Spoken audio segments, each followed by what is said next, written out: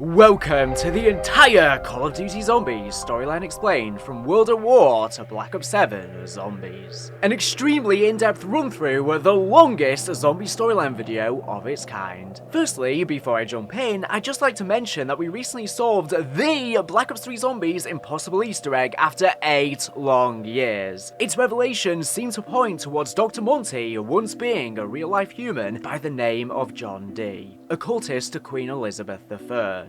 With this in mind, we were able to theorize the true chronology of Dr. Monty, the true beginnings of the Zombies multiverse and its first and subsequent cycles. However, this will be absent from this video and we will just be going with the Chronorium interpretation. This is because, as much as I genuinely believe it to be correct, it's still technically a theory and will probably never be 100% proven due to the nature of what it is. However, I will leave links in the description to the impossible Easter egg solve, as well as my video on the very first zombie cycle, if you would like to check them out once you are caught up on the full zombie story for a more niche, nuanced and in-depth perspective on how the story truly began. Since this video is extremely long, it's highly recommended to watch it in parts if you don't have time to enjoy it all in one sitting. Simply comment timestamps down below and add the video to your watch later playlist so you can come back to the video at a later point and resume where you left off. You can also increase the speed of the video if you would like to get through it faster if you are able to keep up with the pace. And as a side note, please excuse any mispronunciations in this video because there may be many. With that being said, let's jump into the entire Call of Duty zombie story. In the beginning, and believe me, there was a beginning, everything was in its proper place. Time was linear, just as it should be. And in the beginning, there was only the first one and the Aether. The first one exists within Aether and creates the summoning key, the first creation, aka the Astoth Abzarak, in their language, and uses it to create all dimensions and gives them a unique mix of life. And under certain circumstances, it has the ability to form bridges between dimensions, allowing the transfer of life forces back and forth. Agartha is created as a physical manifestation of the Aether. Beings like the first one, but far less powerful, inhabit this space, it being an actual three-dimensional arena able to be explored, whereas Aether is four-dimensional and completely incomprehensible to our minds, making up literally everything, nothing, and all in between. Do we even make up the Aether itself? And the fourth dimension is us interacting with the 3D game through both playing the games and through our community, living through it all, as symbolized by the KN-44 hypercube. Is this Treyarch speaking directly to us, crossing that barrier? The story and gameplay could not have existed without us after all, as our theories is what fed to the actual events that Treyarch would go on to canonize. The first one disappears and two beings equally powerful as one another emerge. They would be referred to by many names by the different cultures that learned of them, but eventually as Dr. Monty and the Shadow Man. For an unknown amount of time, or even before the concept of time itself, these two beings were best friends in harmony. I knew a bloke, and I'm talking way back. He was the sweetest, most charming individual you could ever wish to meet. It was funny too. We used to have such a good old laugh together. Honestly, my sides hurt thinking about it. He was my friend. He was my best friend. They had so much fun tampering throughout dimensions in the infinite Aether and would laugh until their sides hurt. Maybe too much, since their duality of each and every part of who made them, deep inside their lifeblood in themselves broke apart, being too similar and too different at the same time. They could not contain their excitement. It is unclear as to where the first one goes, but the community theory is that something caused it to split apart into Dr. Monty and the Shadow Man, similar to when a worm is chopped in half, only this time, both survive. They are tentacle creatures after all. You know how people say when you cut a worm in half, both parts keep on living? But then one of them dies, not sure if it's the arse or the head. But that's the problem with worms. They're a bit short on distinguishing features. The first race begins experimenting, creating the first matter transference device. They master the ability to travel between dimensions and warp across the galaxy as its protector. Meanwhile, the group under the Shadow Man, having discovered the opposite dimension to Agartha, the darkness that lies below the ether, and us all, begin more intense experimentations and create the Ether Pyramid, a device that gives the user the same ultimate power that can be obtained from the Summoning Key, which allows them to hold power over reality itself. The group under Dr. Monty saw this as a chaotic disruption in his perfect order, believing the other group to have been corrupted by the dark power held within the ether. They were cast down, starting a civil war among the first race. This war would last for eons, with Monty's group believing they should protect reality, whilst the other corrupted faction became consumed with the endless power and ravenous lust to feed. During the Shadow Man's corruption, the being who'd come to be known as Monty became corrupted similarly in an attempt to save his friend, waking up, finding himself in a rough and stubborn dark forest. After some time wandering up a hillside, he eventually looked up to see the morning rays from the bright planet to guide him back on his path of life. The Shadow Man's group knew they would be beaten, and so hid the Ether Pyramid on the moon of a planet where intelligent life had begun to develop, as well as sending Element 115 to this planet in the hopes that this life would eventually use the element to open a gateway to Agartha located there. The group under Monty finally beat their enemies and banished them into the Dark Aether, whilst they ascend above reality, only being able to protect and aid in reality and life that was already embedded into the original fabric of the universe, and they could not impede on the free will of its inhabitants. They now believe they are the keepers of order within the dimensions, and begin viewing themselves as such, in contrast to the Shadow Man's faction. This is the duality of order and chaos. The Keepers' language becomes far more logical as their own culture evolves, and they become far more humanoid in appearance as their biology similarly evolves. Ironically, the only thing they do not keep. The Keepers help throughout the multiverse, where they would show up to defend against evil whenever they are needed, and nudge etheric lifeforms through dreams, wishes, and the wonders of life itself. I've got heartfelt prayers for the angels, dying people's wish lists, and letters to fucking Santa coming out of my bleeding ears. And it's hard to keep up, honestly. I hardly ever get any time for myself, or even just time to stand back and appreciate all the good that I've done. The group under the Shadow Man becomes ever more twisted by the Dark Aether, eventually being known as the Apothecons, increasingly mutated, pulped, and restless, waiting for their opportunity to make their way back to the multiverse. Whilst their minds and physical forms changed, their language remained the same. And then the Apothecons got hold of him. Since then, he's pretty much acted as their agent, zipping around the galaxy. Short version is, he's no longer sweet, charming, or funny.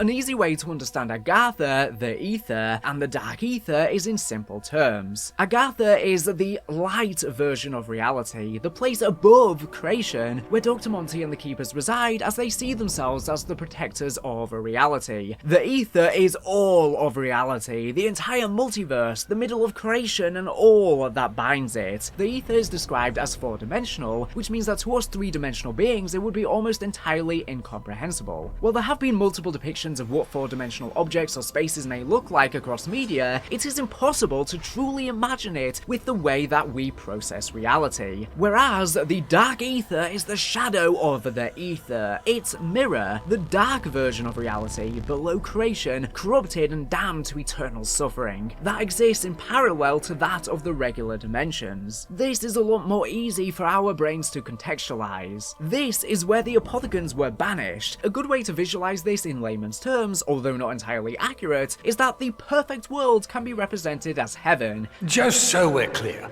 I'm absolutely not talking about death.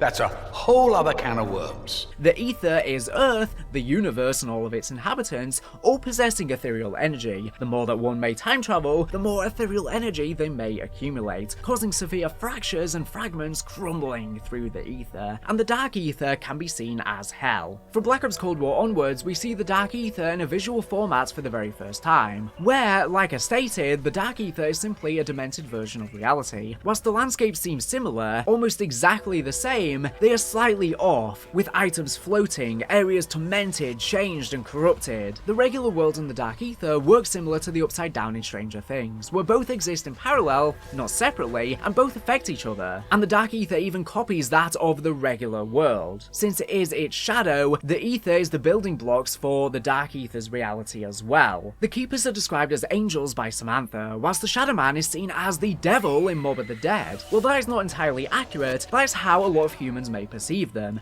The great dragon? The beast? Is this ringing any bells? Beelzebub?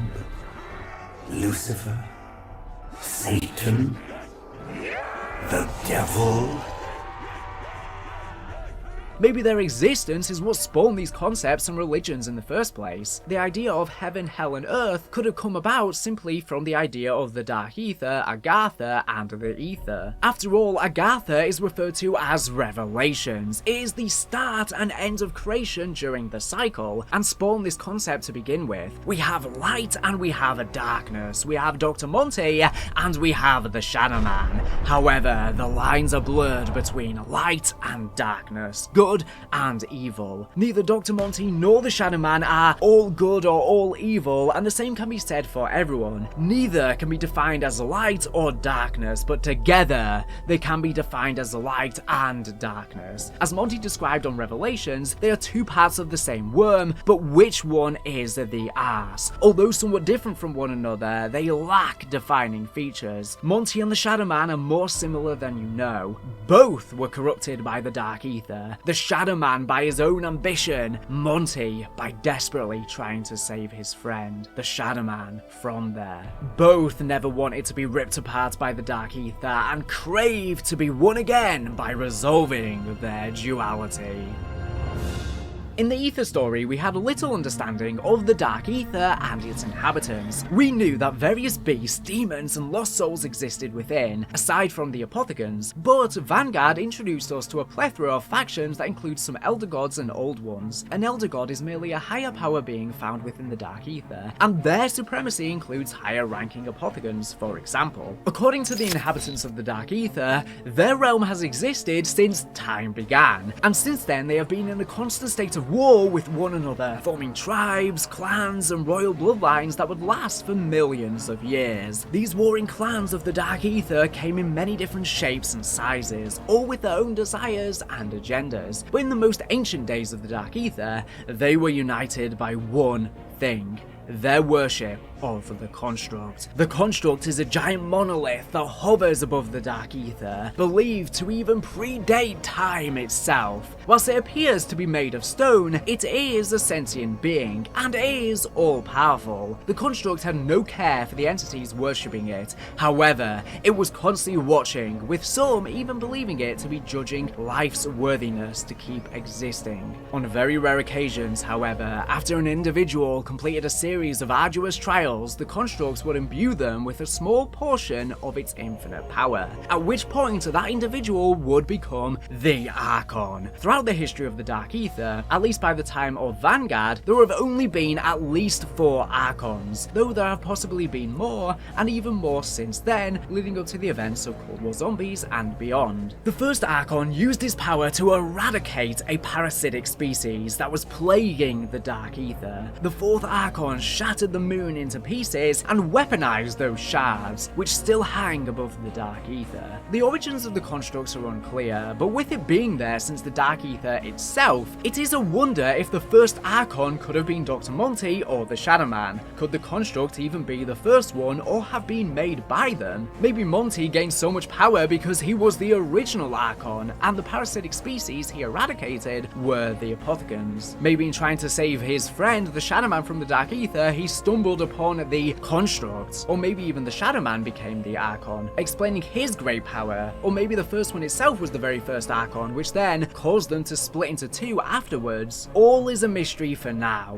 As millennia passed, one clan rose to prominence in the Dark Aether, and eventually were considered its lords. They had yet to control the entire realm, but one particularly ambitious son of this bloodline would seek to change that. His name was Cortifex the Deathless. Through guile and deception, Cortifex's plans eventually culminated in the murder of his parents and his official ascension to Lord of the Dark Aether. He also took a wife, Syraxis, though was adamant on not wanting a child. Dark Aether entities do not die of old age, and so having a child to further his line was not a requirement and was seen by him as a threat, as the child could do to him what he did to his own parents. At some point following this, Cortifex became obsessed with the Construct, seeing it as the ultimate way to dominate the Dark Aether. He was able to successfully pass the trials, but upon appealing to the living monolith, it refused him for unknown reasons. Cortifex flew into such a rage over this that he would dispatch his 5 personal assassins, the Sisters of Agony, consisting of Isabella the Deceiver, to remove anyone else who would try and petition the Construct. Eventually, Syraxis became pregnant with a child, and in a rage, Cortifex set out to punish both her and the child. He transformed Syraxis into a shadow of her former self, erasing her memories and changing her physical form to that of the newest Sister of Agony. She joins Isabella and the rest as sisters in arms. He then enacted some unspeakable cruelty on the child. And that is the last we will hear of Cortifex and these factions until quite a while. It is important to bring to attention here that the constant state of unrest in the Dark Aether was happening all throughout the events of the Aether storylines, many thousands of cycles, and even more significantly, the entities within the Dark Aether were unaware that there was even another realm outside of their own, aside from the Apothicons. Meanwhile, the Keepers nudged humanity with the introduction of language. The Keepers, an ancient order who had been granted the wisdom to see beyond the limitations of their own realm. Even while the rest of mankind scrabbled around in the dirt, the Keepers took the mantle of benevolent watchers, like the seers and sages of the old world. They could foresee how the actions of the Apothicons would lead to the destruction of life itself.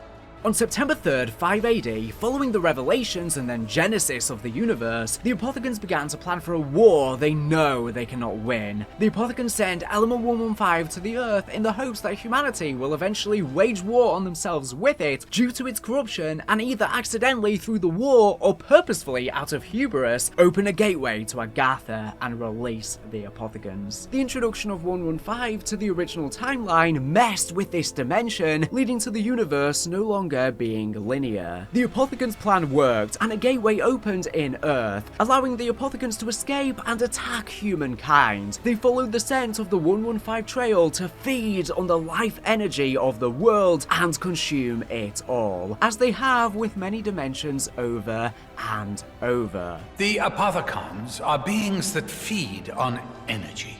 Wait, that's an oversimplification. Energy is a rather broad term.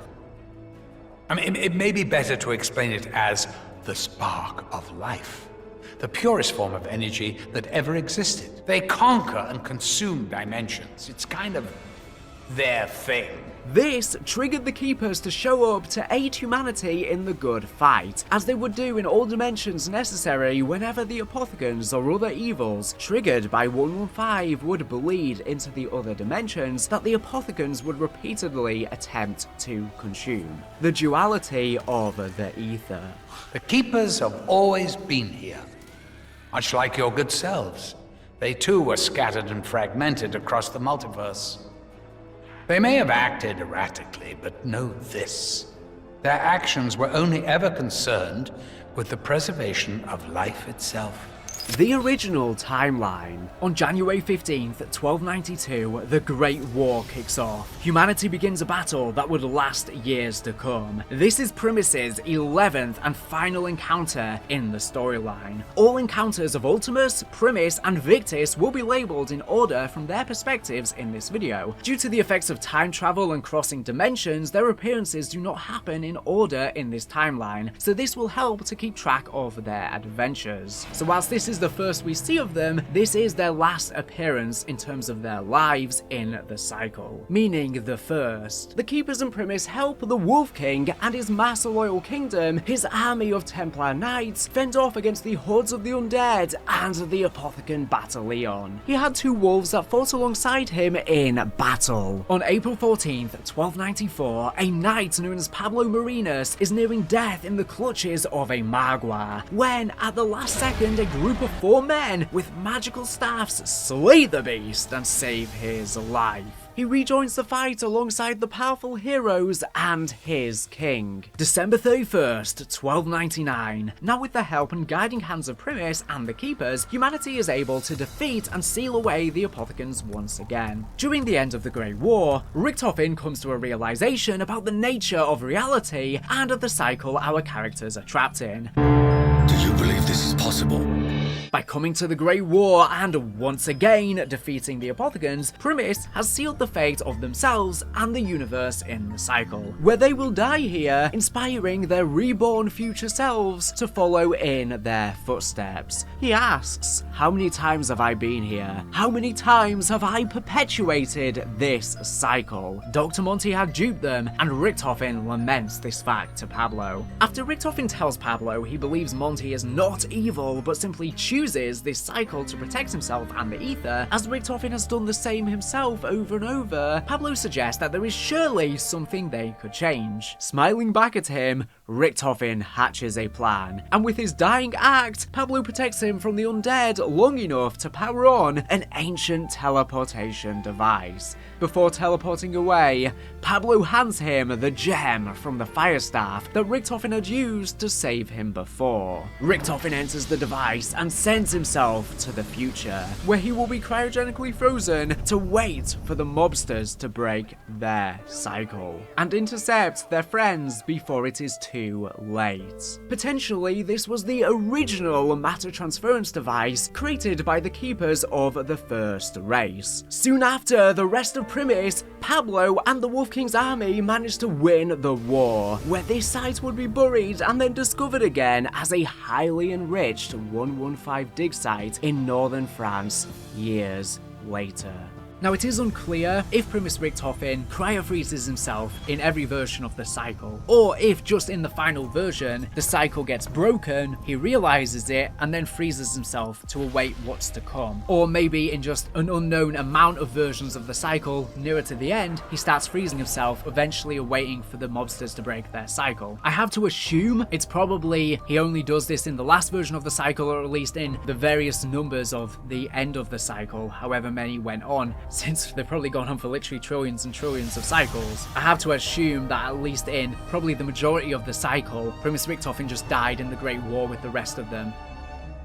On January 1st, 1300, as their last recorded act in history before never being seen again, Primus instructs the Wolf King to build the castle of Der Eisendrache in Austria. The same year, June 4th, in northern France, a tomb is constructed to honour the fallen soldiers of the Great War. Within it, statues of Primus are constructed to symbolise the hope that if one day a great evil falls upon mankind, they may return. As I was editing this video, I think I have come to a big revelation, no pun intended, and this is just a theory, but potentially in the original timeline, the Great War took place in the battlegrounds of Der Eisendrache, of course, and then the Primus statues were constructed in this castle, and in the Great War, Primus may have used the Wrath of the Ancient Bows instead of these staffs, separating it from Dimension 63, where the Great War took place on the battlegrounds of northern France, and a much larger 115 deposit was left there, explaining why it has much larger larger technological advances, and they use the staffs. And this is where their tomb is constructed, as opposed to it being constructed in Austria in the original timeline. Moving along, September 19th, 1318, upon his death, the Wolf King specifically requests his bones to be scattered around the Eisendrache. To pay respect to him, Arthur, his loyal servant, accompanied by his wolf, walks the grounds and scatters his bones. September 20th, the next day after scattering his master's bones, Arthur is pulled through a temporal rift to Angola in 2025, to a prison cell in an underground western town, brought there through time as well. Sometime before April 14th, 1855, a blacksmith named Jeb Brown accompanies his mother to the old western town of Purgatory Point. They live there in relative peace until a man named Clive Farnsworth enters the town mine and later exits as a zombie, killing Jebediah's mother. April 14th, 1885, tortured by how this could have happened to his mother, Jeb Brown enters the town mine to figure out what happened to Clive.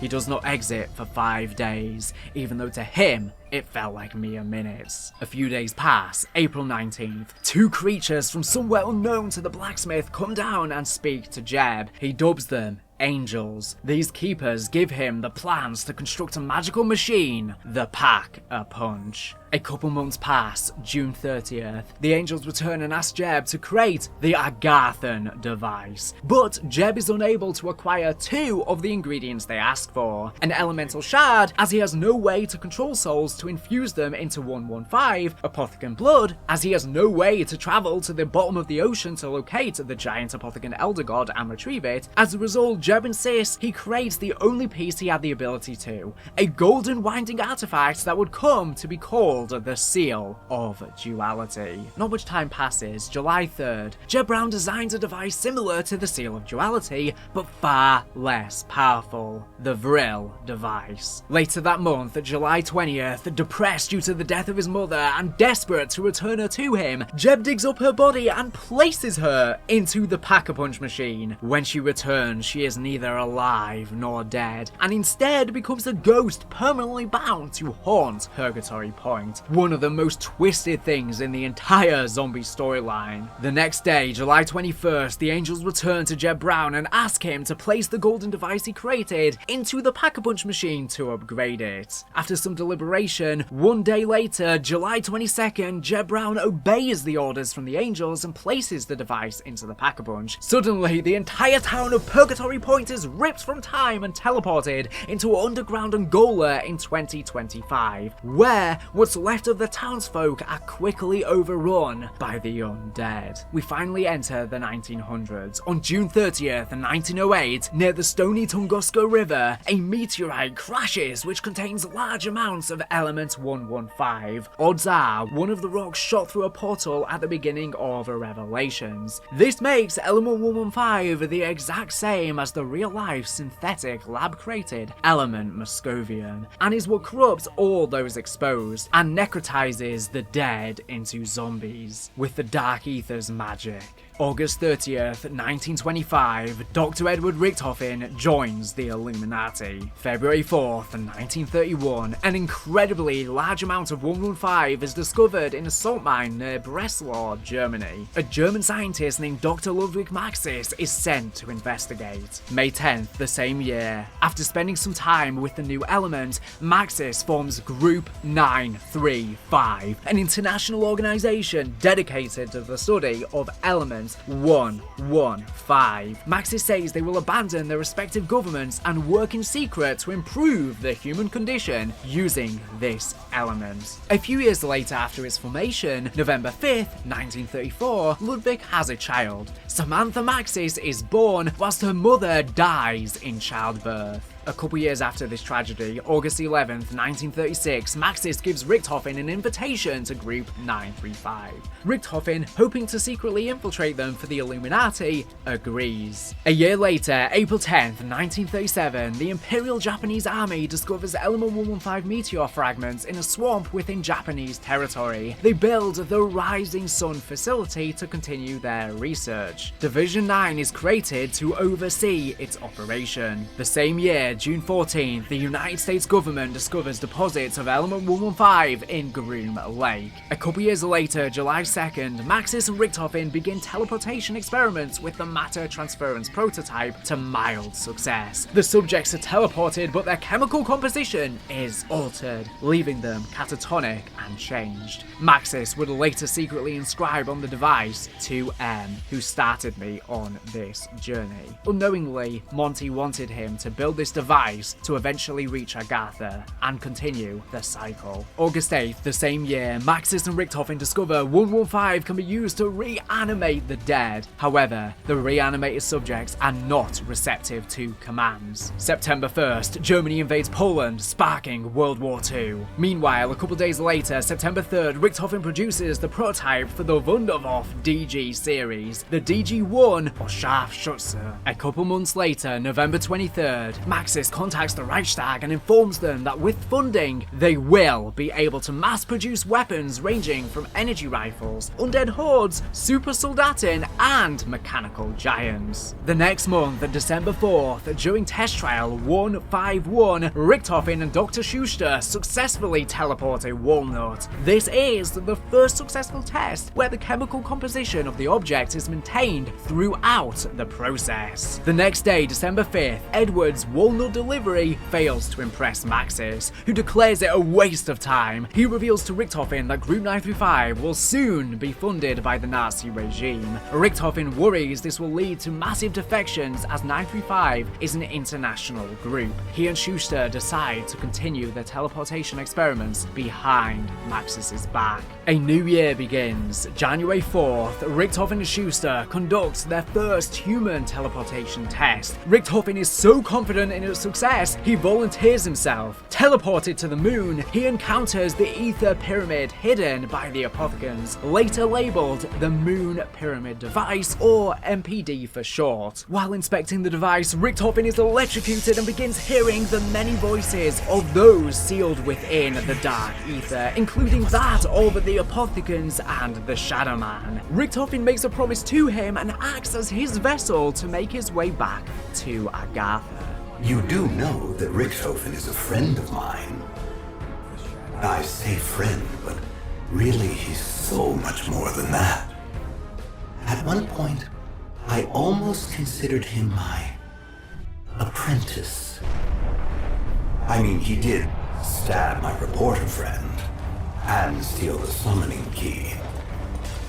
But at one point, he did everything I told him to. I keep hoping he'll remember the promise he made to me so long ago. Long ago, I made a promise, a vow, to protect him. In order to keep my word, I have done bad things. Very bad things.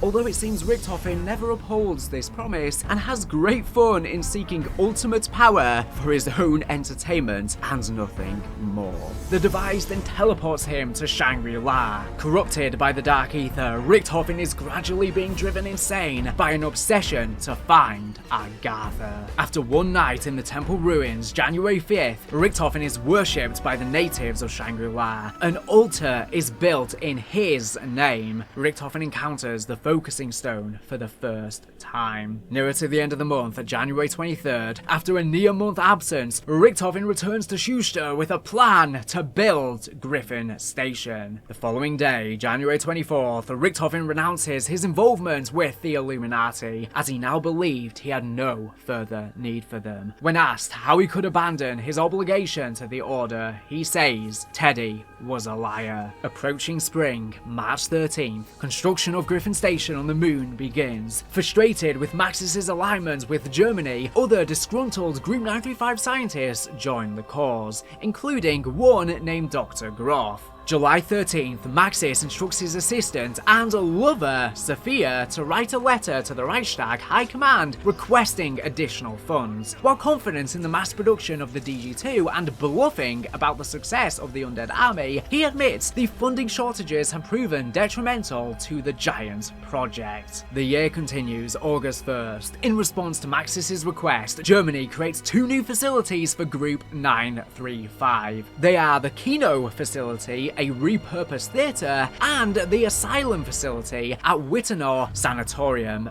both in Berlin. The middle of the month, August 18th, as per Germany's request, the Japanese Imperial Army hands over the Rising Sun facility to Group 935, whilst Division 9 remains involved on site. October 3rd, Group 935 establishes a research facility in Siberia near the Tunguska River. It is here that the Super Soldaten cloning program would occur. October 6th, Group 935 establishes a research facility at Griffin Castle, Austria, codenamed the Eagle's Nest or the Iron Dragon, Der Eisendrache in German. This facility would serve as a test site for the V-2 rocket as well as general holding for prisoners. June 24th, 1941, Nikolai Belinsky's wife is killed during the German advance into the Soviet Union. In an effort to numb the pain, Nikolai increasingly turns to vodka. The next year, January 11th, 1942, Maxis gives Fluffy to his daughter Samantha. The dog is expecting a litter. 9 days later, January 20th, Maxis tests the first file for storage on the data servant. Just under 1 week later, January 26th, on the data servant, Maxis catalogues locations with prominent Element 115 deposits. He includes information about its various applications and cites that the reanimation of dead cells is a possible side effect. January 30th, Richthofen completes the Wunderwaffe DG2 prototype.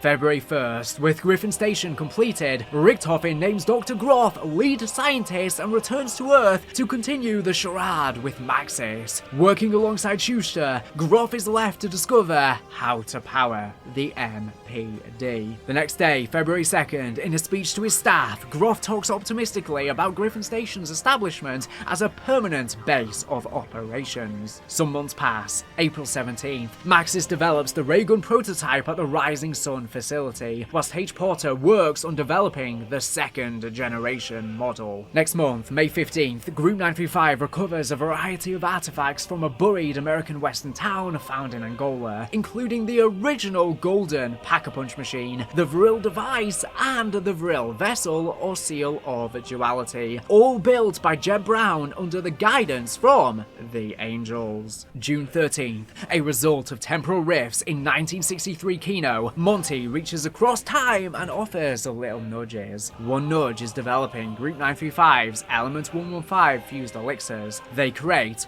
4 medicinal beverages known colloquially as Juggernog, Quick Revive, Speed Cola, and Double Tap. Monty helps here, just as he helped Ludwig Maxis build the first matter transference device, setting events in motion. Later the same month, June 28th, Dr. H. Porter takes charge of the weapons upgrade program and successfully reverse engineers and recreates Jeb Brown's Pack-a-Punch machine, though it is more inefficient than its predecessor. Next month, July 18th, Groff and Schuster unwittingly discover how to charge the MPD. When Schuster kills a rat near the device, its life force or soul is transferred into the device. These findings are reported to none other than Richthofen. Following this event, a couple days later, July 20th, Richthofen begins sending soldiers and scientists to the moon to be sacrificed, to experiment its true power, their souls used to charge the MPD. Nearer to the end of the year, November 5th, Takeo Masaki is dispatched by the Japanese Emperor to oversee the work of Group 935 and Division 9 at the Rising Sun facility. Next month, December 8th, Richthofen shares the Element 115 based elixir recipes with Griffin Station. They develop Mule Kick. Meanwhile, the following day, December 9th, Nikolai's brother is killed during the Battle of Stalingrad. December 14th,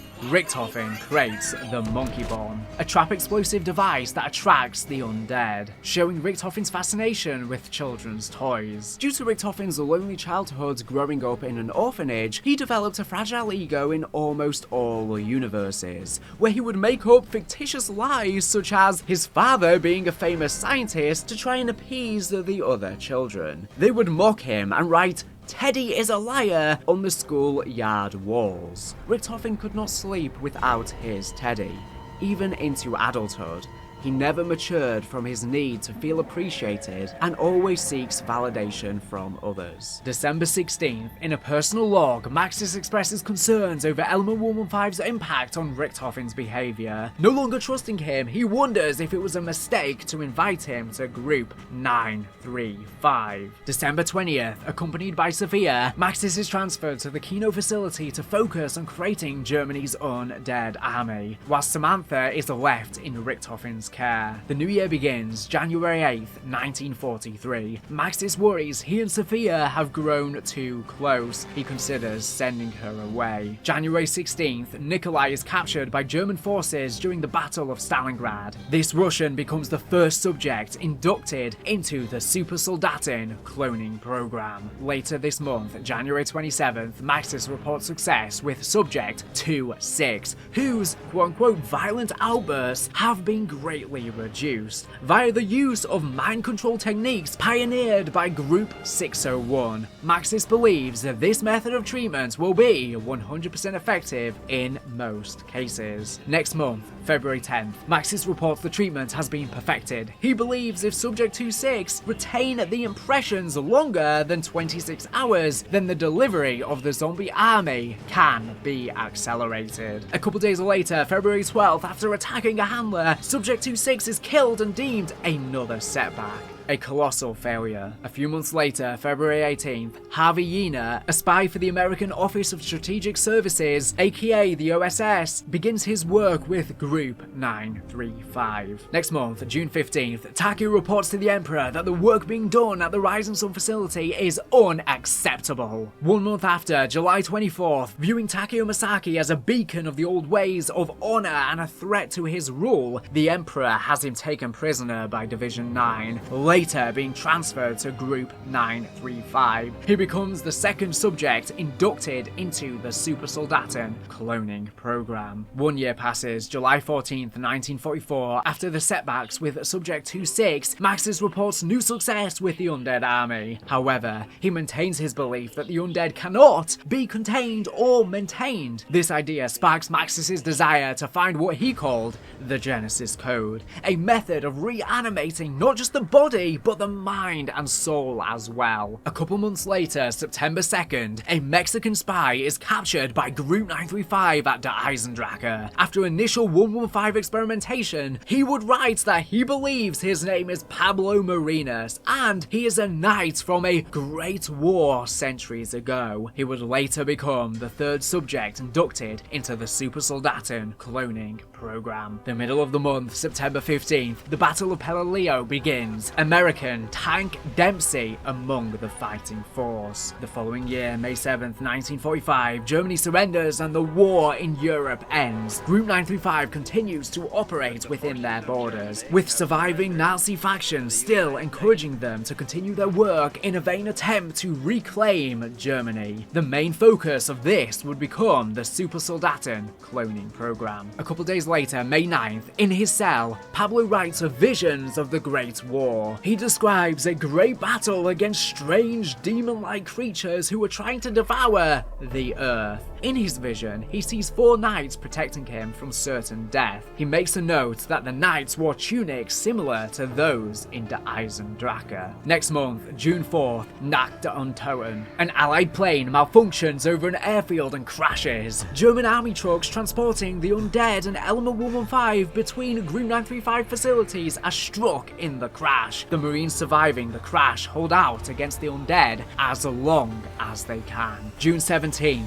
Peter McCain, a former Marine and OSS agent, infiltrates Group 935 at Der Ries. June 29th, Groff and Schuster develop the Wave Gun. July 15th, Richthofen travels to the Siberian facility to head up the Super Soldaten cloning project. As her temporary guardian, he takes Samantha with him. Group 935 begins transferring 3 test subjects for experimentations: Nikolai, Pablo, and Takeo. July 18th, on the orders of a Mr. Rapt, an American American reporter charts a course to specific coordinates. Unbeknownst to him, these are that of the Siberian facility, in search of an artifact called the Seal of Duality. Being confronted by Richthofen, he realizes he is likely facing his own death and informs Edward that no matter the dimension, Mr. Rapt will find a new version of him to carry on pursuing these artifacts. Richthofen subsequently has the man killed. July 29th, while Richthofen works at the Siberian facility, Group 935 begins development of Deadshot Daiquiri. Sometime next month in August, Edward Richthofen contacts the United States and the Soviet Union separately, offering them Group 935's research and scientists. August 1st, the Russian, Japanese and Mexican subjects arrive at the Siberian facility, due to become the primary test subjects of the Super Soldaten cloning program. August 28th, Richthofen creates a log entry detailing work on the Super Soldat program. He returns to schematics taken from Jeb Brown and starts work on investigating the so-called Agartha device and notes its three components: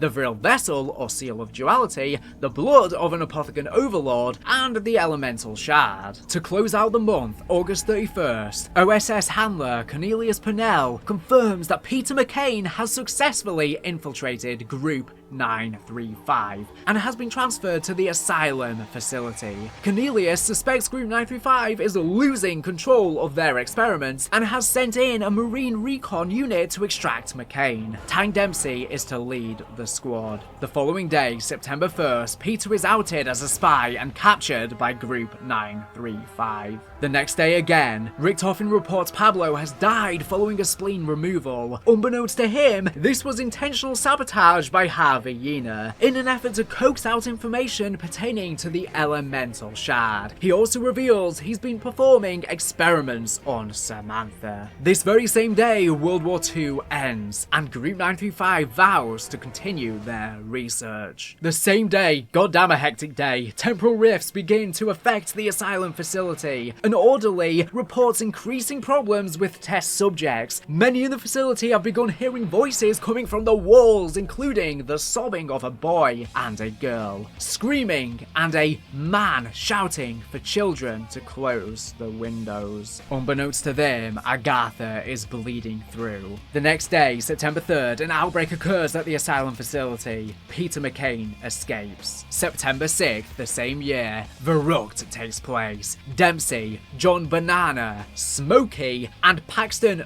Gunner Ridge arrive at the Asylum facility to find it overrun by zombies. They fight off the hordes as long as they can. Dempsey is apprehended by Group 935. Gunner manages to escape alive. The next day, September 7th, John Banana writes messages and records his last words while being eaten alive by an undead Smokey. These would later be logged and stored on the top secret Dreamland server. A few days later, September 10th, Richthofen reports another spy has been captured and will be brought in to replace, quote-unquote, the Mexican. The subject is none other than Dempsey. A few days later, September 13th, Cornelius Purnell attempts to send a transmission to Peter McCain, telling him to rendezvous at the Rising Sun facility. September 17th, Dempsey arrives at the Siberian facility. The three subjects are cloned and murdered relentlessly over and over and over and over again in an attempt to make the perfect soldier. Many of these iterations resulted in abhorrent mutations, and it's important to note that it is unknown whether Ultimus, Dempsey, Nikolai, and Takeo are the original subjects or the final clones. Considering Ultimus will prevail, I'd like to think the latter, explaining their grit and commitment throughout the travels to come. It makes sense that they are the result of a continuous cycle of death and rebirth, a physical manifestation of the real cycle they are also in. A few days later, September 20th, Richthofen documents the personality traits of his test subjects. He states Dempsey's intellect seems low, but his will is strong. Takeo is still staring at the floor, muttering what sounds like some kind of proverb over and over again. Nikolai has recently begun responding to stimuli, but only after injections of a new serum made primarily from vodka. Richthofen notes that their minds have been almost entirely broken, with no memory remaining of who they once were. He also reveals his suspicions of Dr. Yena and Dr. McCain, as the news of McCain's capture had yet to reach the Siberian facility. Using Element 115 and the Seal of Duality, Richthofen binds the souls of both himself and his 3 test subjects to a rock of Element 115, this causing the rock to shift and change into a translucent shard of pure crystalline 115, the elemental shard. Richthofen notes that this crystal is seemingly capable of infinite energy. Unbeknownst to him, this is because the shard is a physical manifestation of the entire ether itself, and as a result of using their souls, Edward and his subjects were now intrinsically linked to one another and the ether itself, no matter the dimension. And in us playing as these characters and interacting with the 3D world through in-game and our community, we too are physically bonded with the ether and all experience. Using a processed rock of element 115 and the Vril vessel, I was able to successfully siphon a piece of the souls from our 3 specimens and inject them into the rock. Without access to a 4th individual, I used part of my own essence. Much to my surprise, the rock grew and transformed, creating a beautiful shard of glass made purely from element 115 and parts from 4 human souls. The Vril vessel, the elemental shard. All we need now is the Apothecon blood, and the Agarthan device shall be complete. The 4 are connected to the ether. Their souls are linked to it. Richthofen did it. Then he forged the elemental shard. He bound their souls to the ether. All versions connected, linked eternally to the infinite. Now they are one. The fate of one is tied to the other.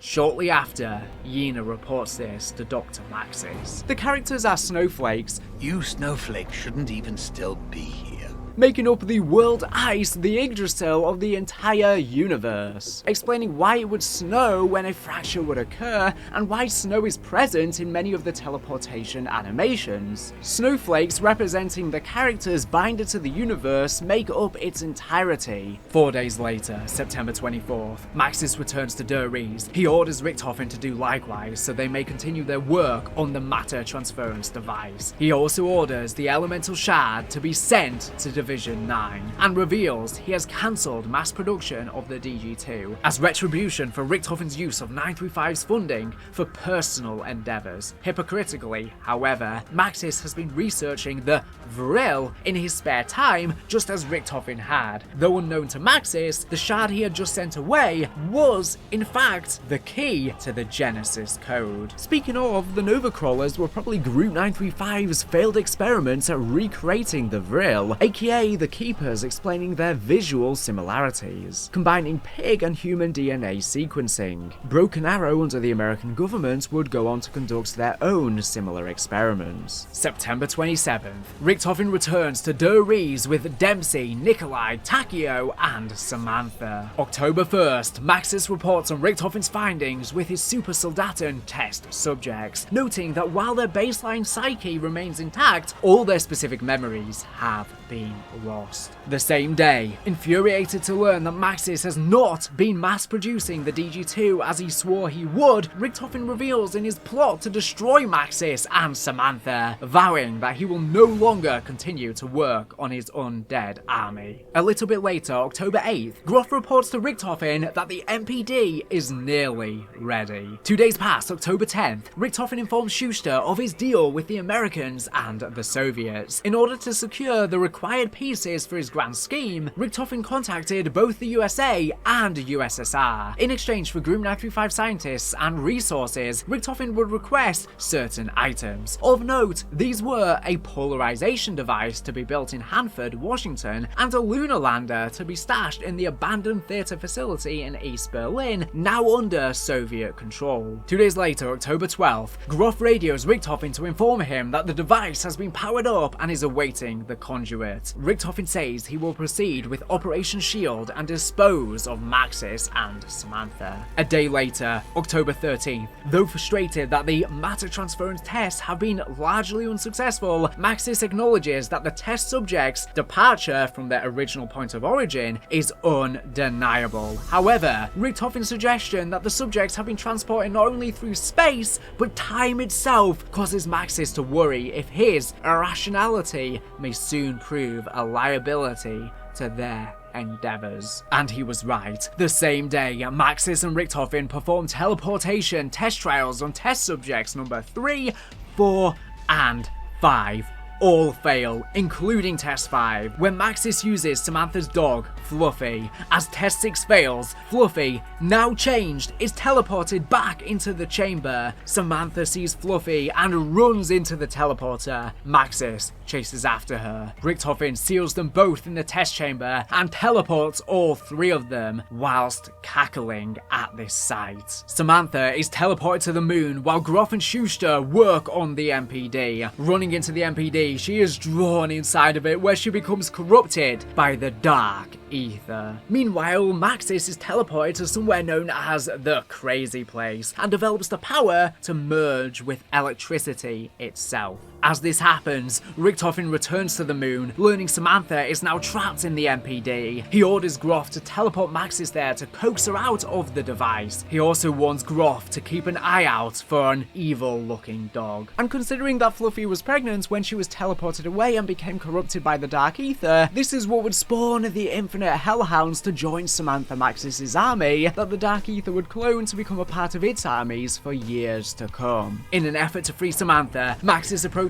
the MPD and persuades her to come out. Once she does, Maxis gives her an instruction to kill them all. Maxis kills himself and merges with the technology of Griffin Station, while Samantha unleashes the undead hordes upon the base. The following day, from this spiciness, October 14th, H. Porter activates the alarm as an outbreak occurs at Der Ries. Before taking a cyanide capsule, he says he's all out of help. God forgive us all. Richtofen returns to the Der Ries facility and awakens the test subjects Dempsey, Takio, and Nikolai. With no recollection of who they are or who Richtofen is, they agree to help him. The 4 would become known as Ultimus, meaning the last. 4 days later, October 18th, Peter McCain parachutes over the Rising Sun facility, but fails. He gets entangled and dies shortly after. A few days later, October 21st, Shino Numa takes place, where we see Ultimus's first proper encounter in the zombie story. Working together, Ultimus travels to the Rising Sun facility to recover Richtofen's journal, which details everything from his decoding of the Apothecan and Keeper languages, to his plans for the Agarthan device, to his detailing of the MPD, and much, much more. Upon reading it, Richtofen begins to form his plan to defeat Samantha. October 28th, we see Ultimus's second encounter, as the group returns to Der Ries. Now with his diary, Richtofen plans to use the teleporter to return to the moon and confront Samantha. They use the Wunderwaffe DG2 to overload the teleporter, which sends them through time and space, with Richtofen dropping his diary. November 5th,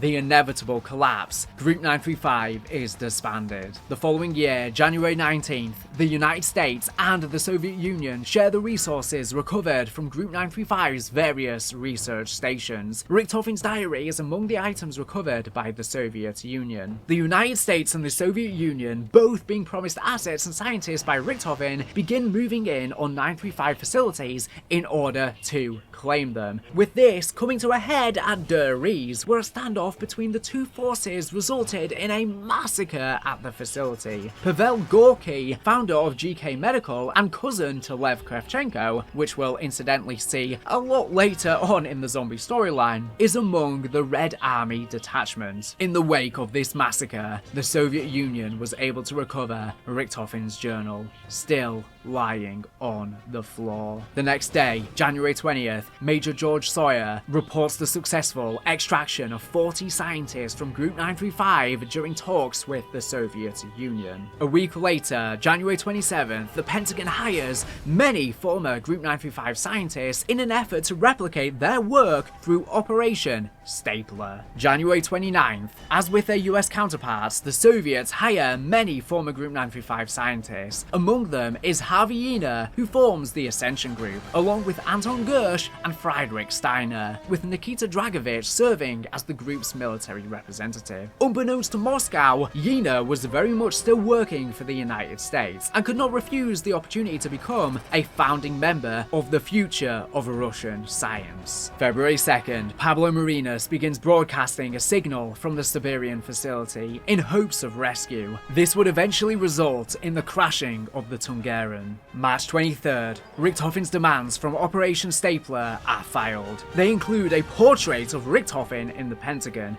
a polarization device to be built in Hanford, and $20 in change. This man does anything for $20. The following year, June 27th, Dr. Schuster makes a personal log regarding his new position in the Pentagon. The Americans continue to push him towards trying to control the undead, and he informs them of Samantha's existence and the downfall of Griffin Station. October 8th, the same year, while logging materials recovered from Group 935, Schuster discovers Maxis's original matter transference prototype. Scratched into the bottom, it reads, "For M, who started me on this journey." 2 years later, December 2nd, 1949, the Green Run begins at the Hanford site in Washington, where a large amount of radioactive products are released on a populated area as a test. A couple years later, July 29th, 1952, the Pentagon begins experiments involving their own versions of the undead. A few years later, May 12th, the US government transfers a number of Element 115 experiments to the Groom Lake facility. October 5th, 1955,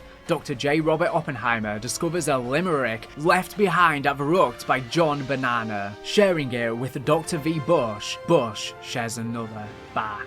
October 19th, Gersh and Yuri Zavoysky begin working for the Ascension Group. October 24th, Dr. V. Bush shares 2 more John Banana limericks found at Verrucht. He notes that John Banana may have been trying to tell the reader something. He notes the letters DK-MFK. Unbeknownst to both men, this was somehow the login information for Dr. King, the suspicious chief staffer of the CIA, as if the 115-induced delusions experienced by John allowed him to learn that Bush and Oppenheimer would read his message, and so he attempted to warn them. October 31st, Dr. V. Bush shares translated files from the Dury's data servant written by Dr. Maxis with Dr. J. Robert Oppenheimer. The next year, January 1st, 1956, Robert Oppenheimer sends Dr. V. Bush his encrypted password for the Dreamland server, as his security clearance and files are being revoked due to his outspoken support for international control of nuclear power. The same year, April 25th, Shangri-La takes place, which is Ultimus's 6th encounter. Explorers Brock and Gary discover Shangri-La.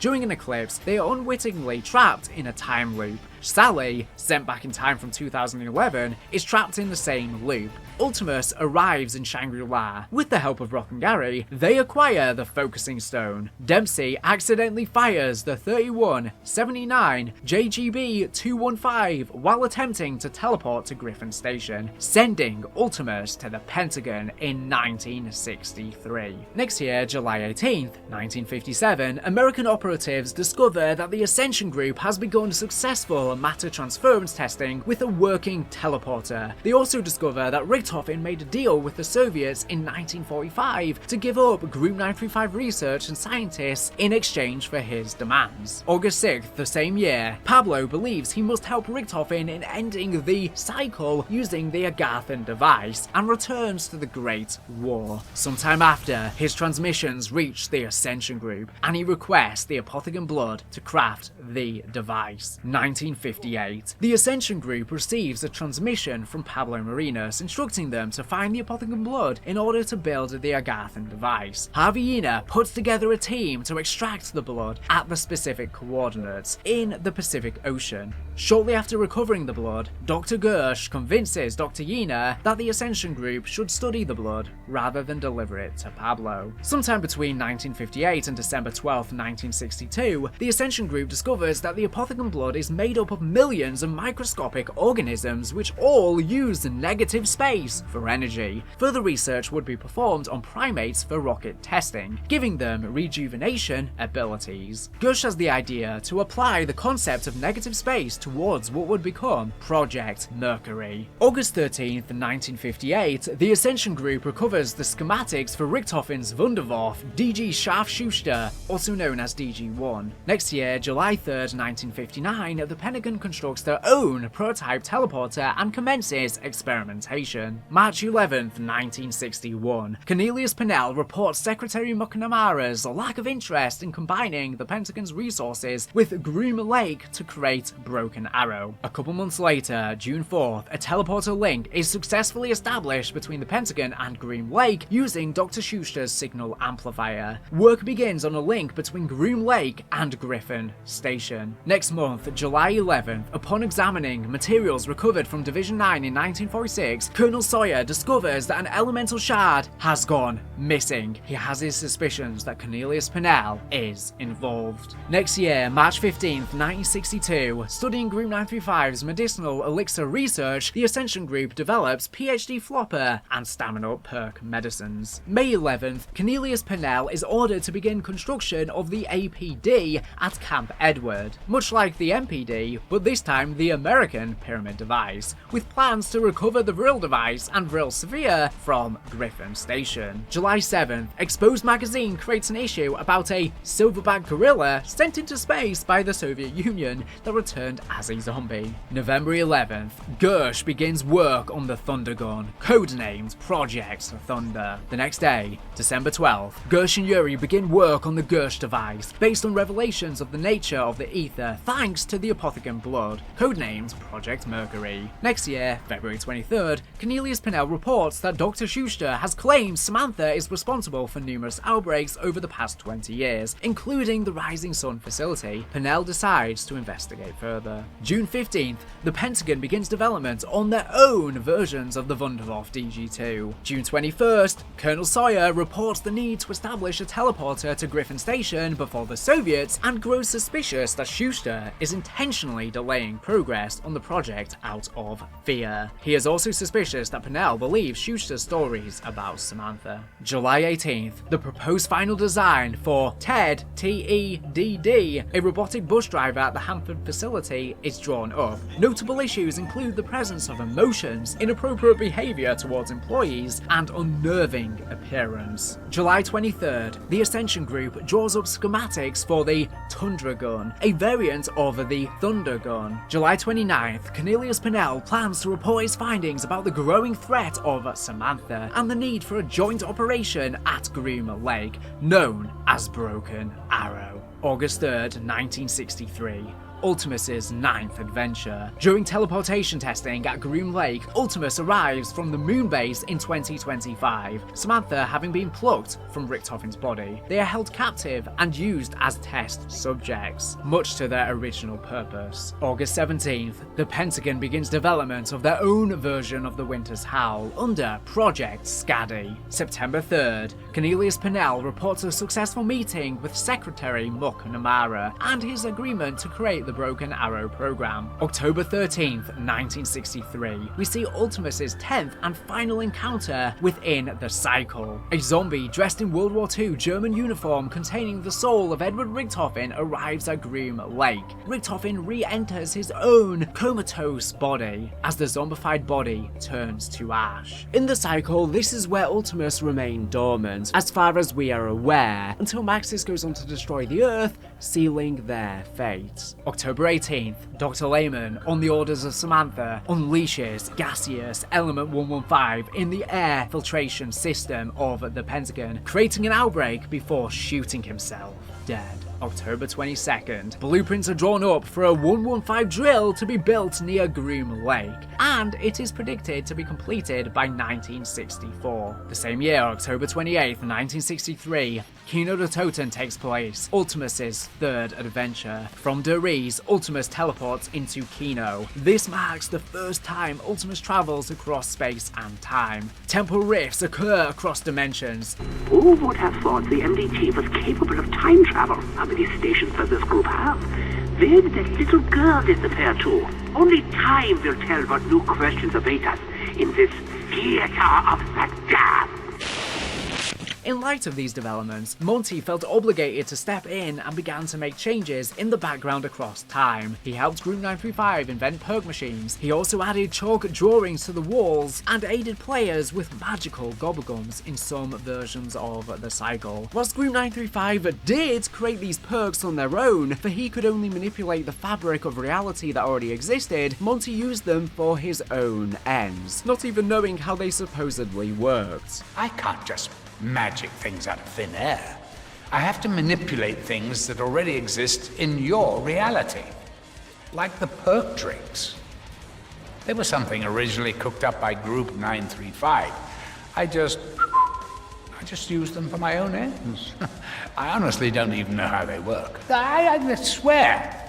As for the songs, don't get me started. He even aided with a magical mystery box that temporarily displaced weapons ranging from all of space-time and the fabric of reality itself. Although Samantha, Richtofen, or anyone else who would gain power over the ether would have the ability to manipulate and move these devices for their own fun games. Magic box of weapons, the little clues here and there. I always try to give you a little help, without drawing too much attention to myself. Whilst the Keepers help with various nudges, the Apothecans did too, as they also had their own versions of the Mystery Box and Pack-a-Punch, for both factions tried to persuade various facets of life to their side throughout the years. Not only did he aid the characters, but Monty would interact with all life throughout the entire multiverse, listening to prayers and others among them. But he was not a true, all-powerful god like he would sometimes big himself up to be. It was all a bluff, and this power and responsibility was too much for his corrupted mind. He couldn't help everyone and was responsible for all of the good and all of the bad. I made an app once. At least I think that's what you call it. It started off really simple. All people did was press a button to indicate whether or not they'd had a good day. I tracked the data for everyone in the world. I mean, it was meant to help me understand people. It worked. But even in its simplest form, it was too much to take in. It actually made me depressed. It's hard trying to please everyone. Not only did Monty act as a through line manipulating the fabric of reality, but he served as a direct voice to us, the Zombies community, watching this video, transcending the game itself into our reality. Not only nudging the characters physically in the game, but interacting and nudging us, the community, through Easter eggs and songs, helping us piece together the ever-changing puzzles of the ether and all that binds it. From Agartha to the Dark Aether, through Monty to the Shadow Man, Ultimus to Primus, Treyarch to us, the fans, and the duality of us all, allowing us to be involved and shape the story. Whilst the Shadow Man would tempt people towards corruption and absorbing their souls into the light of the Apothecan Sun to finally become at peace with existence, many would view him as Satan, although both Monty and the Shadow Man could be viewed as creator, god, and or Lucifer, depending on the perspective of the spectator. They inhabit and make up elements of both myths. I know what you did, Richtofen. I know you found the Chronorium. You have suffered long enough. Why do you not embrace the cool warmth of the Apothecons? All your pain, all your suffering could be at an end. That is what you want, isn't it? Potentially, the Apothecan Sun is the origins for all Element 115 in all of the dimensions, and each of the rifts they create at the start and end of creation was setting up the stage for the cycle to repeat. If the Apothecans have a sun that is the source of all Element 115 in the universe and its subsequent corruption, then it begs the question, what is the sun inside of Agartha itself? If that's the son of the Dark Aether, then is Monty's son the Keeper's son? And this is the bright light, the opposite of corruption, that Monty uses to purify his world. After battling the Hordes, Ultimus locates a lunar lander and flies to the Ascension facility. October 29th, Gersh informs the senior staff that Yuri has been removed from Project Mercury and has been transferred to Rocket Research. The same day, Yuri begins to notice the appearance of children's toys around the facility. Lemnitzer provides a preliminary review of Broken Arrow's purpose as a joint operation between the CIA, Central Intelligence Agency, and Department of Defense, DoD, for all 115 experiments. He outlines the plan to hold a diplomatic meeting between President Kennedy and Fidel Castro to create an assembly of allied nations to combat Samantha should she become a threat. A couple days later, October 31st, General Earl Wheeler creates a memorandum for staff of the Pentagon in response to the recent outbreak caused by Dr. Lehman, who reportedly began hearing the voice of Samantha after reading Richthofen's journal. He informs the staff that the Pentagon must be properly maintained before President Kennedy's meeting with Fidel Castro. November 1st, upon reading Richthofen's journal, Yuri begins to hear Samantha's voice. Over several days, her voice will consume him, driving him to the brink of insanity. She orders him to resume work on the Gersh device. He obeys. The next day, November 2nd, the Hanford Project in Washington is formally integrated into Broken Arrow. Secretary McNamara denies their request in the MPD reconstruction project, believing it should remain on Groom Lake. A couple days later, November 4th, Gush announces to the committee that Project Thunder is nearing completion. Gush reveals Yuri may need to be removed from Ascension entirely, having observed his being hostile towards other scientists, and frequently he observed him muttering to himself.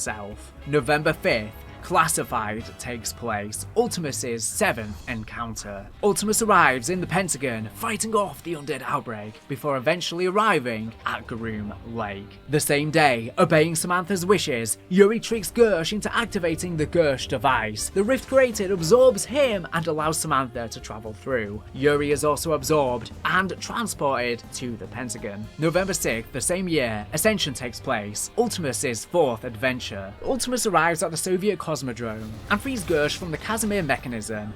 Casimir mechanism safety protocol initiated. Shutting down power systems. Ah, yes! I'm free!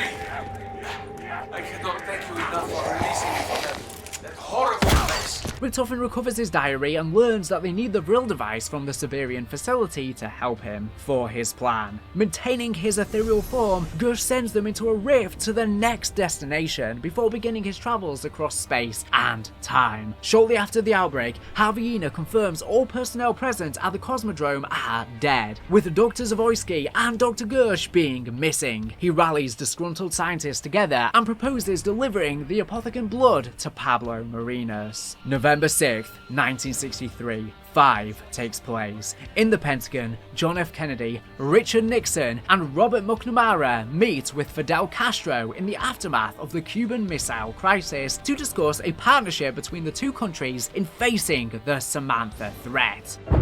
For time and the world do not stand still. Change is the law of life, and those who look only to the past or the present are certain to miss the future. I said, are certain to miss the future. Oh no, I missed that.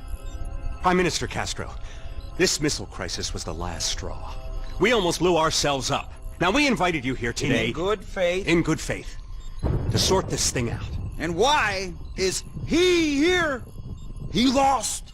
As I always say, forgive your enemies, but remember their names.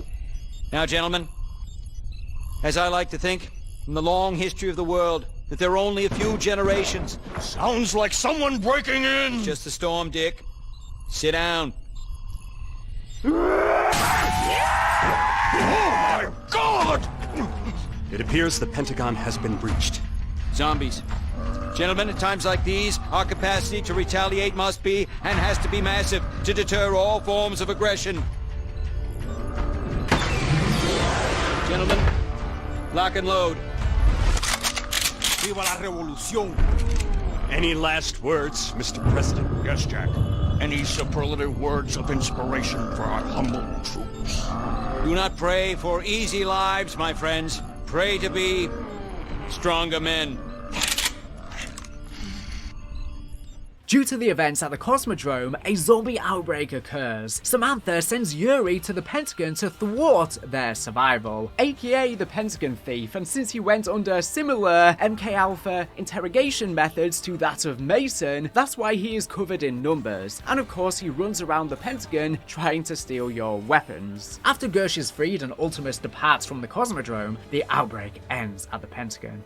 All 4 survive, at least in this version of the cycle. Other fractures, well, we will see. 2 days later, November 8th, Colonel Sawyer orders Cornelius Pennell to halt all ongoing attempts to combat Samantha following the 3rd outbreak at the Pentagon and the capture of Yuri. He confirms that with Dr. Gersh missing from the Ascension group, infighting has begun, and the group may soon fall apart. November 8th. With the loss of Dr. Gersh, Yena puts together a small team to deliver the Apothecan blood to Pablo Marinas in Siberia in order to craft the Agarthan device. November 19th. In an effort to avoid another undead outbreak, the US government creates the Broken Arrow program, establishing several facilities across the country. The Groom Lake program is folded into Broken Arrow. December 24th. CIA Director John A. McCone approves of Project MK Alpha, an extension of MK Ultra. Broken Arrow is set to build an artificial MPD, known as the APD, the American Pyramid device at Camp Edward. Broken Arrow will use the APD as a method of interrogation. Between December 24th, 1963 and January 25th, 1965, the APD is constructed. However, Broken Arrow struggles to find a power source without access to human life force. Because it requires a localized power source, it is nowhere near as powerful as the MPD. Shortly after, Dr. Hale discovers that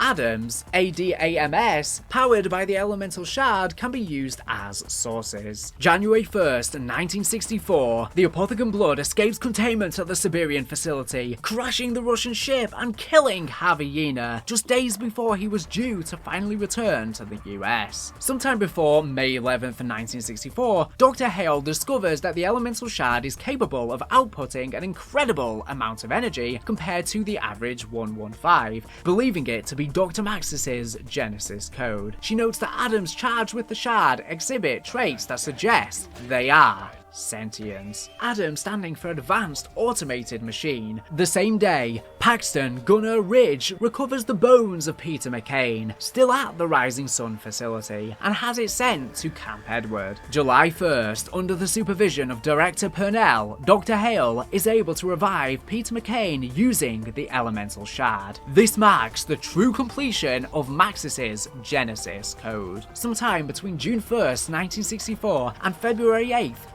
1965, Peter McKay continues to recover from his revival and agrees to work for Broken Arrow. Pennell reveals that the DoD forced Broken Arrow to relinquish the elemental shard. However, he kept a portion for himself. Peter swears his loyalty to the company over the country. January 25th, 1965, Brigadier General Sawyer submits Yuri as the first candidate for Phase 2 of Project MK Alpha in order to discover his motivations for infiltrating the Pentagon and his relation to Samantha. February 8th, Peter McKay details the transfer and interrogation that is to take place on the MK Alpha subject Yuri. February 14th, Yuri is interrogated by Director Purnell for the first time. Sometime later, he dies during an interrogation. February 17th, John McCone forwards a report of President Johnson regarding suspicious nuclear activity in Israel. April 10th, Broken Arrow draws up schematics for Sergeant Adam, a variation on the Adam robot designed for combat. July 11th, Rushmore becomes operational at Camp Edward, possibly bearing the visage of J. Robert Oppenheimer as a homage from the scientists for their belief of their wrongfully dismissed colleague.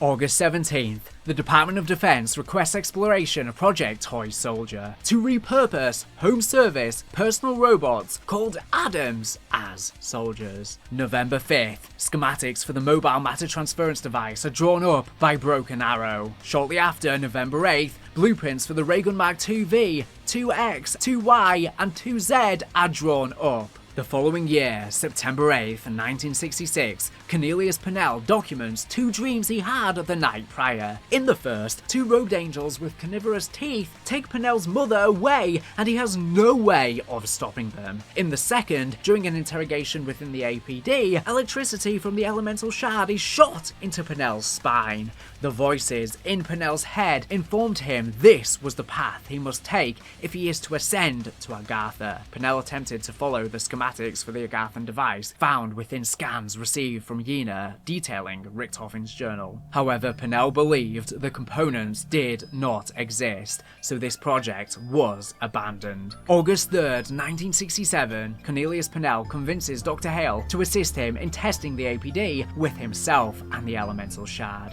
flooding the interior with the shard's electricity. January 26th, 1968, Dr. Wise witnesses Director Purnell and Dr. Hale's unauthorized access of the APD. Shortly after, February 2nd, Deputy Director Peter McKay witnesses another of Director Purnell and Dr. Hale's unauthorized experiments. A couple days later, February 4th, Peter McKay logs the two incidences with Purnell and Hale, noting Pennell's increasingly erratic behavior as well as the Doctor's affection for Pennell. Pennell decides to inform the Department of Defense. Sometime between February 4th, 1968 and March 15th, 1968, Cornelius Pennell locks Peter McKay in solitary confinement. Peter's soul is placed into the body of an Adam. On March 15th, during Elemental Shard test number 54, Sawyer arrives and orders an end to the test. But Pennell, with the APD's power, becomes Avogadro, leaking Nova 6 throughout Camp Edward. He is eventually captured and contained inside the APD itself,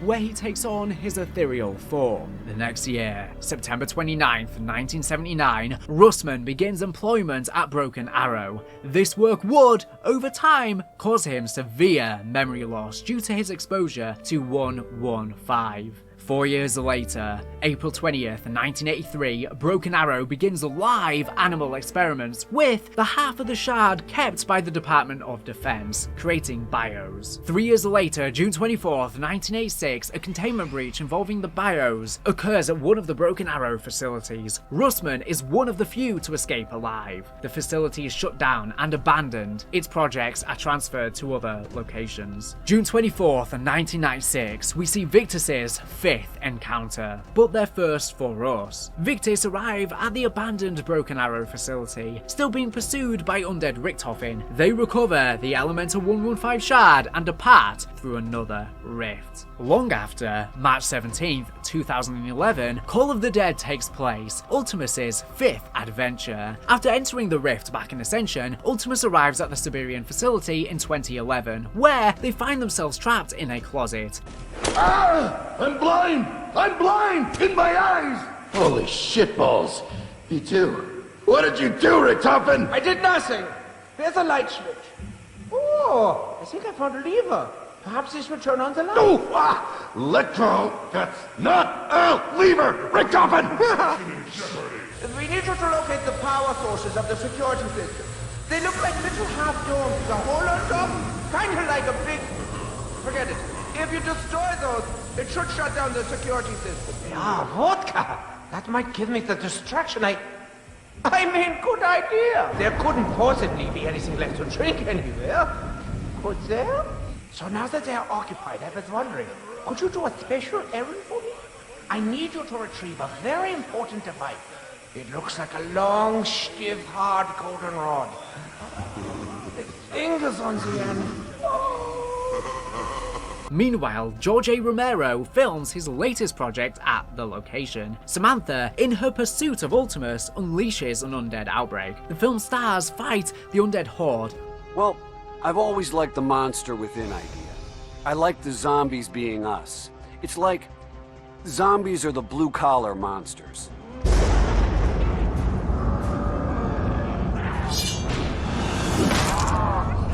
We're completely surrounded! We're completely fucked!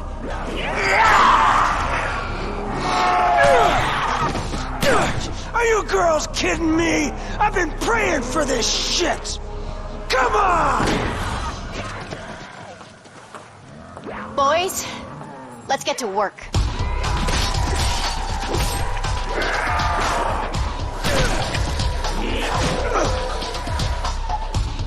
For God's sakes, he missed me again!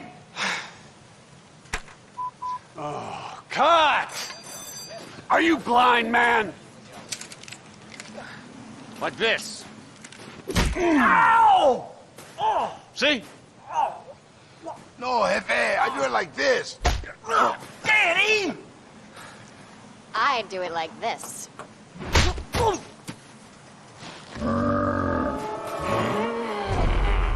Get back to hair and makeup. You don't look dead enough. Come on, let's go.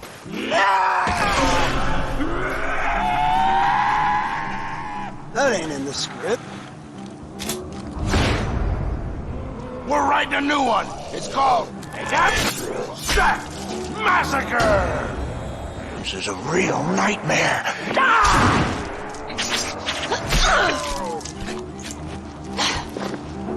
Let's slay some stiffs.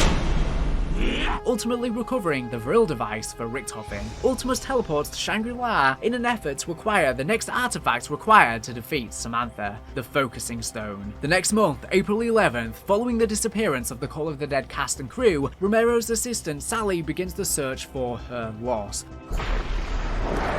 Years ago, I did research for a World War II movie. I came across some old Nazi documents. I couldn't believe what I was reading. Element 115, necromancers, raising the dead, real creepy stuff. We're completely surrounded! Come on! The coolest thing? Some of that crazy shit happened right here. Her journey leads her to Shangri-La during an eclipse, which sends her back in time to April 25th, 1956. Over a decade later, April 10th, 2023, Broken Arrow creates the denizens of the forest. A couple years later, July 6th, 2025, project manager Russman and case officer Barkley arrive at Camp Edward to transfer a sample of Cornelius Purnell, dormant within the APD, to the Hanford site for testing. July 8th the same year, Broken Arrow accidentally creates the mindless Avogadro, using the sample collected from Camp Edward. September 1st, in desperate need of more Element 115, Broken Arrow uses an excavator to drill near the nuclear testing facility known as Nuketown. Such drill being incomprehensible to the naked eye, or it has a cloaking ability due to its sheer size and ability to hover. I'm sure the government wouldn't want people to know of it. October 13th, the same year, 2025, Moon takes place, Ultimus's 8th adventure together. Using the Vril device and the Focusing Stone, Richtofen completes his grand scheme and swaps bodies with Samantha on the moon, giving him full control of the zombies and the ether itself. Maxis contacts the remaining members of Ultimus through the station's electronics and asks for their help to defeat Richtofen. They agree. They launch missiles at the Earth, leaving it fractured and broken. I have finished the calculations. Launch protocol initiated. Launch in 5, 4, 3, 2, 1.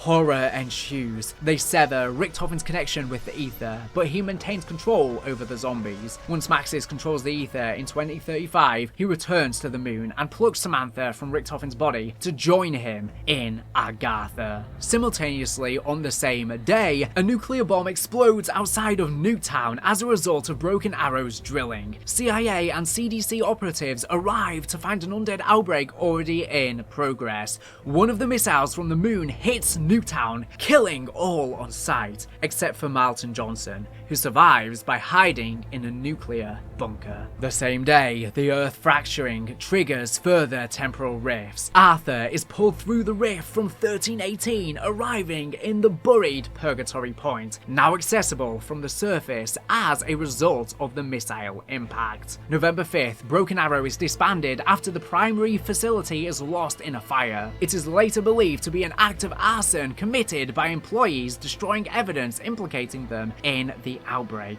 Russman, his mind broken after over 40 years of exposure to Element 115, begins to wander the Earth. A couple years later, March 18th, 2027, in a distress call, former CDC Assistant Director George Barkley reveals that the infectious containments have gone airborne. He advises caution regarding any allies showing signs of short-term memory loss, psychosis, delusion, and paranoia, common side effects of 115 that Ultimus know all too well. Later that month, March 27th, a society of survivors who eat the undead is formed. They are the Flesh. A couple months later, May 12th, Samuel J. Stullinger joins the Flesh cult. June 28th, through the consumption of the undead meat, the Flesh begin hearing Richtofen's voice. He tries to persuade them to build global polarization devices for him in pursuit of his new plan, to mend the rift in space-time and acquire full control over the ether.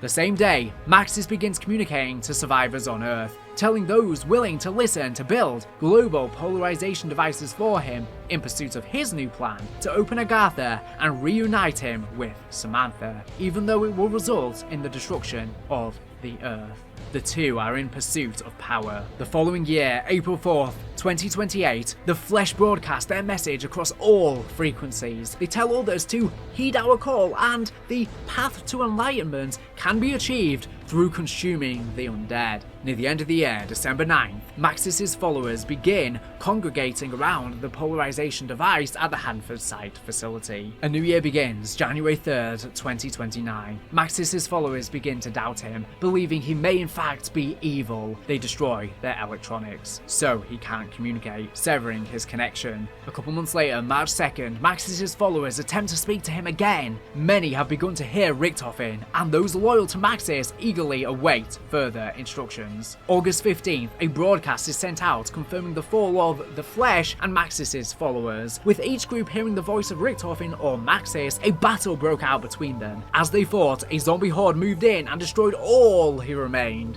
Stullinger is one of the few who escape. Richtofen and Maxis are left with no one to communicate near Green Run, where the first polarization device must be constructed. It isn't until years later, October 13th, 2035, Stullinger bumps into Russman, who has stolen a bus from an abandoned Broken Arrow facility, driven by none other than Ted. Later the same month, October 21st, 2035, transit takes place. Victus' beginnings, their very first undead outbreak together. Stullinger and Russman run into Malton and Abigail Misty Bryarton at a diner near the Hanford site facility. Maxis asks them to complete the polarization device in his favour. Stullinger, having consumed zombie meat, is contacted by Richtofen, who orders Stullinger to construct the device for him instead. The crew constructs the device for Maxis. The four would become known as Victus, meaning conquered or victim. Just a day later, October 22nd, Die Rise takes place, Victus' second encounter together. Still hoping to regain control, Richtofen teleports Victus to Province 22. I don't understand. Why are you doing this? Why me? Travel where? Don't you get it? There's nothing left! How did you... What? What do you mean, mend the rift? Well, maybe I don't wanna. Huh? Did you think of that? Oh, you can't tell them about the flesh! What I did, they'd kill me if they knew. Ah, shit!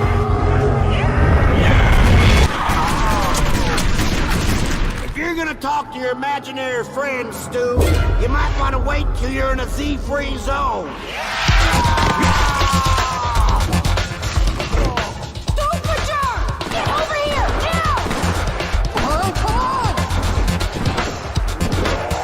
What do we do now? We arm up, find a good place to defend, kick ass, that's it. I don't understand. What are you talking about, Stullinger? Misty made it pretty clear. Hey, begin! We're going down! We're going down!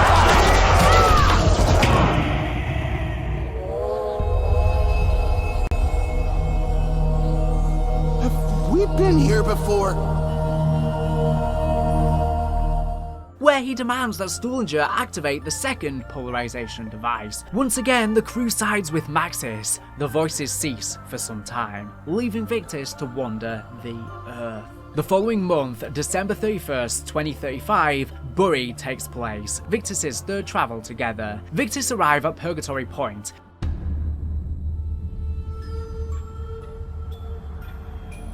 Enough walking for today. We set up camp here. In case you boneheads have forgotten, the world is broken. Very broken. The dead walk the earth, and what remains of civilization is at the mercy of forces we barely understand. What makes you think we're gonna find something different at this new place? I don't know that we will. But at least we'll be sure. Sure of what, exactly? I don't know. His memory's going again. Your name is Russman. Russ Man. That my first or last name? We don't know. You're just Russman.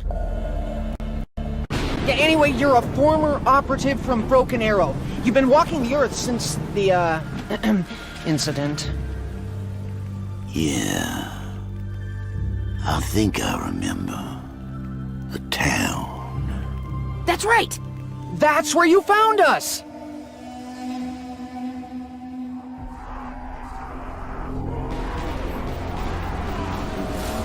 When we met, you already had your lapdog in tow. What do you mean, lapdog, huh? I'm the only one who knows what to do! Don't talk stupid, Stu. All you know is whatever the German tells you to think. I don't think you're in any position to ridicule Mr. Stullinger, particularly given your own proclivities. You better watch your mouth before you say something you regret, boy. Enough! We need to remember why we're here.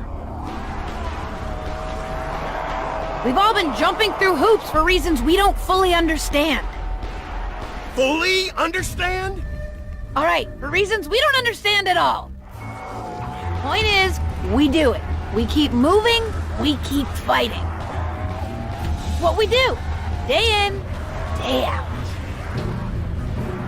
If you really need a reason why we do this, I'll give you one. We do it because doing something, anything, is better than doing nothing.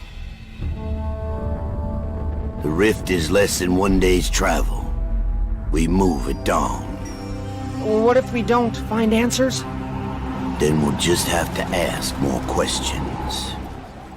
Now located beneath a mining facility in Angola, Africa, they discover Arthur in a jail cell. He assists them on their journey. The voices of Maxis and Richtofen return. They activate the final polarization device in Maxis' favor. Now corrupted by the Dark Aether, he reveals his true intentions to Victis and punishes Richtofen by trapping his soul in a zombie. The process has begun. Now I control the Aether's energy.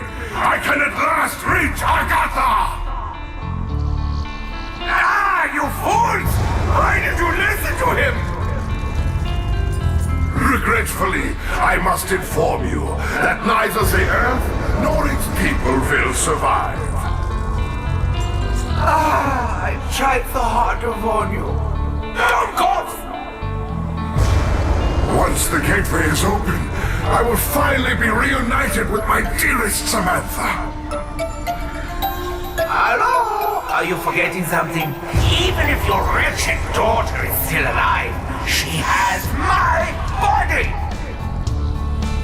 If you are so eager to re-enter the physical world, Richtofen, I will grant you that fish! Drawn into Agartha by her father, Samantha witnesses the evil that has corrupted him. When a rift opens in Dimension 63 in 1918, she reaches out to that timeline's Maxis for help. On January 10th, 2036, we see Primus Richtofen's 10th encounter. Between the events of Origins and Shadows of Evil, Primus Richtofen went on his own adventure, so I will also be chronicling Richtofen's adventures from his perspective. Richtofen instructs undead Ultimus Richtofen to pursue Victis and recover their blood vials. January 19th the same year is Victis' 4th group encounter. Primus Richtofen begins to manipulate Stullinger, as it wasn't just Ultimus who was able to speak to him, opening a rift for Victis to begin their new journey. Persuaded by undead Ultimus Richtofen and an army of the undead, Victis enters the rift. January 19th, the same year, Maxis destroys Earth and all its surviving inhabitants. So this is the canon ending of Buried. Maxis wins and destroys the Earth. But of course there is another version of events where Richtofen wins.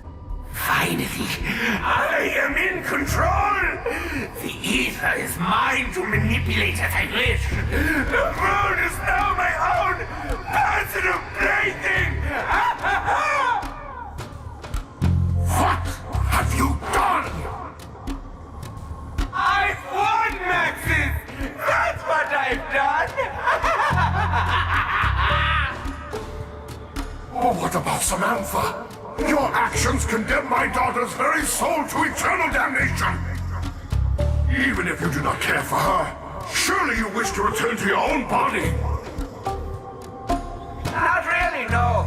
Won't I already possess the power to leave this netherworld and re-enter the physical realm once more?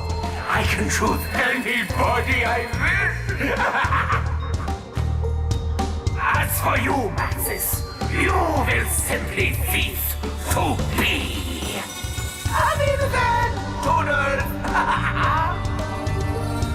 No! Take a deep breath, Samuel.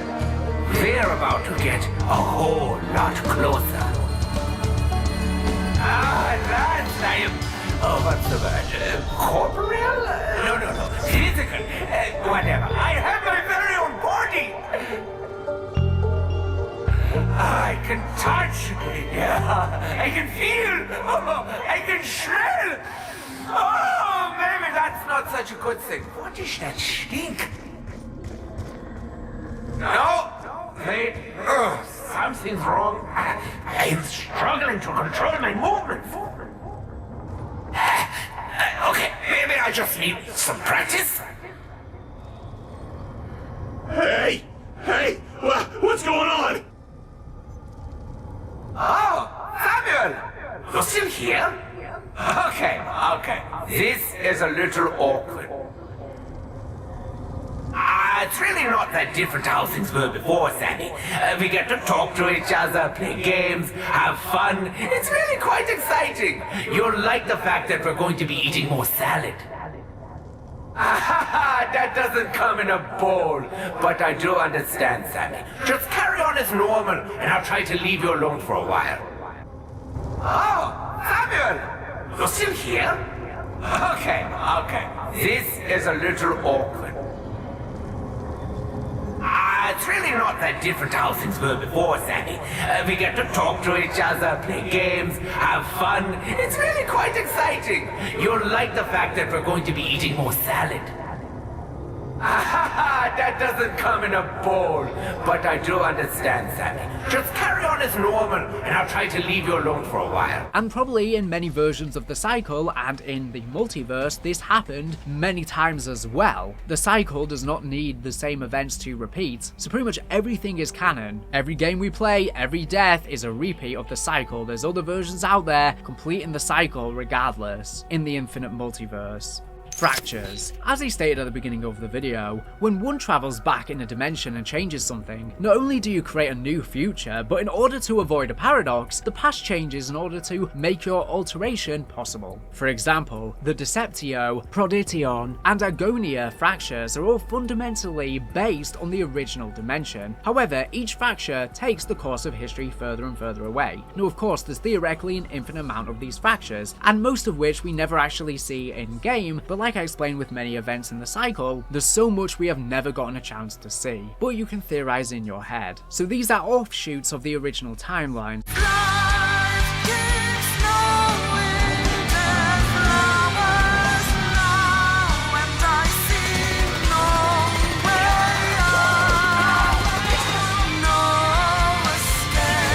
In the Deceptio fracture, on October 13th, 1945, the Giant takes place. Primus's third adventure together, which is also Primus Richthofen's 17th adventure on his own, which is also the end of Richthofen's adventure on his own, with 16 solo adventures before this. Primus Dempsey, Nikolai, and Takeo, having been teleported to the original dimension, somehow learned of Richthofen's travels in the 2-year gap he's been going on solo travels since Origins, and formed a plan to stop him. In these 2 years, they travelled across dimensions, following Richthofen's trails, and encountered various versions of himself at the same time, seemingly killing a few along the way too, as they attempted to kill versions themselves, seemingly not picking the right ones, and seemingly suffering from 115 delusions from prior and future cycles, and many lives they have lived. They return to the original dimension and meet at the Dury's facility, just moments after Ultimus Richthofen trapped Maxis and Samantha in the teleporter with Fluffy.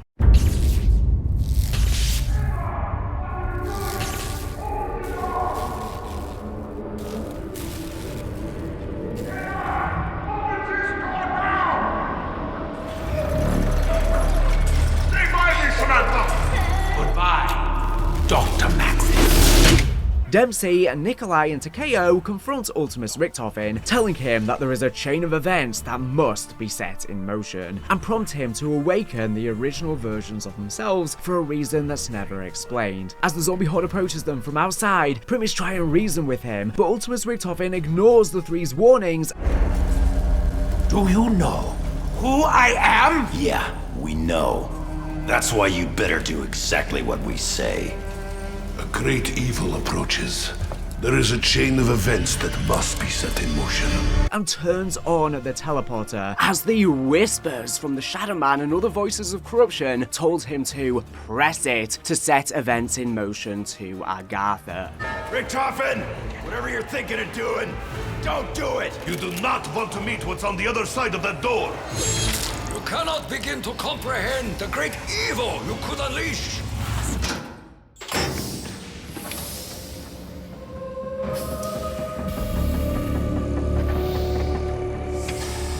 only to find Primus Richtofen inside, arriving after collecting the summoning key. We do not know what the other Primus characters were doing in this time, nor do we know why they came to the Duries facility to begin with. They must have been somewhat aware of Richtofen coming, and aware of the cycle, maybe just from 115 delusions, hence them saying to Richtofen, not again. Damn it, Richtofen, I thought we were done with this! Them not wanting him to kill another version of himself, as this has theoretically occurred an infinite number of times by this point. And even they, in many versions of the cycle, have killed their own versions, many times over, and kills his ultimate self.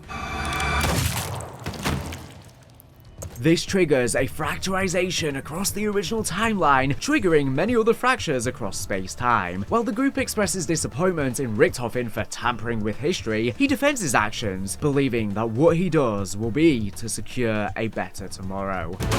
Only a fool would dare to change history. I am no fool. What I do only to secure a better tomorrow. Hey, other me. If you're hearing this, then it means that something's gone foobar. We're going to plan B. Stick to that crap bastard like glue. We need to find out what the hell he has been doing and what he's going to do. We may be able to get a fix on your location if you can trigger one of the paradox visualizations. Good luck. We're all counting on you. Oh, wait. Whatever you do, don't get too close to the radioactive beacon. Makes your hair fall out. While the others fend off the zombies, Richtofen pretends to use the summoning key to acquire the original Richtofen's soul, which Dempsey notices. For his plan to come would involve him securing the rest too. In secret, he had actually already collected his soul in a far more horrifying way. He was likely embarrassed or disgusted to let the others know about what he did. We'll come on to that later. Primus fight the undead, and eventually the four activate a beacon in the facility, allowing Maxis from another dimension to locate them and track them throughout their oncoming travels. As they continue the zombie onslaught, Group 935 secures the Dempsey subject and transports him to Der Eisendrache. One of the changes that occur in the history of this fracture is that 935 were granted enough funding from the Reichstag in order to complete the giant project. As a result, Primus are able to pursue the Dempsey test subject in one of these giants. Later the same month, October 29th, Dr. Groff takes control of Group 935 in Ultimus Richtofen's absence, not realizing his fate at the hands of Primus Richtofen. To close out the month, October 31st, in the wake of haunted dreams and rumors that Samantha may be roaming Griffin Station, Groff worries the MPD may be corrupting the facility. Groff decides to put on hold all further tests of the MPD. Despite putting them on hold, people around the MPD still heard voices from within, specifically Ludwig Maxis' voice saying, "I must go to her.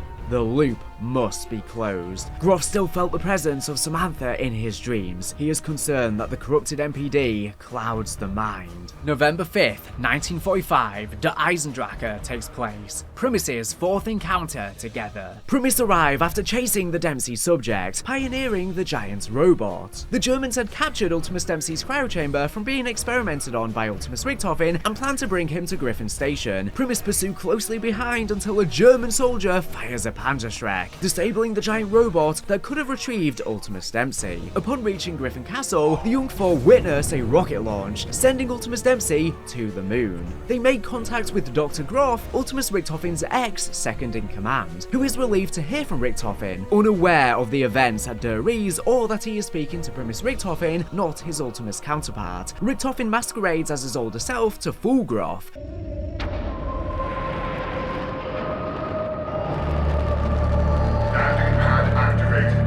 Damn you, Group 935!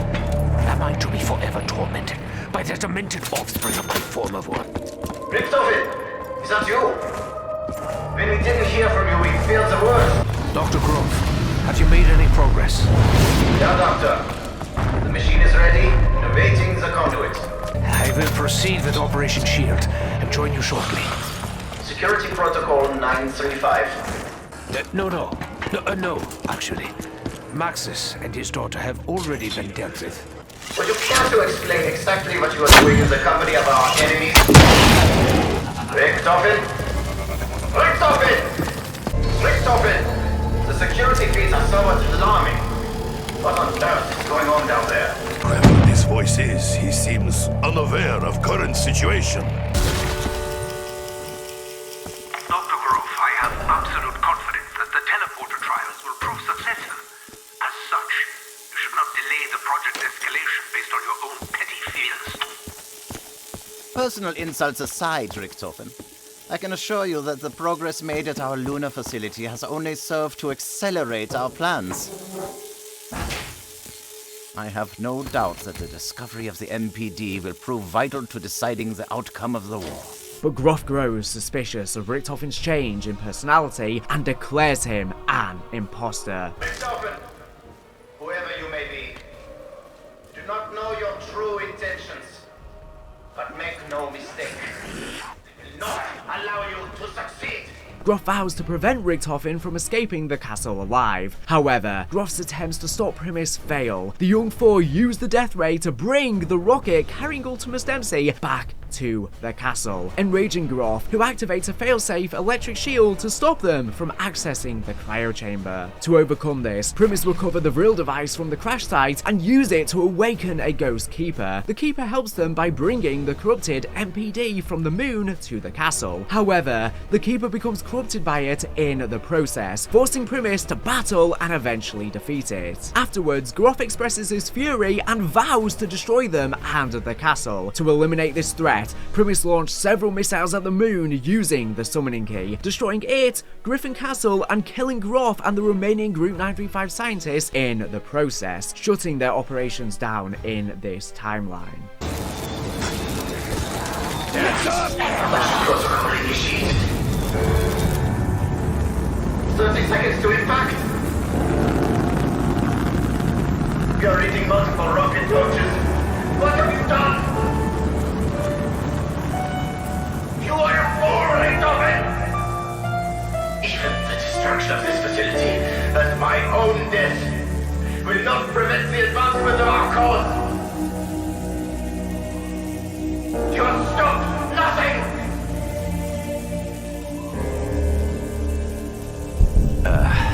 We don't need the moon, right? Nothing bad could come from that. The road is long and dark, but I know where we are going.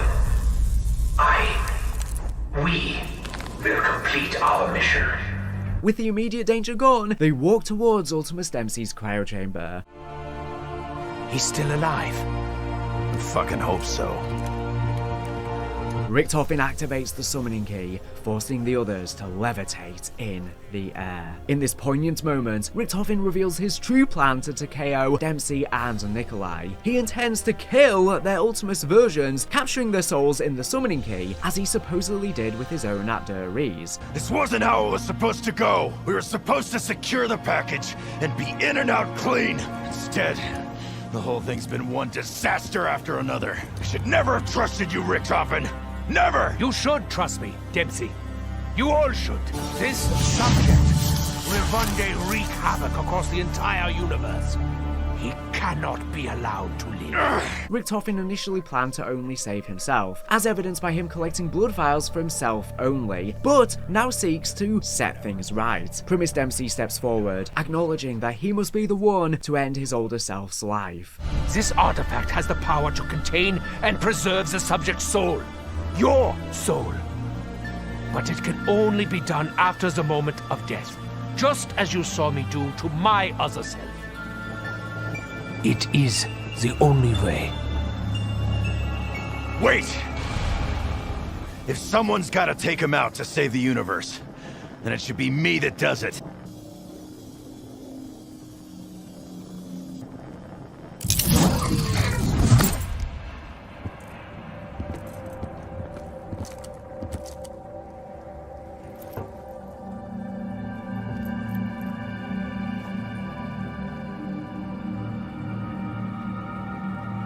Good to see you, Tank. After turning off Ultimus Dempsey's life support, his soul is captured in the summoning key. Richtofen places his hand on Dempsey's shoulder to comfort him, showing his growing care and affection for the rest of them. On this map and following these events, Primus begin to bond, solidifying their unity as a team of comrades and friends, dedicated to securing a better future. Richtofen initially was going to be selfish, but now he wants to protect them too.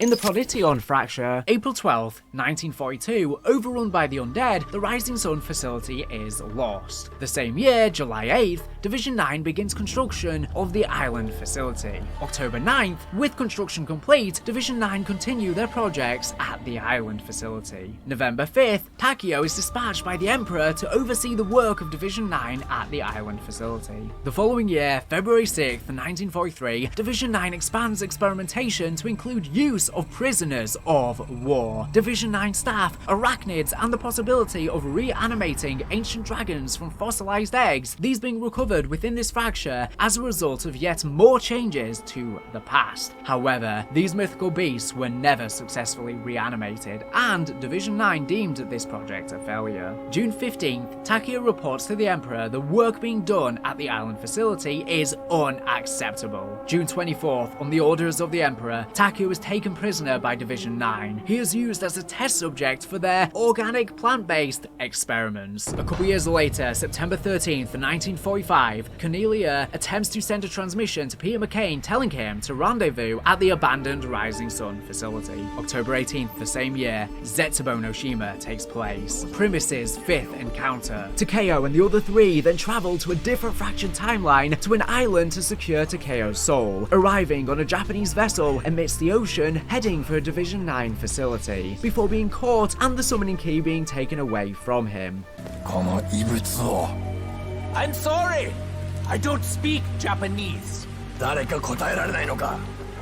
object in your hand? It's gonna bring you nothing but pain. Believe me, I know. A brief fight ensues with the Japanese soldiers, with Richtofen burning one alive before he notices the key rolling towards the ocean. Luckily, Takeo had managed to barely catch the key by his fingertips, much to Richtofen's relief. I was close. Yes! A little too close! The four are then forced to swim to a nearby island, the destination they were heading for, as the ship blows up.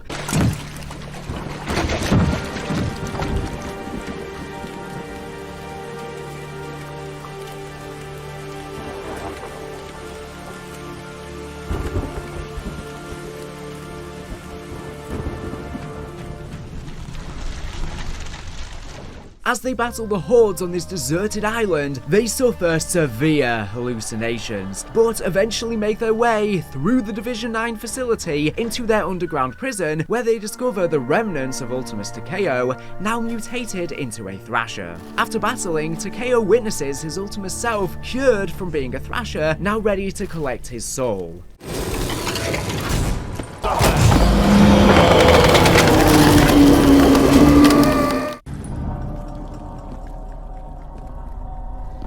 Your eyes, I recognize them.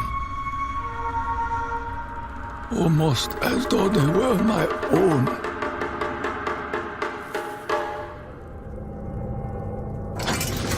Takeo Musaki. I did not believe I would find you in such a place. I was a warrior. I fought many great battles for the glory of our nation, for the honor of the dying samurai spirit. I was a hero.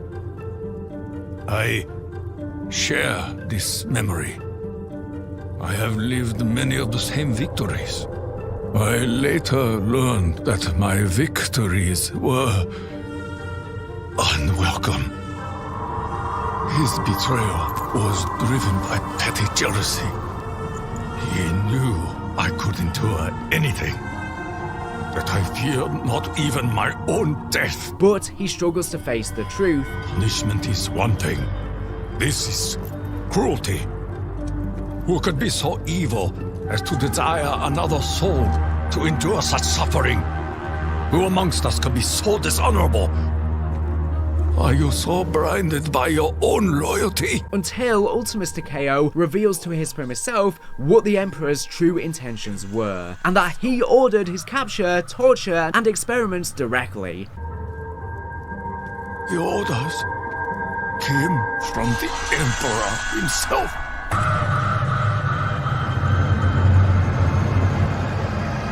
My life, my path, is built upon a lie. This this realm may have been corrupted and consumed by evil, but we possess the power to change things. A better tomorrow.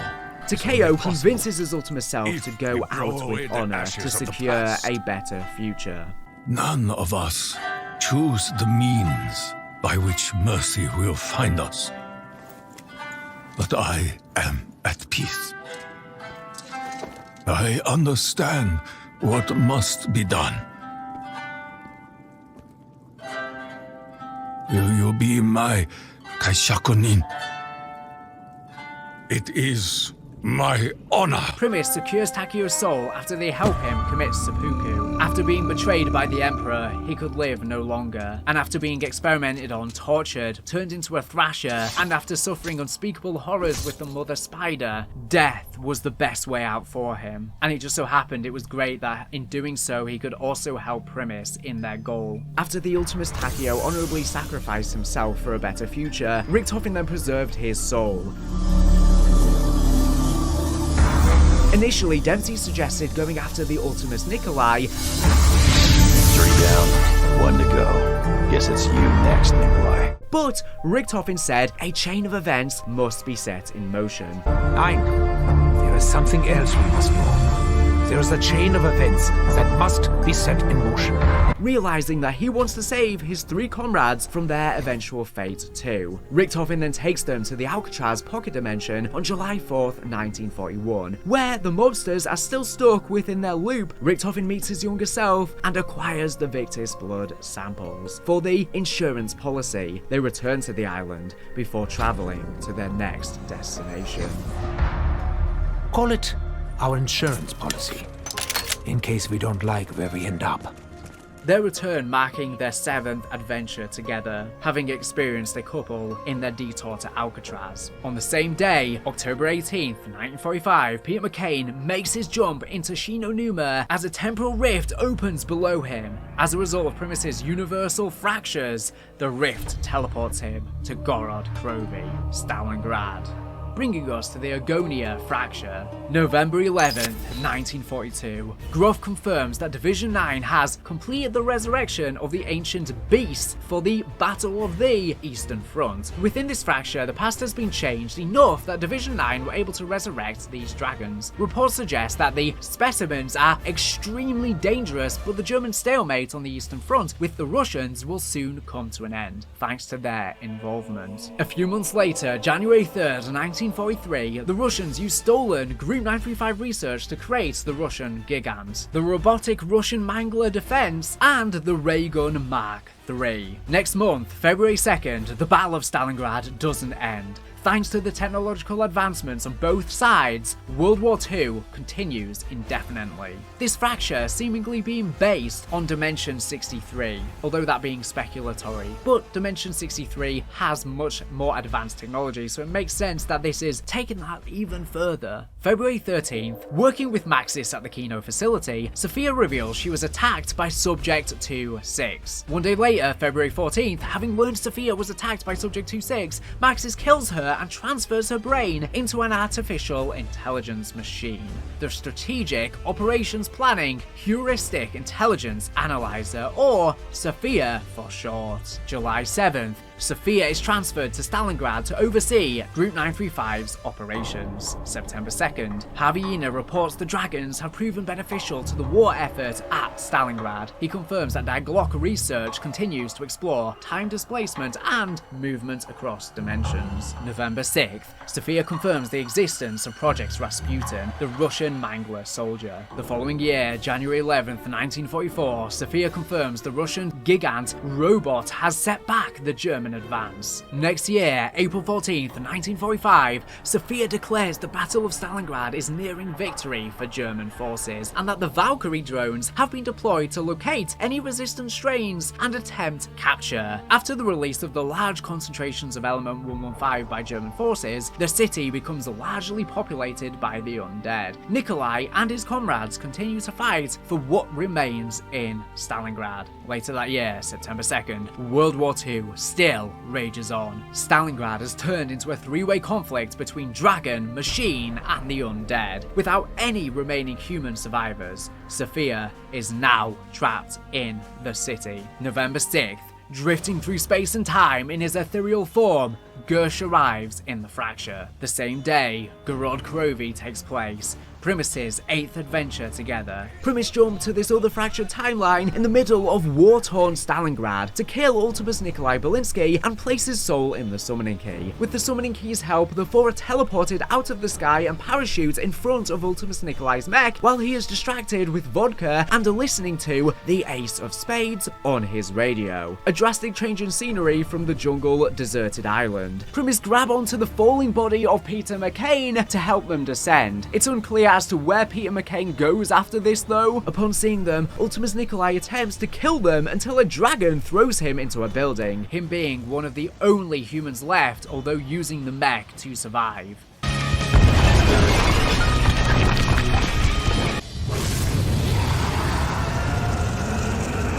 Primus continues to fight the undead hordes. Upon greeting Sophia, she tells the group that, by them completing various protocols, she can repair Nikolai's mech so they can rendezvous with him. They stumble along the ethereal orb of Gersh, of which Sophia instructs Primus to complete the Ascension Protocol so she can extract information from him, which she claims to be harmless, but it causes him to scream in agony. An anomaly has materialized. Do not worry, why. This was expected. It is a life source that holds necessary information. Bring it to me. I will help it.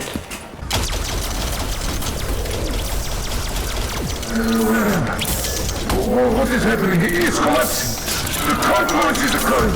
Yuri! The children! Gersh begins to recognize them as being Ultimus, who helped him before realizing that they are in fact a younger, different version of themselves. Wait, you look familiar. No, can't be you. From the Cosmodrome. Your faces are familiar, but different. Stop that. Stop shooting. That hurts. What do you want? Thank the heavens. I've been trapped in the void for so long now. You may finally be free. Thank you for your cooperation, anomaly known as Gersh. Beginning information extraction. Wait, what is happening? What are you doing? You said you would help me. Do not be concerned with the anomaly's fate. Information extraction is a mostly painless process.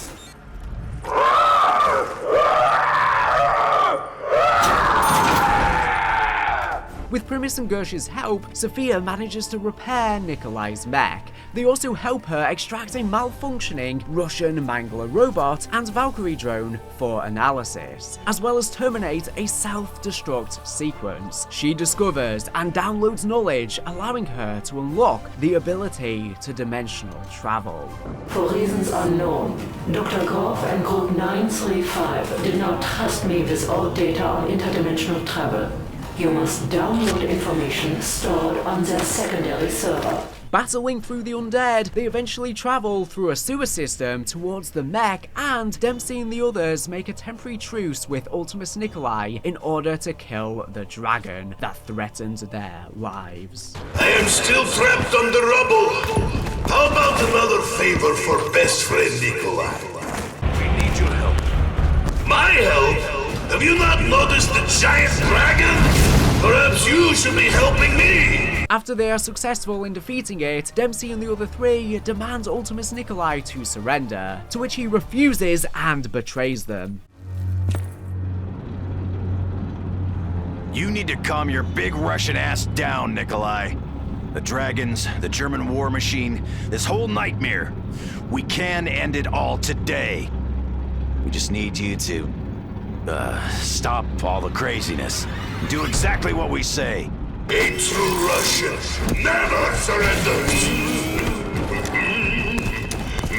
This leads to Primus Nikolai having a brief conversation with his Ultimus version, stating they should stop trying to bury his emotion with an alcohol-fueled rage.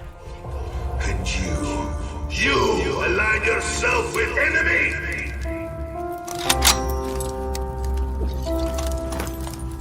You think you will kill me now? I am sorry, Nikolai. I wish there was another way. But know this, in my heart, I share the same pain as you. The pain that you have buried and blurred beneath an alcohol-fueled haze. Yes, the pain of your own memory. You loved and you lost. Everything else has been delusional fantasy that distance you from painful truth. You know what I speak of. You remember. Before the bombs fell. Before she was taken from us. Nikolai 1.0 had turned to vodka. His hallucination with his many wives was just him coping after the death of his first wife. In return, his Ultimus self shoots him, but he is luckily saved by his armor. Some things are forgotten for a reason! Showing his trauma is not over. The rest got to have closure. Unfortunately, they had to fight back and take his soul, take his life. Primus Nikolai retaliates with a devastating blow to the head with a shotgun on Ultimus Nikolai. After collecting his soul, they now had the souls of all of Primus.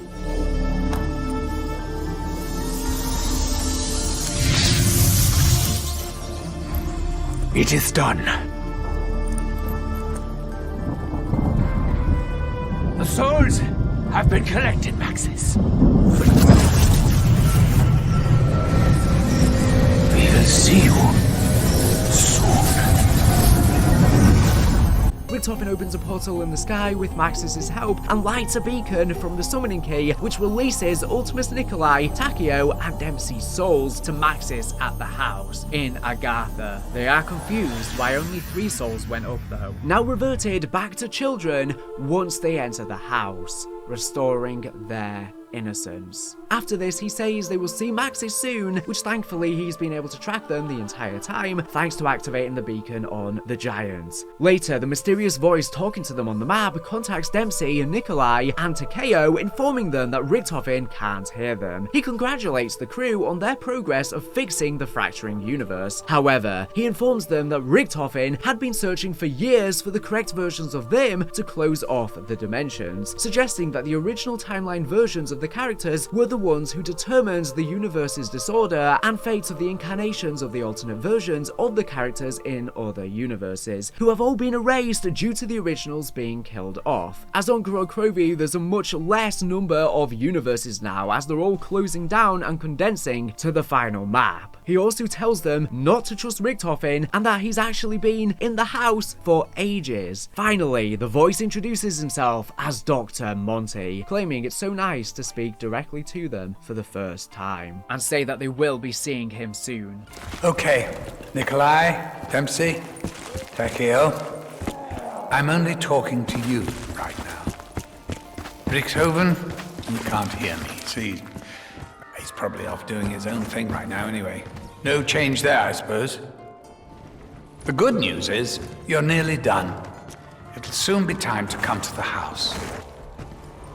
But this plan, this big plan, a lot of it's been riding on Richtofen. Before he caught up with you guys, he spent years traveling, searching out just the right versions of you. The ones who held the key to closing off the other dimensions. I think you know by now exactly what that entails. Point is, he's kind of surplus to requirements these days. He's been in the house for ages, but don't tell him. Anyway, it all makes sense when you get here. You'll see. Honestly, it's going to be fine. Oh, shit. I completely forgot to introduce myself. I'm Dr. Monty. Hello.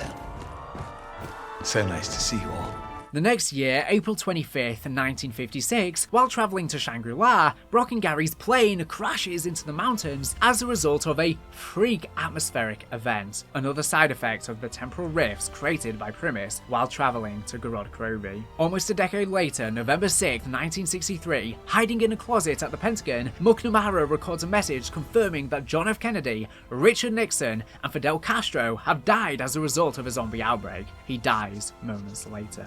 In this fracture, this is the result of 5. Dimension 63. On February 18th, 1300, Pablo begins documenting the Great War, including all he has learned about the Keepers, Apothegons, and Element 115. Regarding Element 115's power, he notes that a site in northern France contains massive deposits of the element. This is the event that differentiates Dimension 63 from the original Dimension, leading to much further advancements in technology. Later that year, July 4th, in northern France, a tomb is constructed to honor the fallen soldiers of the Great War. Within it, statues of Primus are constructed to symbolize the hope that if one day a great evil falls upon mankind, they may return. Hundreds and hundreds of years later, July 17th, 1898, Edward Richthofen's parents die. February 20th, 1905, Takeo Masaki fights in the Battle of Mukden. A year later, August 11th, 1906, Richthofen begins his studies at Heidelberg University under the tutelage of Dr. Ludwig Maxis. Having lost his parents, Richthofen comes to view him as a father figure. 6 years later, July 3rd, 1912, Maxis convinces Richthofen to join Group 935 with him, an organization set up by mysterious founders for the express benefit of Germany, with possible ties to the Bavarian Illuminati. June 4th, 1914, Primus Richthofen's 9th solo adventure. On his 2-year adventure after Origins, Primus Richthofen is visited by another, older version of himself, awakening him with a bright portal in the middle of the night. Handing him some blood vials, he explains, "You will need this blood. When the time comes, it will protect you," having to set these events in motion in his prior life before stepping back through the rift. This is Primus Richthofen's first solo event. Before Origins takes place, next year, January 5th, 1915, Maxis invents the Mauser prototype. Another year skips. August 25th, 1916, the journal of Sir Pablo Marinas, Knight of the Great War, is discovered by Group 935. We skip a year again. March 23rd, 1917, using information gathered from Pablo's journal, Group 935 begins work at a dig site in northern France, where they discover a series of underground tombs. August 21st, Group 935 discovers what appears to be the entrance to the tomb's main chamber. They struggle to gain access. May 11th, unable to access the main chamber, soldiers listen to a gramophone to alleviate their frustration, while listening to a recording of La Sauce Noire. The entrance to the main chamber unexpectedly opens. The camp's exposure to Element 115 begins. Later that month, May 21st, using information from Pablo's journal on the tomb's main chamber, Maxis draws schematics for the creation of 4 elemental staffs and instructs Richthofen to begin their construction. As the month closes, May 29th, the more Maxis reads of the Great War, the more he begins to question his understanding of the scientific world and the true nature of the universe itself. He finds himself open to the possibility of a higher power. Next month, June 11th, as Group 935 experiments with Element 115, they successfully create localized energy fields, which appear to function as portals.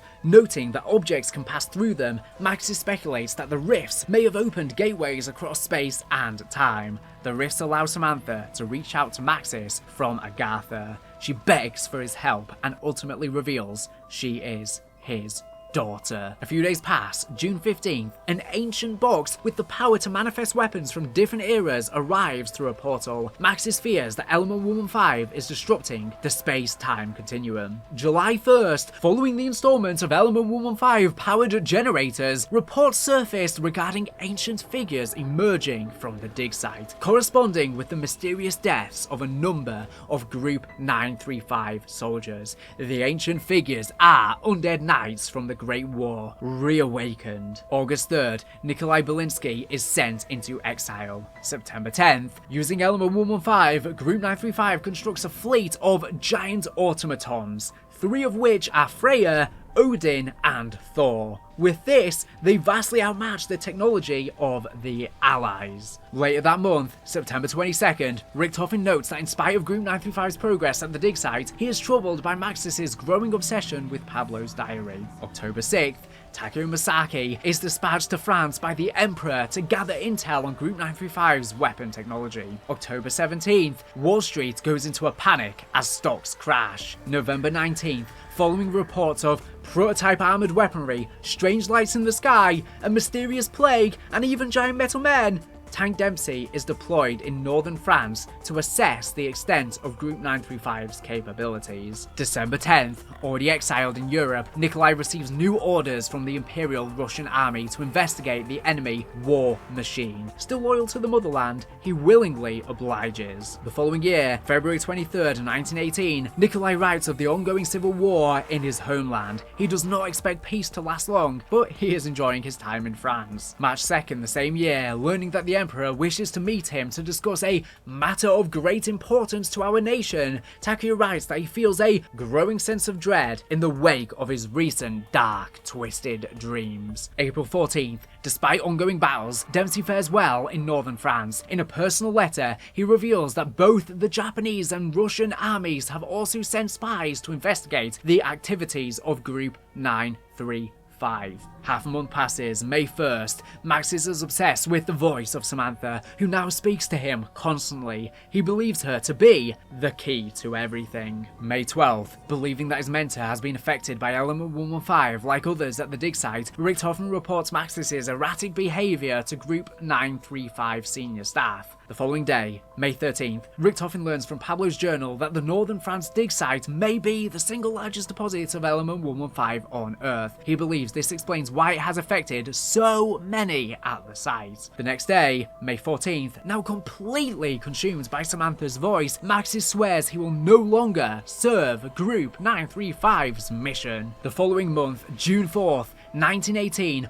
Origins takes place. Primus' first adventure together. Element 115 awakens the undead knights from the Great War and quickly consumes the camp. Maxis is rendered catatonic by the element, thus Richtofen removes his brain, saving him before he turns the only way. Dempsey, Nikolai and Takeo unite on the battlefield as they witness Richtofen performing the medical procedure on Maxis. Their very first eyes on each other. What a way to go.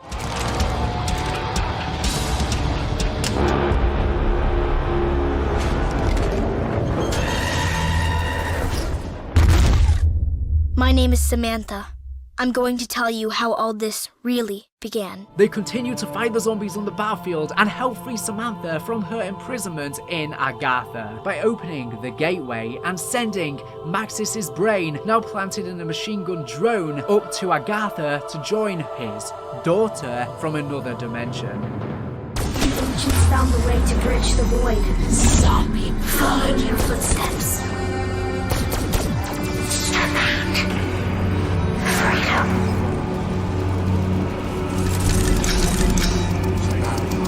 I must go to her. The paradox must be resolved. At last, I'm to be freed from Agartha. Your reward awaits you, my heroes. You only have to step into the light. As the gates to Agartha opened, the 4 heroes were rewarded with riches beyond imagination. From that day forward, they knew that Samantha would keep them safe. Forever.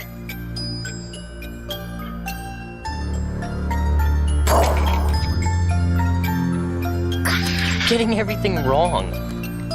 I told you before their eyes should be blue. It's my turn, Eddie. I can do whatever I want. But you don't even know how to play properly. Girls don't know enough about zombies. Put some toys away, children. Make sure the windows are locked before you come down to the basement. We'd better do what your dad says. I didn't even get my turn. Tomorrow, Eddie. You get to make the rules. I promise. Come on, Fluffy. I wish the heroes in our stories were real, Sam. I know what you mean. But we will make everything okay. My dad says he has a plan. Primus then manage to reunite, and Samantha sends them to their next destination, the original dimension, 1943, with the intention of stopping the events that brought her to this point, since she is literally the exact same Sam we've always seen in the storyline right from the beginning, unlike this version of our characters. Maxis's brain then arrives in Agartha, and Dr. Monty decides to step in. Monty brings Maxis's brain to the house and wipes the Maxis corrupted by Dark Aether from existence. But unfortunately, he is soulless. Some years pass. July 18th, 1922. Salvatore Sal DeLuca opens gambling houses across Chicago. This marks the beginning of the DeLuca crime family. Next year, February 17th, 1923, Billy Handsome joins the DeLuca crime family as a hitman. Sal will come to look at Billy as the son he never had. September 18th the same year, an expert in gambling and rigging sporting events, Michael Finn O'Leary begins working for Sal. The following year, March 23rd, 1924, Finn marries Angelina Bow, an aspiring starlet with delusions of grandeur. Several years pass. March 1st, 1929, Sal writes of his frustration with Chicago's finest. After many years of successful bribes with the city, it becomes clear that it is no longer an option. Next year, May 11th, 1930, Sal begins to work with Albert Al Allington, an associate in Los Angeles known for being a master schemer and bank robber. The same year, October 14th, Finn informs his lawyer he will not accept divorce from Angela, saying she can leave the marriage the day she leaves this earth. A few days less than an entire year passes. October 11th, 1931, after an LA heist for Sal goes wrong, Al wakes up in the hospital. And later that month, October 28th, while in the hospital, Al submits Icarus for Mars for publication as a comic strip. It is his third attempt. It is denied. Again. The following month, November 11th, angry and frustrated with his collapsing empire, Sal kills a prostitute. No longer willing to turn a blind eye, Chicago Police Department arrests him. Meanwhile, December 1st, the same year, in an operation against the DeLuca crime family, Billy is arrested for multiple homicides. The same month, December 19th, in an operation against the DeLuca crime family, Finn is arrested by the Chicago PD when his wife offers evidence against him. The new year begins, January 19th, 1932, Al is arrested for his role in the LA heist. Months later, May 14th, 1932, Sal is found guilty of murder. He is sentenced to life in prison on Alcatraz Island Penitentiary. Likewise, May 16th, Billy is found guilty on 116 counts of murder. He is sentenced to life at prison on Alcatraz. You guessed it, May 30th, Finn is also found guilty of 16 counts of gambling fraud. He will serve his sentence at Alcatraz. Sometime before June 13th, 1932, Alcatraz Island opens a year early, and the warden, named Archibald, celebrates. The Illuminati begin operation on the island and take the warden into their protection for reasons wholly unknown to him. Sometime later, the warden bemoans his ability to contact the biblical Satan, of whom he is an avid worshipper of. The Illuminati, knowing far more than the warden, find his methods laughable. On June 13th, 1932 itself, Sal and Billy arrive at Alcatraz Island. June 30th, Finn arrives at Alcatraz Island. July 1st, Al is found guilty of grand larceny, grand theft auto, arson, conspiracy, and battery. He will serve his sentence at Alcatraz. August 3rd, Al arrives at Alcatraz Island. Frustrated, he tears up his Icarus from Mars comic strip, which ends up scattered across the prison. The following year, January 15th, 1933, Stanley Ferguson begins working at Alcatraz Island. A few months later, April 1st, Al convinces Sal, Finn, and Billy that they can build a plane and escape Alcatraz, called Icarus, paying homage to his failed comic strip. We come to the end of the year, December 2nd, realizing the plane will never be completed, and embittered with rage, Sal, Finn, and Billy plot to get revenge on Al. And this culminates on December 31st, the same year, when Finn, Sal, and Billy lure Al to the roof and kill him with no mercy. The same day, eventually making contact with the Shadow Man, believing he is the devil himself, the warden is told to sacrifice the souls of 4 prisoners: Sal DeLuca, Billy Handsome, Finn O'Leary, and Albert Allington, and binds them to his body by taking his own life. This will serve a similar purpose to that of the elemental shard, in that the Warden's body will serve as the anchor for the Alcatraz pocket dimension, with the souls of the mobsters making up the fabric of it, as they become binded and tied to the infinite. The ether itself, Ultimus and Primus tied to it via the elemental shard, cannot exist in the cycle without Mob of the Dead cycle existing. They are all tied to each other, in a paradoxical sense where neither can exist without the rest. The cycle being held together by the mobsters is metaphorically symbolized as the Icarus plane temporarily displacing throughout Black Ops 3, showing that it is also a key element in binding everything together. For their pocket dimension would bleed throughout all of reality, tied to the paradoxical nature of it through their blood. The Shadowman tells him that this purgatory is a trap that will eventually ensnare 4 men led by Primus Edward Richtofen. The new year begins. January 11th, 1934, we see Richtofen's 8th solo adventure. Stepping through a rift, Richtofen secures the blood samples of Sal and Finn from the pocket dimension. January 19th, the same year, found guilty of Al's murder, Sal, Finn and Billy are electrocuted by electric chair. When on the same day, the Warden kills himself via electric chair, creating the Alcatraz pocket dimension and trapping the mobsters in an endless cycle stuck in Purgatory, where Mob of the Dead takes place. Hey, Sal, we must have been through this 50 times already. And we'll go through it another 50 if that's what it takes. 9:30, lights out. God begins his rounds. How we doing tonight, Ferguson? Family good? Doing great, Mr. DeLuca. My boy Tommy, he's almost 6 now. Ain't that swell? Hey, Finn, get that tip for Saturday's race yet? I'm working on it. Right now. You gonna shut him up? Or do I gotta do it? You know the rules, handsome. No talking. 9:35, the Weasel launches into a song and dance routine. Damn it, Arlington. You gotta get the doc! Better be the real deal this time.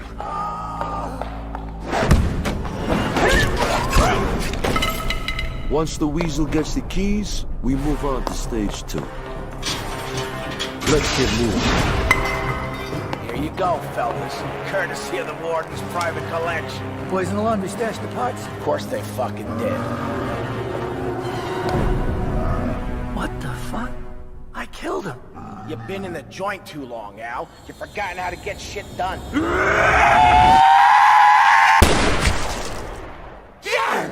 What the? Sal, Finn, Billy, and Al battle waves of the undead as they find themselves trapped in a seemingly endless cycle. By killing the other mobsters, they manage to successfully build Icarus but cannot escape the island, for they will always crash into the Golden Gate Bridge. Didn't I tell you this didn't work?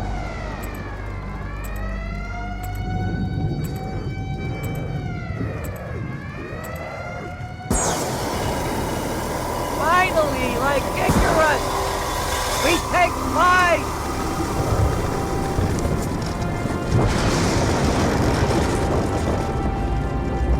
Oh, no!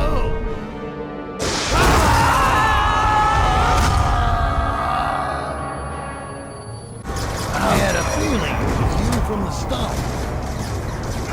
God, what is he, like the fucking boss of the town?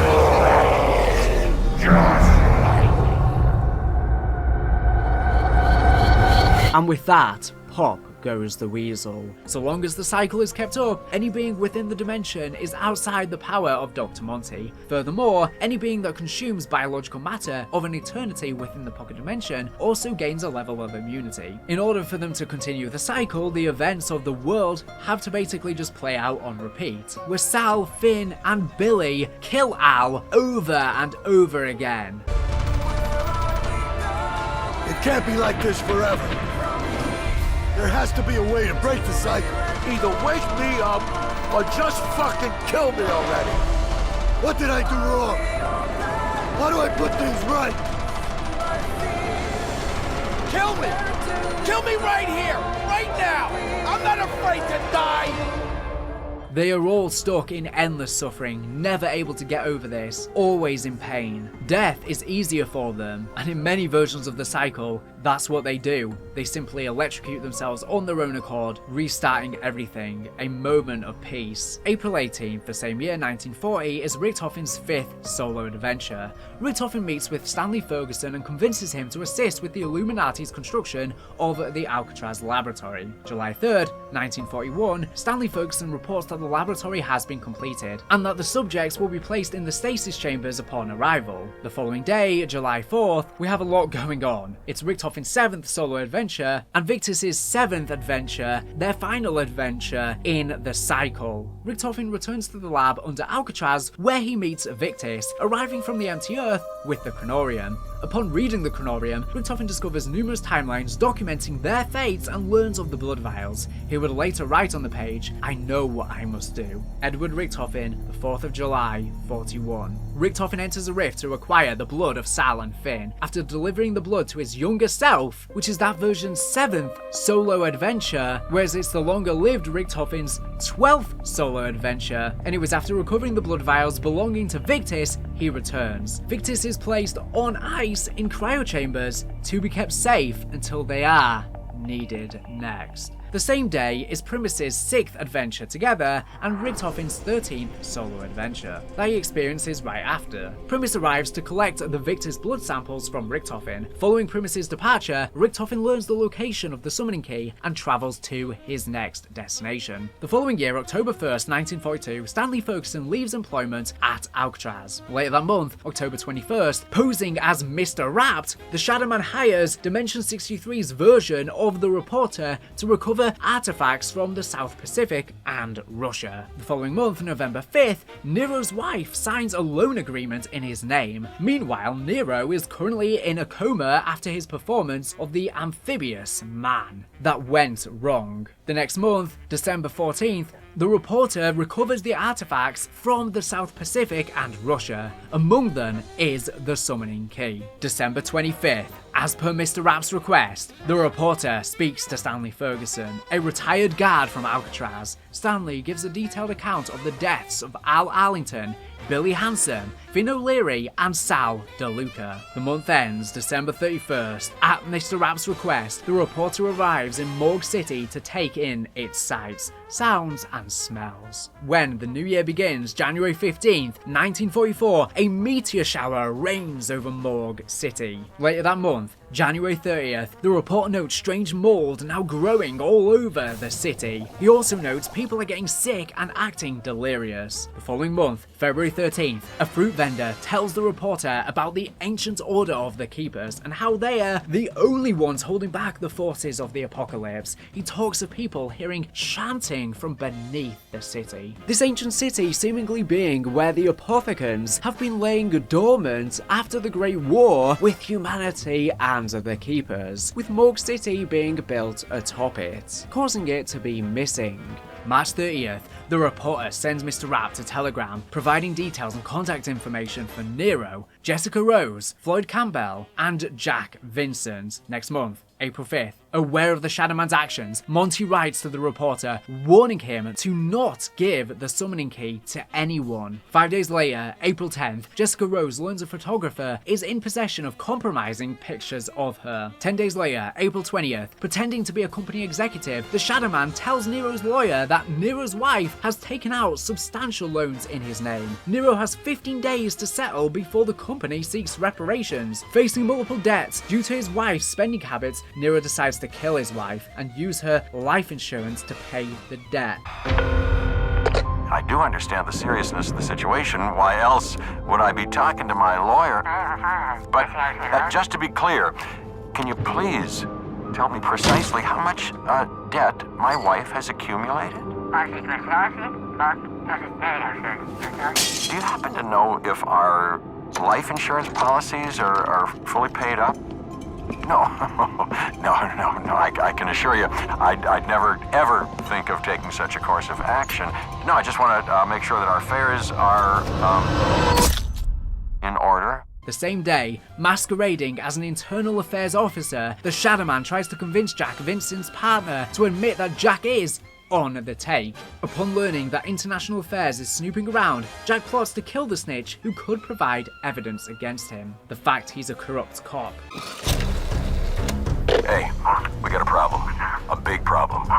The mayor's trying to make a name for himself, sticking his nose where it don't belong. He's looking into allegations of police bribery. What do you say we get together at the usual joint? Talk things through. Figure out a way to put this to bed before it gets out of hand. Trust me, have I ever steered you wrong before? The same day, the Shadowman poses as a film director interested in hiring Jessica for a lead role. He tells her producer the part is hers. Afraid that the photographer could jeopardize her chance at stardom, she asks him to meet her so they can sort stuff out. Which only goes one way. Hey you!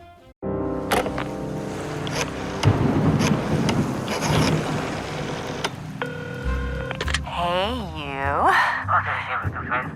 I know I yelled at you real bad. I know I said some things I shouldn't have said. But I was just angry. Upset. You know how close I am to this movie deal.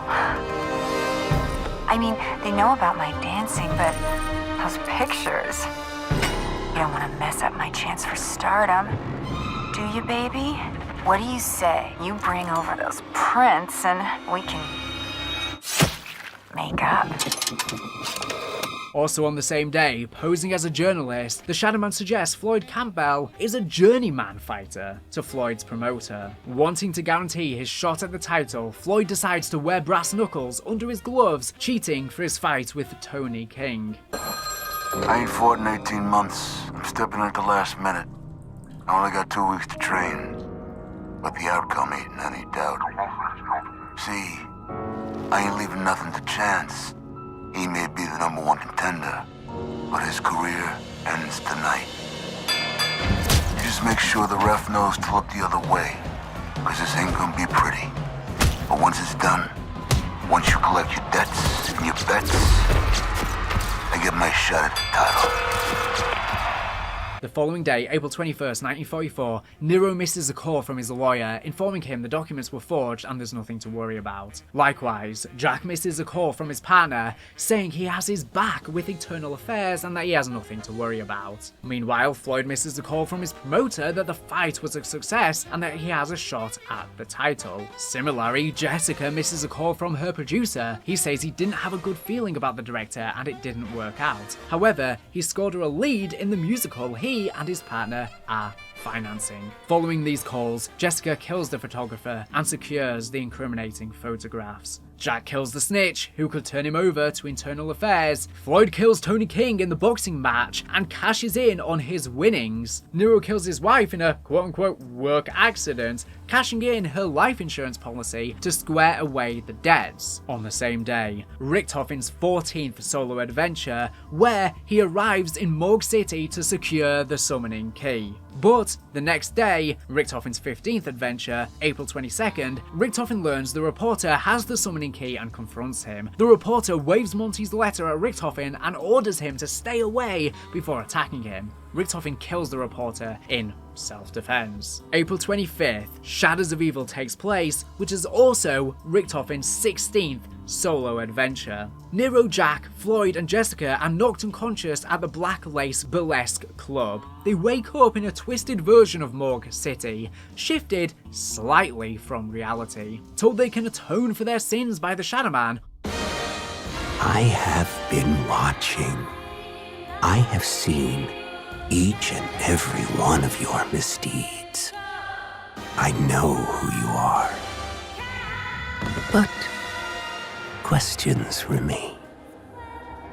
Why do you do the things you do? Do you not see the futility of your tiny, insignificant existence? You are but fragments of a bigger universe. Your sins serve only as an invitation to an evil beyond your imagination. I'll lead the way. I will show you the path. Only through me, the Shadow Man, will you find your redemption.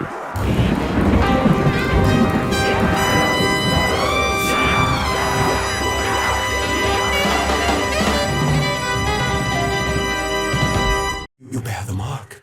You are cursed. You must place your hand upon the stone. I can hear you.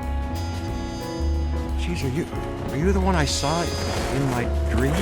All four are tricked into performing rituals. Jessica sacrifices her producer, Jack sacrifices his partner, Floyd sacrifices his promoter, and Nero sacrifices his lawyer. Completing the required rituals, the four acquire gateworms, physical beings that are capable of storing life force. They use these in order to smash open an ancient artifact known as the Apothicon Rift Stone, granting the Apothicons are given access to Dimension 63. The worm must be taken to the secret place. Only then will you have the means to repel the unearthly horde. Four must be collected. Only then can we prevent the destruction of your world.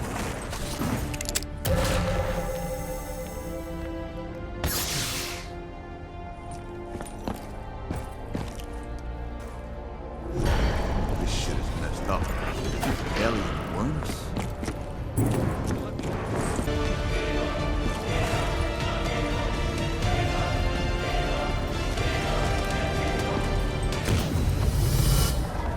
Your service to the Overlords is appreciated. Our complete assimilation of this dimension will now proceed.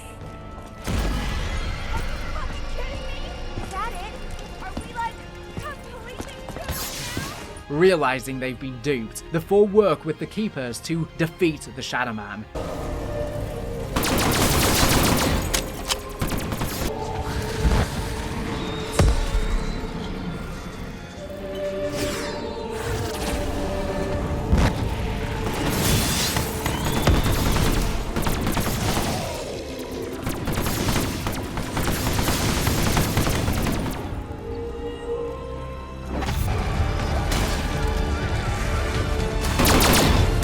They manage to trap him in the summoning key, but before they can hand it over to the Keepers, Primus Richtofen arrives through a portal and steals the key.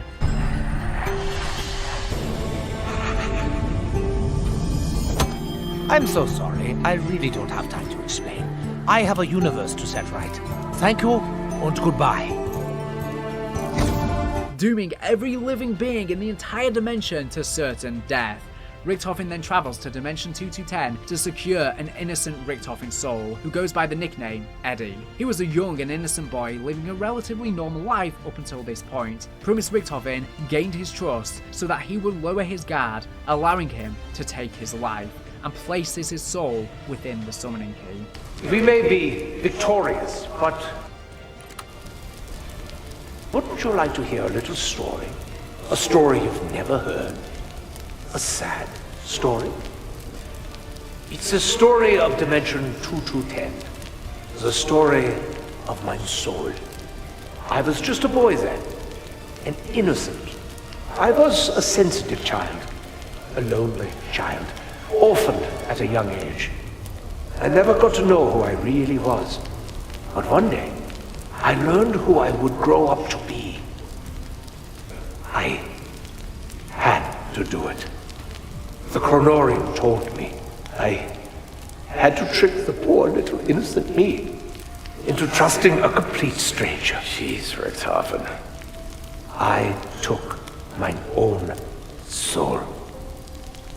Before it could ever have the chance to flourish. Is it any wonder I'm the way I am? Richtofen delivers the soul to the house, allowing him to be there before the rest of the souls would join them later on. From within the summoning key, the Shadow Man states, "I'll be seeing you." The following day, April 26th, 1944, the Apothicons destroy Dimension 63 for good. Agartha, the first arrival. With Dr. Monty's help, the Maxis drone arrives at the house in Agartha. Despite the absence of his soul, Monty recreates a physical manifestation of his Dimension 63 form using just his brain. the arrival of Samantha. Monty brings Samantha to the house, the original Samantha we've always seen like I said before, reuniting her with the Dimension 63 incarnation of her father. Samantha's corruption. Knowing that Samantha is corrupted by the Dark Aether, Monty takes her away from Maxis and the house. She may have been returned to me, but I fear she is not as she was. In recent months, she has barely said a word. When she did, it was only to cry out for him, to call his name. What have I done?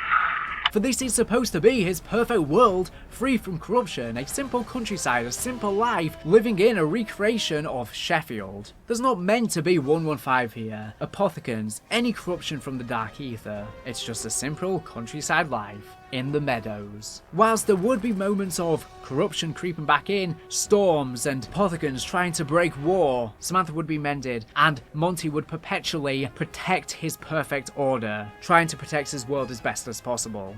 The isolation of Maxis. Alone in the house and missing his daughter, Maxis wonders if Richtofen will have the courage to fulfill the vow he made all those years ago.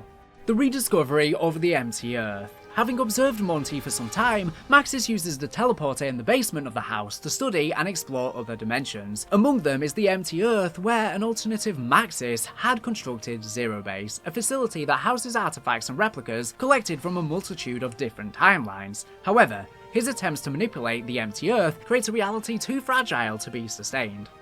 The restoration of innocence. Monty returns Samantha to Maxis, her innocence apparently restored. Monty's plan.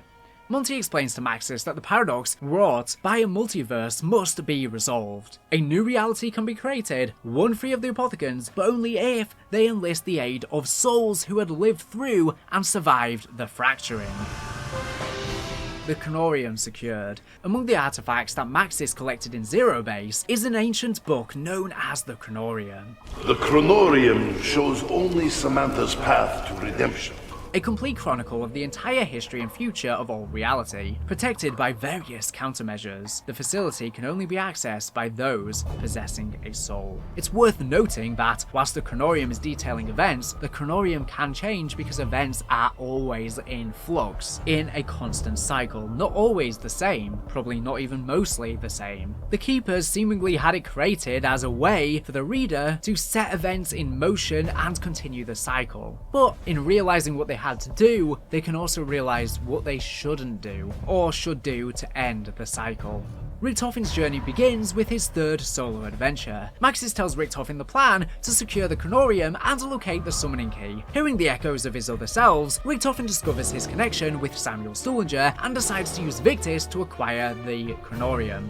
The manipulation of Stullinger. Richtofen's sixth solo adventure. Having overseen the construction of a laboratory beneath Alcatraz, Richtofen returns to the house in Agartha where he begins to communicate with Stullinger. Together, they persuade Victis to travel to a variety of locations in order to recover the Chronorium, leading to the Chronorium being retrieved with Victis' sixth adventure. Upon arriving at Zero Base, Victis provides blood samples that allow them to access the empty Earth and recover the Chronorium. The blood acquired. With Richtofen's 11th encounter, Richtofen collects the Victis blood samples from undead Richtofen. The arrival of Edward. Richtofen collects Eddie's innocent soul from Dimension 2210, and Monty gives him a physical form in the house, thought to be safe with Dr. Monty. However, unlike the other souls there, he was already an innocent child, preventing him from ever being transformed by Dr. Monty. Remember this detail as it is important, and we will return back to this much later in the video. Samantha meets Edward. Eddie and Samantha meet each other for the first time. Samantha writes in a diary that Edward doesn't like to share toys. The happiness of the children. Monty brings Eddie and Samantha more toys. Kind of a metaphor of them playing out the entire zombie storyline from within the house, which is, after all, the physical manifestation of ether. This can even represent, metaphorically, when they were both in control over the ether, and why Richtofen wants the eyes to be blue. Getting everything wrong. I told you before their eyes should be blue. From the children's perspective, these were just stories, which they even reenacted in plays in the familiar theatre manifestation. In actuality, the stories were just as real as any other, and are the very basis for their own reality they reside in. Tomorrow, Eddie. You get to make the rules. I promise. I wish the heroes in our stories were real, Sam. I know what you mean. The fragility of memory. Maxis notes that teleportation and travel between dimensions could have a profound impact on the mind. He fears that the confusion caused by the collision of memories past, present, and future could lead to the collapse of reality itself. Everything was in its proper place. Time was linear, just as it should be. But a little thing called element 115 changed all that. Especially when, what was it again? Yes, when group 935 came along. Once they started messing around with it, they buggered everything up. 115 shouldn't even exist in your dimension. But nonetheless, here we are. Bloody teleporters.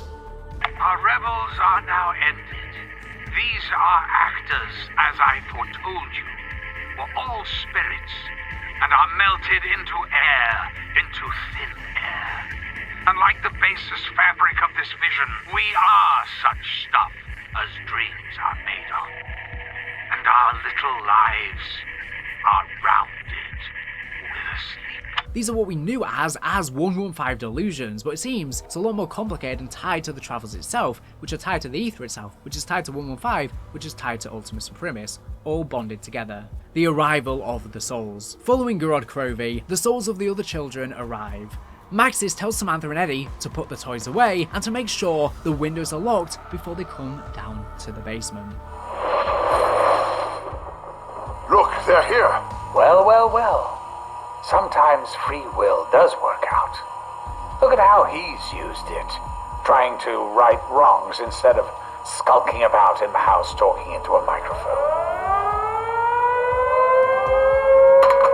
Put the toys away, children. Make sure the windows are locked before you come down to the basement. Good call on the windows there, Max. This whole process can get a bit messy. The children reborn. As each soul arrives, Monty transforms them into their younger selves and returns their innocence. Every time there would be a severe fracture in the universe, the Apothecans and other evils would try and use this for their advantage and, with the weakened veil, attempt to breach Agartha. Radiation would seep into this realm, bringing in nuclear storms, triggering the sirens, when Monty would then have to fight off the evil and defend his realm from corruption over and over. Day 66. The children are gone, and the house feels empty. I miss their laughter, their games. The sirens have not sounded for several months. I do believe that we may have turned the tide in the battle. But at what cost? The radiation levels from the fallout remain dangerously high. I can only pray I live long enough to confirm that my plan was indeed successful. And the dark presence that has haunted our dreams and infected every facet of our existence has finally been vanquished. Maxis tells them to shut the blinds to prevent the radiation that is corrupting the area and to call the sirens, as a great war is about to happen. The reason why Monty promised Richtofen and Maxis with the plan to have our characters' souls as children was under the guise of the claim to keep them pure and free from the corruption of the multiverse, by killing key versions of themselves that survived the fractures so they could live a supposed perfect life in Monty's idyllic, on the surface, paradise. For so long we have been fighting. Many battles, many wars. I lost only one. We have seen impossible things, cheated death countless times. I can no longer deny the possibility of an unseen power, a guiding hand, helping us to fulfill our destiny. My path is chosen, our fate is sealed. But the innocent, the children, those untainted by darkness and chaos, they can find a better tomorrow.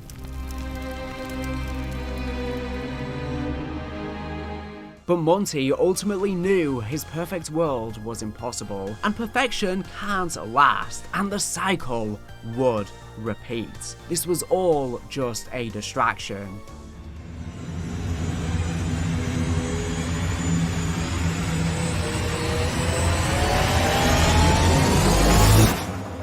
The arrival of Primus with Primus's 9th encounter and adventure. Soon after the events of Gorod Krovi, Nikolai along with the rest of the Primus crew finally arrive at the house via the MTD, bringing with them the summoning key. There, Richtofen reunites with Maxis and they all meet the children and Monty for the first time. Maxis and Richtofen destroy the MTD to ensure the house would remain safe, but letting his guard down, Richtofen leaves the soul key with the Shadow Man still inside. The voice inside calls out and whispers to Maxis, influencing him due to his lack of soul, and being recreated from just his brain, making him easy to manipulate and take hold of his physical body. You must help me. He heard voices, you see, calling to him. Only together can we prevent the destruction of your world. It wasn't really his fault. You know, he hasn't actually got his soul yet. All I got was a brain. Maxis was a bit of a wild card. I mean, you remember he was actually just a little drone the last time you saw him. Anyway, he's in the summoning key now. Buggered if I know how we're going to get him out. Maxis opens the summoning key, releasing the Shadow Man inside, whilst he himself is absorbed inside the key. Exploring his new surroundings, he opens a portal to Agartha from the Dark Aether, raising his hands in the air and unleashes an Apothecan invasion.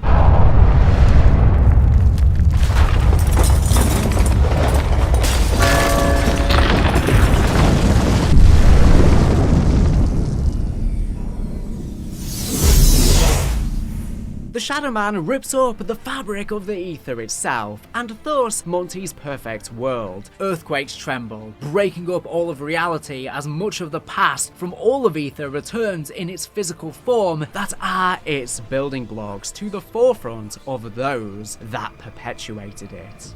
So much of the past has returned, but what of our future? We put our fates in the hands of a madman. Truly, we have reaped what we have sown.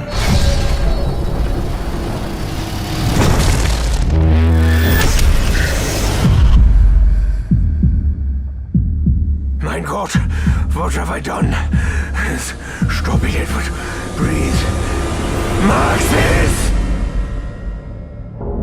We'll fight side by side, back to back, even if it's for the last time.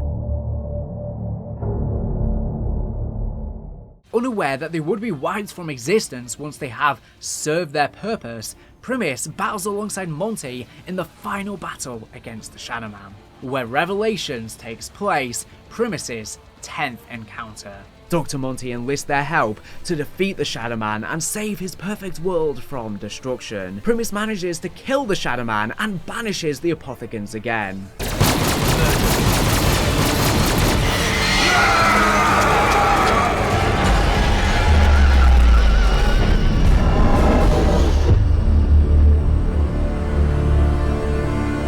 With the help of Maxis, still residing in the summoning key, he absorbs all of the souls of the children and their memories through their toys inside the key. These toys of the characters and all of the ether's artifacts, as well as the snow globe given to Samantha, serve as a physical manifestation of the ether itself.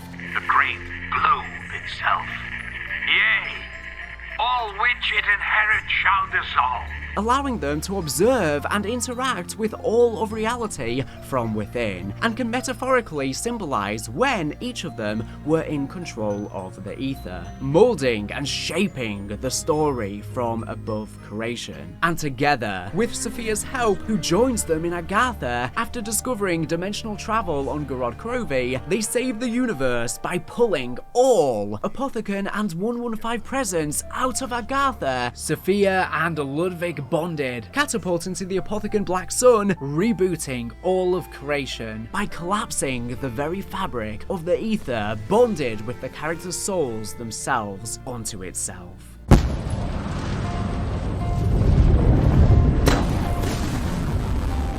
Sophia. Maxis. You know what we must do, my dear. Yes, my love. We will do it together. As one we are. Now and forever.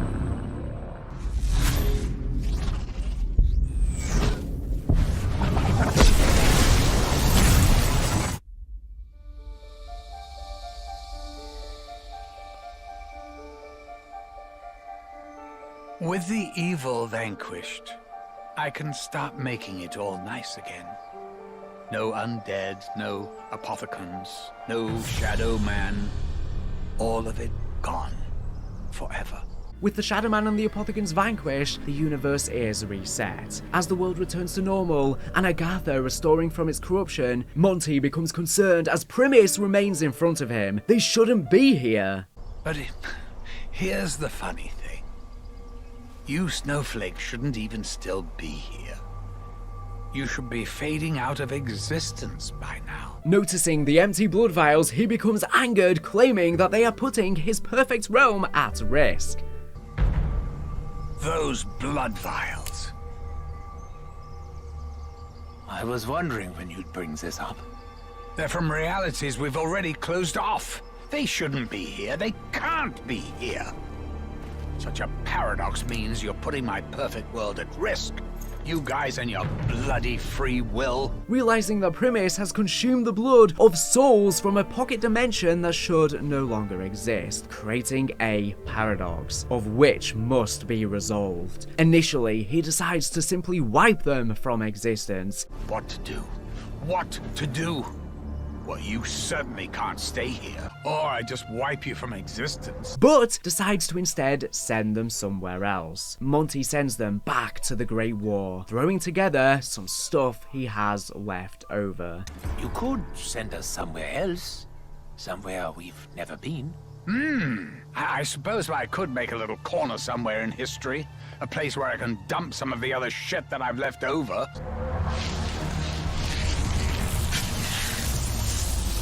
Ooh, hang on.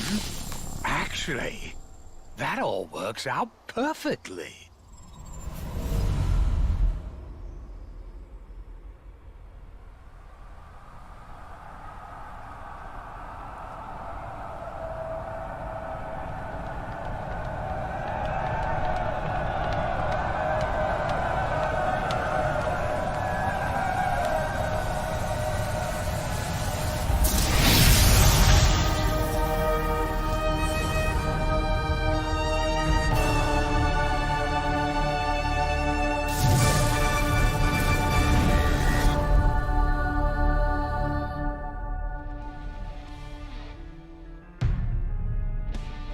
Ending up in the year 1299, where it all began in northern France, just as the war is coming to an end. And thus, the cycle continues, and Primis fails in finding a way out of this endless torment.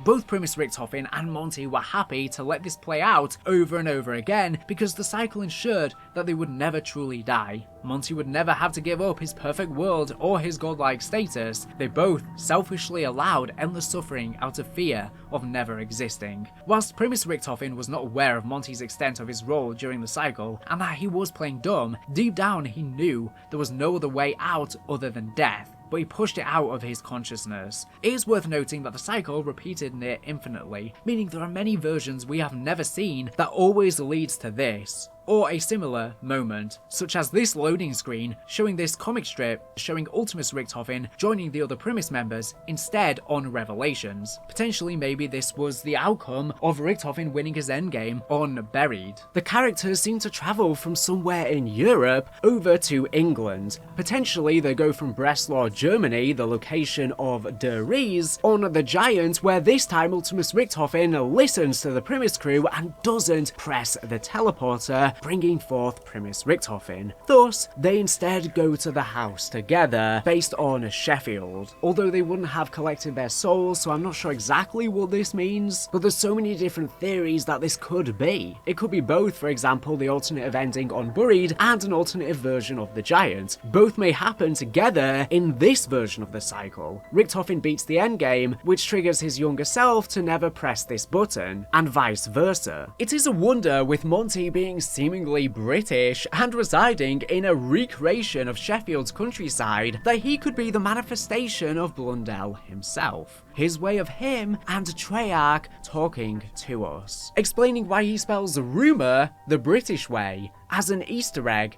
to us. By the way, I spell rumors with a U after the O before the R. That's a nice little Easter egg. In fact, it's everything. Why else would this powerful god want a life based on Sheffield of all places? In the music trailers, we see many of these alternative versions of events, with some being so similar that the ending cutscenes take place as we initially viewed them, just in other places on the maps. For example, we know there's one reality where there's a Captain Hook Richtofen, a reality where Dempsey is a woman, and a reality where everyone only has one arm. It is not all bad news, Nikolai. We may have failed in our mission, but at least there is now one less Richtofen to deal with. If it is any consolation, tell him that the first one is the hardest. I should know. I've killed at least 3 Richtofens. There was the one in the fire, the one with the boat hook, and the one... What? No one told me. Sorry. Forget what I just said. Everything will be fine. Potentially Dimension 63 is where Monty, through some stuff he has left over... I suppose I could make a little corner somewhere in history.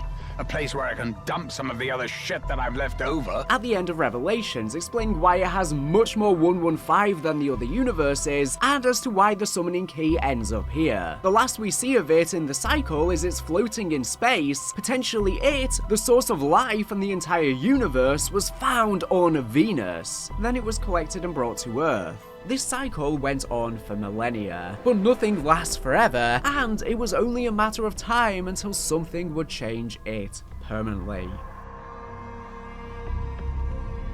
In another version of the cycle, Primus completes their objective in securing Takio's soul on Zetsubo no Shima, and with the summoning key opens a portal to the Alcatraz pocket dimension. Things don't go the same this time. There is a chain of events that must be set in motion. The broken cycle takes place. Alpha and Omega. July 4th, 1941, in the Dimension 63/Purgatory dimension, Blood of the Dead takes place. On this detour between Japan and Stalingrad, Primus travels to Alcatraz just after Victis have been sealed into cryostasis. However, something is very wrong. Richtofen notes the dimensional insertion is slightly off, indicating something has changed. Was stumbling around in total darkness part of plan? You give us the fire, we'll give them hell. Do not speak so lightly of hell. Easy, Tech. I didn't mean the real thing. Gentlemen, we are here.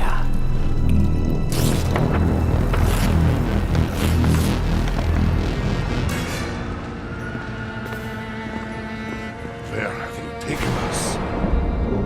We should be closer to the lab. No matter. This way, if you please.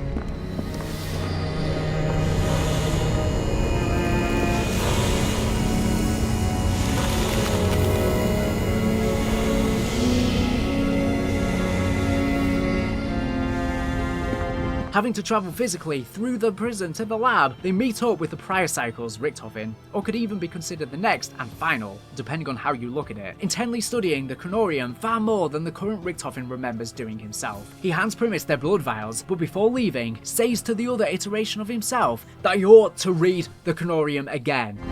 You're late.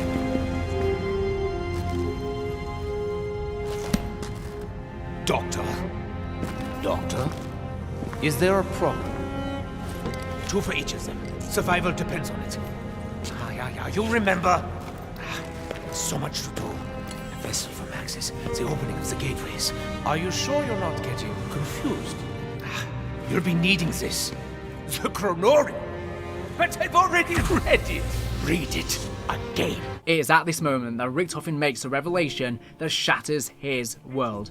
What is the meaning of this? The pages have changed. They... Our blood. Mine blood.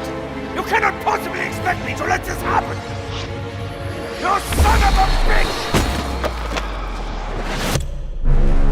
Let me guess. You're not gonna let us in on what that was about. The vials of his blood, all of the blood, no longer function as Alcatraz is no longer in Continuum. Agartha Arlington did the impossible and broke his cycle by killing the other mobsters.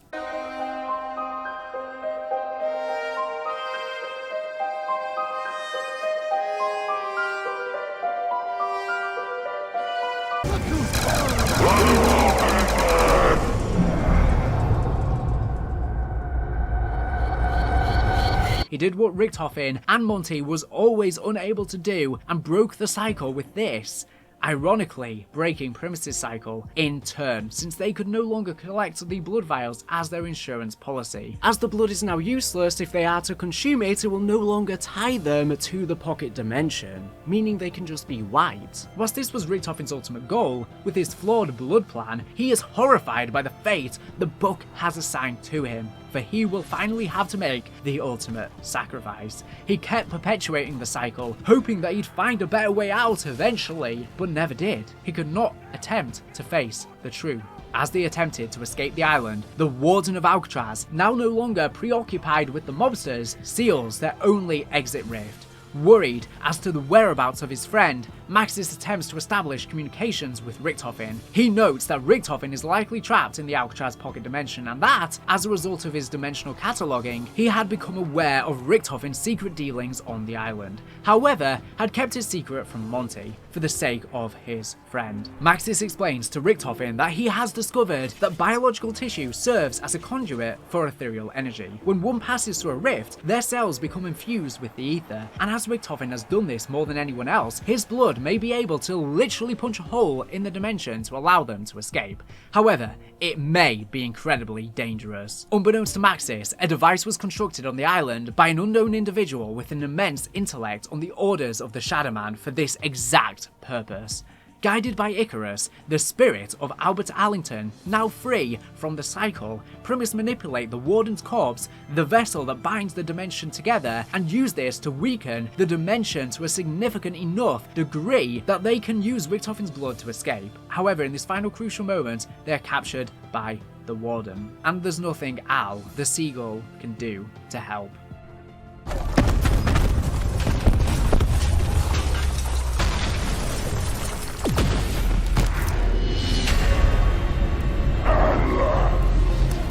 The day has arrived. 9. Impossible! What? You belong to me!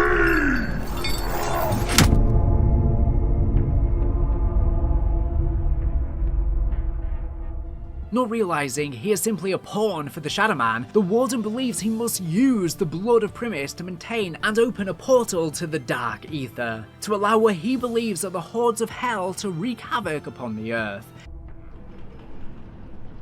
Oh, where the hell are we? Oh, jail. Definitely in jail. Yep, it's all coming back to me now. Richthofen! Oh, please don't be dead. Don't be dead. Please don't be dead! I am not dead. Thank you for your concern. Please stop shouting in my brain. Jump in, fucking Jeremiah, you're alive! Oh, woo! Man, do you have any idea how scary it is? Huh? Thinking you're gonna be stuck in a box with your own thoughts forever? Yes, Samuel. I'm afraid I do.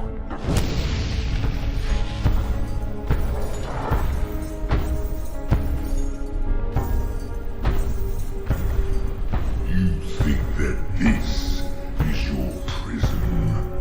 That you can repay your debt to existence?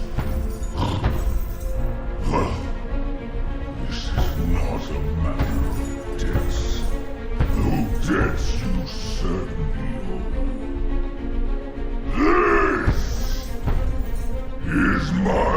my sentence. The reason I was born, and the destiny for which I have bled, and tortured, and killed, and died, again and again. It is Armageddon. This flaming garbage heap is your magnum opus. I applaud your dedication, Herr Warden, but your Armageddon is locked in here with you. Until you brought me the key, I can hear it pounding through your veins. Faster and faster. So, your life sentence begins. You will suffer. You will not die. Your hearts will beat as everlasting engines in my machine, holding the gateway open so that they will finally be free. Now rest yourselves. Soon we begin. Lights out!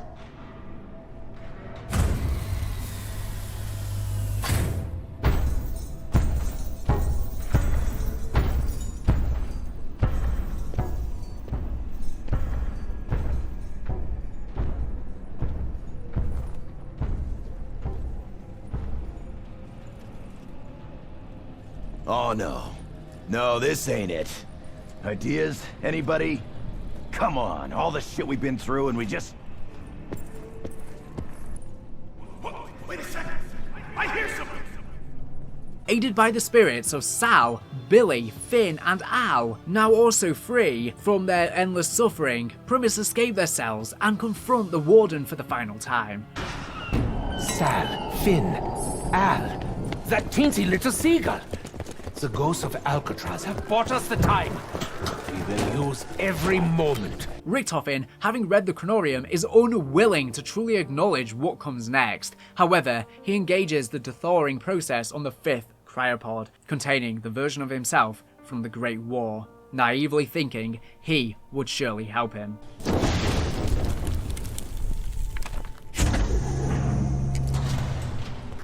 Holy shit, Doc. How many mansicles you got down here? The thawing sequence has begun. We cannot wait here. At the climax of the battle, Richtofen enters the dark mechanism to begin the generation of the escape portals, believing the alternative dimension of himself will be able to save him. Arriving just in time, the Richtofen from the Great War awakens from the cryopod. This could be the same Richtofen from the intro cutscene who warns his other self that the Chronorium has changed. He may have gone on to complete the entire cycle as he had done over millennia, but this time after being sent back to the medieval times, teleported to then place himself in stasis on Alcatraz. Whilst it is possible in every version of the cycle, Primus Richtofen placed himself on stasis to allow for this day to eventually come, I doubt that's the case due to Primus Richtofen's surprise, although he's probably suppressing that because he is so horrified he doesn't physically allow himself to accept this reality. At the same time, I doubt this happened in every single version of the cycle. Maybe just in this final cycle is where he placed himself on stasis, knowing that the cycle was now over. Or at some point in the latter end of the cycles, he started doing it in every single version, waiting for the day that the mobsters would break their cycle. But again, considering he seems shocked by this, it seems a bit unlikely. But again, maybe he just thought this other version of himself would have helped him, and he just was not able to accept that he would betray himself to save the multiverse. If it was just the final cycle where he placed himself on stasis and he realized the cycle was now broken, this most likely was able to happen before the Weasel broke the cycle, so the blood still had a purpose. The Chronorium could have warned him the Weasel was in the process of breaking the cycle and hurried to get the cycle done.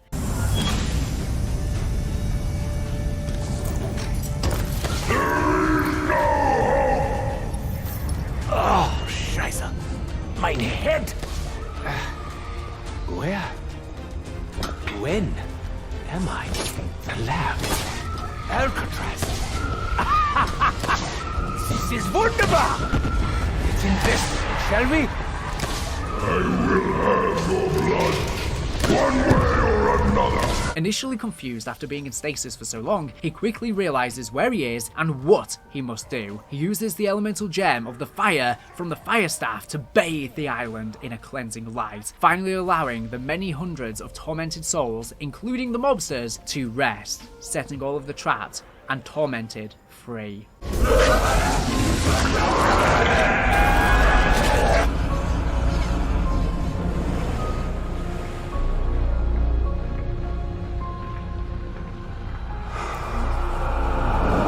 Listen to how the spirits sing. They are free of this realm.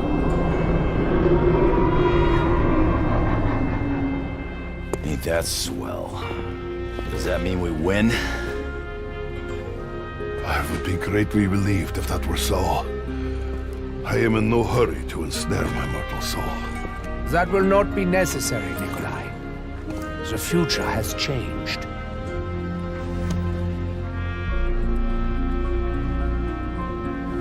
The Chronorium? Read it. Learn of your true calling. You must keep your soul. It will be needed to defeat Dr. Monty.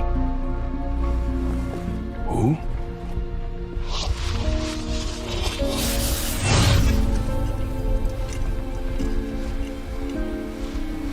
Hello? Hello? I am still here. Wait! Vanguard. What have I done? I honestly thought you were going to let me bleed to death. It was so sad. The cycle is broken, Herr Doctor. As such, insurance policies are no longer needed. I wish I could tell you I was sorry, Edward. But I'm not. No. No, you can help me. You're a doctor. Wait. Don't you know who I am? I have been witness to miracles and calamities. Dimensions born and collapse. I walk a path no other can take. No!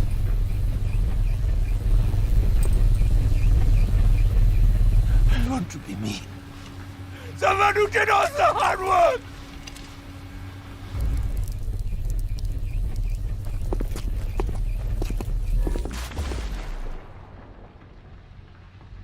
I wanted to keep going. This me was racist. You won't even remember.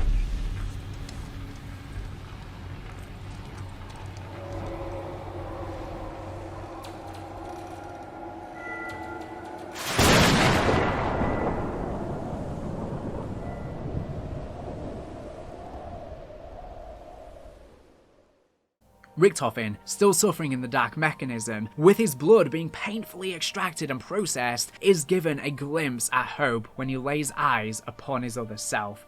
Before it is destroyed, the Great War Richtofen smashed the blood vials of the Good Doctor and explains that the cycle is broken. He says he's not sorry, and he is fully aware of his own egotism surrounding the blood vials, and through his friendship with Pablo, now understands the misery and sacrifice that this egotism has caused. Just as fractures rewrite the past, this event cannot occur logically, and there cannot be two Richtofens coexisting in this manner, and so the memories of Primus are rewritten. To them, this martyred Richtofen never existed.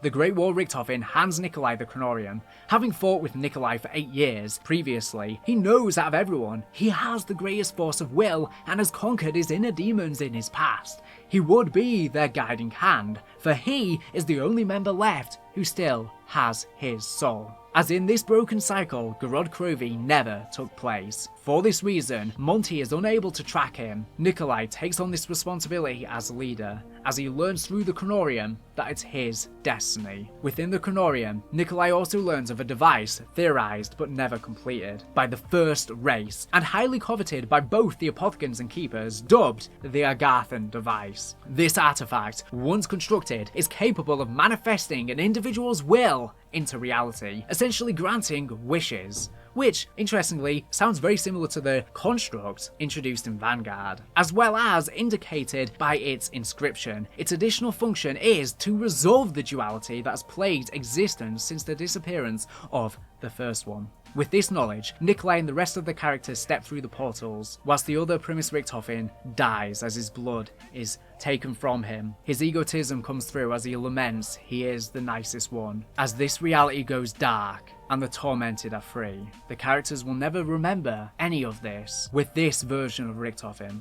Meanwhile, the Great War Primus Richthofen takes a quick detour to change his clothes to what we are used to. Not sure why, but that for some reason happens, before we see them next, when, on November 5th, 1963, in the original timeline, of course, Classified is taking place. But Primus then arrive here, in this broken timeline, at Groom Lake, recruiting the now reunited Ultimus to join in fighting the Great War and defeating Dr. Monty. They are shocked to see this other version of themselves, and they all stand side by side, prepared to take on what is next. If the cycle wasn't broken here, they would have been stuck in there for a hell of a long time like they were before.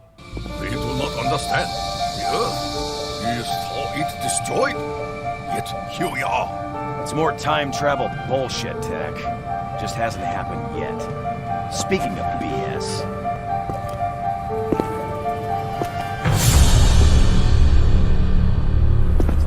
How the hell did you get back in your body, Doc?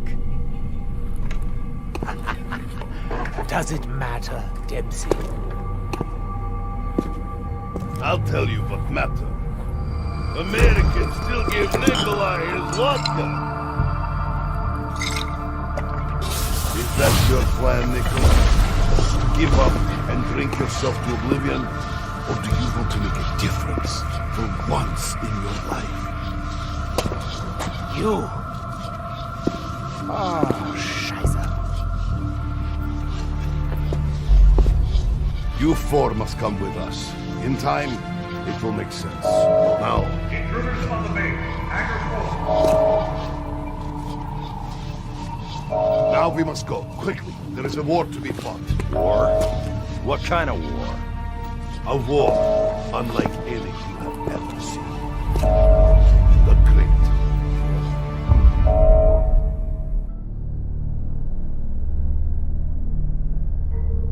A little learning is a dangerous thing. Drink deep, or taste not the Pierian spring. So goes the poem. I understand its meaning.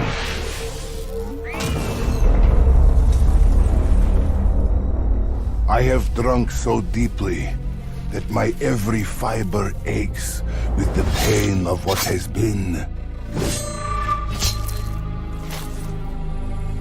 And the pain of what has yet to come. I fear it may drive me insane.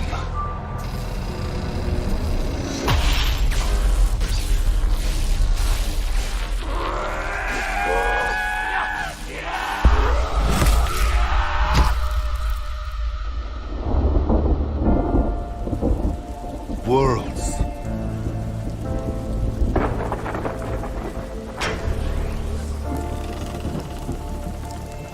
Wars. Souls. All torn asunder by the journeys our madness has wrought. It is only now that I understand the path of bloodshed and sacrifice that lays ahead. And how such knowledge must have gnawed and clawed at the German's mind. I pity him. From this day on, it is my burden to bear. I know what must be done, and who must do it. May they all have mercy on my soul. In the cycle, this post-moon version of Ultimus are just left there to rot basically forever, with Primus never coming to rescue them. The other version of Ultimus currently fighting on the map are completely unaware there's another version of them from their own future not so far away. Sometime between July 6th, 2025 and September 2nd, 2025 in the original timeline, Alpha Omega takes place. Of course, this creating another fracture, the same with them going to Classified, but we don't have the names of these fractures in this broken cycle and they don't exactly last long. Arriving at Broken Arrow's Camp Edward at some point in 2025, prior to the rockets impacting the Earth, Primus and Ultimus set out to find the elemental shard. Eventually gaining the trust of the base AI, Rushmore, Primus and Ultimus defeat Purnell, now calling himself Avogadro, and recover the elemental shard. My ammunition supply has run out. Here is Takio. You only made me stronger. I would have been fine with a stripper popping out of a cake, but not this. Voice reverberator. Director Purnell, is that you? Cornelius Purnell was a mortal name. It cannot encompass what I have become. If you must call me something before I destroy you all, call me Avogadro. Warning. Threat level mainline. Entity has escaped containment. Failsafe protocol enacted. All personnel duck and cover. This is not a drill. Nuclear detonation in 10, 9, 8, 7, 6, 5, 4, 3, 2, 1.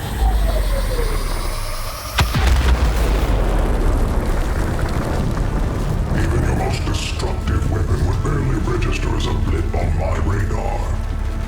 Know this. You mortals will not claim the shard. It is I who will enter Agartha. I am the new dominant life form on this world. You hear that? We have him now. Go to the central panel to initiate prisoner transport.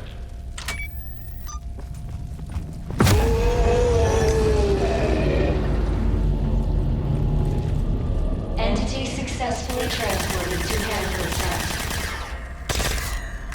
Rest easy, my friend. Avogadro is now safely contained in a Broken Arrow facility in Washington State. He's their problem now. We won, because that's what Americans do. We win! Victory is rarely improved by gloating. You are now free to take the elemental shard. On behalf of the President of the United States, the Broken Arrow program, and a grateful nation, please accept this shard as a symbol of our appreciation for your honorable and faithful service.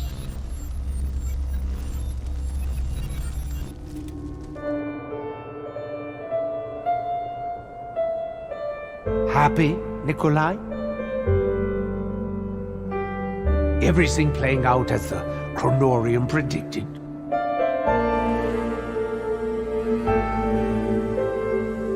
We have what we came for.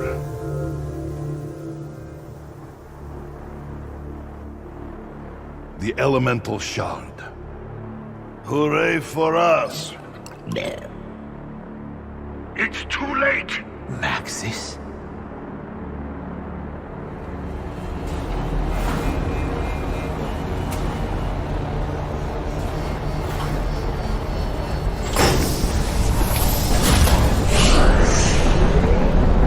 He knows what you're doing!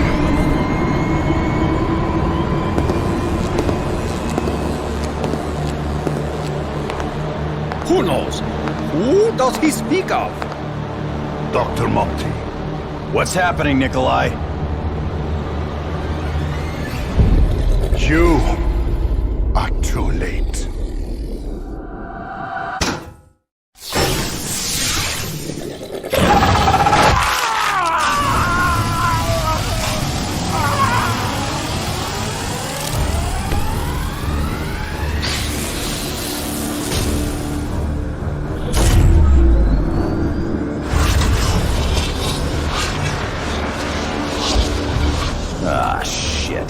That's all we fucking need.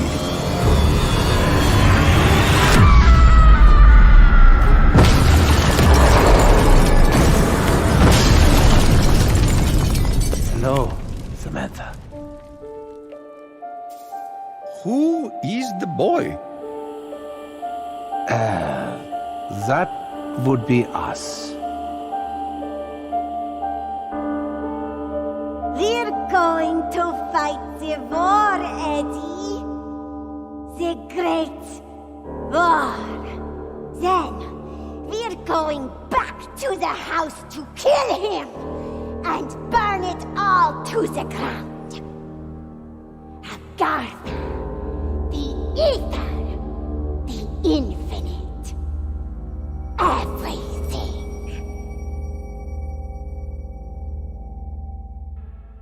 Whilst this occurs, Maxis attempts to make contact with Richtofen, explaining that Monty is becoming incredibly anxious as they should have already reached Stalingrad by now. Coming to understand what Richtofen was planning, Maxis feels he has no choice but to get Samantha and Eddie out of the house and tells them to come down to the basement for fear of what Monty may do to them. As he locks them within the teleporter and activates the machine, Monty murders Maxis by consuming him, unveiling him to look pretty much exactly the same as the Shadow Man. Interestingly, Eddie and Sam coming down to the basement is probably right after they were told by Maxis to come down to the basement in the Origins ending cutscene. Make sure the windows are locked before you come down to the basement. Of course, in the cycle, this is right before the other versions of these souls arrive in the house at the end of Gorod Krovi. But in the broken cycle, this may be right after the cutscene as well, both taking place right afterwards with two strikingly very different events. Eddie being in the house earlier than the other souls meant that, during the broken cycle, he was there to escape Dr. Monty's clutches in the house alongside Samantha right after Ludwig Maxis was eaten, meaning only he and Samantha were the only children to ever enter the house since Gorod Krovi never happened. That explains the question of where the other three souls are. Never there. Who is the boy? That would be us. Sometime before Tag de Toten, Pablo Marinas awakes to find the Siberian facility overrun by undead. Every time he attempts to escape, he is pulled back towards the lighthouse, and starts to realise that if he can escape this, his destiny and visions were a sign that he can help Primis break their own. For he shall not just be a bystander of the Great War, but the one to put a stop to the War of the Loop once and for all. He will help Primis and Ultimus close their own stories. For this is his destiny he envisioned over and over, and why he too was sent to the Great War. He realizes that he is trapped in his own cycle, not just here, but a key role in the overarching cycle like the rest of them. Sometime after January 1st, 1964, in this fractured original timeline, Tag de Toten, arriving in the forest, Primis Nikolai and Ultimus Richtofen, now the de facto leaders of the group thanks to their combined knowledge, understand what must be done. The group begin to celebrate their journey's end, whilst Nikolai takes Samantha aside, explaining that when the time comes, she is the only one who will be able to end this madness once and for all.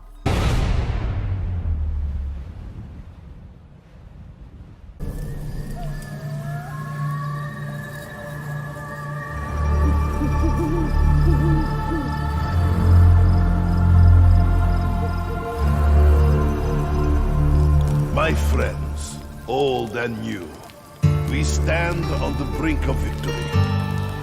Element 115, Group 935, the Hellpig Scourge, the MPD, the Apothecons, all of it will soon be gone.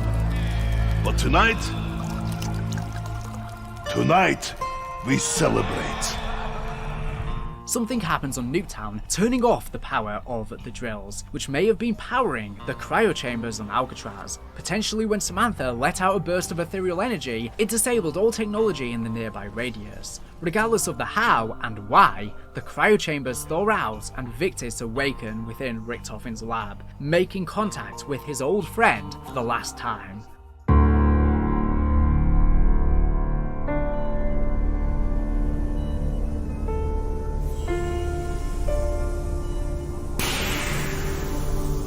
What? Are you serious? No way. Dude, that's awesome! Stu? Oh my. Someone's been busy. Your journeyman pal asked if we wanted to live. This don't feel like living. Calm down, everybody. Everything's fine. Or going to be fine. Okay? Ultimus Richthofen instructs Samuel Stullinger that they must do one last thing for him, construct the Agarthan device. Leaving through a rift, Victus arrive at what seems to be the Siberian facility.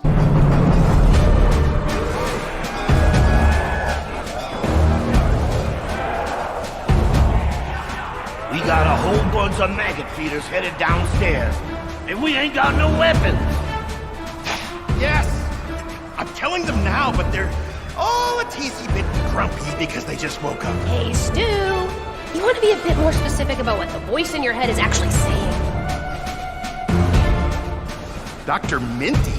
What? Is he like a bad guy? We gotta go.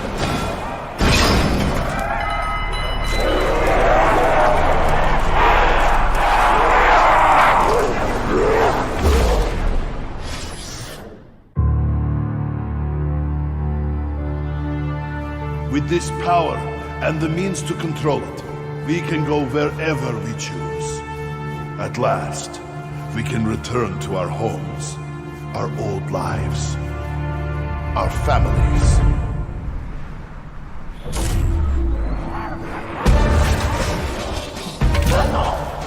I've got to be honest with you, Samuel. I don't have even the slightest inkling as to what an Agarthan device is. He didn't say you had to know what it was, Marsden, just how to build it. Trust me, guys. It won't be that complicated. In fact, my German pal says it's gonna be a schlam dunk. It's one thing trusting you, Stu. It's a whole other thing trusting your imaginary brain buddy. Russman, how can you even say that? He's the sweetest guy in the whole universe! He wants us to help save it! The universe! Thank you, Sammy. I'm moved.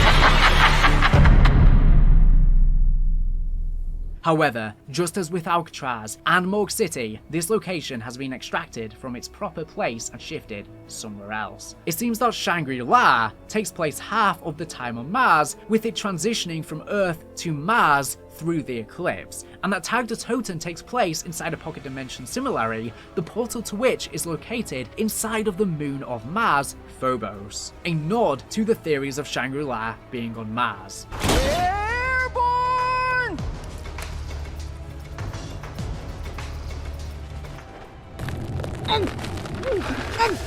Hypothermia setting in.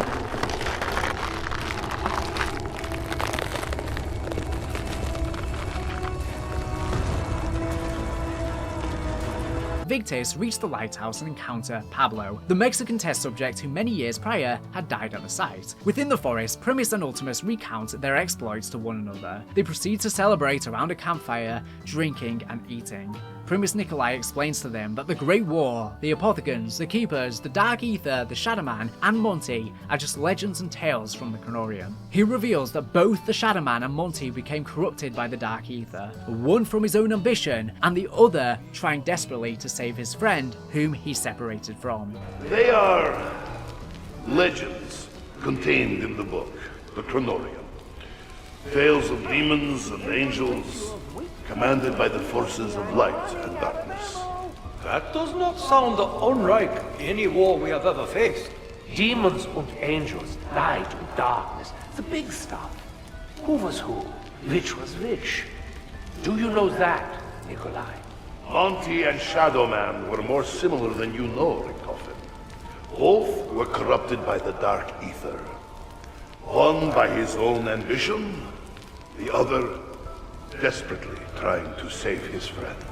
He reveals the greatest war was the war they were all fighting amongst themselves and each other throughout the endless cycle. Endless death and rebirth over and over again. Endless hordes, endless war, endless pain, endless hope, endless joy. Constant clashing and chaos amongst all that perpetuated it, just as much as their endless torment makes up the ether. In us playing, dying and living over and over again, round after round, our experience as a community makes up the ether and the Great War just as much as them, including our own communities infighting. We have lived and experienced everything, as have they, through their lenses and our own, through our own way as fans, as those who got the characters past every map and onto the next, solving Easter eggs, making theories that then get canonized, such as Samantha Amaxis herself, shaping the direction of the mode through our endless discussions on our likes and dislikes and so forth. The story and gameplay could not exist without us. We are bonded to the ether just as much as Treyarch are, just as much as Primus and Ultimus. As the characters keep celebrating, Primus Nikolai tells them to think about what they desire, where they would like to go, their hopes, their dreams, and all of their follies and victories. Nikolai explains that with this Agarthan device, they will all finally be granted the peace they deserve. Do you remember when I asked you what you really want? We remember. But why do you ask this now? Because the Great War? No. The greatest war is the one we fight against ourselves. Unsurprisingly, everyone expected Ultimus Richtofen to have a rabbit in his hat, a last-minute moment of betrayal. But, to their surprise, he lets the other characters know he does not. Well, I can honestly say I never imagined being in this position. I mean, look at us! All body! I'm not going to apologize for all the terrible things I have done, because frankly, I'm not sorry for anything. Yeah, I've had the time of my life! No, I know you'll probably never really trust me, and even now, you'll be expecting me to pull some last-minute rabbit out of a hat. A big rabbit of betrayal. Yeah, no kidding. Thank you, Dennis. I knew I could rely on you. So, do you have a rabbit of betrayal? If I'm honest, I've been expecting one since we all got together. Sadly, no. I am all out of rabbits. This saying shall forever echo throughout the Dark Aether, implying that the forest they reside in takes place within the realm itself. As the old Dark Aether saying goes, you're all out of rabbits. Was them or me? Do you know what that means? Unbeknownst to them, the members of Primus and Ultimus had their drinks poisoned by Primus Nikolai. As all but their leader drink and enjoy the merriment, Ultimus Richtofen is aware of the dark truth, and one he enables no less, as he, after all, saw all of Ether. He has the Chronorium essentially in his head, as Nikolai read it. These will be their last moments. Ultimus Richtofen plays the role he knows he must, and thanks to the meddling of Maxis so long ago, survives past death. Returning to his true, rotten form, Undead Richtofen returns. All of them, except for Primus Nikolai, Ultimus Richtofen, Samantha and Eddie, die to help resolve the paradox. Poisoned. It was their travels that fractured the universe and continued the cycle. They always had to cease to exist, but Primus Richtofen could never bring himself to accept this fate, and never wanted to die. Similarly, Monty was okay in perpetuating the cycle because it meant that he and his perfect world could continue. He tried to act like he was less aware of the blood and blah blah blah than he actually was. Purging all corruption would mean purging himself too. He would never get rid of Element 115 or all of the characters because both were physically bonded with the ether. They and all of their travels make up all of reality, and was what Agartha was a physical manifestation of. He could only ever reset everything knowing it would all come back. Richtofen and Monty were both equally responsible in continuing the endless cycle of suffering through the eons, despite the joys they may have also had along the way. Victis, through the guidance of Primus Nikolai and Ultimus Richtofen, travelled to the heart of the facility where Ultimus were forged. Acquiring the Seal of Duality, hidden there by Richtofen years before, they are sent the elemental shard by Nikolai. Now only one piece remains, the blood of the Apothecans. Communicating with the blood, they learn it is saddened and despairing. The once arrogant and primarily powerful race have been humbled, even swallowing their ancient pride and speaking in the language their betrayers had created to replace the language of the first one. Returning the scattered elements of the blood submits to Victis, admitting that the duality must be resolved. We must restore that which was separated. The vessel of the Keepers, the blood of the Apothecans, the ether that binds them. Using the machines of Jeb Brown's divinely inspired design, Victis fully powered the device, causing it to begin its final evolution. Due to the nature of the device, this also begins to irreparably alter all 115 around it, causing it to melt into a lava-like substance as it dissolves out of reality. Due to the Agarthan device now integrating the entire ether, this transformation violently scorches the realm around it, eventually reaching its final perfect state. With the duality that had plagued existence for so long and claimed the lives of so many now finally resolved, Light and darkness reunite.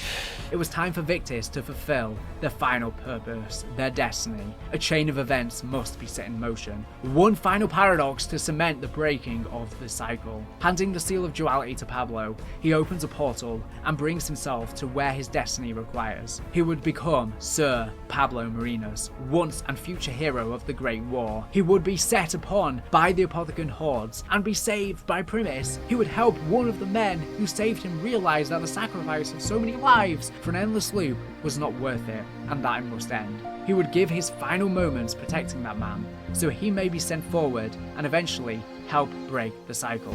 He would help to bring about the end of existence, and he would help birth it anew. Collecting the Agarthan device left by Pablo, Victis transport it to the forest, where Primus Nikolai and Ultimus Richtofen await the end. To the Keepers, the word seal means lock, and that is the device's final purpose. The summoning key, or more appropriately, the Astorth Abzorak, key to all, is used on the lock of duality, causing the infinite imbued within the summoning key by the first one to explode out, and the ether, in the form of the elemental shard, to shrivel away.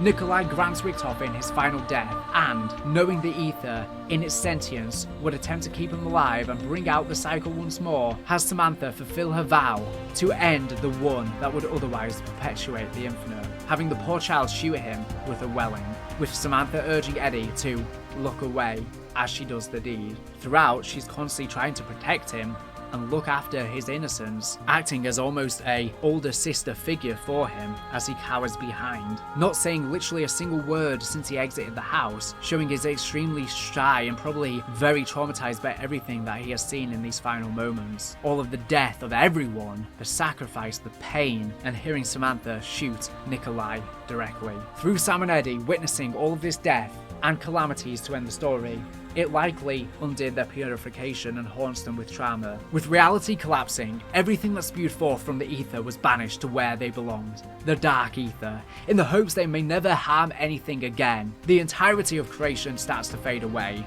The zombies, the Apothecans, Element 115, and even Monty himself, all faded into the shadowy realm, locked away. We don't know what happens to the Shadow Man. Like I said, it seems the Apothecans and Keepers attempted to restore their duality and were likely successful, but the Shadow Man was in the summoning key as it was destroyed. It's most likely that he is gone forever. With the Apothecans and Keepers seemingly restoring as one race and being cast down once again, it's unclear what's left of their factions, but regardless, in turn they were fractured throughout the Dark Aether, leading to similar, different demented beings emerging from their dust through eons more of corruption. Even Victis, they too were banished to eternal damnation in the Dark Aether, having to make the ultimate sacrifice, their lives tied as much to the survival survival of the Aether as any other. They were unaware that they would be cast down, leading them to feel betrayed by Ultimus Richtofen, who instructed them telepathically via Samuel Stullinger's ethereal link with him. What are you talking about?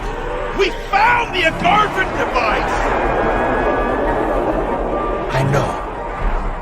And I'm so sorry. Richtofen even apologised to Samuel in their final moments, but he went along with Nikolai's plan thanks to his infinite knowledge unlocked via the Aether. He was a misunderstood man, and he always knew this day was coming, and the only way to end the troubles and endless suffering that was caused by them. Victus would describe the Dark Aether as extremely cold, and they were lost. They would try calling out to Richtofen without getting an answer. Is this thing on? Richtofen! Hey, Richtofen! You've been gone from my head a really long time.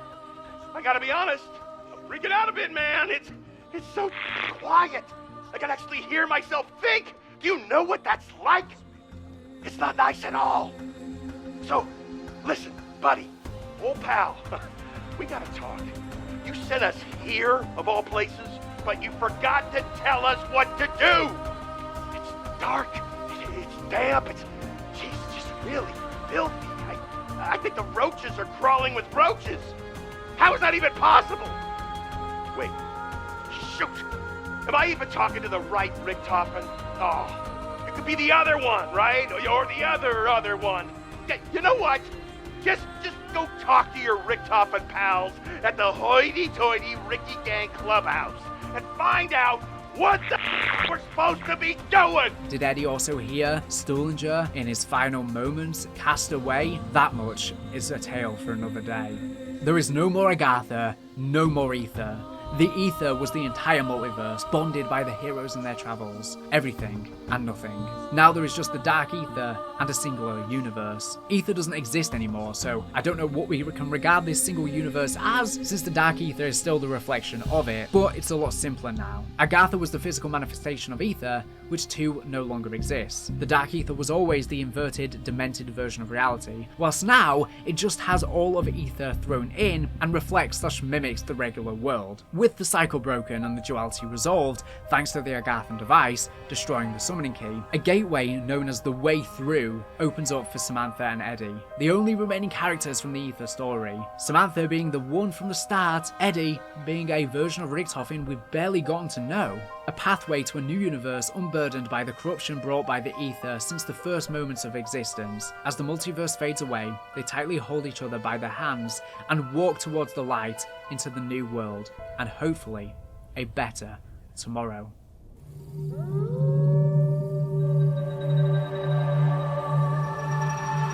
The madness is nearly over, child. But one thing remains. The one who perpetuates this madness. He must be... I wish I did not have to ask this of you, but... only you can do it.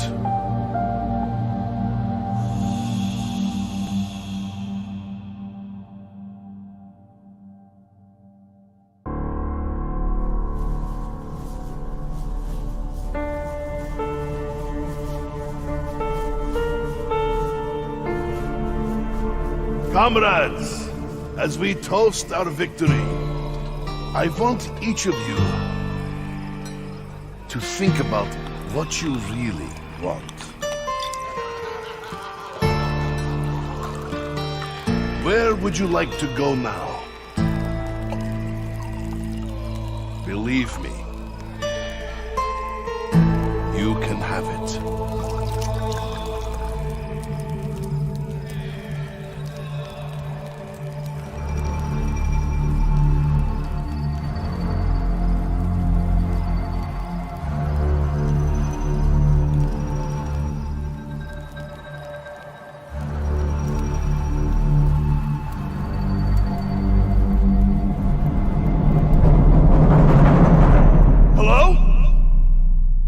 Richtofen?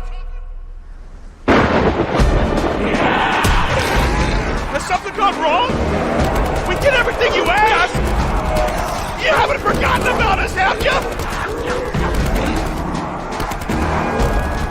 No, Sammy. I haven't forgotten about you. It is time, Richtofen. The multiverse must come to an end. The paradox must be resolved. At least, it will be quick.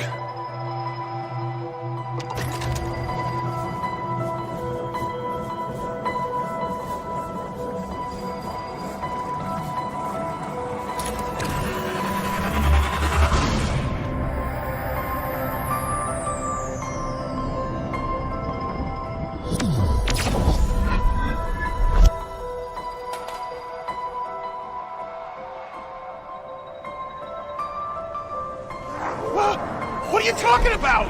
We found the Agartha device! I know. And I'm so sorry. Me too, Richtofen.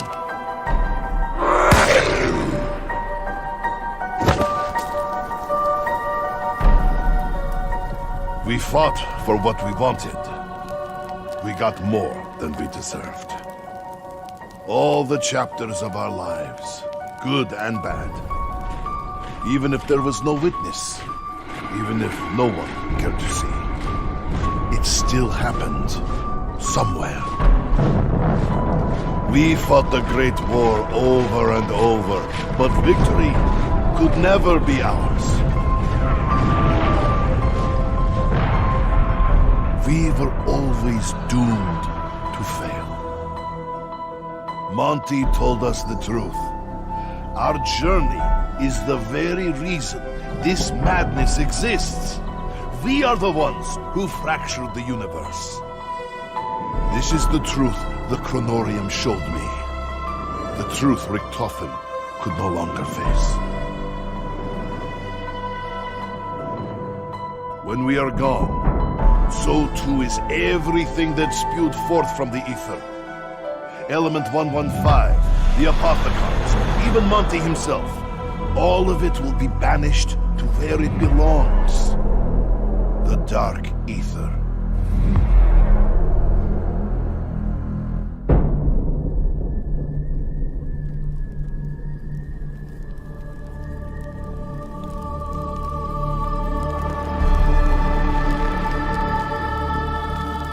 We should not be here.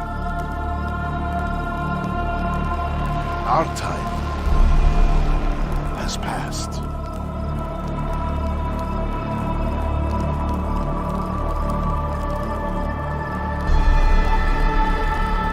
But for all the pain and torment we have endured together, as we leave this life behind, it is my hope that you know one thing beyond any doubt.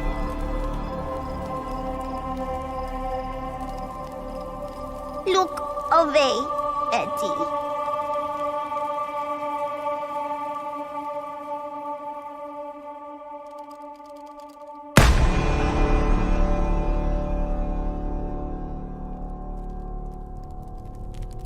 You are more than just my allies. My brothers in arms. You were my friends.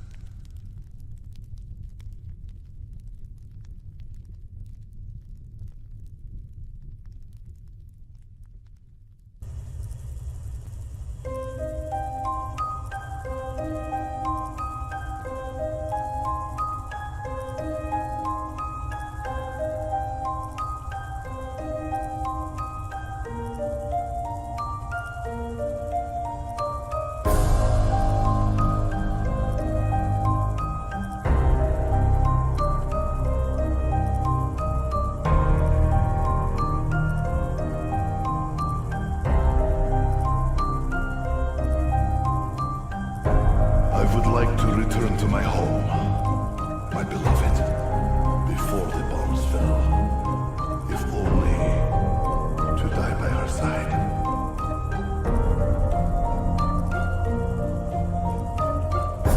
I see myself at peace, serene, sitting beneath a cherry blossom tree, listening to the joy of my children at play.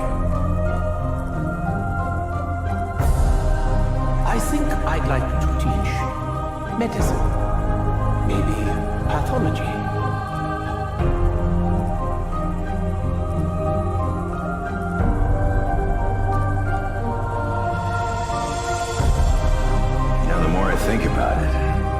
think I'd be a darn good DI. Get those kids toughened up.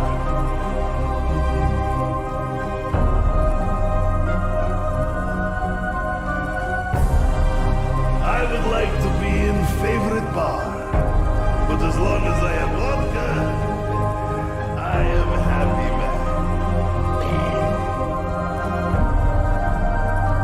I would like to know for sure that I brought honor to my ancestors and the Emperor. I should probably try to relax. Take up a hobby. Maybe I could open my own morgue.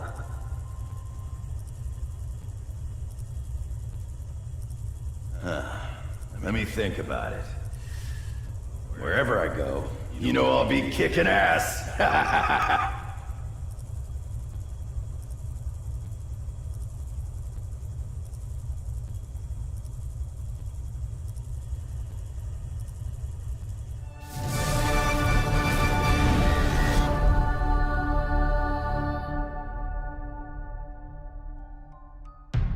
Samantha was said to have her innocence restored once this war ended in this new life, but we all know that does not happen for what's to come.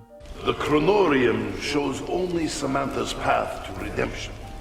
When war is over, she will be normal child again. Innocent. Same as boy.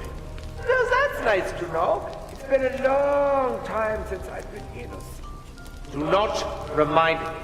Whilst the hope was that Samantha and Eddie would go on to live new lives in a perfect world, I guess it was Nikolai's mistake in throwing everything into the Dark Aether. Surely that could only mean one thing. They're not gone for good. The corruption can return. And that's where we jump into the Dark Aether Story. At the very end of Black Ops 4, our characters sacrificed themselves to collapse the multiverse and try and create a singular world where zombies didn't exist. And they were half right.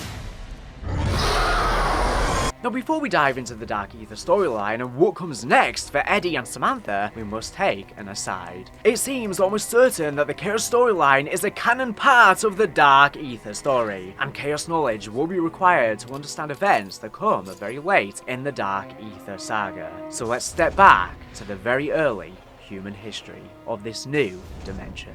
With that being said, we can now dive into the entire Chaos storyline.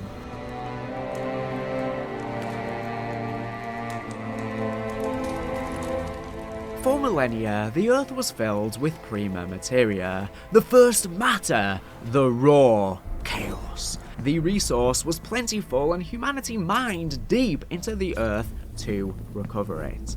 With it, ancient rulers, kings, priests, and emperors created powerful and prospering civilizations. Prima materia in Latin means the first matter, and is something that's actually speculated about in the real world that Trek based this on, and is said to be a proto-matter, being the space in between, making up everything. The resource was plentiful, and humanity mined deep into the earth to recover it. With it, ancient rulers, kings, priests, and emperors created powerful and prospering civilizations. But the power of prima materia consumed them. Their benevolence turned to greed, and they stopped caring for their people. One by one, their civilizations fell, and wars were waged. Thus, the prima materia was extinguished.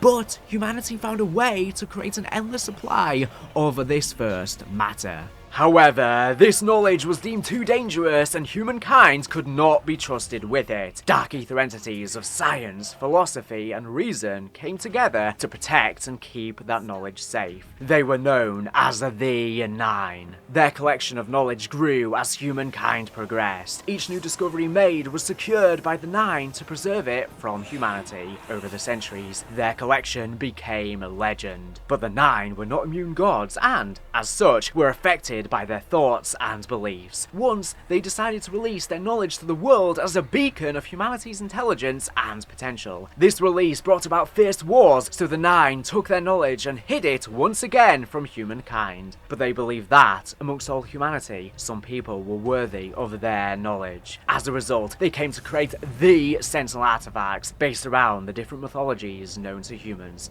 not of this world, harnessing the power of the Dark Aether. Sometime after the 2nd century BC, Perseus arrived in Delphi with his men and his mount, Pegasus. Pegasus met with Pythia and gave her his demands, activating a Sentinel artifact to prove himself worthy of taking his father's throne on Mount Olympus. When the Pythia refused, auguring disaster, Pegasus had her 2 sisters detained. Fearing for their lives, the Pythia activated the Sentinel trial before being locked to her chair by Perseus. At first, she helped Perseus and his men, but as the months went by, she stopped helping them. After the Pythia's sisters tried to escape, Perseus had them beheaded. The trial ran for centuries, and Perseus, now alone, was trapped in a chamber by the Pythia before being attacked by zombies. At some point before 500 BC, the priest was born and founded an early version of the Order, after being, at some point, killed and revived using the Scepter of Ra. I know you are afraid, my child, but you must have faith. Your fear is only a product of your imagination. Prove that you are worthy. Do it. This is your path to true enlightenment.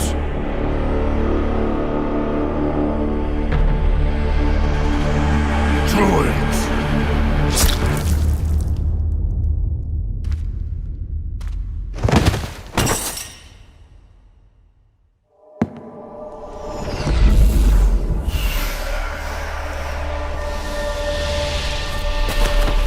The door between life and death swings both ways.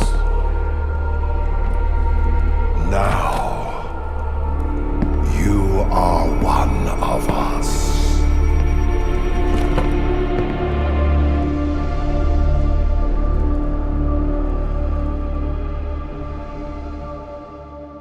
This allows the High Priest to have an extended life, surviving through thousands of years of history. Using a Colosseum in Roman-occupied Egypt, the High Priest used enslaved gladiators in an attempt to complete the trial and access the location of the Library of the Nine, without putting himself or other members of the Order in danger. The location being the Temple of Poseidon. Sometime in 500 BC, during one of the many attempts to complete the trial, a group of contestants managed to complete the trial. During the second half of the 19th century, Alistair Rhodes, a wealthy British adventurer, bought a country estate in Hampshire, England, after he learnt about Druid ruins on the land and renamed it Rhodes Manor. At the end of the century, Alistair brought his young daughter, Scarlett, to London's Natural History Museum, where he asked her to watch for anybody observing them while he was looking for an item, a black rock glistening with diamonds. Unfortunately, policemen arrived and Alistair was arrested. Scarlett was separated from her father and grew up with relatives, in care homes or amongst nuns. She did not see her father again for the next 15 years. In 1909, hundreds of dissident members of the Rosicrucian Order in England created a new cult under the leadership of the High Priest of Chaos. This iteration of the Order had noticeably much less members than the 1 years prior. The goal of this new order was to force humankind to evolve by acquiring the Sentinel artifacts and accessing the knowledge of the Nine. Alistair, who has learned about this new order and judged their intentions as nefarious, started his journey to access the knowledge of the Nine and empower humanity with it. The following year, in September 1910, Alistair travelled to Morocco to meet Bruno Delacroix, a former enforcer of a criminal gang in the Paris underworld who joined the French Foreign Legion after he had attempted to assassinate Michel Depardieu, a rival gang boss, but inadvertently killed the latter's child. This led to his former boss, Lebeau, placing a bounty on Bruno's head. Alistair explained to Bruno that his former associate stole an object he is looking for and that neither they nor their employees, the newly formed Order cult, should be allowed to have it. Bruno agreed to assist Alistair and the two travelled to Constantinople, the capital of the Ottoman Empire. They ambushed the convoy and stole a large wooden box before driving to the Basilica Cistern, with the rest of the criminal gang hunting them. After arriving at the cistern, Alistair reveals that the wooden box contained the object he was looking for, the Scepter of Ra. Alistair needed the scepter to reveal a map hidden inside the cistern, pointing to the Angkor Wat in the French protectorate of Cambodia. Unfortunately for the duo, the gang found them and Lebeau ordered the members to storm the cistern to get the scepter back before their employers. The Order arrived. Bruno managed to kill the gang members, but Alistair was captured by the Lebeau. Bruno rushed to Lebeau to save Alistair and took several bullets in the chest, but managed to crush his skull with his bare hand, killing him. Bruno succumbed to his injuries, only to be revived by Alistair with the Scepter of Ra. This is the power of Prima Materia, allowing the dead to come back, which is very important for its reintroduction. Breathing again, Bruno swore to help Alistair whenever he needed him. Only one gang member survived the encounter.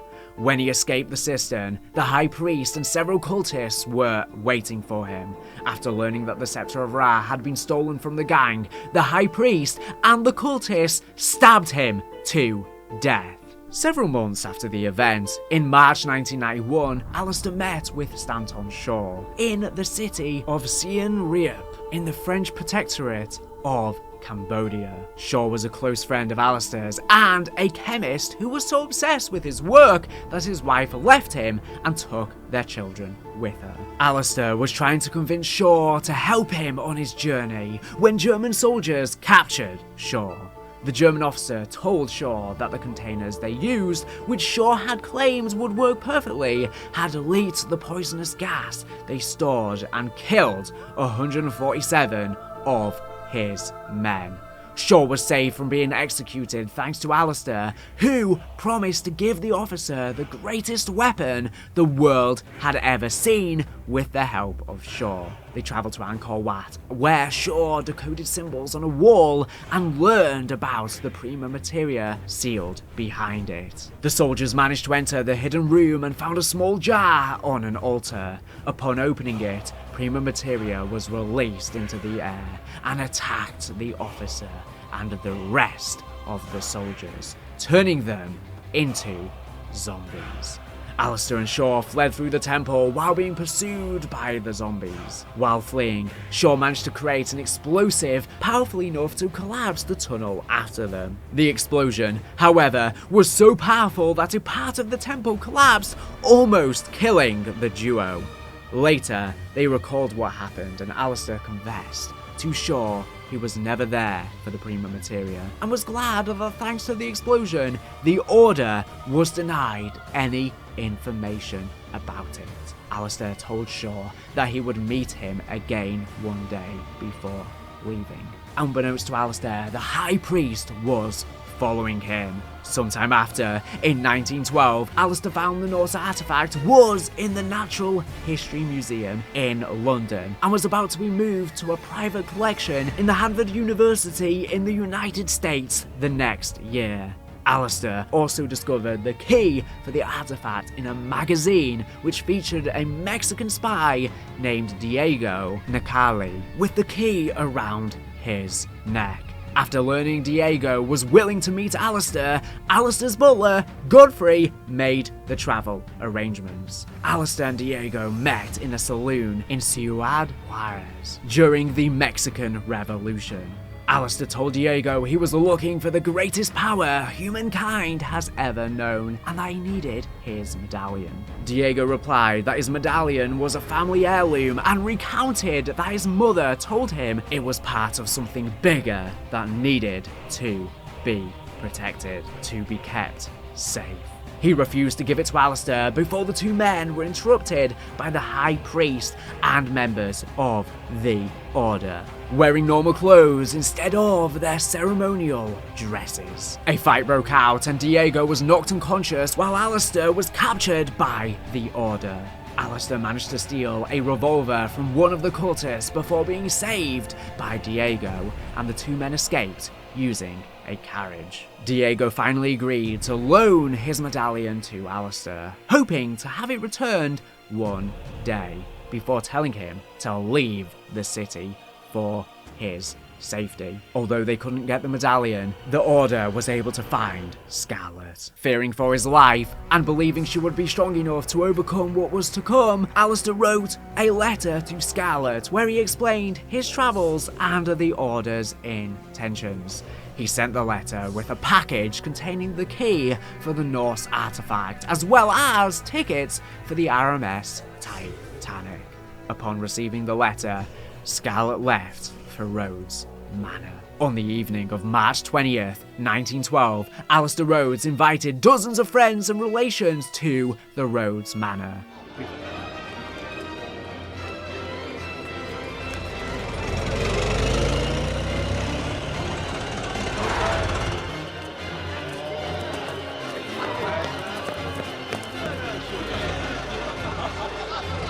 Join us for an unforgettable evening.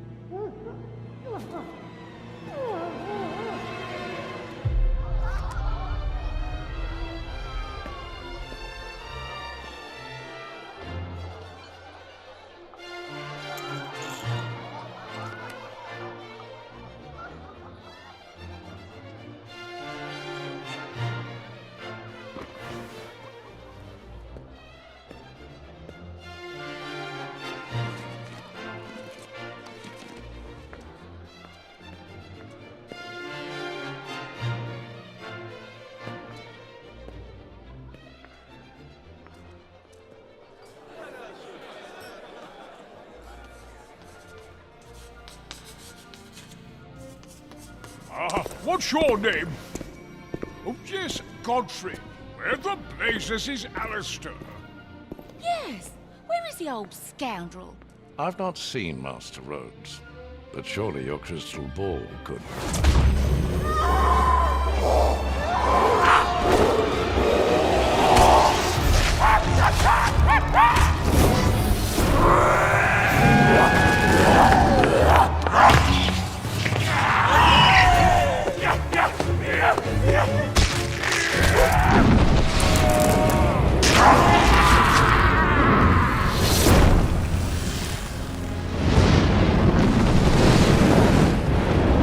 What in Lucifer's ball sack was that?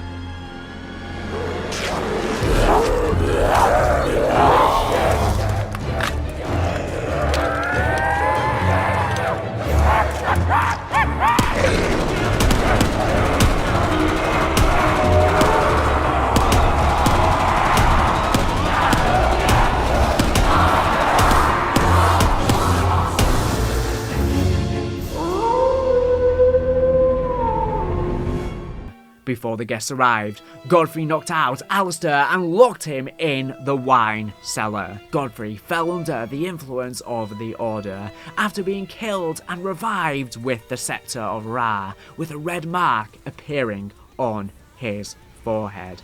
During the party, Scarlet arrived at Rhodes Manor only to be fended off by Godfrey and pursued by the High Priest and his cultists into the forest nearby. Inside the manor, Godfrey, still under the influence of the Order, started drawing glyphs on the ground before being approached by some of Alistair's guests. Gideon Jones, Christina Fowler, and Jonathan Warwick. At the same time, members of the Order activated the Celtic artifact, which was in the possession of Alistair Rhodes, starting the trial and releasing Prima Materia into the manor, turning all the guests into zombies. Only Godfrey and the 3 other guests were saved from the Prima Materia thanks to the glyphs. Outside the manor, Scarlet led the High Priest and the cultists through the woods, where she killed several cultists. She was briefly subdued by the High Priest, but managed to kill him. He warned her that she couldn't stop them and more would come. Scarlet entered Rose Manor only to find the guests, who had changed back to normal, were killed by the Order. She took a revolver and started looking for her father. I've seen some strange things in my time, but this takes the cake. Good thing you're better at shooting than fortune-telling. Now where's the bar? I worked up a powerful thirst. Wait! Did you see that?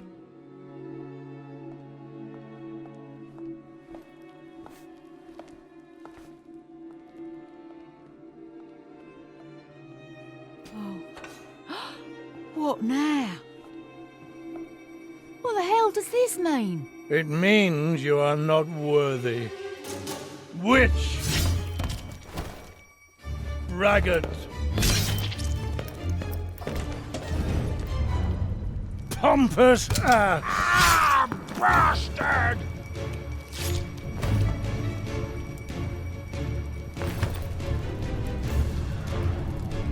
Ensure the prisoner completes his journey.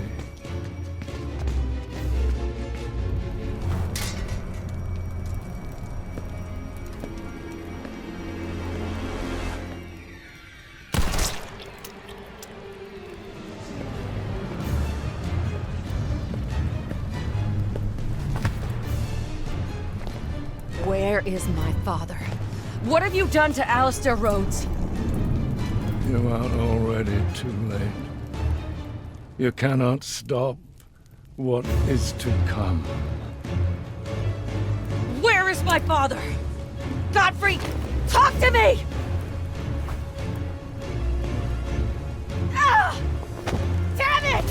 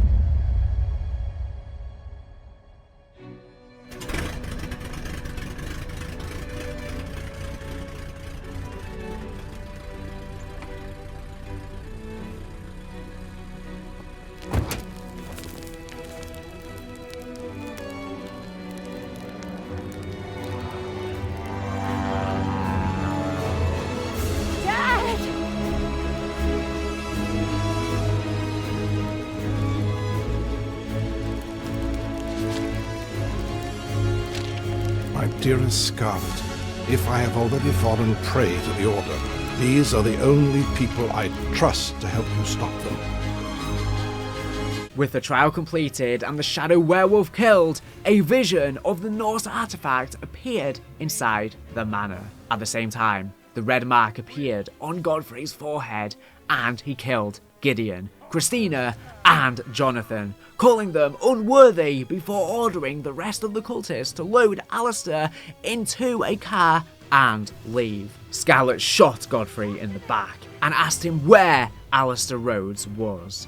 Godfrey told her she was too late and couldn't stop what was to come. During the confrontation, a fire broke out and soon all the manor was on fire. Scarlet jumped in a car and pursued the cultists. Unfortunately, her car broke during the pursuit and crashed on the side of the road. Alistair was then loaded into a plane before it took off. At some point after his kidnapping, the Order had brought Alistair to the ancient underground city of Delphi, where they encountered Medusa, who turned them into stone. In the following month, Scarlet contacted Bruno, Shanton Shaw, and Diego, as they were the only people her father trusted to help her. On April 10th, 1912, the four met in Southampton, where Scarlet explained to them what had happened that night and what they would have to do: steal the Norse artifact. They all agreed to help her find her father, and the group embarked on the Titanic. During the night of April 14th, 1912, the group started their plan to steal the Norse artifact.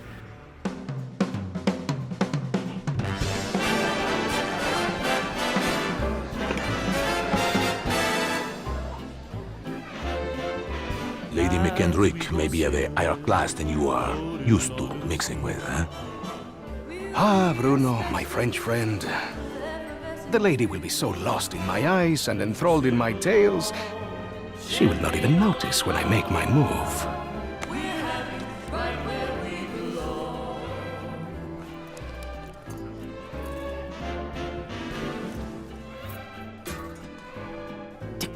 Timing, as always, is everything. While you and, Lady McBlahblah head off to do whatever it is that you're going to do, Shaw will collect the key. allowing us access to the Millionaire Suite. Well, we will deal with any unwanted guests. When you say deal with, I have to ask, how? I will launch, how you say, charm offensive. Okay, I'm with you so far, but what did you call the pipe things you're looking for? Pneumatic tubes, used for the conveyance of small packages throughout the vessel. They will carry our surprise down to the cargo room. It really should be quite exciting.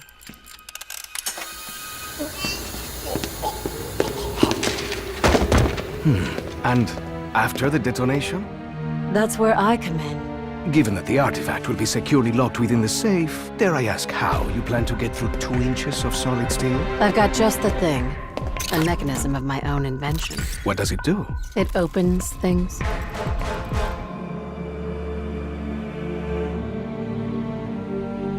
Now, obviously your father made some enemies during his travels. That's a pretty big understatement. If I may interject, I think you were about to ask if Miss Rhodes expected us to encounter any opposition. It's possible.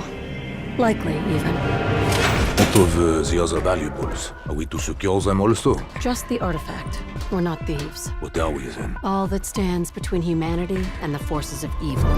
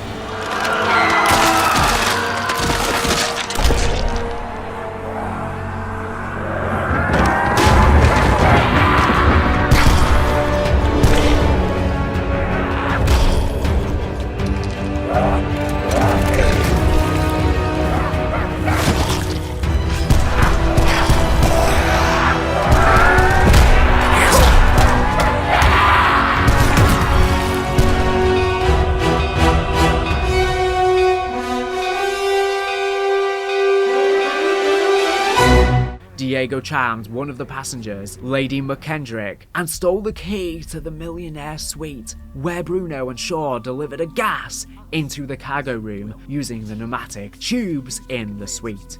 Once the guard was knocked out, Scarlet entered the room and, using a device of her own invention, opened the safe where the artifact was kept. The Odin artifact. Unfortunately, the plan didn't go as planned when a cultist, bearing the red mark on his forehead, stole the artifact from Scarlet and took the medallion. While trying to flee, he was stopped by Bruno, Shaw, and Diego, who regrouped with Scarlet. Surrounded, the cultist activated the Norse artifact but was kicked out of the protective circle by Scarlet and turned into a zombie like the rest of the passengers and crew.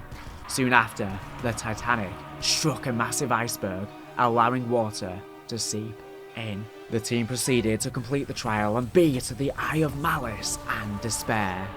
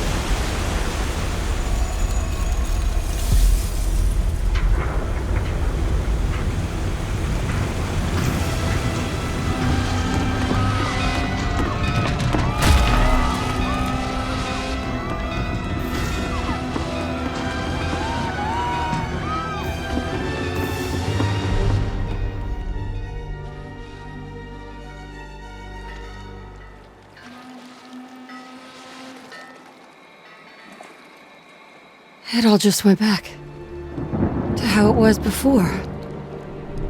No one will ever know. That apparition. I've seen it before. I know where it is. Is it somewhere you've been? No. Only in books. But I do know its location. Greece. Delphi, to be specific. Then that's where we're going next. The bad guys are there. There's a good chance my father is too.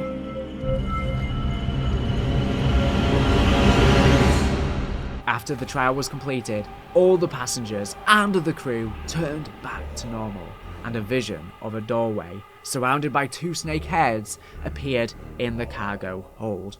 Soon after, the Titanic started sinking, and Scarlet, Bruno, Shaw, and Diego took a lifeboat. While they were waiting for rescue, Shaw recalled having seen the doorway before, only in books in Delphi. A red mark appeared on Bruno's forehead. In the following days, the team travelled to Delphi in the kingdom of Greece and ventured into a cave where they found a sealed door.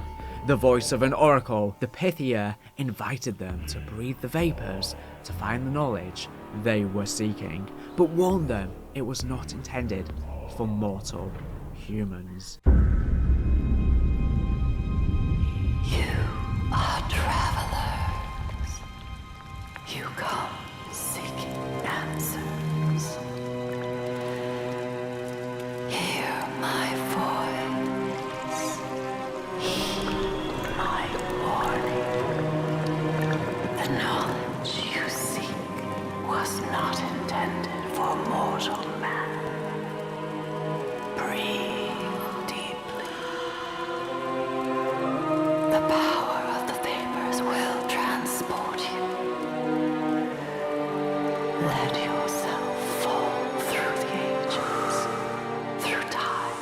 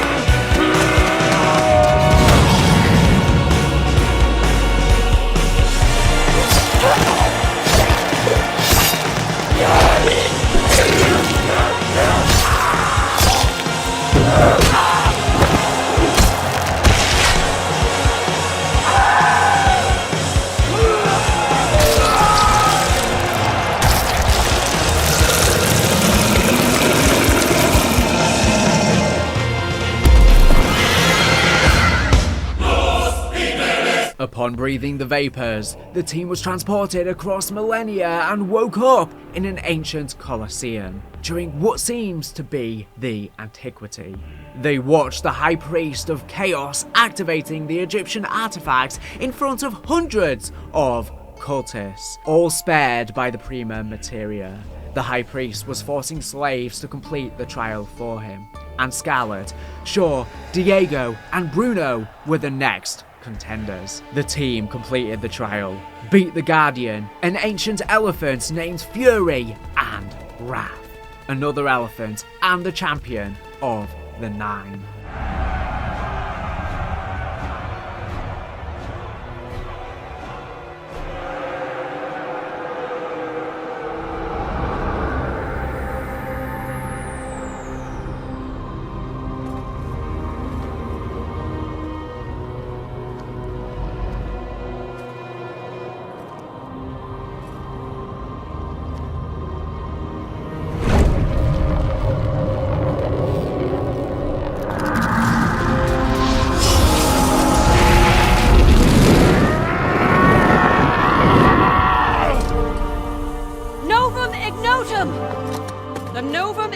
Proclamation dictates you must grant us clemency. You should not have knowledge of such texts.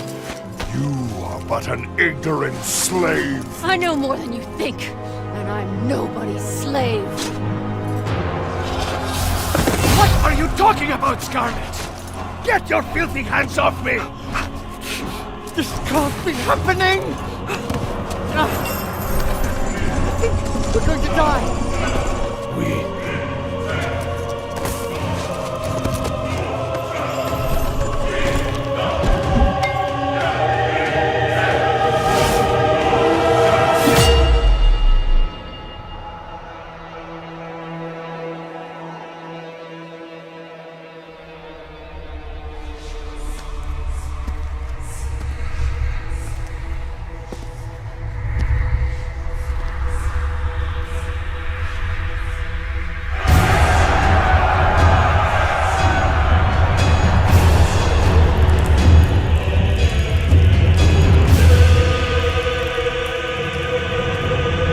Once the trial was completed, a portal appeared with the word Poseidon.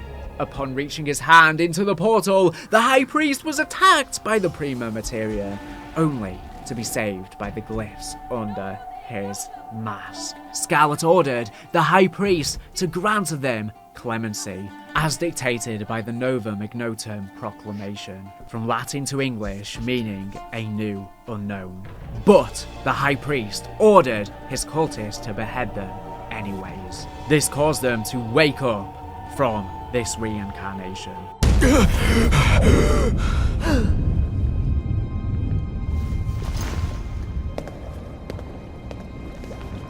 Scarlet? Did you find what you were looking for?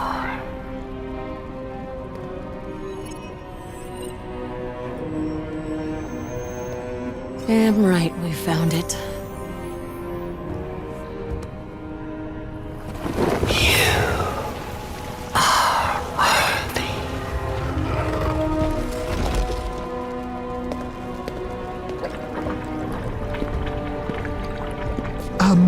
We may need this. After all, who knows where we're going?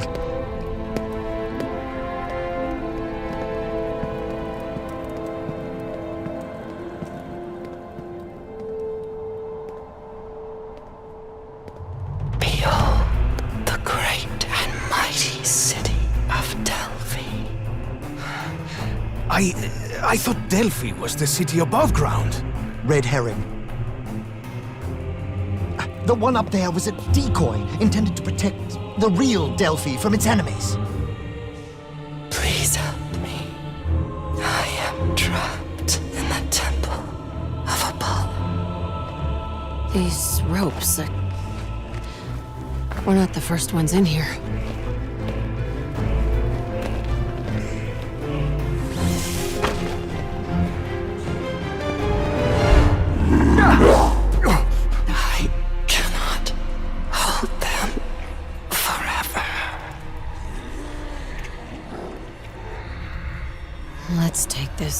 Nice and easy.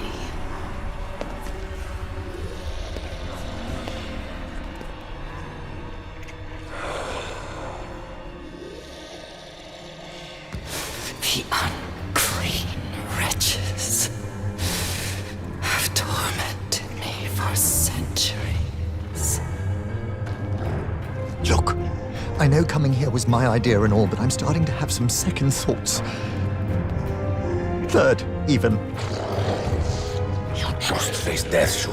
What could possibly scare you now, huh?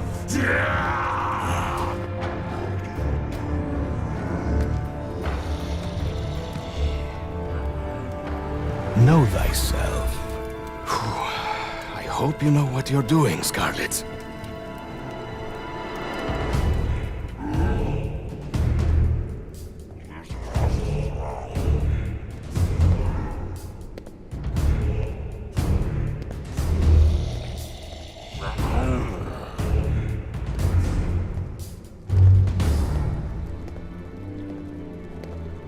Where is my father? Where is Alistair Rhodes? Just like your father, I too am a prisoner. These bonds prevent me from freeing him. Please, I beg of you, set us free.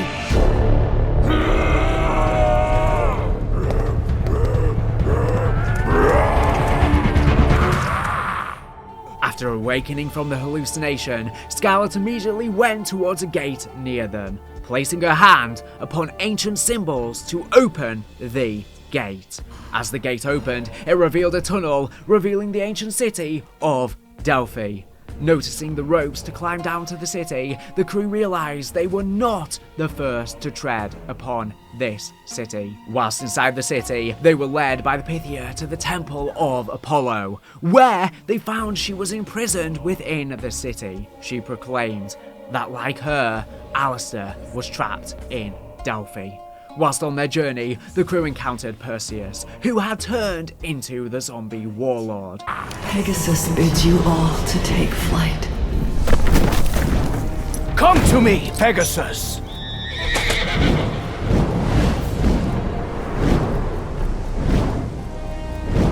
This is a dream come true! For the horse. I am about to get very wet! Or worse!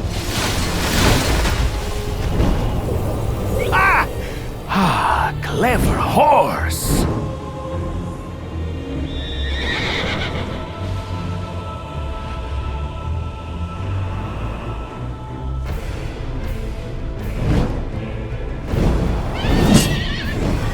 Intruders! Tell the Pythia I will not be stopped! While examining some runes, Bruno was taken over by his dark self and killed Shaw. Shaw was subsequently revived by Bruno using the Scepter of Ra, allowing the Order to take control over him as well.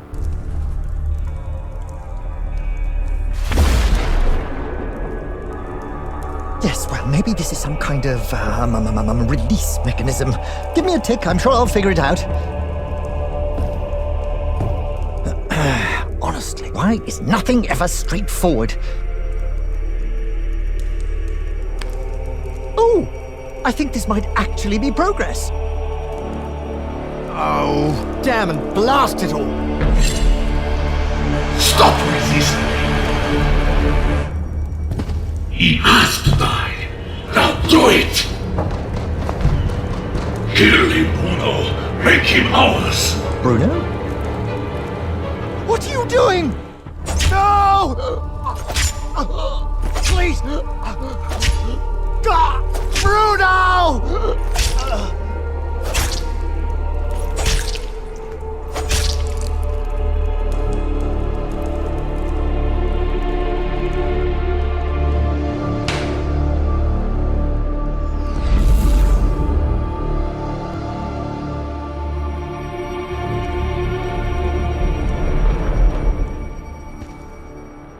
Soon after, the crew confronted Perseus, who took control of Pegasus by striking him with his sword.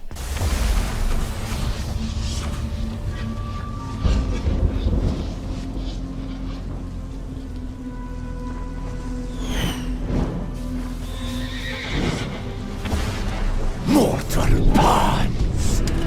You have served your purpose!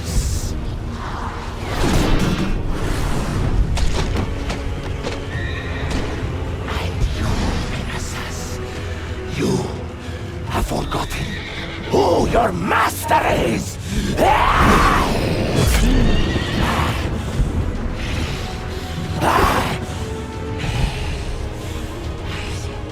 Rise, my steed! Rid me of this vermin! After killing both Pegasus and Perseus and retrieving the key, the crew returned to the Temple of Apollo to free the Oracle.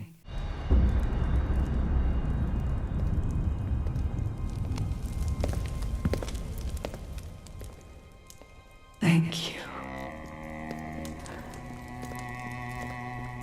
But I fear it may be too late. If I die, they will return.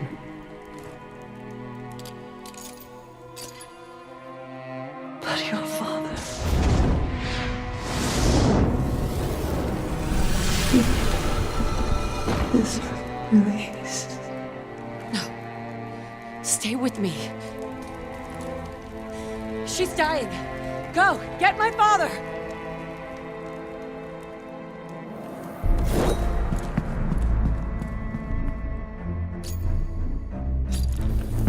Alistair!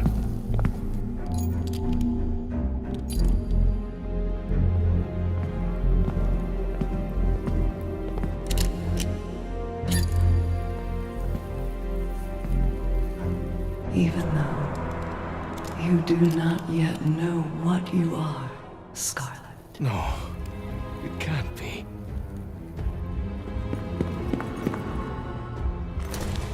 There is still so much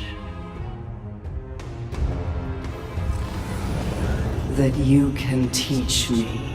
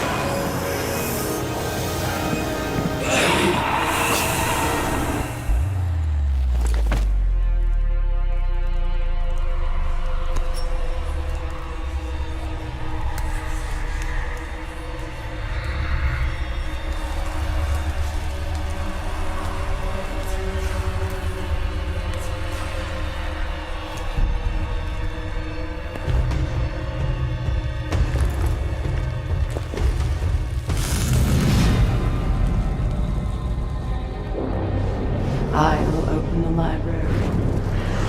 The world will be mine.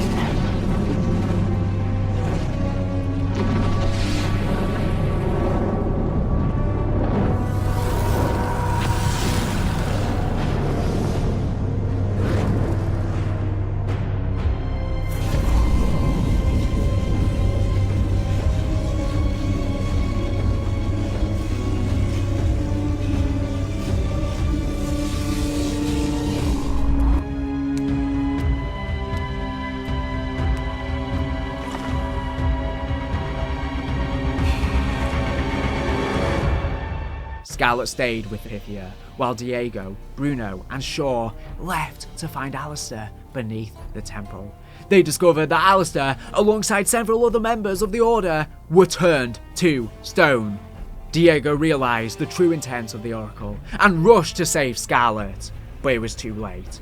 As Scarlet freed the dying Oracle, she became mesmerized by the Pythia, which allowed her to gain knowledge of all modern history through a kiss, transferring that information. Diego confronted the Pythia, who revealed herself to actually be Medusa. Diego hid behind a pillar as Medusa attempted to attack him. She then released Scarlet, now in a comatose state, before picking up one of the cultist masks and walked towards the Eternal Flame. Protected from the Prima Materia, she witnessed a vision in the Eternal Flame. As Diego hid with Scarlet behind a pillar, Medusa proclaims that she would access the Library of the Nine, and that the Earth would be hers. This cliffhanger is where Chaos would end. With the gift of hindsight and theorization since it came out, we now know that it's very likely the next map was going to be Atlantis, thanks to many hints to Poseidon. However, due to circumstances surrounding Black Ops 4's development, the story was never finished, and ended on a cliffhanger abruptly. And for years, we assumed we had seen the last of these characters. But with Treyarch's next title, the Dark Aether Story would begin. Now let's dive into the Dark Aether Story. Before we jump in, I want to use this as a quick break / midpoint as we transition from the Aether storyline into the Dark Aether storyline. And I also want to reiterate that a lot of the Vanguard section and the lore building for the Dark Aether was within the beginnings of the Aether story, so if you skipped over that section to the Dark Aether section, you're going to be missing some important context. So if you did skip over the Aether section, I will have timestamps on screen to where I detail lore that was introduced in Vanguard Zombies that is very important to the Dark Aether story, despite it happening in the past. Things will change pace here, so let's all take a moment to compose ourselves. Everyone still on board? Let's keep going. At some point, mysterious objects of great power, such as the Mystery Box and Pack-a-Punch machine, appeared in the Dark Aether without warning. These were the many creatures and artifacts from the Aether banished to the Dark Aether by Nikolai at the end of Tag der Toten. This was an eye-opening moment for the denizens of the Dark Aether, as before they had believed their reality was the only reality. At least the majority of them, aside from the Apothegons and maybe some other factions, now aware of other beings, they attempted to gaze beyond the dimensional veil, but after locating Earth, all they found were little more than cave people, clearly far too primitive to have designed objects like the Pack-a-Punch machine. Regardless, some entities took interest in the newly discovered humans and began to interact with the various emerging civilizations, though they were rather limited in what they were able to do. Syraxis, for example, appearing and communicating to them through fire and crystal balls, but unable to do much else. After some discussion, Syraxis the Shadow and Belakar the Warlock devised a way for them to cross over into the other dimension. Through objects they called artifacts, they would craft an item that would appeal to a given human culture, bind their own essence to it, and cast it through the dimensional veil. Once picked up by a human, they could bond to them, allowing the human to use some of their power.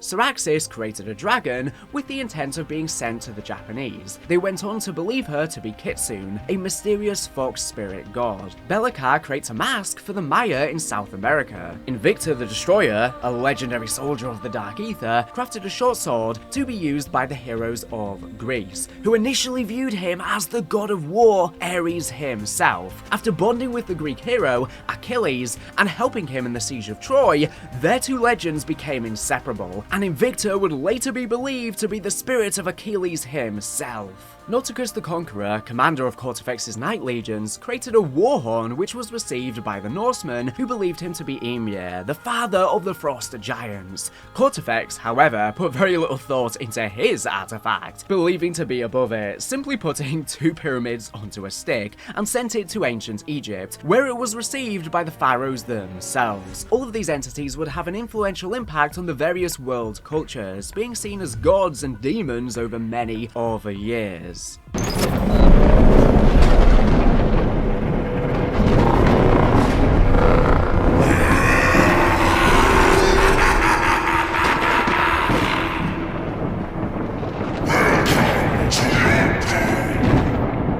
Cortifex appeared to understand the significance of prima materia, the building blocks of the entire universe, something as coveted in the Dark Aether as it was by human alchemists. In the Bronze Age, he gifted his ancient worshippers in ancient Egypt the Ra Sentinel artifact, seemingly indicating to them that he was the sun god Ra himself, and told the pharaoh that if he were to fill the artifact with shards of Tempest, memories, then he would bend the gates of the afterlife to his will. The gates of Duat. The obsession with prima materia would become a constant in human culture, with an ancient order forming in order to try and harness it. They would come to hold immense power in the ancient world, using prima materia to build the pyramids and create glorious civilizations. Cortifex's expansion culminated in the Nether Wars, his final attempt to attain total control of the Dark Aether. With Nauticus in command of his forces, he set about destroying any resistance in his path. Belikar the Warlock, chief among a clan of scholars and historians, was among the first to resist Cortifex. Similarly, Syraxis, despite having no memory of her previous life, after Cortifex wiped it, believed she could not continue her service to Cortifex and so fled the Sisters of Agony. Now, she also opposed him. As Cortifex approached the vast wilds of the Dark Aether, he commanded the nature-worshipping clan who lived within to submit to him. After refusing, Cortifex had his Sisters of Agony, now with one less member, to kill all who dwelled within, whilst his Night Legions burned the forest to the ground. This, however, was an oversight by the Deathless, as, unbeknownst to him, this clan had an ability known as the Web of Life. When one member died, their life force and power was redistributed to the rest of the clan. Unfortunately for Cortifex, one single member survived. Vakana, now the last, and she was now effectively immortal with all of this combined power from her fallen comrades. Sometime following this, at the Battle of Obsidian Ridge, Invicta the Destroyer, legendary soldier, fled the battlefield, eventually finding his way to Belikar's resistance. Cortifex, seeing Syraxis was still meddling in affairs on Earth whilst equally being a thorn in his side, set about dealing with his former wife once and for all. He crafted a new kind of artifact, a bronze mirror, and cast it through the dimensional veil to a small swampy island in Okinawa on the Japanese archipelago, familiar to us from the Aether Story as Shi no Numa. Now, without all of that history, this island was where Syraxis had first crossed over from the Dark Aether to the human world, and she often had her host come back to visit. At the time, around the Edo period, which lasted between 1603 and 1868, in the history of Japan, Syraxis was in possession of the Lord of the island. Cortifex contacted the priesthood of the island under the guise of a friendly spirit and informed them that their lord was being possessed by a demon, but they could use the mirror to free him. The priest did just this, and after forcing Syraxis back into her artifact, buried it on the island. Belikar and Vakana eventually met at the side of the latter's birth, in the corrupted lands that now stood where the wilds once were. They masterminded the plot to defeat Cortifex, involving forcing him into his artifact and trapping him on Earth. Following this, and after having seen the power that the opposition now held, Nauticus the Conqueror saw that Cortifex had no hope of winning and fled to the Resistance himself. Now alone, the Resistance closed in on Cortifex and banished him to our reality. However, in the process, they ended up doing the same to themselves. We have no exact date for this, but it was seemingly sometime prior to World War I and after the Edo period in Japan ended.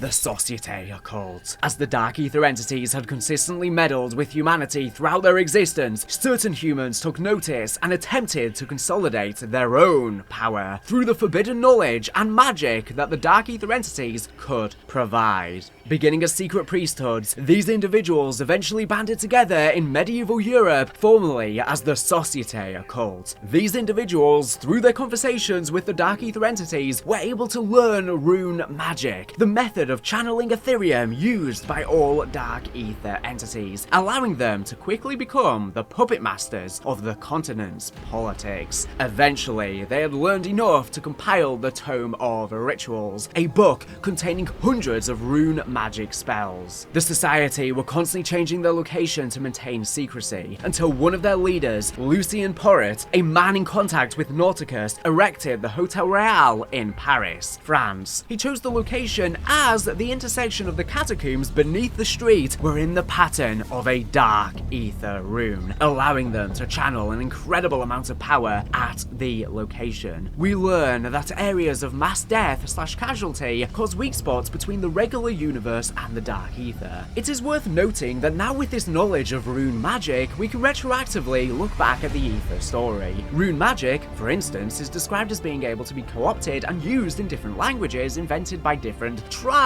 of the Dark Aether. Various examples of rune magic perfectly parallel the powers and use of the Apothecan language runes, especially in the sense that they become more powerful when inscribed at places of great suffering and death. This allows us a better understanding of how their magic functions as well as how they tie into the scale of the greater Dark Aether. We also learn through Nauticus's objective of the Augmenters. The Augmenters are worms that relate to dimensional fertility and tear holes in the lines between dimensions. These worms, like rune magic, are made more powerful at sites of great suffering and seem to thrive on negative human emotion. This, again, is extremely similar to the Gate Worms and their tortuous use in Shadows of Evil, sacrificing the Morgue City residents with ties to the crew on the map. It seems incredibly likely at this point that most of the magic the Apothecans used and were known for are in fact simply facets of Dark Aether magic in general, and they were simply our first window into a far bigger world than we once realized. This even extends to Dr. Monty, with him apparently being corrupted by trying to save the Shadow Man as well. He likely gained similar magic, becoming essentially the god of creation. Even once the Dark Aether entities had been banished to Earth, the members of the Société Occult continued to hold rituals at the Hotel Royale, allowing them to contact the entities across the world trapped in their artifacts. However, in the 1920s, some catastrophe caused the Society to split the Tome of Rituals and hide the pages. This may well coincide with the severing of the connection between our world and the Dark Aether, which made the artifacts fall dormant. That was until End Station. The Dark Aether story truly starts to begin in the midst of World War II. By late 1943, with Germany having endured her first major surrender at Stalingrad, that February, it was realized that more extreme methods may be needed in order to finally win the war for the Reich. It's so interesting that we went through endless World War IIs in the old Multiverse, and we're back in World War II again. As a result, Kurt Diebner, president of the German Jahrenverein, a nuclear science organization, was ordered to form a new research project intended to produce atomic weaponry.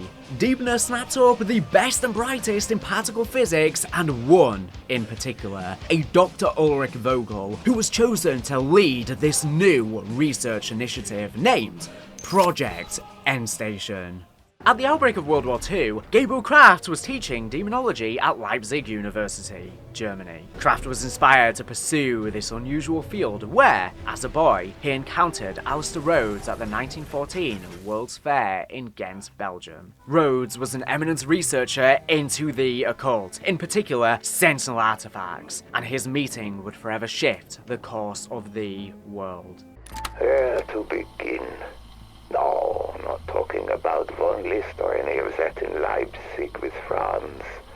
Before all of that, back to the kernel of the curiosity that led me to all this. I was a young boy of no more than 10. It was fall.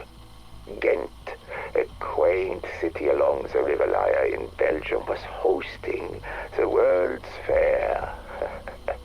The leaves dancing their way down to the water, the smell of crustaceans filling the air. It was magical. But it wasn't only the setting that drew me in. It was a reading of Francis Barrett's De Magus that set its hook in me. The power, the mystery contained in that book, the demonstrations, the commingling of physics, psychology, the normal and paranormal. Well, I had been summoned, touched by something that I couldn't explain but felt to the core of my being. From that day in Ghent, I I knew that this world was but one slice of the realities we are all part of. There is no end to what is beyond this plane of existence, no end to where we can go or what we can be. It was late when my mother found me badgering the man who performs the reading with question after question. He smiled at her and introduced himself. Alistair Rhodes. Mother thanked him and remarked how she was frightened that she may have lost me. I didn't have the heart to tell her that she actually had. So this is where he first became fond of the Sentinel artifacts, and this more magical knowledge that he went on to pursue as an adult. Kraft's expertise in demonology was not unnoticed by the rising Nazi powers, and in 1913 he was approached by SS Oberfuhrer Wolfram von List. Die Wahrheit.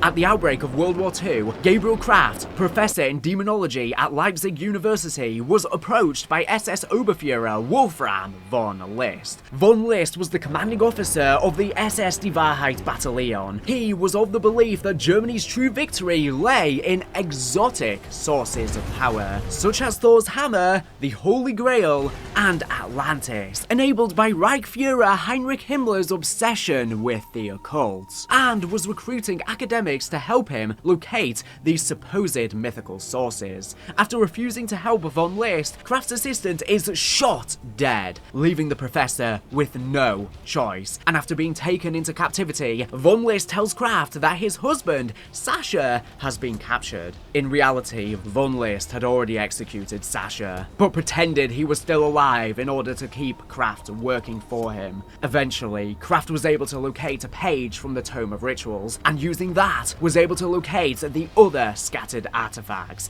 However, to his dismay, they were inactive for now. That all changed, however, when Project N Station punched a hole in the dimensional veil. Sent to a wooded remote facility in Moskow, Germany-occupied Poland, Vogel and the other scientists working under his command were given access to an experimental cyclotron, a particle accelerator with the intention of using this device to produce this new nuclear technology. By March 1944, 11 tests had ran, and all of them had yielded little. However, the 12th test would change the trajectory of mankind forever. As the process ran through, the machinery surged and became unresponsive, with the Dr. Kurtz being unable to shut the machine down. This is Ulrich Vogel, Director of Project N Station.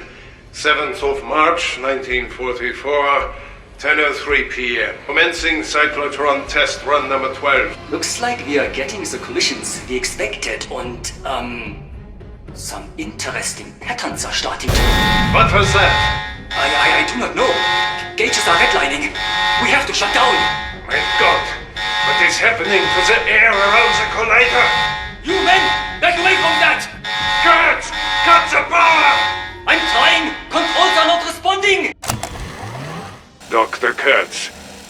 memorize the new orders, yes?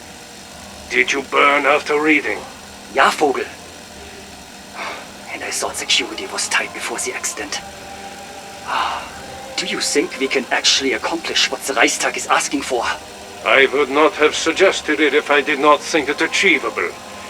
But let us guard against overconfidence. If we do not deliver, they will find someone who can. And I am not about to give up control of this discovery. All we need is to send through a few volunteers to measure the specific relativistic differential. Volunteers? Would you take on such a task? Mind your words, Dr. Kurtz. I would hate for someone to question your commitment. You are recording this. What we do now will ensure the Chancellor's dream of 1,000-year Reich. There must be a record. The two doctors were forced to watch the ensuing chaos within the cyclotron chamber. A strange anomaly manifested within the room, and all of the people within were suddenly necrotized by the radiation from the rift, becoming undead. This is the exact same location as the familiar Nacht der Untoten bunker. Considering the Nacht der Untoten bunker keeps appearing throughout Zombies and just so happens to be the spot of the first dimensional breach in the dimensional veil in this new rebooted timeline, it really makes you wonder just what exactly happened at this site to create such dimensional fragility, with the prior knowledge of great death and sacrifice weakening the veil. After the room was cleared and the undead specimens were contained, Vogel realized that somehow they had managed to breach the veil between this dimension and another. At this moment, the artifacts plundered from sites across the world by the SS division, Die Wahrheit, they began to activate, reconnecting with the Dark Aether.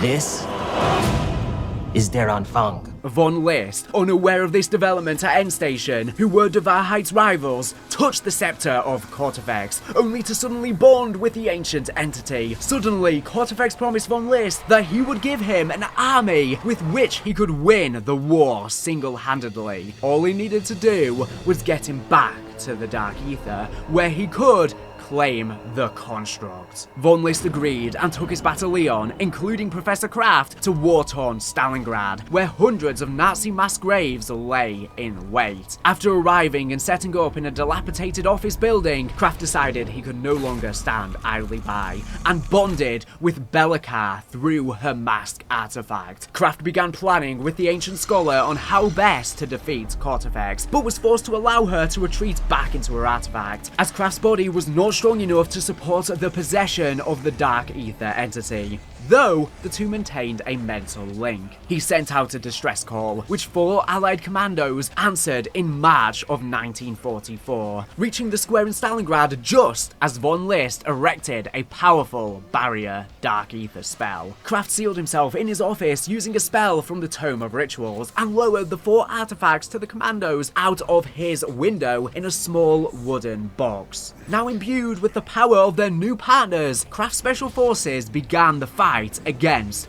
Von List. The Special Forces team were able to access multiple theaters of Die Wahrheit's operation, including Meurvielle, France, where Von List planned to rally his undead army, the Hotel Royal, Paris, where Die Wahrheit were trying to secure any last traces of the Societe Occult, the Okinawan Swamp, where Syraxis first crossed over, now an Imperial Japanese outpost and Die Wahrheit's excavation site, Shinonuma. While striking back against Von List, the Special Forces encounter a page from the Tome of Ritual, sealed in a powerful Void spell, but were unable to break through and acquire the page. Bellicar, undeterred, began sending messages into the Dark Aether, and eventually her old ally responded. Vakana, the last, makes a return. Vakana, creating an artifact so she can aid the Special Forces as well, manifests a portal that allows the allies to leave Kortifex's barrier spell and arrive at the ruins of Kortifex's temple, where Die Wahrheit had recently been operating. Terra Maledicta. Reaching the Eastern Desert in Egypt and the ruins of Cortifex's temple, which had been blown up by Devarhite, the Special Forces team took note of large Dark Aether crystals which had begun to sprout up around the area. With Vakana's help, the team were able to resurrect the Decimator, an old general of the Night Legions whom Cortifex had merged with his own shield as punishment. Restoring his spark of life, the Decimator lent the team the power they required in order to break through the Void spell and acquire the Tome Page. After the Tome Page was stolen, Devarhite transferred all remaining personnel back to the Eastern Desert. This included personnel at the Shinonuma excavation site, who promptly left for Egypt upon Von List's orders, leaving behind radio equipment, electric traps, and the experimental Wunderwaffe DG-2 developed by Endstation's Ulrich Vogel, based on calculations from Oskar Strauss from Wolfram von List's Devarhite unit. It seems they have managed to resurrect Richthofen's creation after remnants from the Dark Aether. Much of the past is returning. With Kraft receiving the page through his link with Belikar, he realizes that it points to the location of the relic mirror that Cortifex had used on Syraxis centuries ago, and that they must return to the Japanese Swamp of Death where it had been hidden. Shinonuma Reborn. Returning to Devarhite's excavations, with the excavation site left unattended, the Special Forces team set out to uncover the lost relic mirror that Devarhite had failed to find. In order to locate it, Vakana suggests restoring Syraxis' lost memories utilizing powerful rune magic. When asked about the relic that had been used to separate her from her former host, Syraxis stated she couldn't remember and that there were big gaps in her memory, including her youth in the Dark Aether. Vakana then stated there was a monolith at the swamp that could help Syraxis remember, instructing the Special Forces to find it. In the meantime, Special Forces also managed to assemble the parts to and craft the Wunderwaffe DG-2. With this, summoning an ethereal echo of Syraxis' past self, the Special Forces are forced to subdue the angry memory until it gives in and reveals Syraxis the truth of her past, that she was Cortifex's wife. Furthermore, however, the Special Forces learn of the construct and Cortifex's obsession with it.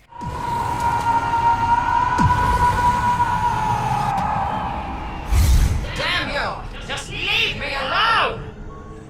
I need to know what you know. Now, spill it! Why did Cortifex erase my memories? Why did I even matter to him? You are a part of his clan, a member of the royal bloodline. You were his bride, Syraxis, his consort. No one mattered more to him. No, that can't be true. I am nothing like Cortifex. If you cannot handle the truth, then die! Oh! Oh! It's all coming back to me now! Everything! His bottomless cruelty. What he did to our child. My mind fading as he shoved that cursed mask on my face. And even worse, how could I forget the construct? That's his real endgame. He always coveted its power.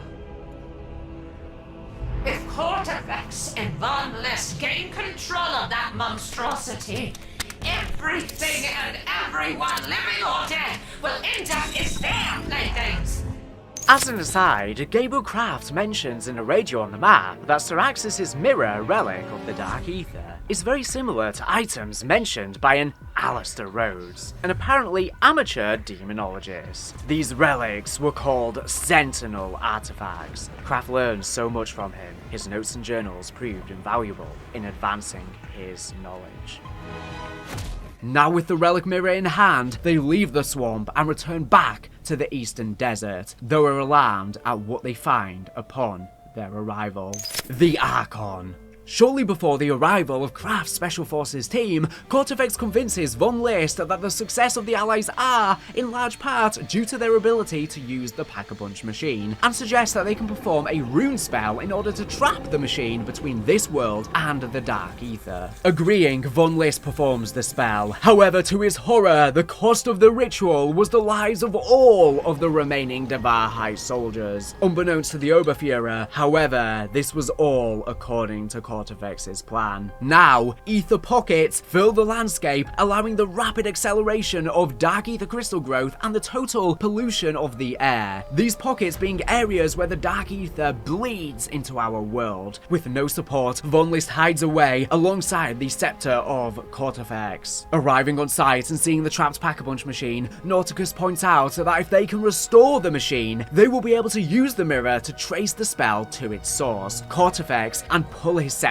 to them, finally separating him from Von List once and for all. The Special Forces succeed in restoring the machine and finally pull Kortifex to them, but are shocked to find that they have just played directly into the Deathless's hands, and every failure Devarhite has committed so far has actually been part of his grand plan to get to this exact place. No, Professor.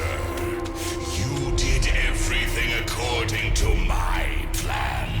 You set me free. And once the construct makes me its Archon, I will thank you by wiping this realm from existence. Wait! What about me? You never really mattered, Wolfram. I leave you to the Red Blood scum.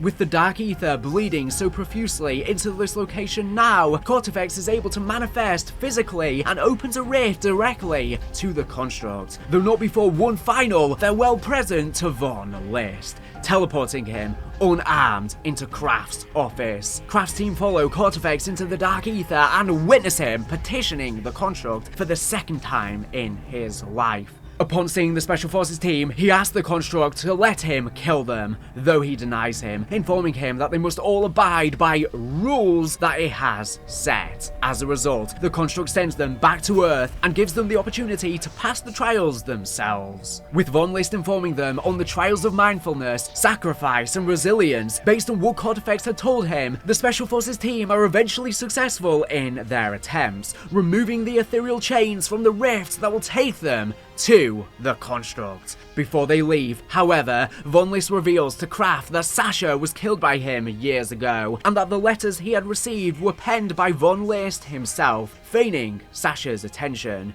I guess Von List wasn't just cooing with Kortifex. This man, well, I don't think it needs to be spelled out. Filled with righteous fury, Kraft shoots Von List, killing him instantly. Finally ready to proceed, Kraft's commandos enter the Dark Aether one last time, though arrive too late, and witness Kortifex's transformation into the construct's next Archon. Fighting off hordes of revenants, and with nothing seemingly able to harm Kortifex, Vakana points out that thanks to the construct's overwhelming power, the anemones that used to live throughout the wilds have woken back up from their long hibernation and are growing once more. These anemones are also similar to the ones the Apothecans grew on Morgue City. Taking Dark Aether crystals, they feed the anemones only for them to spit out a far more volatile crystal. Floating above their battle, the Special Forces notice the shards of the moon left by the fourth Archon, and they throw the crystals at these ancient weapons, the resulting reaction causing them to fly at the construct and interrupt its connection with Kortifex, leaving him temporarily vulnerable. Kraft's team press the attack and eventually defeat Kortifex, with the construct vanishing and his body, according to Nauticus, falling to the bottomless depths of the Dark Aether. The fate of its body unknown.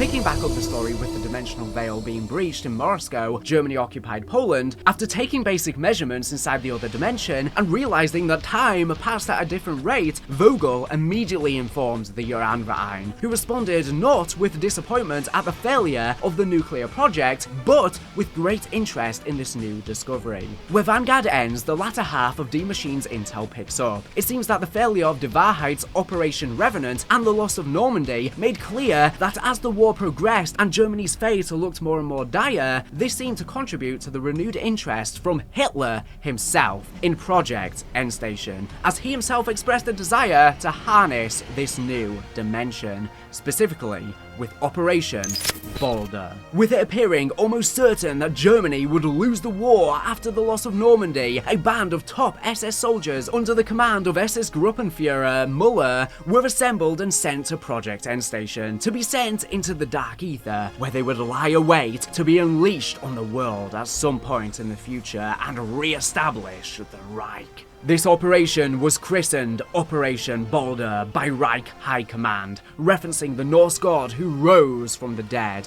and was approved on December 14th, 1944. Vogel was tasked to weaponize all their findings and continue to work on his idea of an army of soldiers who could rise up after being killed. A wonder weapon was also created from an Exo-Element 1 collector, the decompressive isotopic estrangement machine, or DIE for short. Exo-Element 1, or Ethereum, is the element that makes up the entirety of the Dark Aether. Whilst we only became aware of it first in Black Ops Cold War, since the Vanguard old ones have existed since the old storyline and interacted with Ethereum for eons, it seems as though it has always been within the Dark Aether, as have they. There are many different colours, types, rarities, and potencies. Its properties are extremely valuable for technological use, as well as weaponry, but also equally dangerous, infecting and necrotizing all that are exposed to too much of it, permanently changing their DNA on a molecular level. It also terraforms areas where there are large Dark Aether deposits by implanting giant crystals where the veil between the Dark Aether and our world is weakened. It is what those that inhabit the Dark Aether breathe, as they do not breathe oxygen, allowing inhabitants to survive anywhere in the Dark Aether where oxygen would normally be required in our regular realm,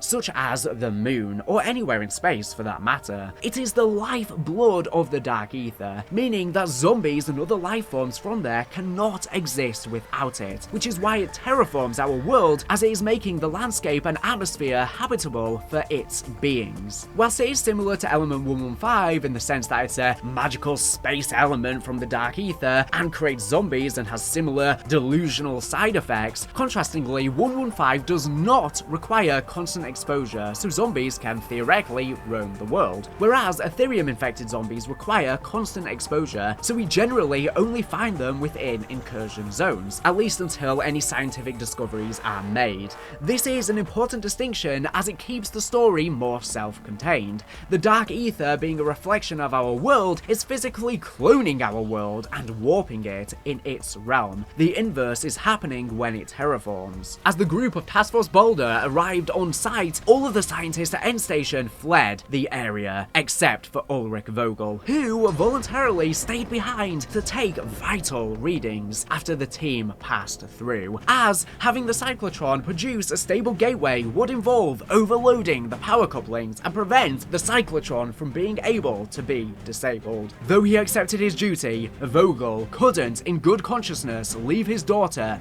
an orphan, and so he asked Kurt to become Angelica, Hannibal's guardian. This is Ulrich Vogel, Director of Project Endstation. Dr. Vogel? Sorry. I did not know you were recording. Why are you here, Dr. Kurtz? Did you not read my final orders? Ja, Herr Doktor. That is what I wish to speak about. This last part. About your daughter. I know it is asking a lot, Kurtz.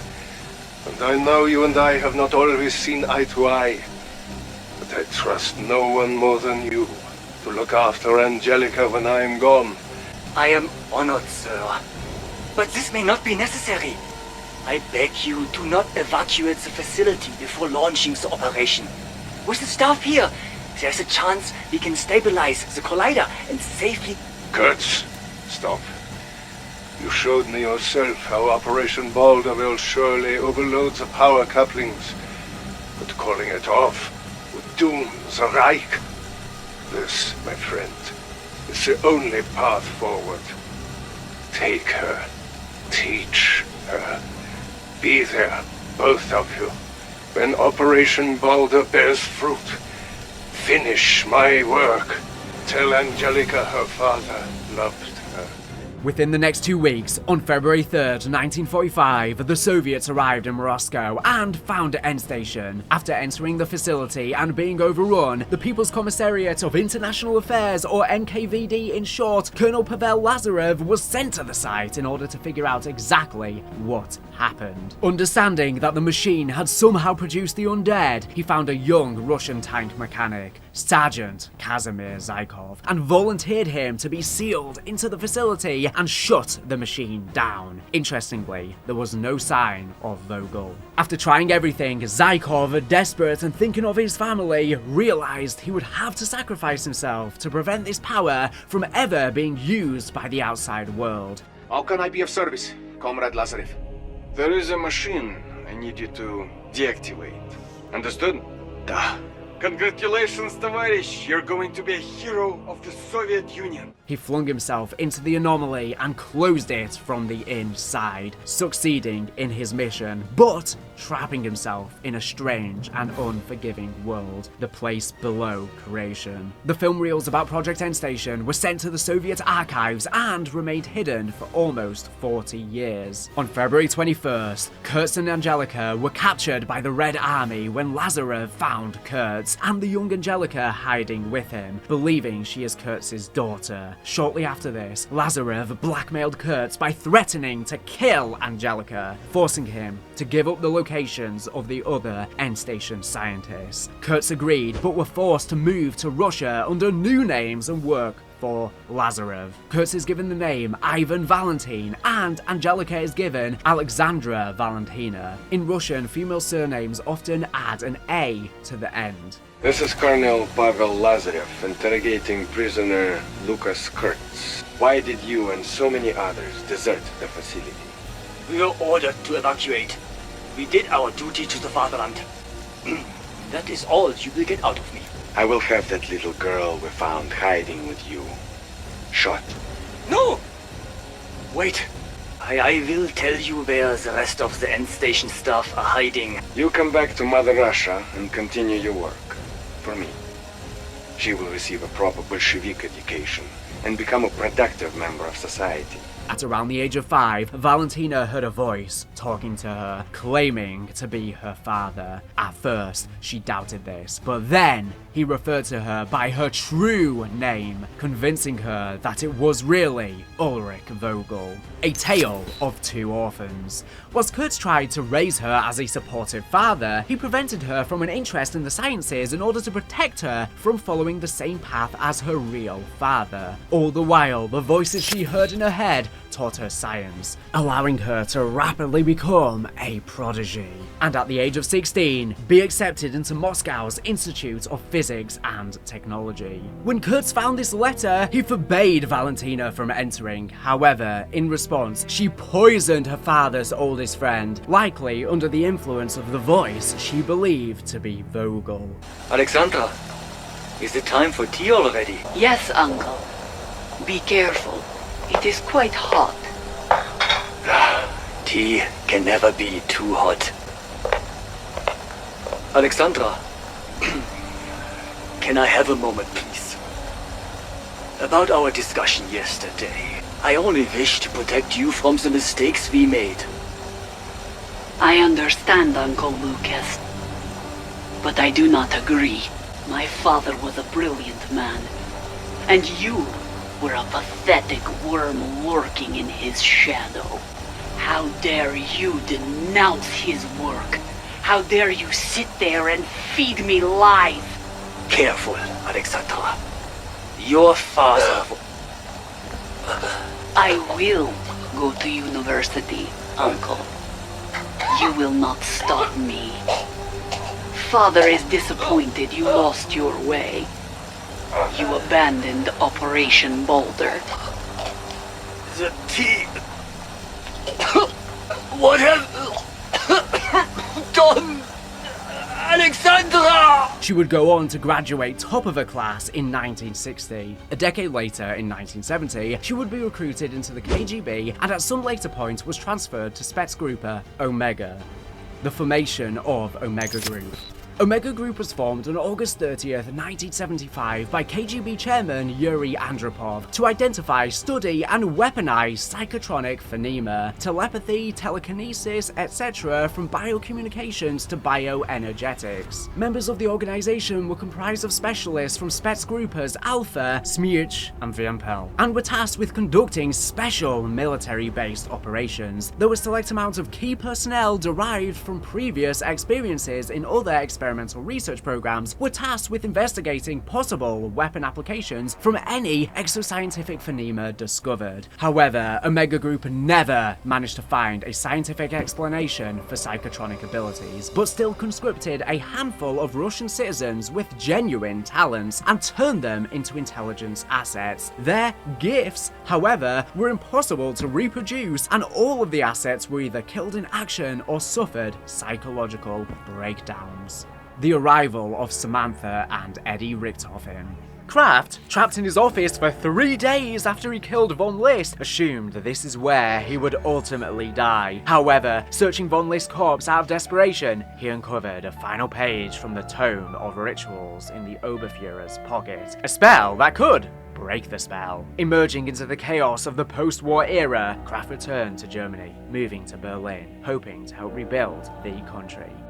In late 1954, Eddie Richthofen and Samantha Maxis would reappear in the New World, close enough to Berlin that they would soon end up in an orphanage there. Together, they both seemingly forgot most of their past, only ending up as children with haunted nightmares. We have the child intake form for Eddie, Near Horizon Orphanage, Leiperstrasse 86 10179 Berlin. Number of entry 174489. Date of entry, 10/08/1954. Date and country of birth, unknown. Boy appears to be 8 years of age. Germany. Name and surname, Edward C. Richthofen. Male. Eye color, blue/brown. Mental/emotional condition, very intelligent, curious, doesn't sleep much, has nightmares, strong appetite, bites nails. Note of significance, boy talks to himself. What? Seems to recognize this place? House? Neighborhood? What? Safe in the house? Repeated more like a mantra than a feeling of security? This house? Our facility? How could he know? This house? For a time, both would reside in the orphanage together. However, after the events of Vanguard Zombies, Gabriel Kraft was left alone after the murder of his partner, Sasha. The two men had always had plans to go out to the country someday and raise an adopted son together. But after Wolfram von List killed Sasha, these plans were shattered. It was then that Kraft did something drastic. When we were young, Sasha and I often spoke of children. It was our dream. A cottage in the country, plenty of land where we could raise our little boys the right way. But there was school, and then there was work, and then Sasha never got that little boy. So I went to an orphanage in the city today. For Sasha, there was a boy.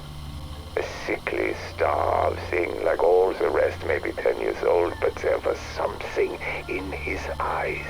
I spoke to him for hours. He reminds me of Sasha. Sharp, logical, a dreamer at heart. They would have loved each other. The boy suffers from memory loss. His childhood, his parents all gone. His name, Edward, is the only thing he has left. He doesn't understand the world, but he wants to. We're alike in that way. He's asleep now in the spare bedroom. My adopted son. I don't know what comes next. But we're in this together now, my Eddie and I. For better or for worse. He would head to the nearby orphanage in Berlin and adopt a son. The boy he chose was a young, amnesiac boy, his only clear memory being his name, Edward Richtofen. But Samantha Maxis was seemingly left in the orphanage alone. This became the fork that would separate the paths of their lives, only to once again intertwine much later. Meanwhile, Kraft negotiated his transfer to the United States, securing a future for he and Eddie in exchange for assisting on the MKUltra program for the CIA. Eddie's condition began to worsen. The boy is having nightmares again. The terrible things. He wakes drenched in sweat, screaming that it's his turn. He does not remember in the morning. I am beginning to wonder if he is actually taking the pills or if he is just lying to me. Either way, the boy needs a fresh start. Something to help him forget the things that haunt him. Perhaps we both do. Weeks ago, I applied to a project in America. My background in the occult and my unique, field experience make me a perfect candidate. I can't say too much even here, but the work is exciting. An excursion along the frontiers of science. The CIA are calling it MKUltra. I haven't heard back yet, but I'm keeping my hopes high. This could be exactly what Eddie and I need. Perhaps in America we can find a way to end the nightmares. For both of us. These two events, while seemingly unrelated at first, would prove to be an incredibly important factor going forward. It seems as though, to solve Eddie's nightmares, Kraft used his work on MKUltra on Eddie in order to attempt to clear his psyche, setting him free from this mental block and trauma on himself. Kraft allowed Eddie to begin to become a new man. This explains why adult Janice Richtofen has very few distinct memories of childhood, most of it feeling like a blur. These nightmares were likely not cured for Samantha, however, who seemingly grew up in the orphanage. She would grow and be accepted into Heidelberg University, just as Ultimus Richtofen had once done. Her degree was a major in applied mathematics and a minor in linguistics. A year later, Samantha Maxis was recruited into the BND, the West German Intelligence Service. On October 18, 1978, the CIA formed a joint task force with the MI6 in order to find and kill Mason, Hudson, and Weaver in what they dubbed Operation Charybdis due to their involvement with Mason, who was deemed a threat to national security. I wonder why. This is just one of the many crossovers with the campaign universe. Like I said at the start, whilst this did happen as well in the old Multiverse, it too happens in this new Dark Aether Story, but events play out differently. By 1979, Samantha was placed on assignment in Iran and was caught up in the revolution when the Shah was overthrown. As the CIA and Western intelligence agencies worked together to ensure the Shah's safe extraction to the United States, many diplomats and Western citizens were being left behind. Going directly against the orders of his superiors, CIA operative Gregory Weaver ordered remotely for her to be extracted out of the country. Off the books, marking the beginnings of a strong bond forming between the two spies, whilst Weaver still maintains and wears an eye patch after his eye was gouged out by Colonel Lev Kravchenko, seen in the Black Ops campaigns, and who, similarly, will become extremely relevant in the zombie storyline about to play out. From here, Eddie would grow into a man in America. As he transitioned into his adult life, the Vietnam War began, and the draft would mean he was called into service. He spent his time as a fighter pilot, earning the nickname the Blue Baron, based on the Red Baron in real life, piloted by Baron von Richthofen. And the fact that Richthofen's representative eye color for the zombies has always been blue. I told you before, their eyes should be blue. His prowess as a pilot, marked by daring maneuvers and unmatched precision, drew the attention of Adrian Kruger, a shadowy figure in the CIA, who mentored him with promises of power and purpose. It was here that Richthofen met Mary, Kruger's secretary, whose warmth and wit captivated him. Their love blossomed swiftly, leading to marriage and the birth of their son, Samuel. Potentially, Eddie gave his son this name in memory of Samuel Stollinger, as some of the last words Eddie would have heard in the old multiverse would have been Ultimus Richtofen apologizing to Stollinger as he and the rest of Victis faded away into the Dark Aether, the guilt of which may have haunted the young Eddie throughout his new life. But beneath this idyllic life, secrets festered. Kruger was neck deep in illegal illegal arms deals with the crime families in Avalon, France, amassing wealth and influence, while Mary, unbeknownst to Richtofen, was an undercover B&D informant, gathering evidence to bring Kruger down. She was a whistleblower. When Kruger sensed betrayal, Mary fled with Samuel to a B&D safe house in Berlin, protected by agent Samantha Maxis, who had herself risen through the ranks of West German intelligence, working for the B&D. Richtofen, left in the dark, was consumed by confusion and dread, unable to contact his wife or son as they vanished into the night. Kruger, cunning and ruthless, orchestrated a deception, impersonating Samantha Maxis over a secure line to order Gregory Weaver, a trusted CIA operative, to eliminate a supposed high-value target at the safe house. Weaver, unaware of the true identities within, executed the order with brutal efficiency. Under cover of darkness, he infiltrated the safe house and torched the building, believing he was neutralizing a threat to national security. As the flames consumed the structure, the screams of Mary and Samuel echoed in his ears, a sound that would haunt him forever. Only after sifting through the ashes against his given orders did Weaver realize the horrific truth. He had killed an innocent woman and her child. Weaver, still believing Samantha Maxis had been the person who contacted him for the hit, fled to her nearby apartment. Meanwhile, she heard the explosion and waited with bated breath to hear what caused the chaos. She sat awake for hours waiting for his call. 11, then 12, then 1, then 2. Finally, at 3 a.m., Weaver arrived. He confessed what he had done to Samantha and wept in her arms, mumbling about covering his tracks and how sorry he was. He said that the boy was meant to be staying with his mother, but both were inside the house as it burned to the ground. She held him close and cried with him, heart-shattering as she realized she had failed to fulfill the promise she had made to Samuel when she moved them to that B&D safe house. She had promised to protect him and keep him safe. Weaver and Samantha spent the night together, weeping, and both knew then that this day would come back to haunt them. Their first face-to-face meeting, and the single most important event of either of their lives so far. His name was Samuel, and we will forever feel responsible for his death. I gave the intel to Weaver. The intel he acted upon. That's what we're all supposed to do, right? Act on the available intel. That's just what Weaver did. Act. Unfortunately, his actions resulted in collateral damage that neither of us will ever be able to forgive ourselves for. I'm sorry. I know he is too. But I still have a terrible feeling that the events of that day may yet come back to haunt us. I just need you to know. I am sorry. Weaver, there's something very important I need to tell you. Kinda busy, Sam. Just listen. It's about the man who recruited Edward Richtofen into the CIA. A man named Kruger. They first met in Vietnam, when Eddie was a fighter pilot. And?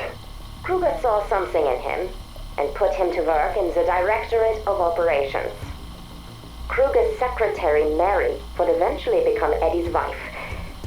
She noticed things about Kruger. Troubling things.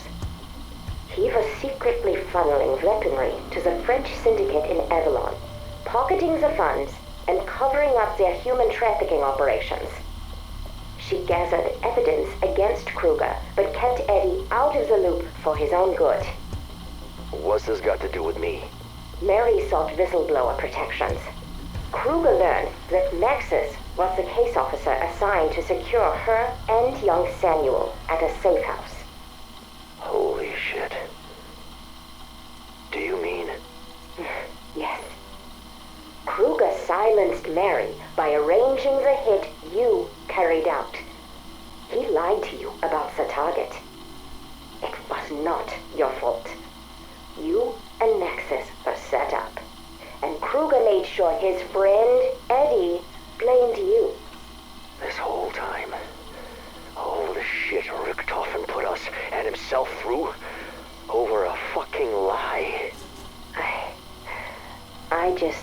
child, you should know, regardless of whom you decide to help today. Stricken by grief, Richtofen refused to let go. His brilliant mind, once dedicated to strategy and flight, turned to the impossible, bringing his family back. He plunged into the mysteries of the Dark Aether, drawing on the occult knowledge passed down from his adoptive father, Kraft, who had battled dimensional entities during Vanguard, as well as his experience in the sciences. Kraft's tales of rune magic and the Tome of Rituals fueled Eddie's obsession, leading him to study ancient texts, forbidden rituals, and emerging theories on multiversal rifts. After traditional mad science failed him, he eventually became fixated on prima materia, the mythical substance believed to be the building blocks of all reality, capable of reshaping existence itself. And only through the Sentinel artifact could he harness this power. Sleepless nights were spent in hidden libraries and covert labs, piecing together a plan that would take decades to unfold, his grief hardening into a relentless determination to defy death itself. Elsewhere during this time, Omega Group was also involved in the assassination attempts of US President Ronald Reagan in March 1988 and Pope John Paul II in May 1981, as well as the assassination of Egyptian President Anwar Sadat in October the same year. However, as a result of little funding from Andropov, none of Omega Group's initial projects were able to advance past the research phase. Due to this, the CIA would write off Omega Group in 1981, believing that their projects were abandoned. Consequently, all of the assets involved with Omega Group's psychotronic operations were ultimately liquidated following the death of General Secretary Leonid Brezhnev in November 1982. Operation Undertaker. On March 23, 1983, Ronald Reagan announced the Strategic Defense Initiative, which if implemented could have posed a mortal threat to the Soviet Union. 2 days later, the new KGB chairman Viktor Chebrikov appointed Colonel Lev Kravchenko as head of the failing Omega Group in an attempt to quickly and quietly end his career after the embarrassment at the Lubyanka building. Kravchenko followed suit under the pretense to revitalize and restore Omega Group to full readiness in order to offset the threat posed by the SDI. The very next day, Kravchenko ordered the unit's research and development team to scour the NKVD and KGB archives, tasking them to find something useful enough to give Omega Group a new purpose to work for, or else he would terminate the organization and reassign its members. He appointed Gorev, his protege and the son he never had, as his right-hand man, and placed the impressively intelligent Alexandra Valentina as the head of Psychotronics. Shortly after this, on July 15th, she presented him the two 1945 N-Station tapes, which she had retrieved from the KGB archives after 4 months of digging. In reality, Valentina was aware of the films for nearly a decade, but chose not to reveal them until the time was right. Seeing the tapes, Kravchenko approved Operacja Roboyshtik, also known as Operation Undertaker in English. And Dr. Valentina is sent to Project N-Station, alongside Dr. William Peck, a former sketchy Department of Defense researcher with a supposed IQ of 179, higher than Einstein himself, although it's unclear if he forged that. But regardless, Peck was exceptionally intelligent, but was hard to work with and displayed a lack of empathy, which bordered on an undiagnosed sociopathy disorder, causing him to be passed on for promotion several times. While he was still in the United States, Peck was engaged to a woman named Martha. Born in 1940, Peck graduated with a doctorate in theoretical physics at only 20 years old. He became program manager in the Department of Defense and was in charge of the directed energy weapon laboratories, who was identified by a CIA mole as an ideal candidate for defection by Dr. Alexandra Valentina of the Omega Group, who saw him as an exemplary candidate for their exoscientific phonema research lead. Peck would soon join Omega Group in said position, defecting to the East, now a traitor to his country. During Omega Group's Operation Undertaker and capture of the Project N-Station facility in Morosko, Poland, Peck and Valentina were sent to oversee the capture. While there, they overlooked the abandoned Nazi technology and intended to repair the damage done by the previous Soviet forces in 1945. After 2 months of work, Omega Group were able to restore the facility to an operational condition, and were prepared to reactivate the cyclotron to recreate a gateway to the Dark Aether. Operation Undertaker turned out to be a success, with Omega working on the weaponization and development of new technologies using Ethereum. Unbeknownst to Kravchenko, Gorev, and Peck, Valentina plans to use this to free her father? Chebrakov authorizes Omega Group to weaponize the findings of Project End Station and harness the power of the cyclotron and the Dark Aether. Onslaught and the formation of Requiem. The End Station facility in Moscow was secured by Omega Group in late August 1983, and after 2 months of study, the cyclotron and the other experimental devices were restored to operational condition by late October. The reactivation of the cyclotron took place on November 1st, 1983, and was overseen by Valentina and Peck. Restarting the cyclotron with an ease that Peck finds somewhat alarming, Valentina was proven correct about Operation Undertaker, and Dark Aether anomalies begin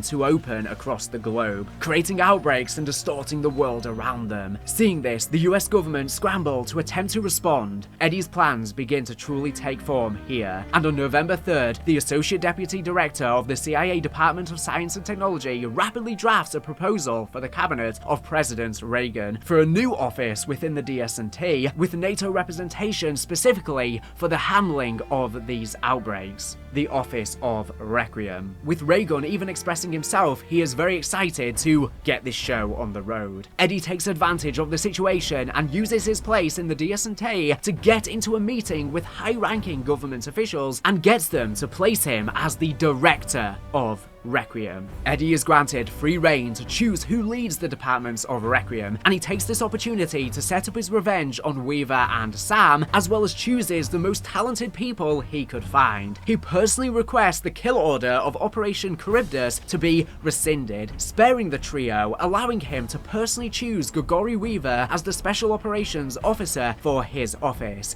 for death would have been too easy of a way out for him in Richtofen's eyes, and he needs him for something. After some initial pushback, the DCI agree. Richtofen states, Weaver's unorthodox approach to covert ops may be exactly what's needed to take on this unprecedented threat. Richtofen also approves Elizabeth Gray to lead Requiem's study of the other dimension and the creatures emerging from it, thanks to her help being a top research scientist in the fields of genetics and biology, and her papers on anaerobic organisms and speculative theses on alien biomes. He elects Oscar Strauss to lead studies on new discoveries in outbreak zones to determine scientific and military applications. However, despite his regrets, his past associations with the Nazi regime make Strauss a controversial choice. Richtofen points out the same was true for Werner von Braun, who led NASA to the moon. For now, Strauss has Requiem's full support. Finally, he selects Mackenzie Carver, who is well known to many in the intelligence community. A veteran of the Korean and Vietnam conflicts, Mac has served as DoD liaison to the CIA for over a decade. While his blunt talk and aggressive demeanor have sometimes impeded his career advancements, those qualities are well suited to his role at Requiem, applying data and materials from Requiem Ops to develop weapon systems capable of keeping Soviet aggression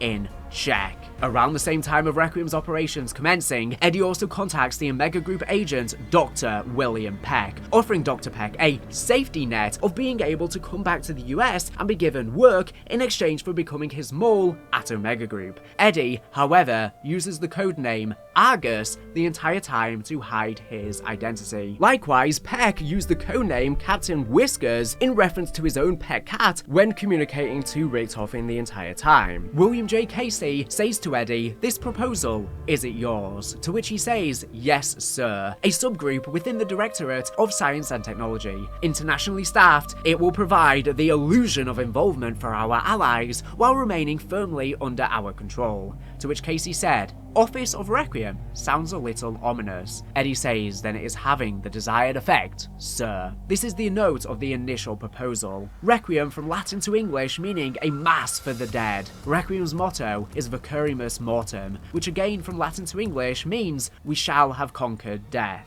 Unbeknownst to the rest of Requiem, Eddie himself has ulterior motives to the creation of Requiem, answering to a mysterious corporate uber-rich cabal of the Board of Directors. Eddie was above all else dedicated to the completion of Project Janus, manipulating everyone and all sides behind the scenes to his liking throughout, always keeping his identity anonymous, communicating only through memos. Die Maschine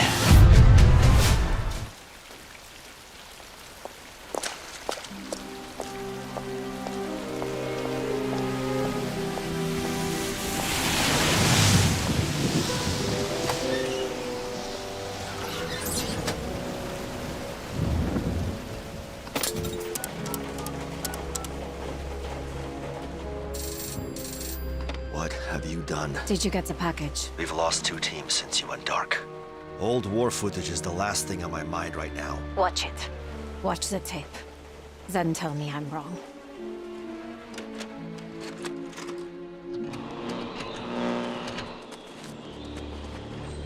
How did you get hold of this? A friend in the KGB. A late friend. Germans have Russian friends? Yeah, some of us do.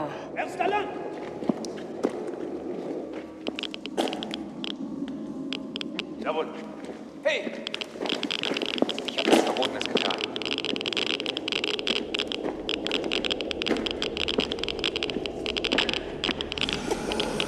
What the hell is that? That is why you needed to see the tape. The machine.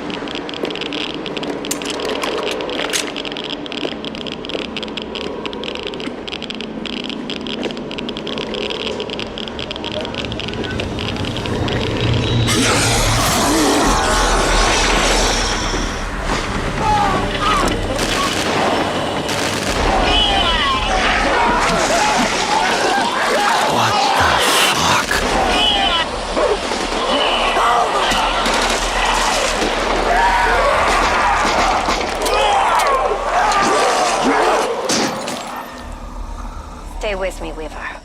The next part was shot 1 week later.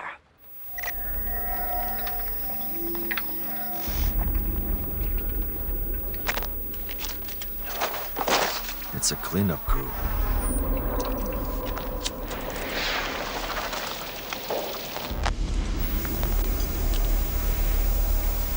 Poor bastard.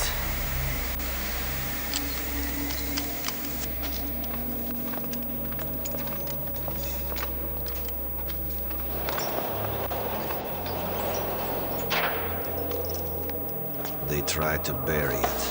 And it stayed buried. Until 2 weeks ago. Now, it's happening again. Have you heard of the Omega Group? You have to turn yourself in. The CIA can protect you.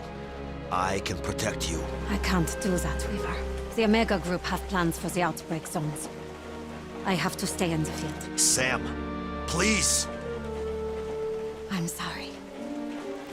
This is the only way.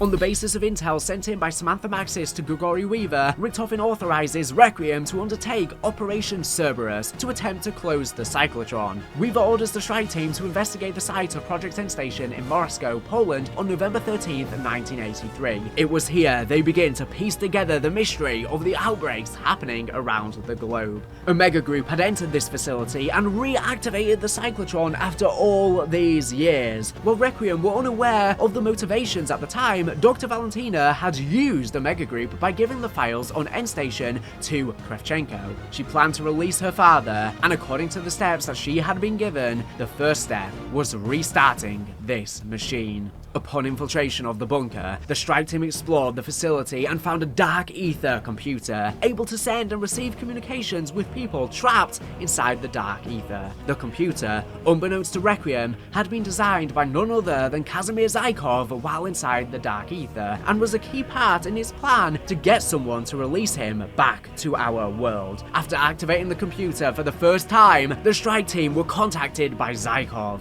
He rewarded them for their efforts, and they continued trying to shut down the cyclotron. There was even another secret trial machine, and upon killing zombies in the Dark Aether by the cyclotron, giant footsteps were heard above, which similarly rewarded them for their efforts. Interesting, huh? Once they discovered Dr. Vogel's computer and found his hidden password in his journal with the code AHV, aka Angelica Hannibal Vogel, they activated Der Veschler, a machine capable of restoring brain function to an undead specimen. After trapping the Megaton inside, his ability to think was somewhat restored, but his body remained that of a monster.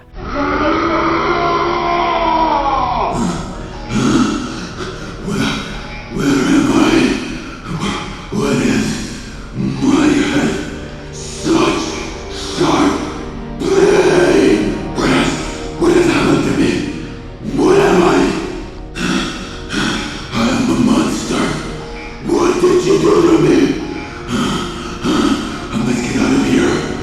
like the dead.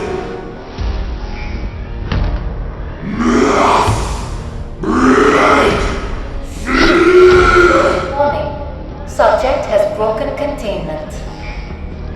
Once they managed to calm him down, they learned from him who he was. His name was Orlov, and he had been forced by Valentina and Omega Group to reactivate the cyclotron alongside another man named Medvedev. While Orlov was unsure of this action, Medvedev was excited at the opportunity to advance Soviet supremacy, even at the cost of his own life. As they completed their orders, both men perished and were changed by the Ethereum exposure. Orlov split internally over his loyalty to his country, but fear of the consequences of their actions became Megaton, a zombie who was literally split apart. It seems the Dark Aether was able to replicate many versions of the Megaton Orlov, as the Dark Aether is able to do with all other entities, copying them at a molecular level. Medvedev, more confident, became Mayak, a more powerful Megaton Overlord creature who could not split and was trapped inside the Dark Aether, being red in contrast to Orlov's yellow. With Orlov's help, thanks to being lured with a photo to help him reminisce over his wife and daughter, the strike team disabled the cyclotron and closed the dimensional anomaly. When the strike team escaped the facility thanks to helicopter Raptor 1, realizing his condition, Orlov sacrificed his life to arm and detonate the nuclear bomb still left over from the atomic experiments in the lab, ensuring the destruction of Project End Station, the cyclotron, and Deveshla for good. Good work, Strike Team. We've closed the breach. But I got a feeling Omega Group is just getting started. Bridging the gap. With the resounding success of Operation Undertaker, a new operation called Operatia Inversia, or Operation Inversion, was approved by Omega Group on November 9th and would be led by Valentina. The goal of the operation was to weaponize Ethereum and anything they could find within the Dark Aether to win the Cold War. Controlling the bridges between their world and the Dark Aether would allow them to harness and weaponize to heights the world had never seen before. An Ethereum arms race had been ensuing between East and West, and thanks to Operation Undertaker, the dimensional veil between this world and the Dark Aether was weakened significantly enough to enable further experimentation with the other dimension. Locating an area of particular dimensional fertility in Quang Chi Province, Vietnam, the USSR, at Omega's behest, immediately contacted and agreed upon a site with the Communist Vietnamese government. A week after the reactivation of the End Station cyclotron, Omega Group was granted permission by Vietnam through use of a pact to establish a base on their territory called Operation Outpost 25, which would be built on the former site of Firebase Ripcord. The construction of a facility here began on November 11th and was completed a few months later on February 10th, 1984, and would be overseen by Dr. Peck, with Peck being named as the facility's lead scientist. On December 8th, Peck designed the Omega Portal Chamber, a large dome-like structure for a stabilized gateway, and just a month later, on January 8th, 1984, Peck and Dr. Dmitry Kulkley managed to create a new and stable rift to the Dark Aether using an Ethereum sample recovered from Project End Station, contained within a portal chamber. Though not considered a true gateway as not as powerful, it marks the first portal controlled by humans on record since Project End Station. At the moment he knew he was successful, Peck goaded his assistant, Dr. Kulkley, and believed he had surpassed even Dr. Vogel's work. Egotistical much. In the coming months, Omega would rapidly increase their understanding of Ethereum thanks to the experiments occurring here. Test number 32. Dr. Kulkley, you may proceed. Activating resonator. Beginning magnetic amplification. Dimensional barrier identified. Beginning particle distortion. Barrier membrane integrity at 50%. Amplification is still approaching the limits prematurely. Increasing voltage output from Ethereum crystal. It's working. Membrane integrity at 40%. Amplification has reached maximum safety parameters. Let it ride, Dimitri. Let it ride. Increasing voltage output. Amplification exceeding safety parameters. They're shutting it down. You touch that button, I'll have you gutted like a fish and fed to your comrades in Solyanka soup. Membrane integrity down to 10%. You Mudak! You get us killed. Great. Adjusting distortion frequency to pattern echo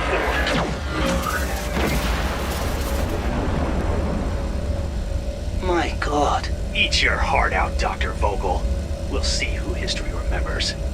Unfortunately, this abusive relationship between Peck and his assistant would only worsen as time progressed, as Omega's Aethernauts returned from the other dimension with their crystals, and often without their sanity. Kulkley set to work trying to make a new Ethereum weapon, the Reike-84, on April 8th, modeled after the classic Russian Kalashnikov family of rifles, merging remnants of ray gun technology from the Dark Aether with an AK, but was scolded by Peck for wasting their time. Peck would not only insult Kulkley for this, but would also ironically steal the design for himself and claim it as his own work. Throughout Peck and Kulkley working together, Peck was emotionally abusive to him the entire time, constantly discrediting him, putting him down, saying he's a waste of time and resources, which meant Kulkley grew to hate him, and rightly so. Meanwhile, in neighboring Laos, an Omega Group captain, Sergei Ravenov, was sent in alongside Colonel Lev Kravchenko to investigate a small dimensional breach that had occurred there.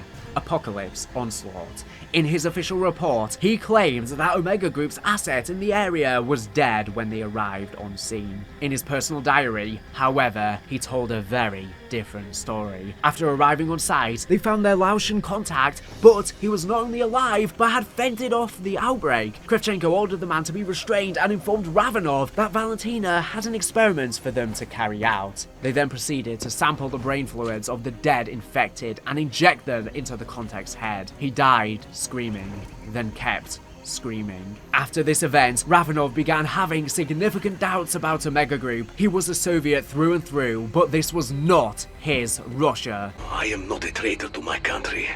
Omega are not who we are. Valentina, amidst these cruel experiments, met with Dr. Kulkley under Peck's nose, recognizing the hatred he held for his abusive superior. Valentina realized Kulkley could be an asset to furthering her own plans. Kulkley sourced her the schematics for technology that would allow her to measure the dimensional stability at any place of her choosing. Is this everything? Surely there is more.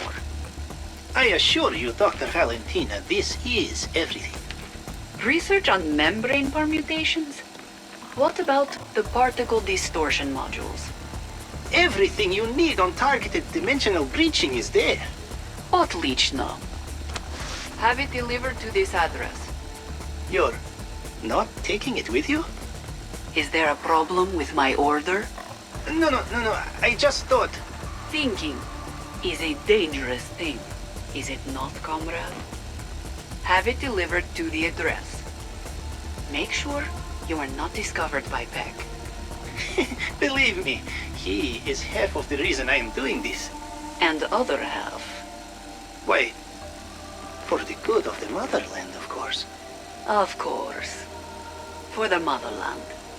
Knowing this device was key to releasing her father and Task Force Boulder, she had it sent to Berlin, where she too would go shortly to meet a mysterious contact. Teams of Omega Group soldiers were now sent daily to the Dark Aether to collect Ethereum crystals using canisters specifically made to contain the radiation. Biological, botanical, and geological specimens, as well as liquid samples, were among the various otherworldly commodities being harvested by these Aethernauts. Peck noted that Ethereum could yield massive amounts of energy and could be used as a sustainable power source, and soon designed an ether reactor using refined Ethereum as fuel. By early February, Outpost 25 was entirely running on 3 separate ether reactors. Unfortunately, excursions in the Dark Aether proved extremely dangerous, and Omega Group suffered heavy losses among their ranks. To address the problem, Kravchenko requested the conscription of Ethereum miners, dubbed Aethernauts. The request was approved, and by early March 1984, prisoners from work camps started to arrive at Outpost 25, comprised of common criminals, political dissidents, foreign prisoners, and intellectuals from both the Soviet Union and Vietnam. As more Aethernauts were sent to the Dark Aether, the collection of Ethereum crystals was up by 237%. Excursions, however, were still incredibly dangerous, with a quarter of all Aethernauts sent to the Dark Aether never coming back or facing too severe side effects after returning. Said side effects from journeys in the other side also started to appear. Effects varied from individual to individual, with some people staying healthy while others exhibited mild radiation poisoning or returned fully necrotized as zombies. zombies. Multiple and/or prolonged excursions into the Dark Aether increased the likelihood and severity of the symptoms, especially for miners who encountered hostile creatures or consumed food or drinks found in the other dimension. Cool Clay also noted that some individuals suffered long-term memory losses. To circumvent this, Peck developed a memory transference machine, hoping it would restore the fractured minds of their conscripts. Peck also developed a truth serum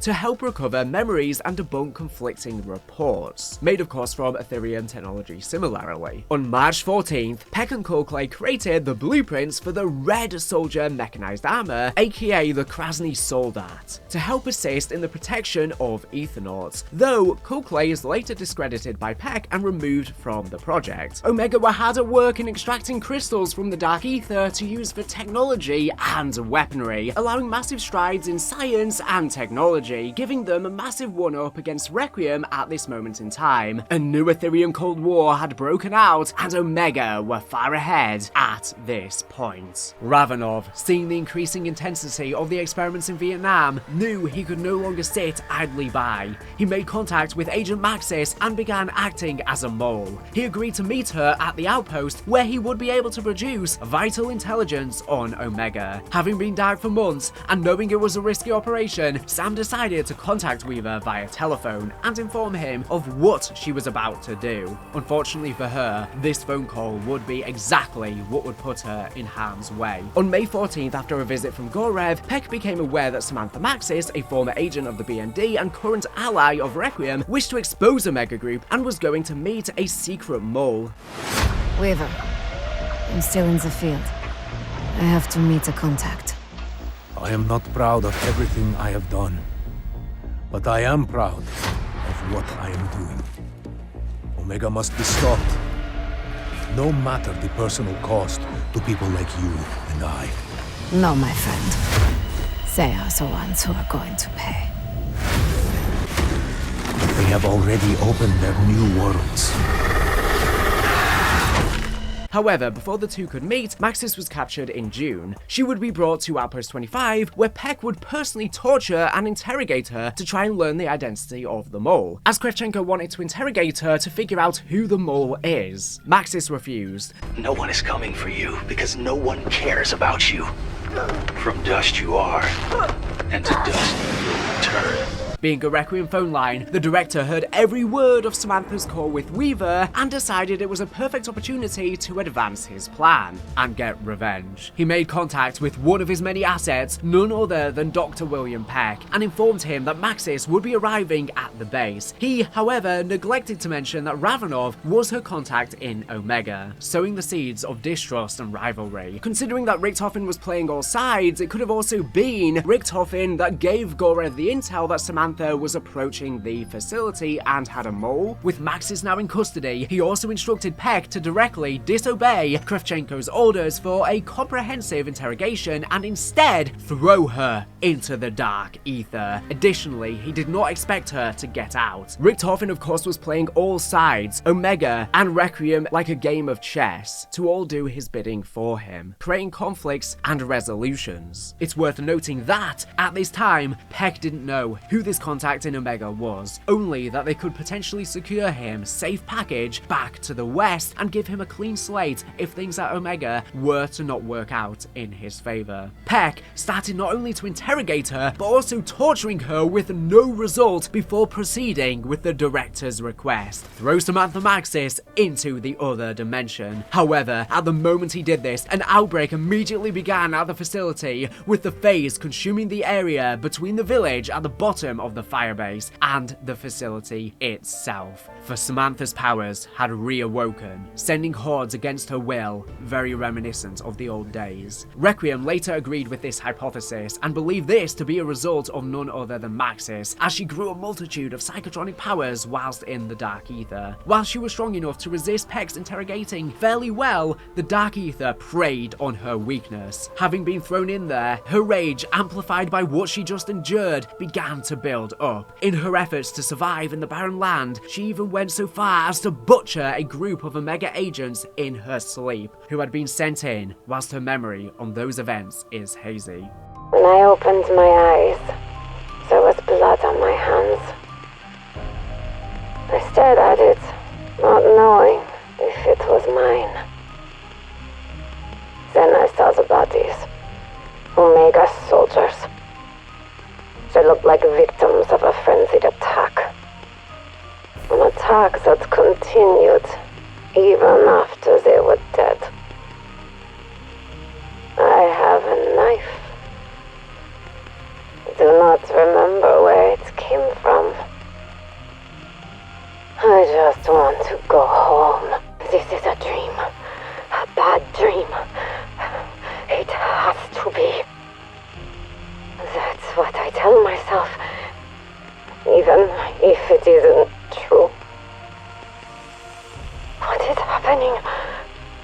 Why is it happening? I don't know. I don't know anything. I am lost. Please find me. Please. Don't know how long I've been waiting for an answer. But I am here. And I have been waiting for a long time.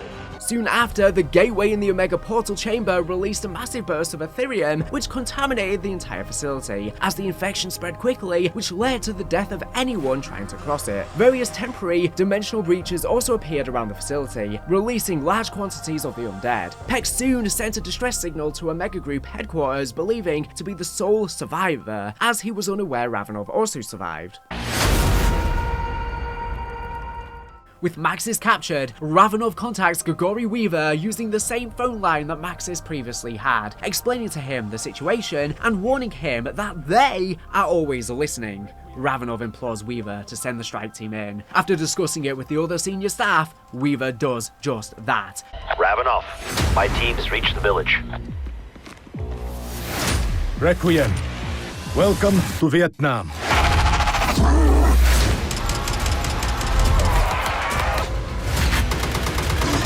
We have to get out of here now.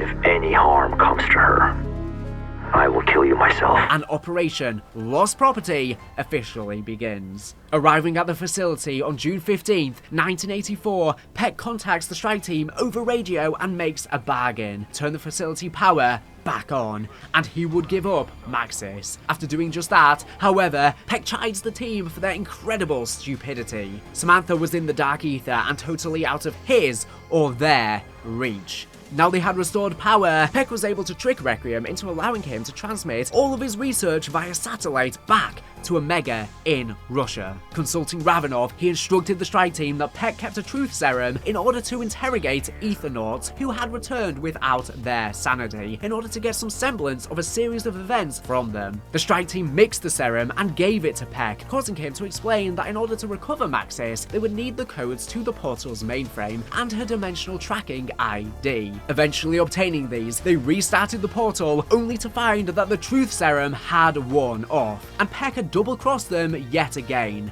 Thankfully, Requiem had an ace up its sleeve. Designed for use in Operation Threshold, this secret weapon of Requiem was an orbital laser that used pure Ethereum to pull high-value targets straight from the Dark Aether into our world. Locking onto Sam, the laser blasts the portal chamber and they retrieve her. She seems visibly disorientated as she stumbles out, with a purple glisten seen reflecting in her eyes. She only vaguely recognizes the Requiem strike team. Her memories are a blur. Ironically thrown in on Firebase C at the hands of Richtofen after a similar inflammation thanks to her. Maxis survived the shadowy hellscape long enough to reflect on herself and her path, scavenging weapons and gear to form a new but nostalgic outfit, reminiscent of the characters we beloved, long since gone. On their way out to escape the facility, the strike team come face to face with their first true Elder God in the village, a being known as the Order, a culmination of many lost souls. Managing to defeat it, they escape with Sam as Raptor 1 arrives on the scene with his trusty helicopter.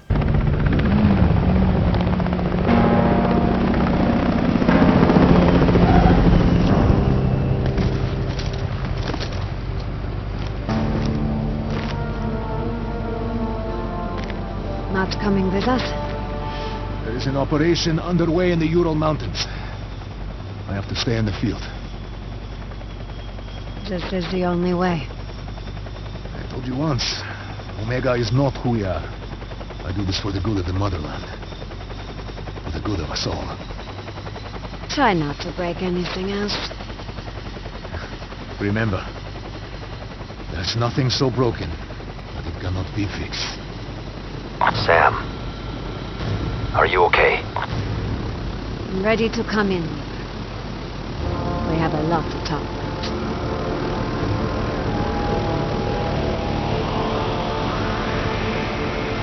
Ravenov informs Maxis that he would stay behind in order to carry out ops in the field, as his cover had not yet been blown with Omega, informing her of a large operation taking place in the Ural Mountains. Nikolai said that the Chronorium would outline the events needed to unfold to purify Samantha, and that when she and Eddie would enter this new universe, their innocence should have been restored once again. The Chronorium shows only Samantha's path to redemption. When war is over, she will be normal child again. Innocent. Same as boy. However, she has been corrupted by the Dark Aether again and has suffered immensely in this new life, as Richtofen has too. So clearly the Chronorian lied, which makes me think it could be acting as the Dark Aether's vessel. It's very unclear unless this is just a big plot hole. By the time Requiem left Vietnam, back at Outpost 25, a detachment of Omega soldiers led by Valentina arrived to extract Peck. To his surprise, Kravchenko also traveled to Vietnam, making a special detour just for him. After having expressed his discontent with Peck's actions, disobeying him and throwing Samantha into the Dark Aether, Kravchenko asked him to show a demonstration of his commitment to Omega. And as punishment for letting Outpost 25 fall, Kravchenko then pulls out a knife and cuts one of Peck's eyes, just as he did to Weaver before.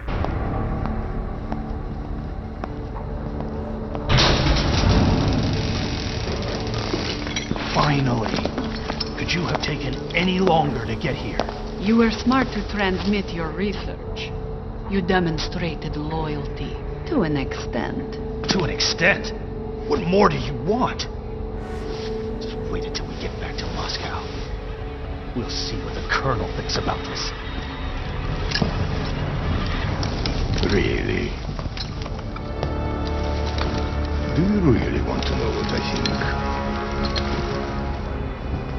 I think I want to see a demonstration of your commitment to Omega. Tell me, Doctor, which is your better eye? After returning to the Requiem headquarters, Maxis was placed in quarantine before being tested. While Requiem estimated she only spent roughly 48 hours in the Dark Aether, psychological, physiological, and metabolic data from the tests indicated she spent several months in the other dimension, as she similarly claims. They also note changes like her eyes that are now glowing purple. Due to them believing she was responsible for the outburst of Ethereum in Outpost 25, Requiem also keep her in isolation for their and her safety. She was subsequently questioned by Carver, Strauss, and Gray, who were interested with her experience in the Dark Aether. During her time in medical care, Samantha Maxis' brain was scanned, with researchers alarmed at the sheer amount of neurons developing in her brain, seemingly as a result of the Dark Aether's influence. Her powers were growing. The document is number 4382, 1.24 times 10 to the power 11 neurons. Not possible. Run again. This brain scan formed the basis of research into creating an AI recreation of Samantha Maxis, capable of utilizing all of her power in order to assist Eddie's true agenda, Project Janus. This research was also instrumental in the creation of the Klaus robots and Cerberus weapon that utilized AI-empowered personality scans of Carver, Gray, and Strauss, as well as Klaus having an odd German personality of unknown origin. She became dubbed the Synaptic Algorithm Module, or S.A.M. for short. Sam. The blueprint found in the director's office reads Quantum Consciousness Housing, designed to provide power, sensorium functions, and processing substrates sufficient for a central intelligence running on an underlying fabric based on subject Samantha Maxis. See document 4382, taken following subject's return from the Dark Aether. System will allow for independent long-duration operation. Modular Mission Equipment Trust provides universal mounting capacity for mission-specific equipment needs, i.e. specialized sensors, transportation, or self-defense needs. The Samurai would become ridden with trauma over Samantha Maxis' lived experiences, such as her tragic time trapped in the Dark Aether on Firebase Z. Her first memory she recalls is the tragedy with Richtofen's family and her killing Omega soldiers in her sleep during her time in the other realm, waking up with a knife with no recollection of what she had done. She struggles to separate Samantha Maxis' memories from her own and desperately wants to be freed from the orb she is encapsulated in and have a body of her own. She debates Richtofen over what it means to be alive and to have a soul. He performs cruel and callous experiments on her to try and harness the Dark Aether's powers and figure out a way to bring his family back, her aiding the troops in the operations to the other realm. These interrogations were likely somewhat cathartic to Richtofen, with her shared experiences over that tragic day with his family, and he wanted to figure out what really happened. They would even play chess so Richtofen could test her intelligence, but ultimately she no longer wanted to play when it became too much for her and how miserable Richtofen was making her, essentially willing her into existence and depriving her of a life under his watch. During their time together, Gray and Samantha grow a very close bond and comfort each other's troubles, with Gray spending a lot of time in Samantha's quarters. Requiem sees the radio she used to contact the Requiem strike teams. Weaver, who visited her often as well, decided to give her a female Rottweiler to keep her company, and him also feeling bad for her being kept here, whilst there's not much he can do. Samantha names the dog Not So Fluffy, in contrast to her dog from the Ether. The dog certainly helps to comfort her loneliness, with Gray and Weaver often taking her for walks. At some point around this time, Carver had started to look into the director's identity, keeping Weaver in the loop with whatever he found. Unbeknownst to him, the director was all too aware of his snooping.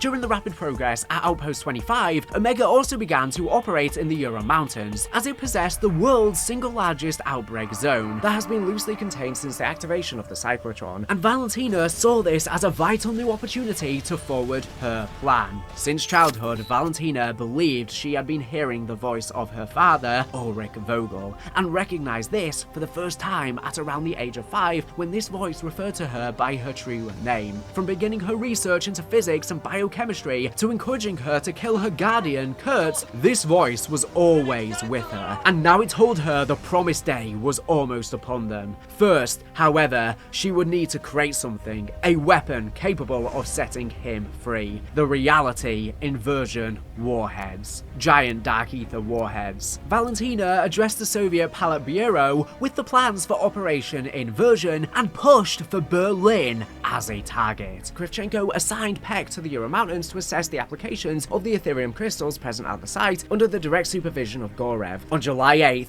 Peck, now with one less eye, arrived at the missile silo in the Ural outbreak zone with the task of continuing work with Operation Inversion. At around the same time, he began interacting with one of the Dark Aether computers. On the other side was Zykov.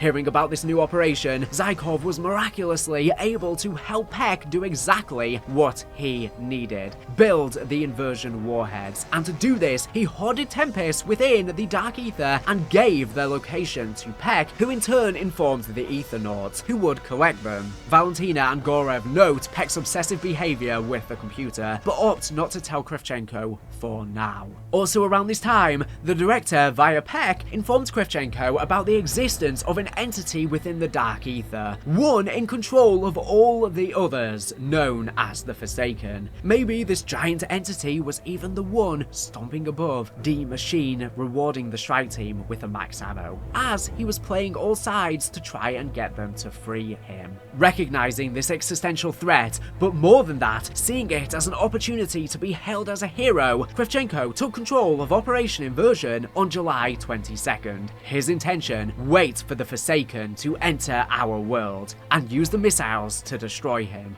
or at the very least, send him back. Peck wasn't the only contact that Eddie had in Omega Group. Taking a look at this R cipher, we can get a much clearer context of this conversation. The R cipher, translated, says, "Colonel, this threat is real. The entity hides in the darkest depths of the Dark Aether. It is waiting for its moment to enter our world and to consume it, as it has its own. That is why it seeks to manipulate us, because only we can let it in. Unless we can stop, it will be our end. I will reach out later. Requiem will have noticed my absence by now." This shows us that the contact who informed Kravchenko of the existence of the Forsaken was in fact Eddie Richthofen himself. Like I say, playing all sides. This information would cause Kravchenko's goals to pivot, and rather than simply seek to use the Dark Aether to control the world, he set his eyes directly on the Forsaken, wanting to make sure to defeat him. This was the first part in Eddie's master plan of manipulating Omega Group. Requiem, now recognizing the colossal gap between their and Omega's knowledge of the Dark Aether, begin big operations in the Ural Mountains Outbreak Zone, part of Operation Threshold, though this seems incredibly precarious. The fact that here, East and West were performing experiments so secret that even being revealed would threaten world peace, meant both sides were effectively unable to start a public conflict over these skirmishes. At some point during their ventures into the Outbreak Zone, they made a mysterious pact with an even more mysterious Dark Aether entity, who speaks of the old ways, and that they are not to be forgotten. You will learn more in time. Our ways are of the old world. We will not be forgotten.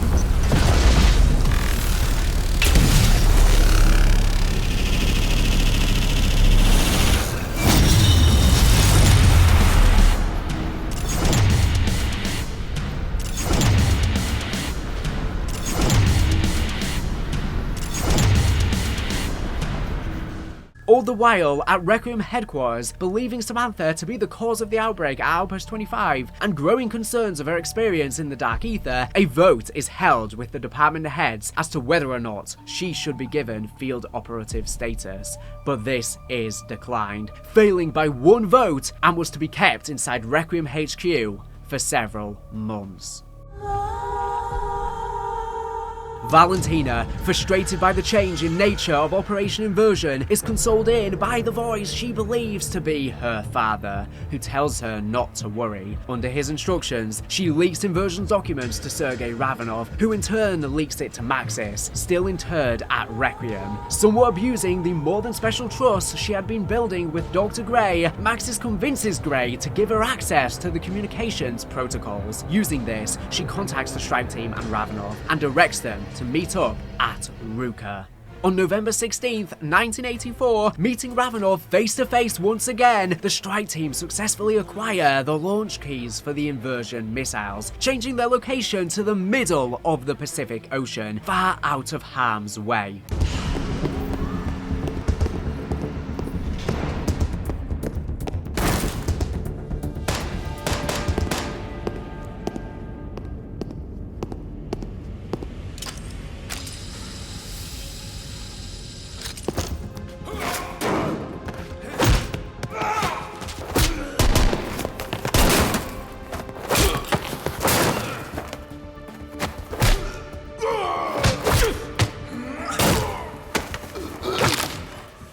Requiem!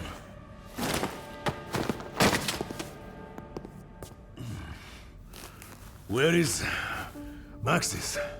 I'm here, still being held by Requiem. They don't want me in the field. They do not trust you. But we do know what is at stake, yes? Somehow, Beck found a way to supercharge the crystal's power for his warheads. By using those crystalline creatures. If the warheads at this facility were to detonate, they would trigger an inversion in this reality, creating outbreak zones wherever Omega chooses.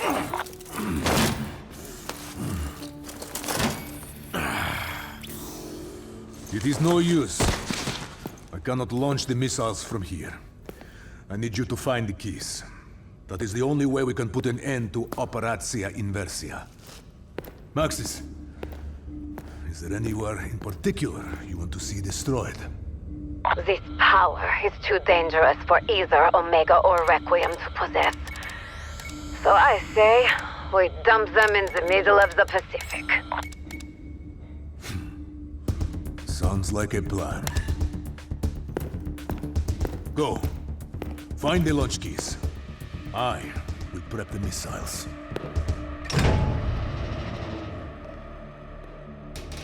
Just as they are preparing to leave, however, a legion of Tempests begin flying towards the silos through two colossal Dark Aether portals in the sky, joining together into one colossal Tempest, incidentally blocking the silos with large Ethereum power node crystals. Another crystal destroyed!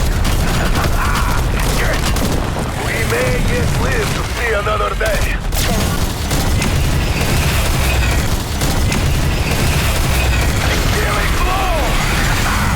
The crystals are destroyed! Hoorah! Hatches clear for missile launch. Good. Send these missiles to the bottom of the ocean. No one should possess such power.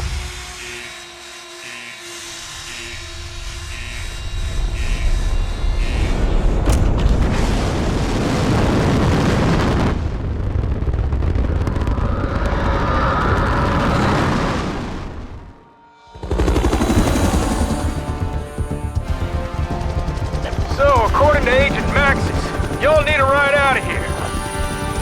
I reckon Weaver's pretty pissed at her going behind his back and all, but there weren't no way I was gonna leave y'all hanging.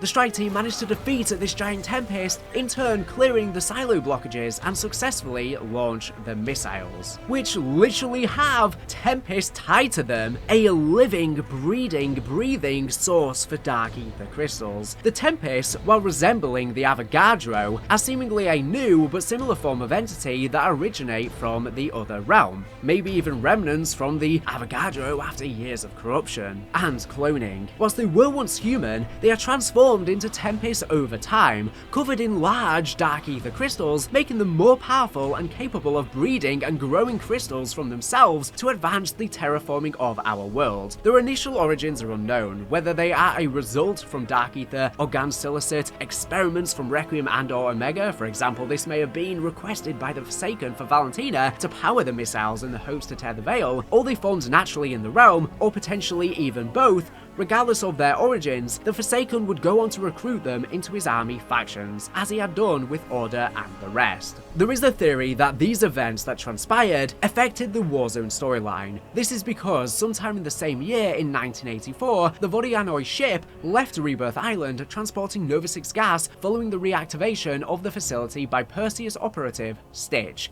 However, the ship mysteriously disappeared before reappearing 37 years later in 2021 near the coast of Verdansk, surrounded by a purple thunderstorm. How on earth did the ship travel in time, though? Well, it's theorized that when Ravenov and Samantha Maxis diverted the Dark Aether inversion missiles into the Pacific Ocean away from society, it's possible that the missiles hit the ship, and due to the high Ethereum exposure, it could have ripped a gateway into the Dark Aether, sending the ship in there. Like I discussed, since we know that time passes at a different rate in the Dark Aether, seemingly much slower than our reality, whilst it does seem to be different from person to person and isn't linear though. The ship then then likely somehow made its way out of the Dark Aether near Verdansk 37 years later. The captain of the Vodianoi, Rosenthal, tried to warn people that an outbreak occurred inside the ship and the crew was unable to contain it. The ship soon crashed into the coast, less than a click west of the Zodiac prison complex. With the ship open, the Nova 6 and zombies started to release into Verdansk. The zombies would go on to infest the entirety of Verdansk, resulting in its eventual destruction by a nuclear explosion to contain the outbreak. Although we're unclear if that event is canon or not, considering Modern Warfare 3's campaign being back in Verdansk, with seemingly it being fully repaired in just a mere matter of years after this supposed nuke. And there's no reference in the game whether it happened or not, only time will tell. After Samantha Maxis and Ravenov launched the missiles, Eddie would send a clandestine memo to Dr. William Peck, detailing his disappointment in him as an asset, and that his failure here means he's no longer of use, as it was his job to secure the warheads for Richtofen and Janice's use. From this point, Peck would desperately try to prove his worth to avoid death at the hands of Klaus. His opportunity for this would come soon. The intel My Warheads details this. An Omega informant, who we know is Peck, learns about consequences from Richtofen. Omega Operative 225. The inversion warheads are now at the bottom of the fucking Philippine Sea, thanks to the efforts of Maxis and Ravenov. By failing your mission to procure them, you have gone from an asset to a liability. You are off my payroll and are no longer afforded any protection from Requiem. Now please, open your door for my associate, Klaus, to finish the severance process. From R, which we know to be Richtofen. Shortly after this, Director Richtofen deploys a team to Terminus Island, an old US military battery in the Philippine Sea, near the location of where the warheads landed. Providing information on the details of the facilities, the surveyor notes that they will need some sort of nuclear power solution in order to charge the island, as any of the coal in the mines there has been used up long ago. Okay, Gary Parker, surveyor, July 12th, 1984. Preliminary site assessment and analysis for Terminus Island. Hard copy will be in the 1800 telex. Well, location. Far enough from heavily traveled shipping lines to manage visitors. Close enough to blend in. Ideal location. The place is unique. Not going to be a destination resort or bustling deepwater commercial port, that's for sure. So, how do we get it up and running? Well, here's the punch list. The main structure is a fortress, reinforced concrete poured in 1942, an average thickness of 3.5 feet throughout. That's the good. The bad is it's covered in this festering mold-like moss that smells like a cadaver's ass. Given the history of this place, neither of those details should be surprising. The security control room is well positioned in the structure, but will need to be gutted and retrofitted with the latest electronics. Locks, cameras, and lighting all on the long-term holding cells, interrogation rooms, living quarters, mine shafts, more on those, will all need to be replaced with updated technology. The docks, sea tunnels, and marine infrastructure are sound, but will need dredging and, of course, updated tech. Look, I know that Central has the contracts for this build-out, and I'm not supposed to know shit, but this place will be in need of the whole 9 yards. We're talking heavy equipment, manpower, real power. Okay, enough said. It'll be in the report.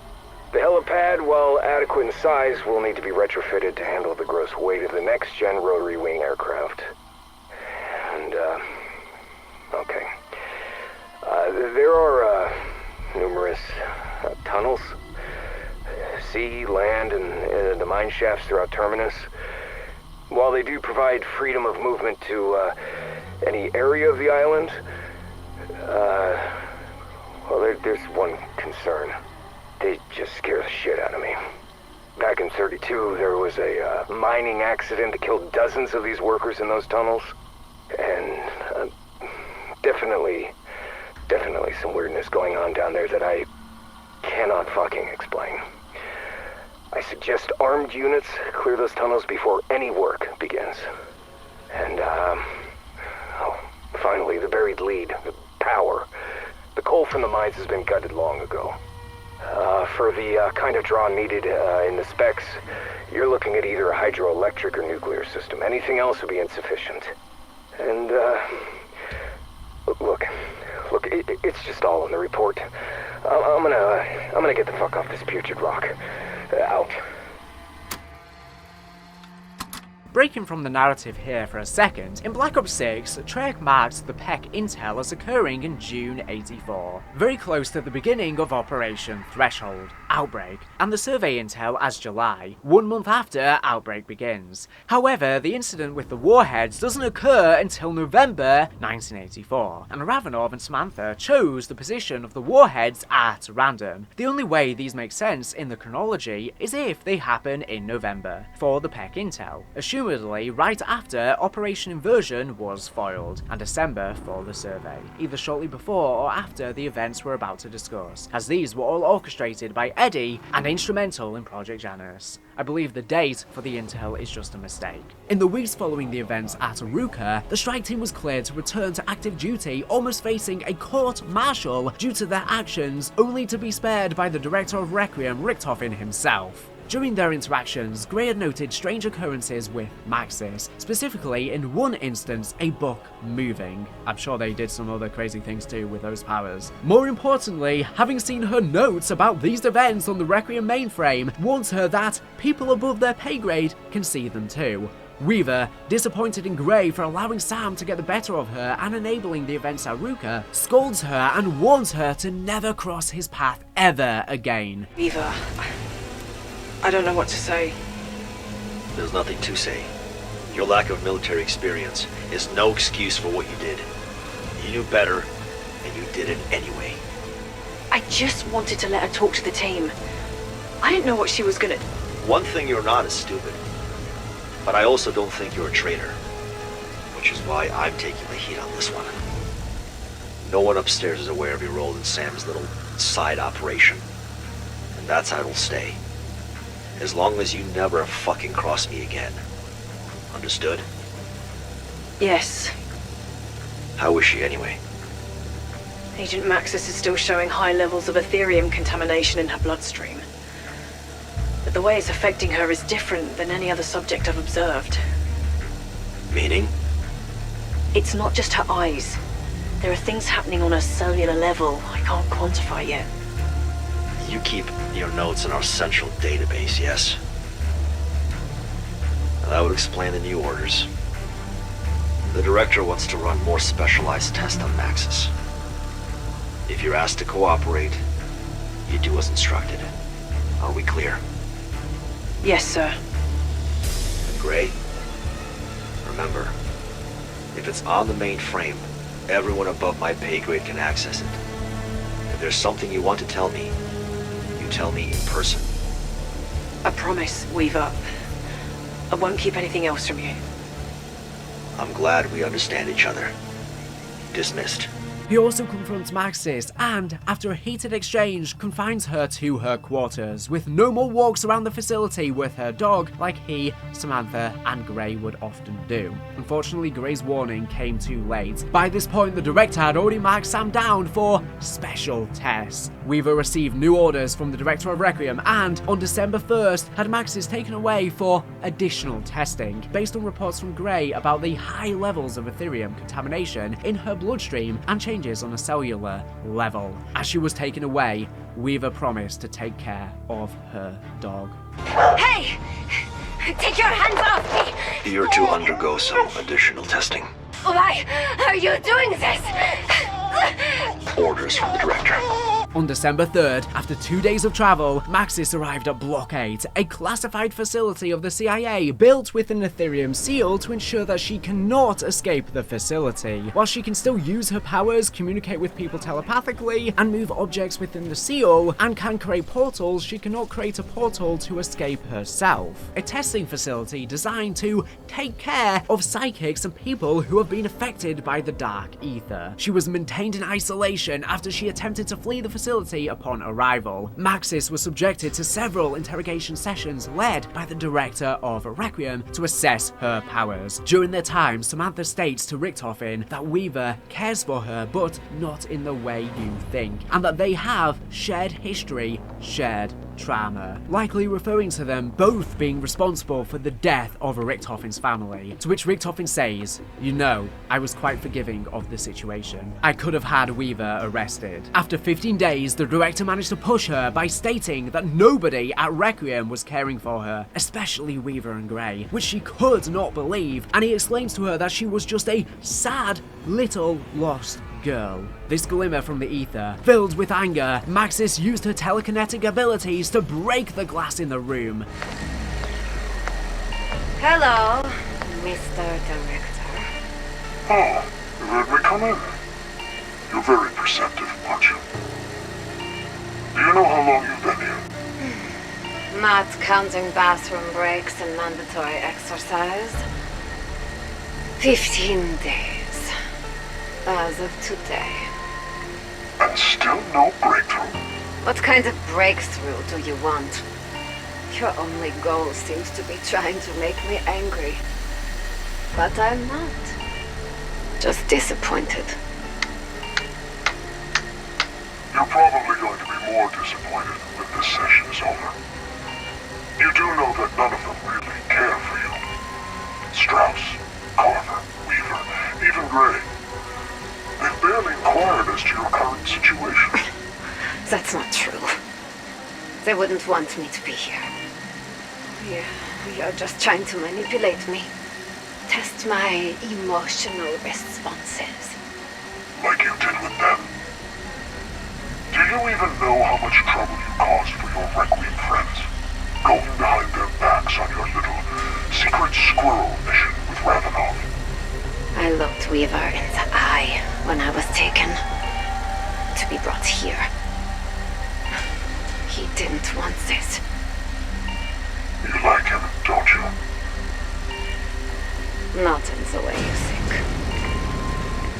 We just have history. Shared history. Shared trauma. You wouldn't understand. I do understand. In fact, I was very forgiving about the whole thing. I mean, given Weaver's failures and lapses in security, I could easily have had him disappeared. Don't test me. Maybe I still should. I'm warning you! What on earth could you possibly do to me? You really are just a pathetic, sad, little, lost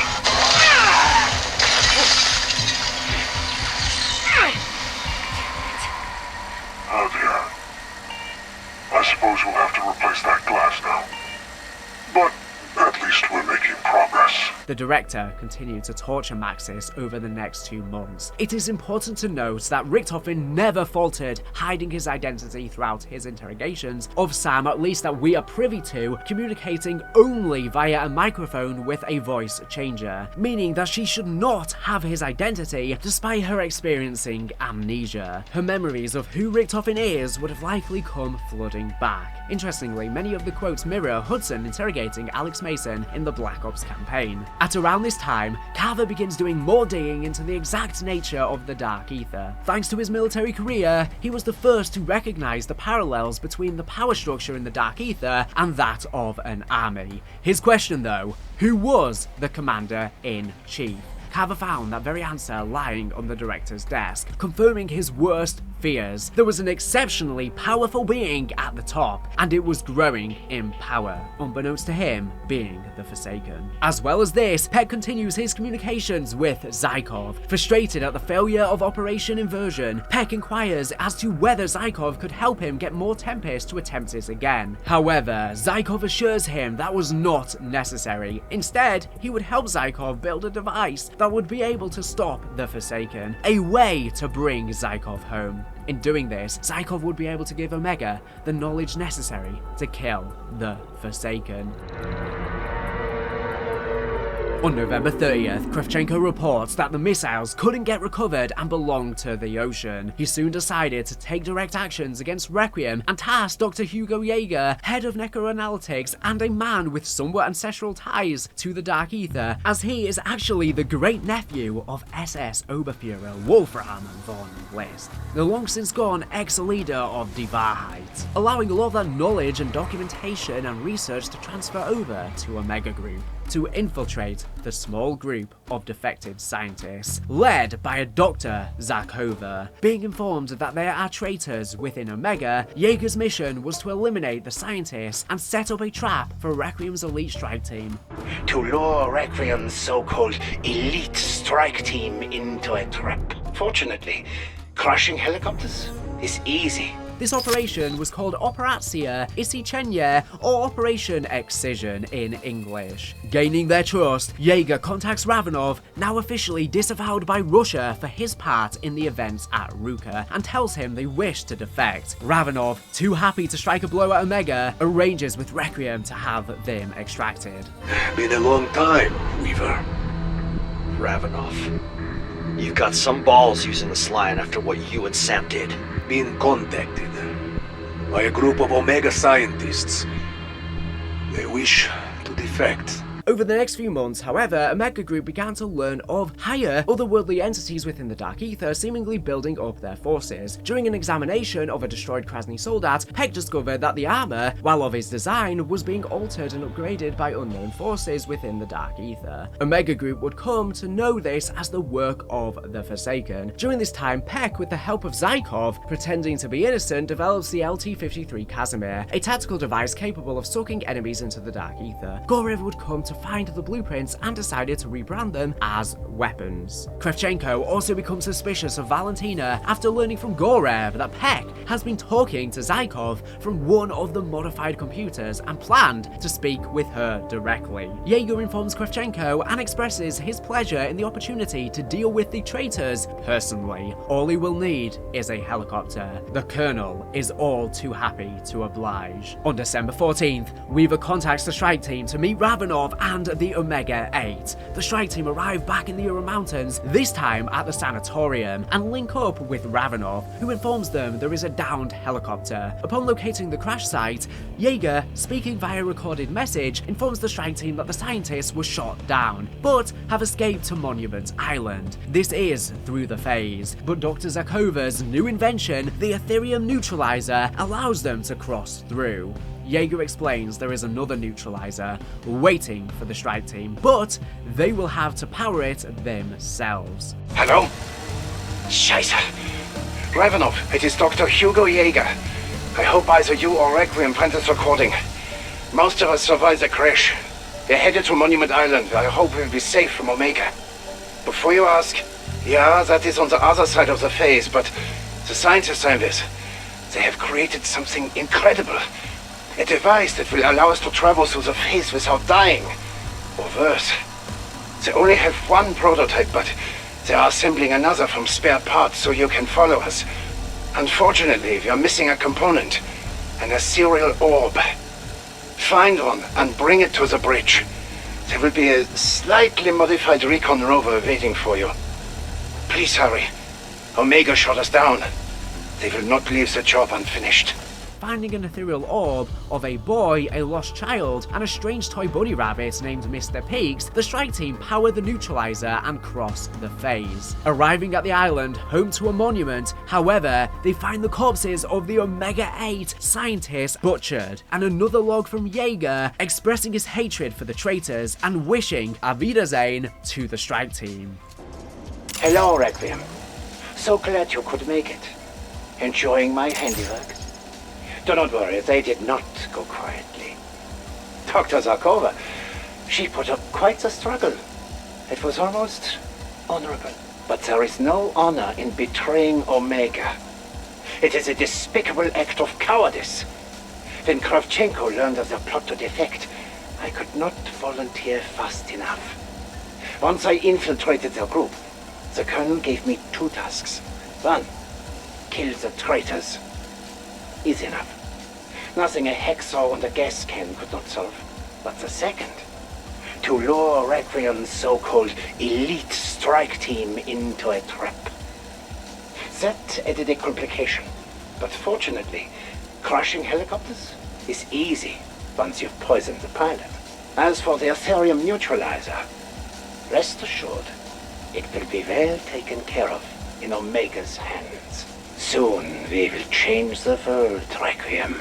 Auf Wiedersehen. Jaeger also indicated that the Ethereum neutralizer was now in Omega's possession. As the monument was being overrun with an order appearing, Weaver ordered the team to leave the area, no pun intended. Raptor 1 arrived soon after to exfil the team, but they were shot down by Omega on their way out. Kravchenko arrives at the crash site as Omega soldiers drag Raptor 1's body out of the helicopter, with him not knowing if he is still alive, but his body still twitching. Kravchenko orders the team to surrender. They were captured soon after. Okay, strike team. Time to come home. Shit, we're going down! Sadly, Weaver, them coming home is not part of the plan.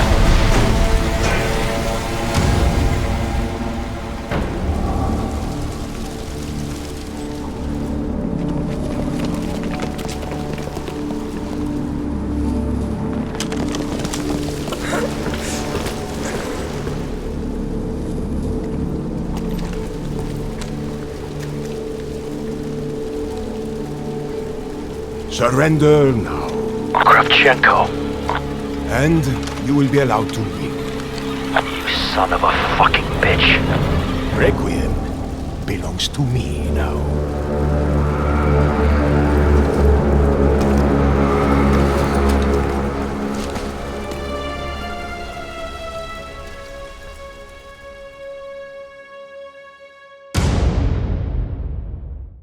After the director has Kravchenko successfully obsessed with the existence of the Forsaken, he communicates more with Dr. Peck, who is beginning to suspect his identity. The director instructs Peck, under the guise of speaking to Zykov, that instead of seeking to kill the Forsaken, he should instead attempt to capture it, and gives him the schematics of a device capable of containing the creature. Peck informs Kravchenko of this, though lies and says Zykov told him of this new plan. The Colonel is more than happy with the idea of gaining a new superweapon for the USSR. While Peck says that Zykov offered to help, and this may be somewhat true, the person who actually designed the technology used to defeat and capture the Forsaken was Eddie Richtofen himself. He simply had Peck say that it was Zykov to make Kravchenko go along with the plan much quicker. In January 1985, Valentina broke off from the Omega Group, revealing herself to be Angelica Vogel. Valentina makes her move. She goes to Berlin and finds Endstation's Berlin lab within the sewers. Constructing a small-scale inversion warhead, she opens the gateway there and enters the Dark Aether, changing her. Finally meeting with her father, she realizes something is horribly wrong, but by this point is far too gone to consider the implications. She then waits for the armies to assemble at the head of the portal. It should be noted that due to the dimensional fertility in Berlin and the more advanced nature of the portal, the gateway here is incredibly stable. Meanwhile, CIA agents stationed in Berlin locate a dead drop that wasn't meant for them. Inside, they discover information on Project Janus. Here we see just how far Richtofen is willing to go to keep Project Janus a secret. The CIA agents initially think it couldn't be real, but their reactions to the documents provide the clearest look at Project Janus we get throughout the storyline. Tuesday. We recovered a communique this evening at one of our dead drops. I don't believe it was meant for us. It's addressed to the Office of Requiem and details a Project Janus. One, I don't know what an Office of Requiem is. I checked the mainframe, but I don't have any clearance. And this Project Janus, this can't be real, right? There's some pretty insane stuff in here. Your guy at HQ can look into this. What should we do here? Rico. Eddie would in turn steal a robot from Dr. Gray's lab that Dr. Gray has been working on and that he specifically requested her to work on it as a road passion project, codenamed Klaus. Gray uploading a letter to the Requiem mainframe, asserting confusion as to just why someone would steal it and requesting if anyone knows where it is to inform her. Weaver quickly tells her to delete the message and destroy all evidence, informing her of Richtofen taking it, showing the extreme measures he may go through for finding finding out information on Janus or questioning his authority. Richtofen likely had her, or after stealing it, implant his own memory onto it. I am Klaus. I am here for help. As an artificial intelligence, in the same way the Requiem leads had their personality implanted into the Cerberus wonder weapon, standing for the conversion-ready binary repeater standard, containing the AI of Weaver, Strauss, Carver, and even Grey herself. Hello, I am CRBRS, but you could call me Cerberus, sure. I'm a Requiem service weapon, if you couldn't already tell. Grey created this, and interestingly enough, according to Grey, the AI of the characters for the copycat companion module Sophia to provide further fire for anyone using the weapon was simply modelled off the voice recordings from all of the Requiem heads. I don't know how they've managed to have such advanced AI training to copy their personalities, so I wouldn't be surprised if some Dark Aether cloning magic helped aid this technology. Richtofen would then make sure that Klaus handled the situation by sending him an encrypted instruction. From Requiem to Klaus, subject, complete your mission. You have orders. The security of Project Janus is your top priority. Contain the situation, find and destroy the intercepted communique, then tie up all loose ends. We cannot allow this to get out. The situation would end up resolved, thanks to Klaus destroying whatever documents they found, and slowly, one by one, killing each CIA agent who had managed to learn of Project Janus, even if they believed it wasn't real. Realizing that Valentina had betrayed him, on February 2nd, 1985, in order to put a stop to her, Kravchenko decides to send in Requiem's invincible strike team. After being held prisoner in Potsdam for several weeks by using Raptor 1's life as leverage, who managed to survive the crash. I have work for them in Berlin. A certain member of our organization has gone to ground recently. I'm sure you've noticed their absence. I believe they are scheming against us. Everything and everyone can be corrupted. Even those close to you. I doubt you realize what she has done. The traitor is somewhere in Berlin. Destroy her army, or your pilot will be bled dry. A portal has been opened. One that threatens to allow a long-dead army to reinfect our world. You will stop her. And when the time comes, kill her. Locating the Berlin End Station lab, they realize Valentina is already within the Dark Aether. Someone had to free their army. My father chose me to complete that mission. They activate Klaus and finish what the CIA agents started, retrieving the components to build an inversion warhead to close the gateway. Unfortunately, in order to properly purify the crystals, they would need a being made of concentrated Ethereum. Luckily, Valentina in her new form was just this. They fight and defeat Valentina, using her to complete the warhead, and have Klaus enter the gateway to detonate the warhead from the other side. You cannot stop the Forsaken. He will consume this world.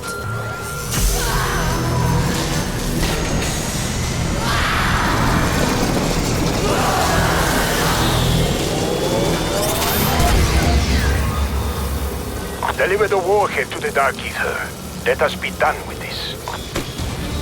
I suppose this is the real reason why I'm here. Oh well, it is important to feel needed.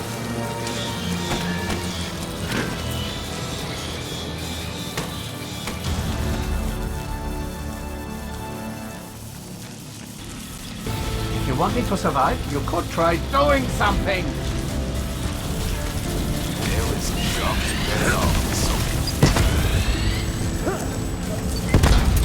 Attack them! We are not finished. Your world will be mine.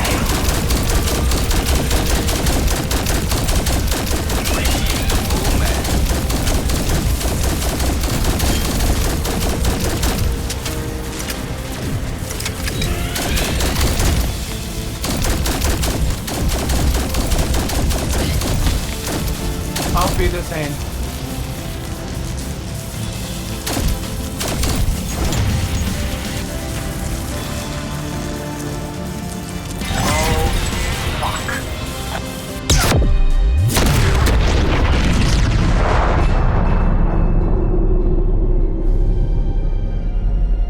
Kravchenko, bringing Raptor 1 into the open, fires at the strike team, believing now is the time to tie up loose ends. Though, the strike team are able to escape thanks to Agent Maxis, who, from her cell in Block 8, manifests a portal for them. Agents of Requiem, your ally, Raptor 1, is now free. All you need to do is come and collect him. Boy, are you a sight for sore eyes. I do appreciate your assistance, but regrettably, I cannot allow you to leave Berlin. До свидания, Requiem. I'm trying to help you, but you need to be ready to move.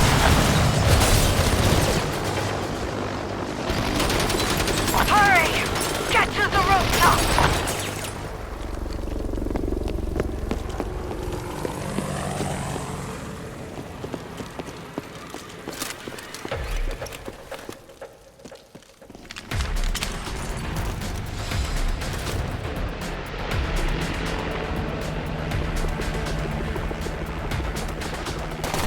Now, Sam.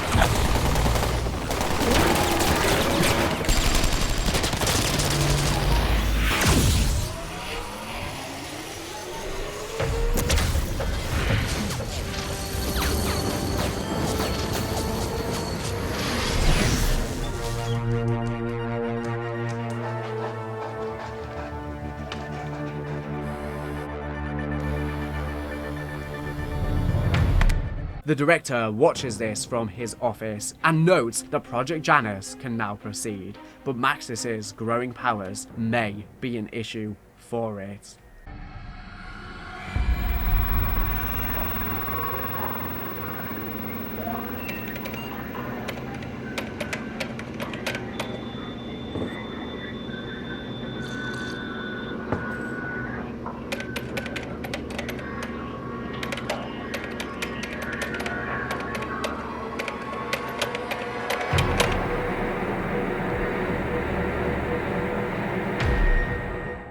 Outbreak zones expand. Almost instantaneously after the strike team's victory in Berlin, the outbreak zones begin to exhibit new behavior. Swirling vortices of primordial Ethereum appeared, a much more archaic form of Ethereum that's existed for a long time in the Dark Aether, much more enriched and powerful. And where previously terraforming occurred through a long process of creating and growing the giant power node crystals, one of these vortexes could create a power node in 1/4 of the time. Alarmingly, this allowed new outbreak zones seemingly unconnected to the Ural Mountains but on a similar scale to appear. In these outbreak zones, they encounter Piotr, a lost soul who almost succumbed to the Dark Aether but was saved at the brink by his encounter with Sam. Now, by hiding in the loot chest, he is able to briefly cross over back into the real world and help the strike team, though is eventually pulled back in by the Forsaken. The director, during this time, continues work with Sam in Block 8, performing further psychologically intensive tests in order to allow her to correctly harness her powers.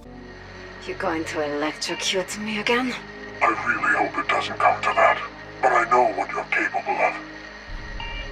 I just want to see it for myself. During these interrogations, he even states he could have had Weaver and her arrested so easily considering her disobeying orders in contacting the strike team and Ravenov in the Ural Mountains to divert the inversion warheads. His manipulation includes forcing her to kill an Omega soldier with her mind, otherwise her closest, more than a friend Grey, would be shot. During one session, he threatened to shoot her dog if she didn't teleport her somewhere safe. Eddie's experimentations on Sam mirrors the concept in the classic Aether storyline of Richtofen, also experimenting on young Samantha Maxis as a child. The difference this time, however, is that the experimentation seems to have ultimately been for her benefit. Eddie uses threats against the lives of her dog Not So Fluffy, as well as Dr. Grey, her likely romantic love interest in the storyline, to force Samantha's emotions to awaken her true abilities, which we got a glimpse of at the end of the Aether story.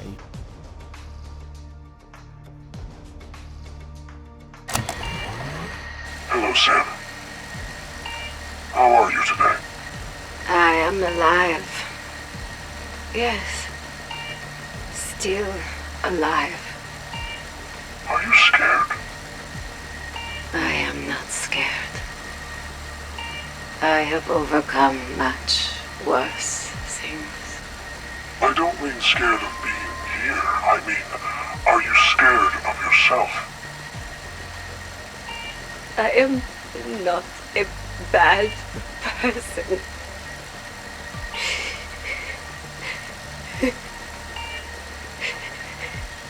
You are a good soul.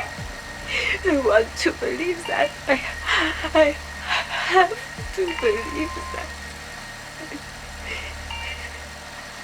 You don't need to prove it to me. I know. Why can't you just let me go? Why can't you just put me out of my misery?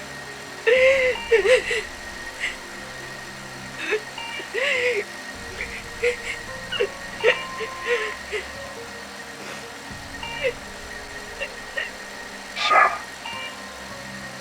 I would never give up on you. You don't know how much power you really possess, what your gift truly is. And you want to take it from me? No. I want to help you learn how to use those gifts. For the good of us all.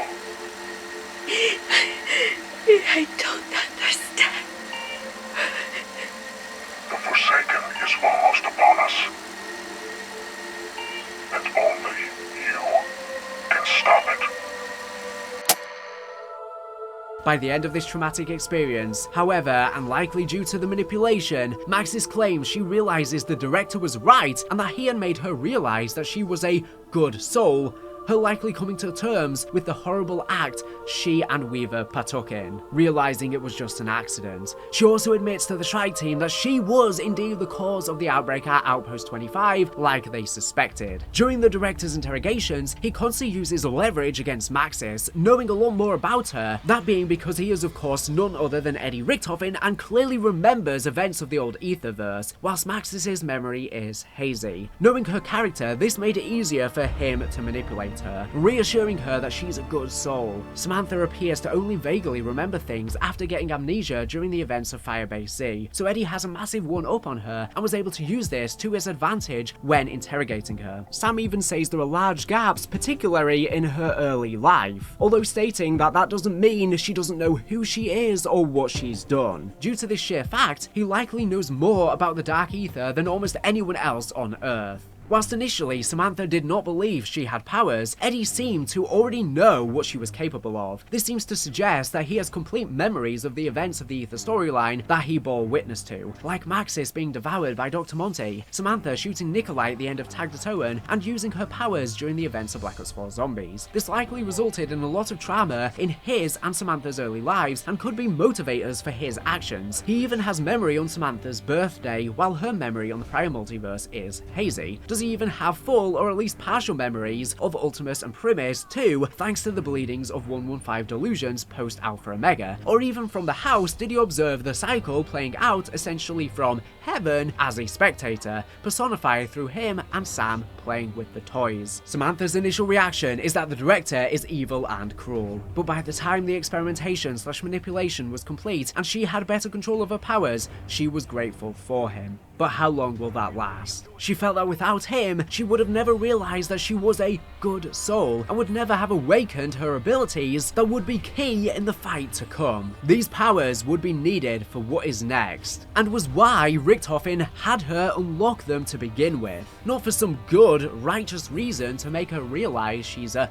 good soul, and her realizing her purpose is to help. Furthermore, the director also once again addresses the same shadowy group he had done shortly after the Berlin incident, referring to them as the redacted board of directors, explaining that despite them wanting to use the Berlin gateway for Project Janus, had he not closed it, the Forsaken would have destroyed them all. He recognizes the fact that the destruction of the world isn't necessarily a big motivation for them, and so instead notes that a global apocalypse wouldn't be particularly good for their and their shareholders' pockets either, insinuating that they are a cabal of uber-rich individuals who require Janus for a hidden agenda, but clearly a big motivator for them is simply money. Such motivators for them may be Dark Aether technology for war efforts, medicine, an undead army, providing private military companies and government militaries, advancing power generators. They can theoretically gatekeep all of this technology, maximizing profit by drip feeding it to the world, whilst Richtofen uses them for his own agenda and his own goals, some of which may be shared with them with the different outcomes and purposes. As the strike team deal with these new threats in the outbreak zones, Zykov once again makes contact, explaining that with this increase in terraforming, the world's only hope is to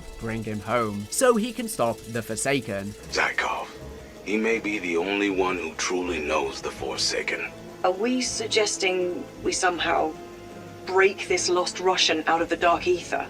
Poor bastard's been in there longer than anyone. He promises them that if they can release him from his prison, he might be the deciding factor in overcoming both the Forsaken and Omega, simultaneously telling Peck the same thing. Frustrated at the failure of Operation Inversion, Peck inquired as to whether Zykov could help him get more Tempest to attempt it again. However, Zykov assured him that was not necessary. Instead, he would help Zykov build a device that would be able to stop the Forsaken, a way to bring Zykov home. In doing this, Zykov would be able to give Omega the knowledge necessary to kill the Forsaken. Unlike Requiem, however, Omega had already fully committed to bringing Zykov back to Earth. The Forsaken? A solution is necessary. It must be dealt with. Colonel, there has been a change of plan, Gorev. Peck and I are developing a new solution for the Forsaken. Rest assured, if it is successful, it will mean salvation for the Soviet Union.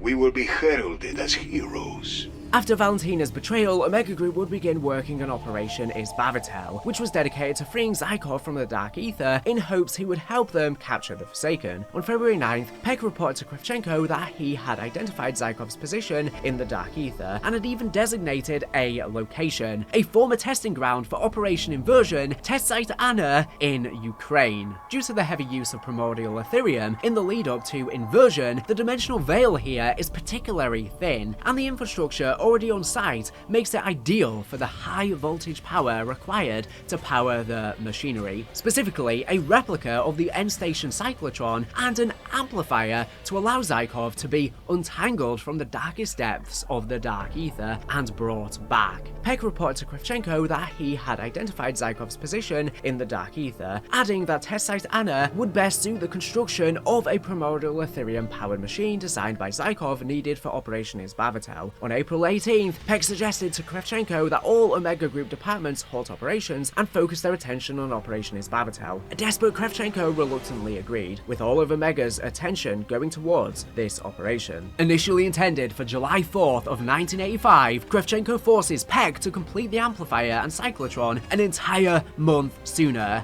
driven by his desire to please his superiors. Realizing Kravchenko's overwhelming egomania, Peck once again contacts the director and finally makes a deal to secure his extraction to the west. In return, he would give Requiem the exact location and time of Zykov's extraction, as well as letting the director take the containment chamber. He now realizes that this was the director's plan all along and they had all been played, and also realizes his identity as the director of Requiem. Gorev and Jaeger, unaware of Peck's scheming and equally frightened of Kravchenko's ensuing madness, make a deal with one another. If things begin to go wrong, they will defect, with Jaeger claiming he has a contact who will employ them due to their knowledge of the Dark Aether. As Kravchenko was Gorev's mentor, this is an incredibly significant event. Finally, Ravenov once again makes contact with Weaver, informing him of Operatsia Izbavitel. Unbeknownst to Weaver, the director is already aware of this thanks to Peck, but takes Ravenov's intel as a chance to independently verify the time and location of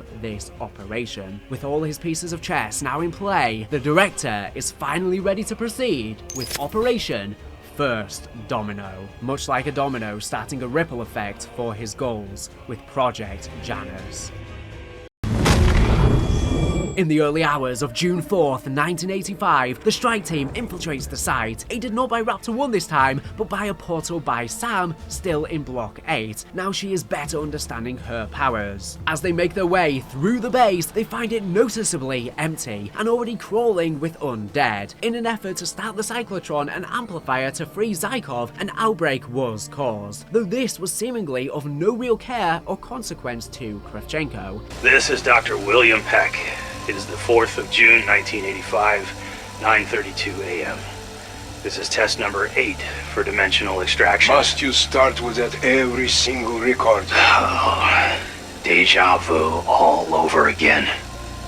All teams are in position, ready to proceed. Colonel.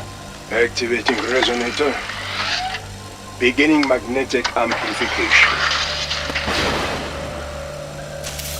Well, what does it show? Dimensional barrier identified. Proceeding with scan. Barrier membrane is fluctuating. Increase voltage output by 10. Anything? We're picking up something. I'm just not sure what. It's him. I know it. We can't be sure. Increasing voltage output by 20. By 20? What, are you insane? Don't you dare. Damn it! Captain, get your men into position. I want the threat neutralized now.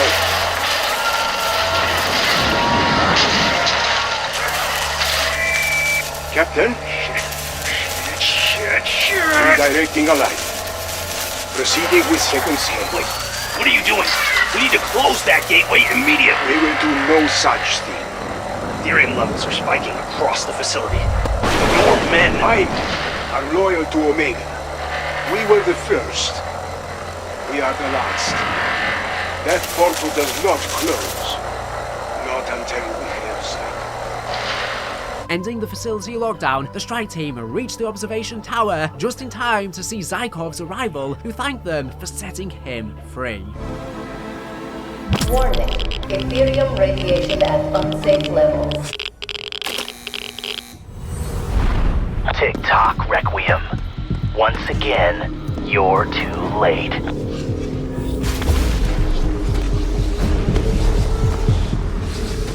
My friends, you did it. You brought me home. I have long awaited this day to take what is mine.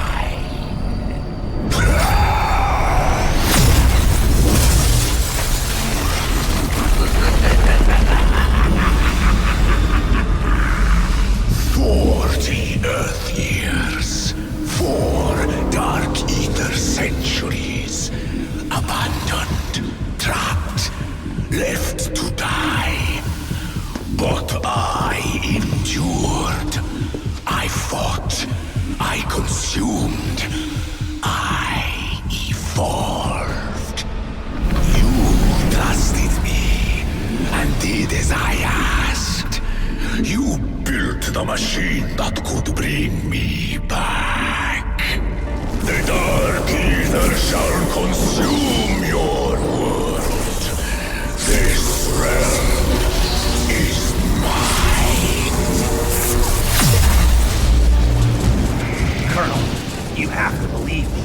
I didn't realize he was the creature. You fucking fool. The wolf was at our door and you let him in. You have doomed us all.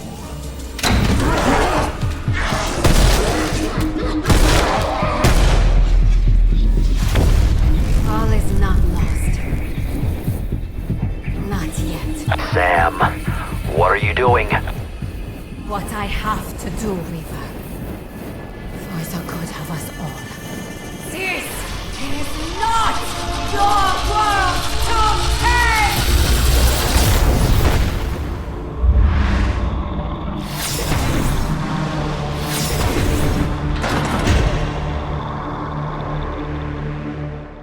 Unfortunately for everyone, both Requiem and Omega have been manipulated, just as Valentina before them, and Zykov was, in reality, the Forsaken. Valentina's father, who she believed had been guiding her throughout her life, was actually the Forsaken all along, and we had similarly been manipulated. He lets the strike team know that Zykov had been aiding us with mended perk machines, the Pack-a-Punch, crafting tables, and power-ups all along so that we would eventually be able to free him. He was the demonic voice we heard speaking to us all along. Importantly though, Kazimir Zykov was not just another stolen identity. When he arrived in the Dark Aether, he really was Kazimir Zykov, but the centuries he spent inside fundamentally changed him. As he transformed, he explained that the 40 years in the outside world were 4 centuries in the Dark Aether, and during that time, he was guided by nothing but the will to survive, killing and consuming everything in his way until there was nothing left. In turn,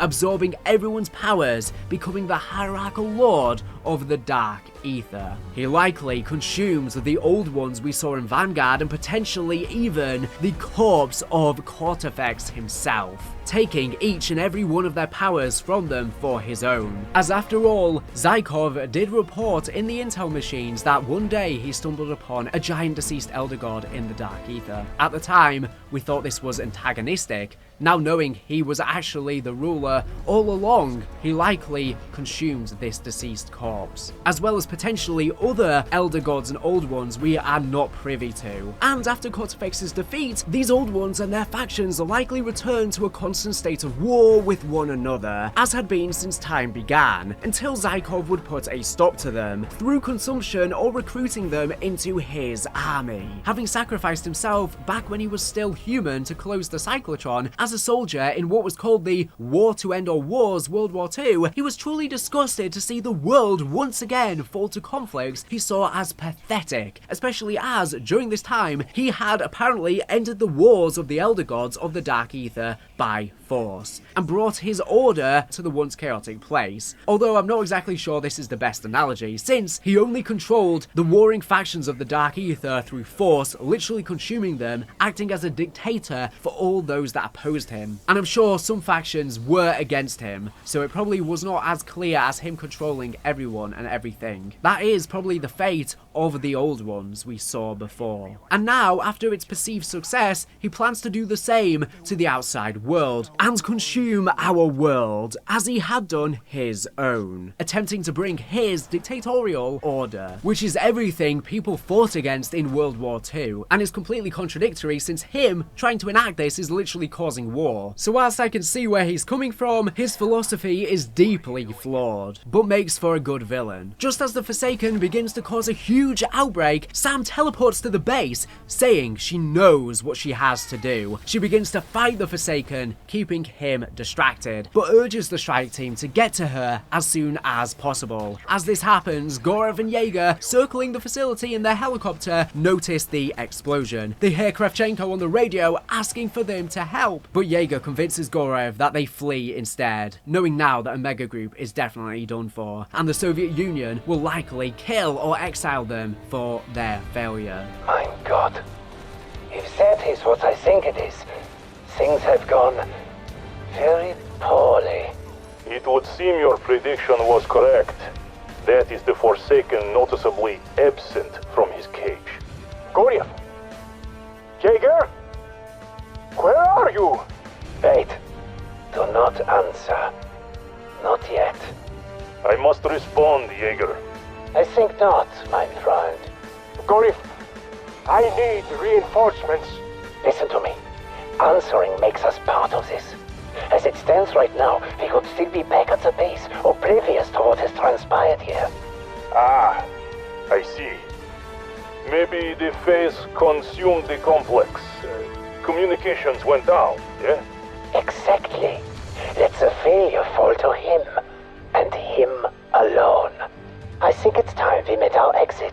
As the Forsaken prepared to make way for the consumption of Earth, Peg attempted to explain himself to Kravchenko, who in turn slapped him to the ground in anger, calling him an effing fool, and saying that he had doomed them all, and he was an idiot. A group of zombies then broke into the observation tower, where the two were forced to hold off against the undead. Kravchenko's patience with Peg was now completely gone, with Kravchenko threatening to kill him and end his scientific career, all the while still demanding to find a way to capture the Forsaken for the Soviet Union's use. As the team move through the now terraformed base, the Requiem staff say their only real option is to construct an Ethereum neutralizer, as the path to Sam and the Forsaken is completely blocked by the phase. In turn, Peg told Kravchenko to blow it out his ass, and assisted Requiem in building an Ethereum neutralizer to head to Main Street and face the Forsaken. Thankfully, in the time since the burned blueprint of it was recovered in Operation Excision, Strauss has had time to refine it to such a degree that it can be constructed in an emergency if the right materials are found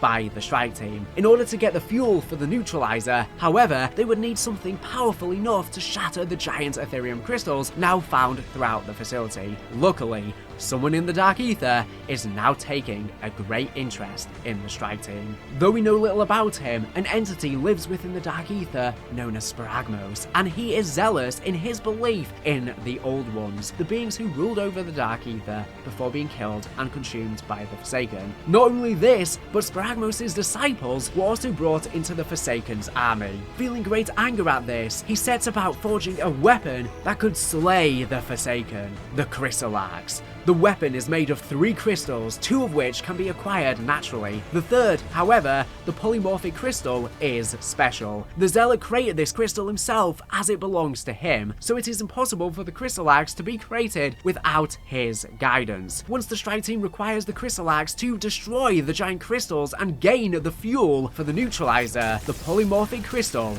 mysteriously happens to fall out of the dimensional anomaly above the facility. Now with the weapon in arms, the strike team are able to fuel the neutralizer and reach the Forsaken. As they begin down the tunnel, however, Peck accidentally shoots a gas line in the observation tower, causing a massive explosion and leaving the fate of both him and Kravchenko unknown for the moment. You idiot! Watch where you're shooting! The gas line! Oh my god. Are they... Do you think they're alright? Can't say they didn't get what they deserve, but damn. And thus ended the tale of Tweedledee and Tweedledum. Fucking fool.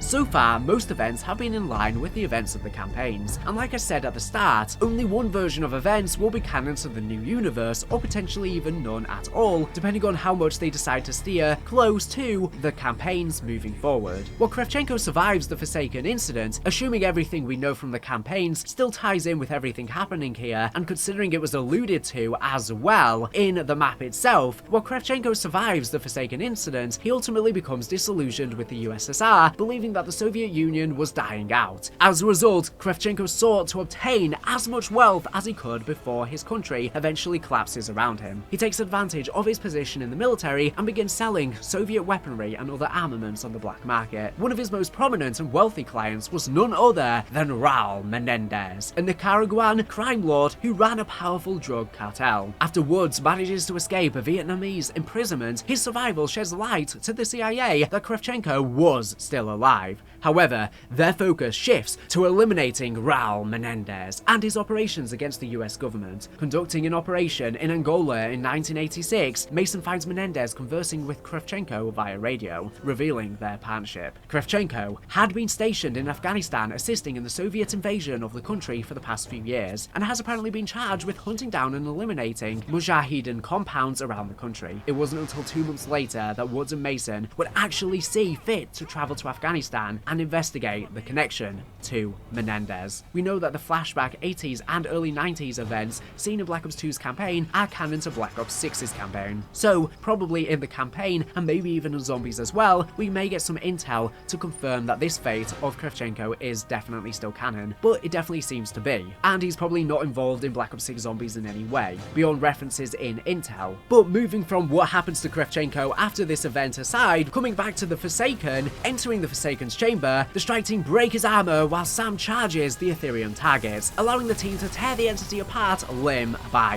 limb. Eventually, this exposes a giant gateway to the Dark Aether within the Forsaken's core himself. Partway through the battle, however, the Forsaken shows the strike team a vision of Weaver, Strauss, Carver, and Grey in a prison, each having been killed by a bullet to the head, with the message last seen on Alcatraz, "No one escapes alive," written on the wall, with seemingly a Dark Aether person with glowing purple eyes in the background. Probably Samantha Maxis, and this matches the name of Requiem itself being a mass of the dead, which makes me question if Richtofen wanted this all along. With the Forsaken almost dead, he suddenly lets out a burst of energy, almost killing the strike team and rapidly causing outbreak zones to appear across the world, this even causing the total collapse of the Ural Mountains outbreak zones into pure phase, before eventually completely dissipating. Sam, knowing what she has to do, laments Richtofen's most likely manipulative words that she's a good person,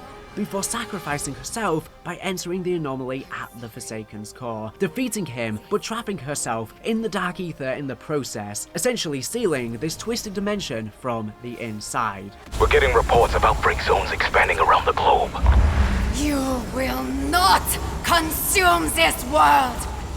Not as long as I am here! Sam, whatever you're thinking of doing, don't do it! I'm not a bad person, Weaver.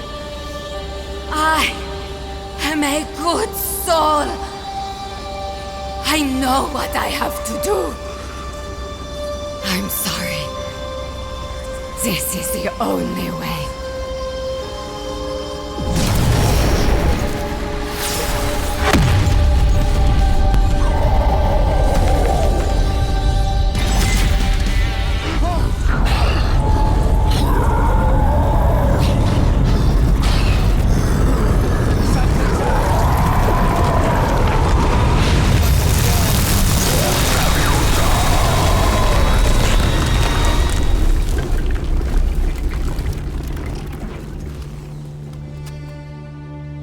She's gone. Back into the Dark Aether. The Forsaken is secure. Dimensional breaches are closing around the world. It's over. It's done.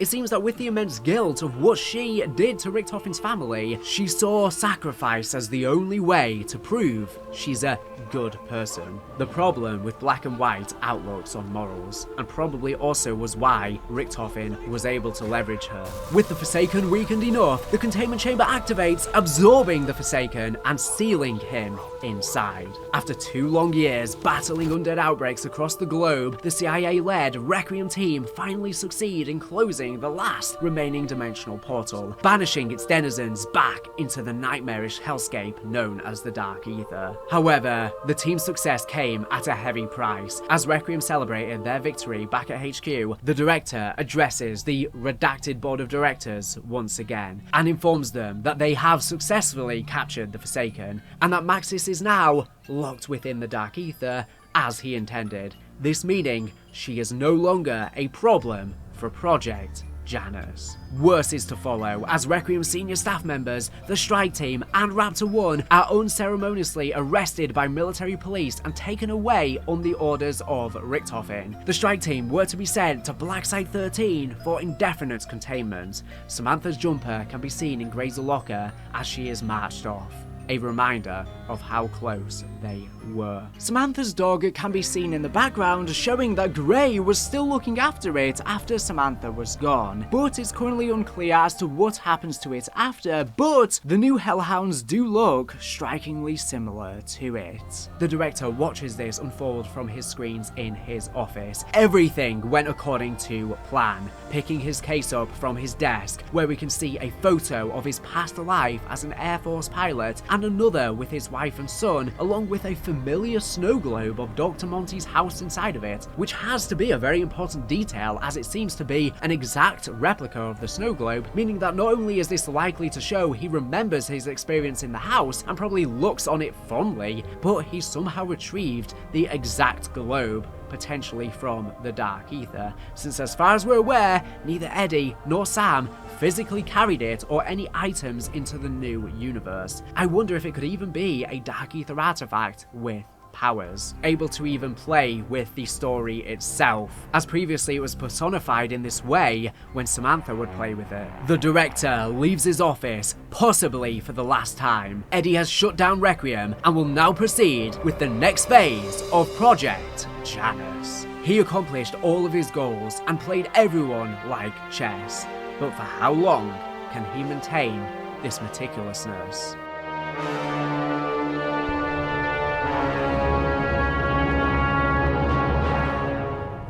From here, he would use the leftovers of his Ethereum and related technology and resources from Requiem to form Project Janus, a private entity free from oversight from any world's government. He had already been setting the pieces in place for this, establishing two key sites, one on Terminus Island, as a black site and prison, and the place he would send the Requiem heads after their arrest. The other, Liberty Falls, a city in West Virginia with mysterious connections to the Dark Aether. During this time, after the Forsaken is captured, similarly held in an orb like the Sam AI, he helps enhance her powers and trains her into mimicking his voice to spawn power-ups and control the realm, for she has a plan to put in place, but requires anonymity. He's puzzled by how she's able to do that, despite he himself having mimicking powers. But she learns quickly, likely due to her shared powers and memories with Samantha, since even during the Aether days. The Sam AI says this is because she has a plan to put in motion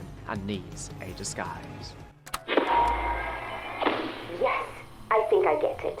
I see how the etheric currents are focused now. Say it again! Why must we go through this so many times? I was almost a god. Am I now reduced to your plaything? It does its little trick, or its brains get scrambled again. No, enough. I will not.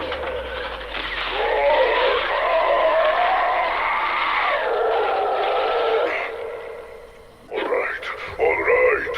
For a noisy abacus, you are most persuasive. Okay, here I go. Insta-kill. I got it! My turn! Max ammo!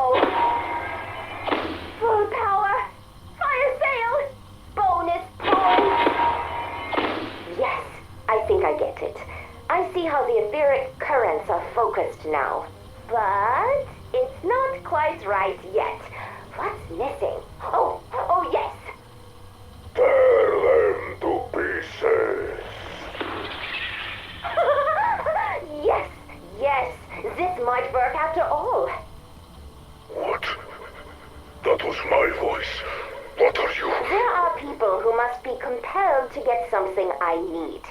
If I just ask, there is a 97.38% chance they will decline. So you see, I am going to have to be very, very, very convincing. You are going to impersonate my magnificence to manipulate pathetic mortals. That is a small part of the scenario I will need to construct in order to make them believe that their decisions are their own. But in a nutshell, yes. The audacity. I do not hate that.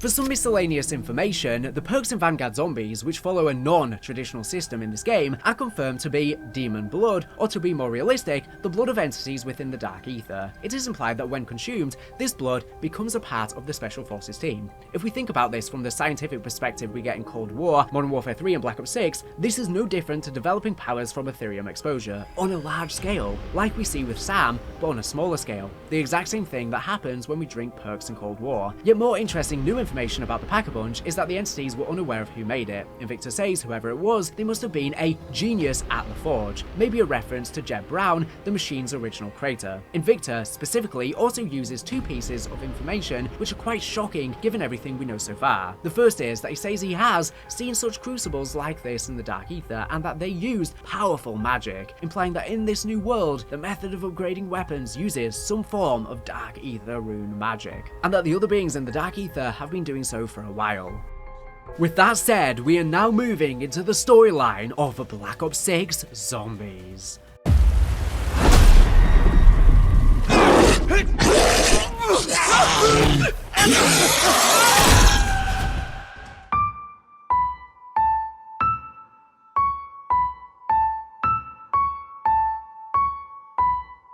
When things were at their worst, she was at her best. All we can do is fight like she fought.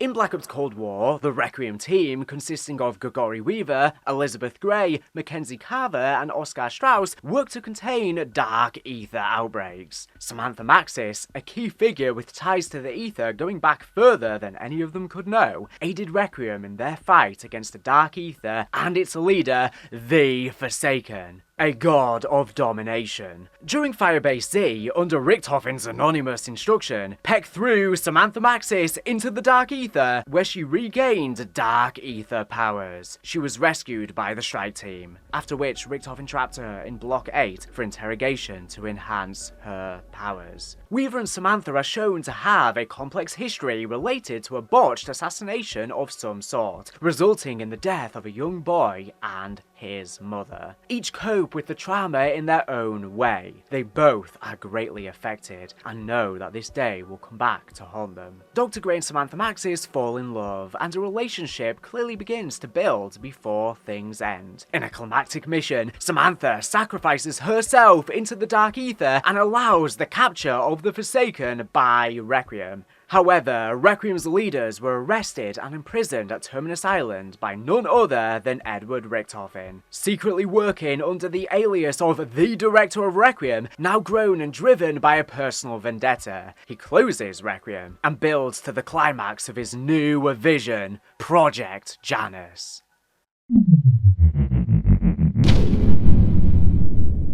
Years Years after the Forsaken's defeat, Edward Richtofen establishes a secret base in Liberty Falls, West Virginia, using a staged nuclear disaster at the local power plant as cover. This elaborate deception not only isolated the area, but also allowed Richtofen to channel his growing desperation into unchecked experimentation, as he grappled with the profound emptiness left by his family's loss. The fabricated crisis displaced families who had lived in Liberty Falls for generations, leaving behind a ghost town where Richtofen could operate in secrecy, his every decision coloured by the ache of his unresolved grief.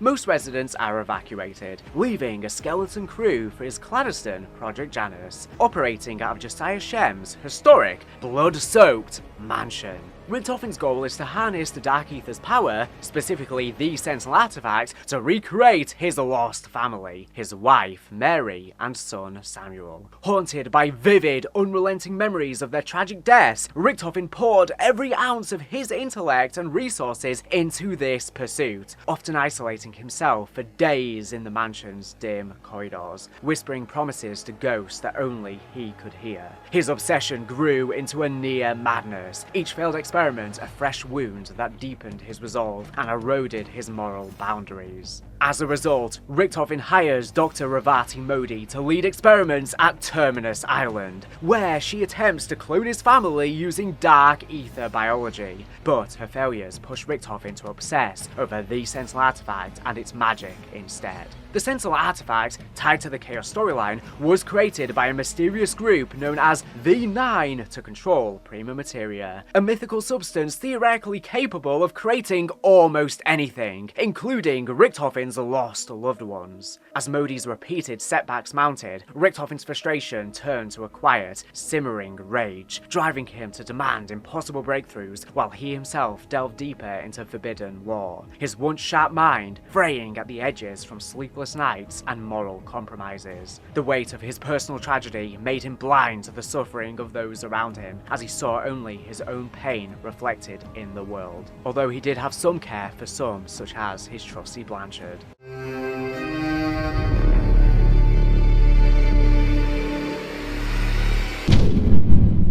In 1985, Weaver and the rest of Requiem's crew members, including Raptor 1, arrive at Terminus Island, a black site facility in the Philippine Sea, where they were imprisoned and tortured for years on end by interrogator Ernst Duffer, who previously served in a similar position at a facility in Hohenschönhausen, Berlin, Germany, a real-life Stacey prison that just so happens to have most of its records wiped. The Janus administration stated, "While we cannot disclose his professional history at this time, please understand that we believe he will uphold the standard of quality we have come to expect from Terminus Island." Richtofen also requested specifically that Weaver had to suffer. Weaver ultimately became a broken man, with strong resentment for Richtofen.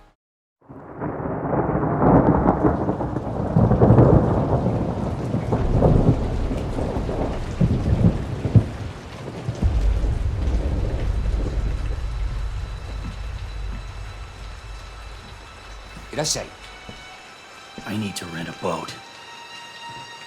Where do you need to go? Here. Are you sure? There's nothing there. What is it you're looking for?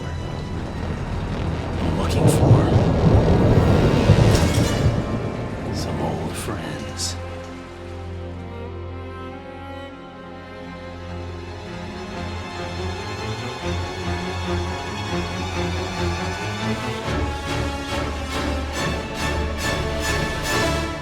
In 1991, 5 years after the events of capturing the Forsaken, a hooded man approaches a fisherman and requests to rent a boat to a place off the island nation's eastern coast. When the fisherman says there is nothing there and asks what he is looking for, Peck, now severely burned but still alive after the gas leak 5 years prior, responds that he's searching for some old friends, referring to Weaver, Strauss, Carver and Gray. They had spent the last 5 years underneath the thumb of the director, being tortured by his lackeys. Each of them endured specialized torture based around the files the director had on them, with Weaver forced to endure the most. His progress brief reads: Subject, Grigori Weaver. Interrogator, Ernst Duffer. Initial intake status: blames himself for the incarceration of Requiem. Brainstorms ways to exploit this. Acts as an anchor point for the rest of his team. Keeping him separated from Gray and Strauss may give us an advantage. The director wants this one to suffer. Current status: without a clear purpose, Weaver has become a broken, bitter man.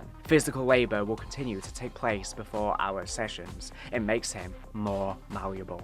Terminus Island, a fortress of brutal experimentation, was headed up by Dr. Modi. She was appointed by Richtofen himself and placed in charge of Janice's cloning and biological research. Away from the prying eyes of the world, Modi was free from all ethical restrictions and able to conduct research that would be considered crimes against humanity and nature in any nation. The research used refugees and criminals abandoned and forgotten by the rest of society, so that no one would even notice they were even missing. Nathan Aguinaldo, Maya Aguinaldo's brother, was one such victim. The ultimate aim of this research was in order to try and bring back Richtofen's family from a single DNA sample. And to conclude our island tour, we have your atrium lab. So, what do you think? It's an ideal space. Very Spartan at the moment. I assume the regulatory parties have not made their pass yet. Once they've made their structural safety recommendations, I will, of course... Dr. Modi, I would never waste your valuable time with such trivial matters. This is your island. I trust you to make it your own. Now, energy and weapons will pacify the backers, but I chose this with your biological experiments in mind. That part of my portfolio is considered controversial. Many have called it torture. We are a rare breed, my dear doctor. You and I both know the price of true progress. It is that work which brought you to me. I will not allow you to be shackled by idealistic bureaucrats. In return, I expect you to deliver, by any means necessary. That won't be a problem. Ah, good. Then we understand each other. Welcome to your new home. Sometimes I think I hear voices coming from within the reactor itself. Many sound like people in pain, crying out, lost in despair. Others, like the Russian man, sound angry. And there's also a woman, but sometimes she sounds more like a girl. She might be German, but I can't quite focus on what she's saying. I said I'm not superstitious, but I am starting to believe that some kind of life exists inside the Dark Aether. And I find this possibility extremely troubling. However, information we can find on the crashed boat on the map shows that by 1991, Modi's progress was less than acceptable for Richtofen, and it seemed that she had essentially been abandoned on the island by Richtofen, in many ways a prisoner too, vying for his attention but being seen as nothing more than a nuance and failure. The island is also surrounded by a large experimental sea creature Modi created from a guard, Owen Guthrie, who felt guilty and wanted to go public. He slowly began to build evidence against Project Janus and Dr. Modi, and kept his stash of evidence hidden in the crashed ship outside of Terminus, where that note is found. Slowly, as he continued his work at Terminus, the experiments on Nathan and exposure to Ethereum would ensure Guthrie lost his mind. Once he did, Dr. Modi finally managed to catch him as the Mole. She decided to turn him into a creature so vile and large that everyone at the island would always see him as a reminder not to cross her. She named this creature Patient 13. 11,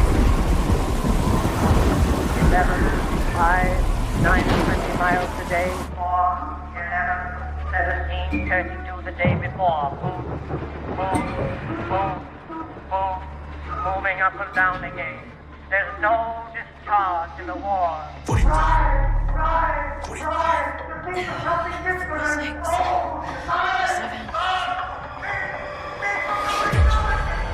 Scheiße, I cannot take this anymore.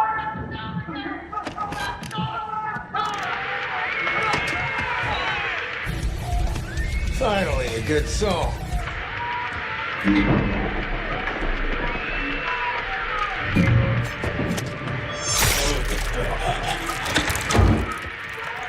Oh, thank goodness.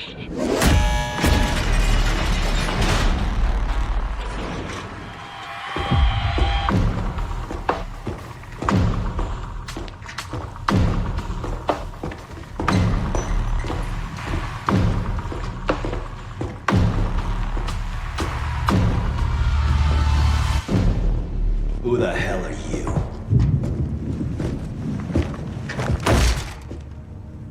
This is Maya. She's with me.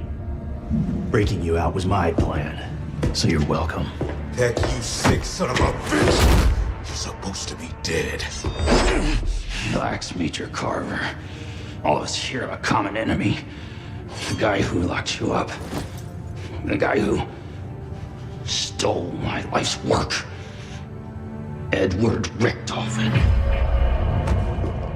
What do you say we find him and kill him? Huh?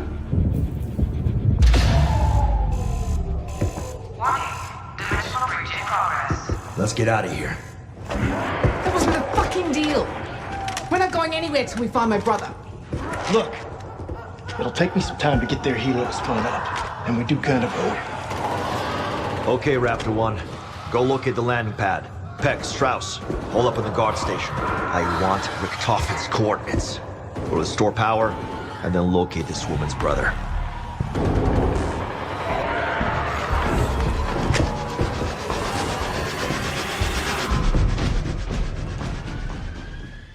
On February 19th, 1991, the map Terminus takes place. A security guard is monitoring the prisoners, as Carver and Gray are doing push-ups. Weaver is perplexed, sitting on his bed, staring at the wall where he has etched in the name Richtofen, along with tally marks counting his days there. 2 war weapons, the words Requiem along with their logo and motto, Vicurimus Mortem. This ritual of etching reflected his deepening despair, an unyielding fixation on revenge. Each mark a silent testament to his eroded hope, as the weight of his guilt for failing his team and his past mistakes gnawed at him relentlessly. He also etched in the Operation 40 logo, a reminder of his days in the CIA, working alongside Woods, Mason, Hudson and the rest, as well as Elder God symbols, and allusions to demonic visions haunting his nightmares. Meanwhile, Strauss seems to have completely lost his sanity due to his Ethereum addiction and age, taking things the hardest. He's lived a hard life from his role in aiding the Nazis in World War II, which started everything in the Dark Aether timeline, to everything since. It's no wonder he's been more susceptible to addiction as a vice, looking the worst out of them all. Whilst Raptor 1 is the only one smiling as he plays with a ball and is pleasantly surprised as the security guard changes the song to Pareidolia from Shangri-La. Finally, a good song. Which could hint this song might be a false perception and all in his head. Maybe that's why he's the only one smiling. He's slipping out of reality. Who can blame him after all he's been through? Not being the first time taken captive. Smuggler Maya Aguinaldo sneaks into the surveillance room and slashes the throat of the security guard. Weaver and the Requiem crew are broken out by Maya, confused who she even is, before a still alive Peck ominously greets them by raising his hood to reveal his face once more. Despite being the one responsible in rescuing them, Weaver slams him against the wall for being a traitor. Quickly before Peck proposes, they all go after Richtofen, who stole his life's work. The irony. Ultimately, it seems the fisherman was unable to take him to Terminus, and at some point he stumbled along Maya, who had the knowledge and purpose to take him there, for she too had someone close to her she wanted to save. Quickly interrupted as a dimensional breach begins to take place simultaneously, Peck throws them a bag of clothes and weapons he brought to the island to defend themselves against the incoming waves. Weaver instructs Peck and Strauss to secure the guard station and attempts to acquire Richtofen's coordinates, while Raptor 1 tries to locate an exfil, while he, Maya, Carver and Gray handle the undead outbreak and attempt to locate Maya's brother, who was also imprisoned at the island and is the reason for helping Peck in the first place. As the power to the island is activated, it is revealed that Maya's brother Nathan, under the control of Dr. Modi, had been subjected to Project Janice's experiments as well, the results of which had turned him into an amalgam, a cruel body horror mesh of human parts mutated by the Dark Aether. After rendezvousing with him, Maya mercy kills him and swears revenge on Modi, as well as Franco, who had sold him off to Modi in the first place. It hurts. It hurts. I've got this. Wait! He's my little brother. My responsibility.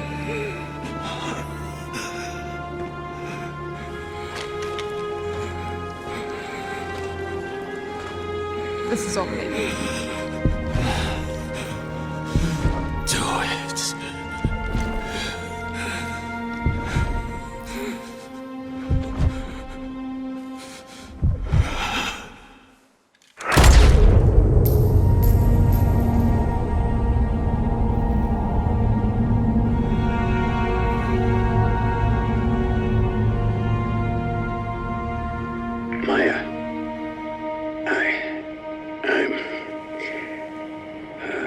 I'm so sorry. Save it, Peck. I don't need sorry right now.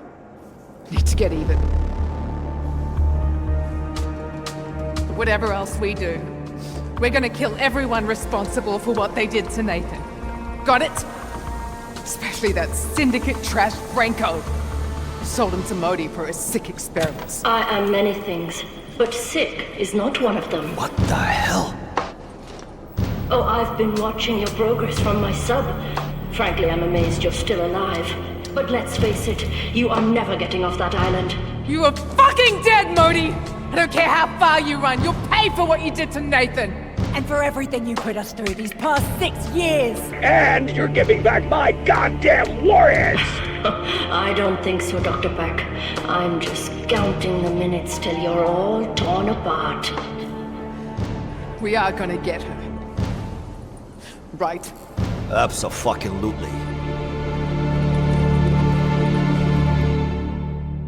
In that heartbreaking moment, Maya's hands trembling with a mix of sorrow and fury, the weight of familial love clashing against the horror of what her brother had become, forever scarring her resolve. Her heart, once buoyed by the hope of reuniting with Nathan, shattered into a vengeful determination that burned brighter with every step she took, and joined the rest of Requiem in solace for her revenge against who did this monstrosity.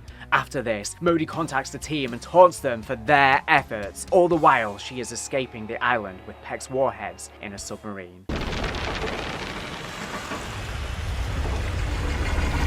Welcome back, Dr. Modi. We'll be taking that submarine now. Peck! You're an idiot! Then these thugs of yours are less than idiots. None of you can begin to appreciate the things I accomplished here. You aren't qualified to best.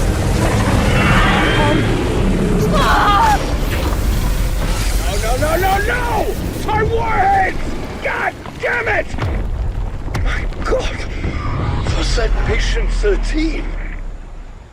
Something's happening. Aesthetic energy spiking off the chart.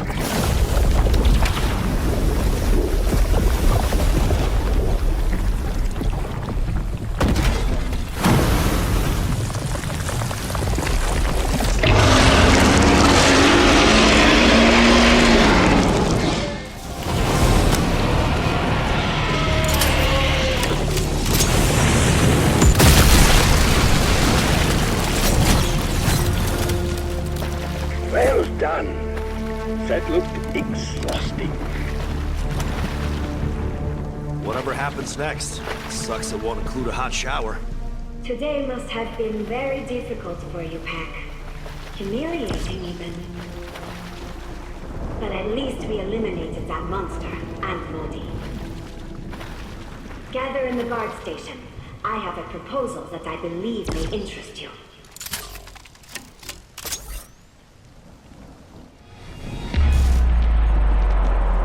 Okay, Sam. Whatever your plan is for bringing back Maxis, it better be good. It is. I have scraped all Project Janus files classified Director's Eyes only. Richtofen is obsessed with an ancient relic called the Sentinel Artifact. He believes it has the ability to manipulate a form of protomatter called Prima Materia. You can't be serious. The term comes straight from medieval alchemy. Don't ask me to believe such horseshit. I am a man of science. As is Director Richtofen, Dr. Strauss. The artifact is believed to be somewhere in the Principality of Avalon. He hired a criminal organization, the French Syndicate, to find it. They are interrogating a man called Gabriel Kraft. Your former associate, Sergei Ravenov, now employed by the Syndicate, abducted him on the orders of his boss, Franco. I'm in. Enjoy your revenge, young lady. I'm not chasing after an old wives' tale. Oscar, we've all seen things that seemed impossible. And Richtofen is no fool. If he and Sam believe that this artifact can actually bring her back, we have to try. We can't give up on her. She never gave up on us. She's right. Let's see for ourselves if this Sentinel thing is the real deal. Agreed. But I still want to know where that bastard Richtofen is hiding. Unknown. He may be en route to Avalon to collect the artifact. Then let's find it before he does. Heads up, people. Helo's ready. But the storm's getting worse. We gotta go, now!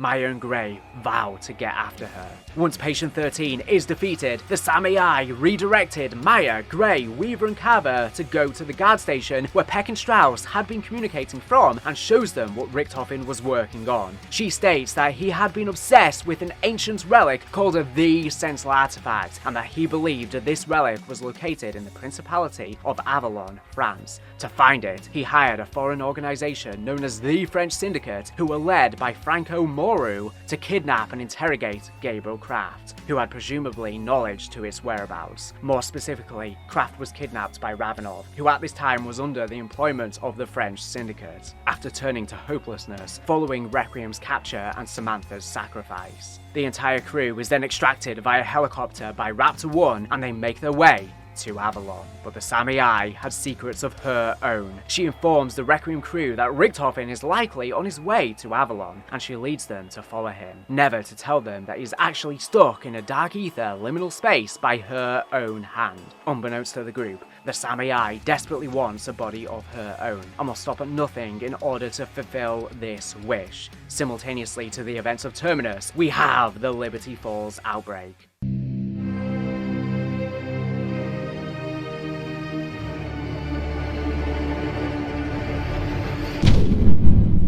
During the close of Black Ops Cold War Zombies, Richtofen began requesting digging underground tunnels in rural West Virginia called Liberty Falls, importing a lot of resources there, including 5,000 tons of steel as the first stages of his plan. They have been hiring scientists, military personnel, operations personnel, and custodians. They used the cover story of a nuclear power plant tower failing and leaking to evacuate the locals. As predicted, a few locals weren't exactly keen on giving up their land and asserting their rights as American citizens to protect their property. They planned on starting construction on a giant wall around the time to keep people or things in and outsiders out, but were ultimately denied planning permission. Over the next several years, Eddie started setting up a new test site under Project Genesis in Liberty Falls, where the Forsaken's containment chamber was held and studied. He also remained haunted by the deaths of his wife and son. This haunting grief manifested into relentless nights and obsessive rituals, where Richtofen would replay old family recordings, eventually falling asleep into nightmares and losing them once again. His eyes filled with a painful longing that fueled his increasingly reckless ambitions. The sound of his son's laughter in those recordings became both a comfort and a torment, driving him to push his team beyond ethical limits in a desperate bid to rewrite his past. It took 5 years to execute their goals with Janice, turning it into a secret government-run town. Deep within the bloodstained mansion of Colton Hall, Richtofen has the SAM AI near him for interrogation and experiments on an underground sub-level. The synaptic algorithm module has become essential in Janus operations, ensuring teams make it successfully in and out of the Dark Aether, and being vital in the study of the so-called liminal spaces. However, some of the Janus strike teams have begun to notice increasingly worrying and erratic behaviour from the SAM AI,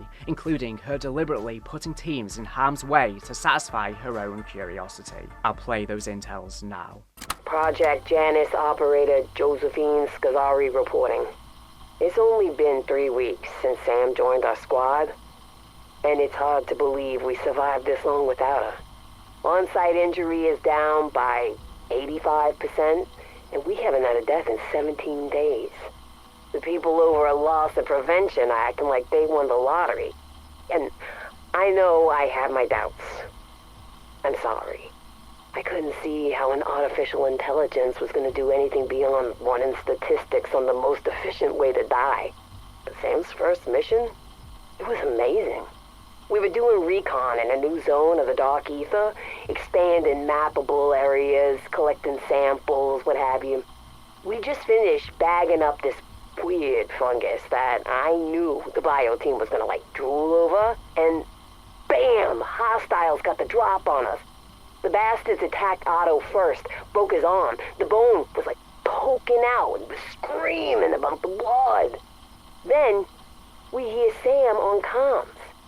Main comm. Evacuation commencing in 3, 2. She hit 0, and then we get, I don't know, teleported, I guess? I don't know how she did it, but me and the team, we're suddenly back in the facility. Otto was still mid-scream. He slipped on his own blood and landed his ass on the floor, arm all chunked up like stew meat, probably fractured in 5 places. But he was in one piece. We were safe. Look, what I'm trying to say is, if it means anything to anyone, Sam isn't just some AI. She's a freaking miracle. This is Max Caldwell, Maintenance Director, Project Janus. I don't know what I'm gonna do with these recordings yet. I just know I have to make some kind of record. I need whoever hears this to understand what's really going on here. Director Richtofen is attempting to... I can't believe I'm going to say this. He's attempting to rebuild his deceased family. He's shipping in clones. I've seen him, watched him, struggle to exist. I've seen a few of the boy. I saw one that was supposed to be the wife, I guess, but it's like they're puppets with missing strings. Cold and pale. They struggle just to walk or even look him in the eye.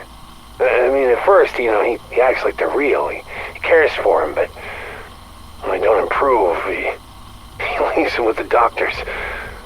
Tells him to harvest organs and samples.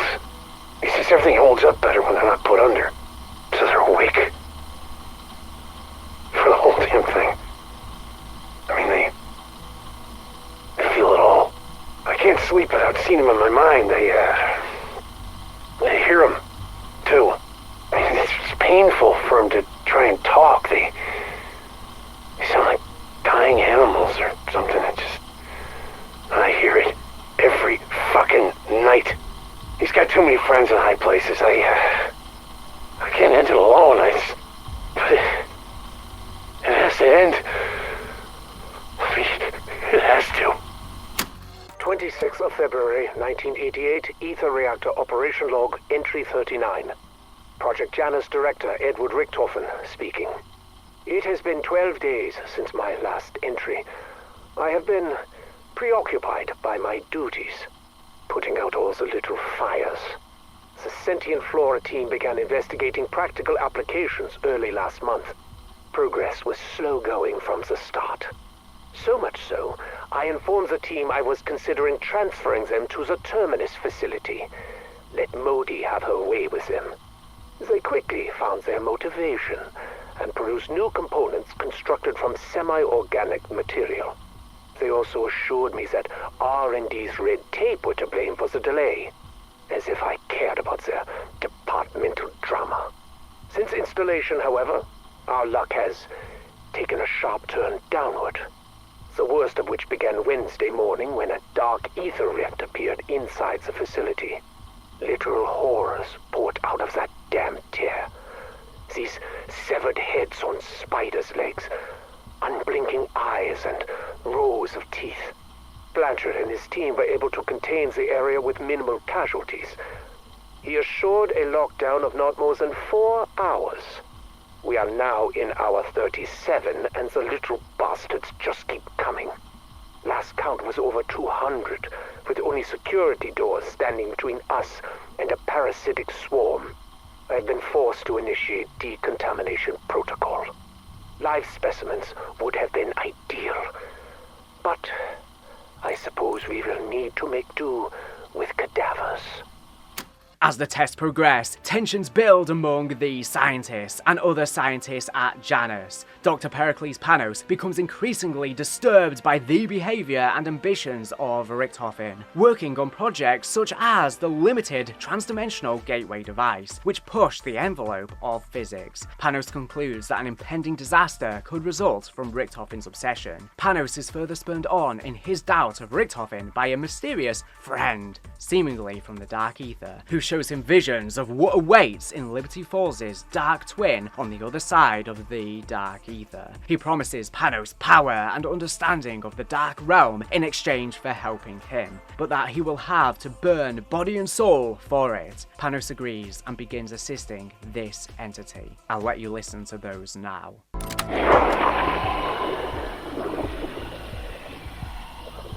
He came to me again, my friend, my benefactor, my salvation.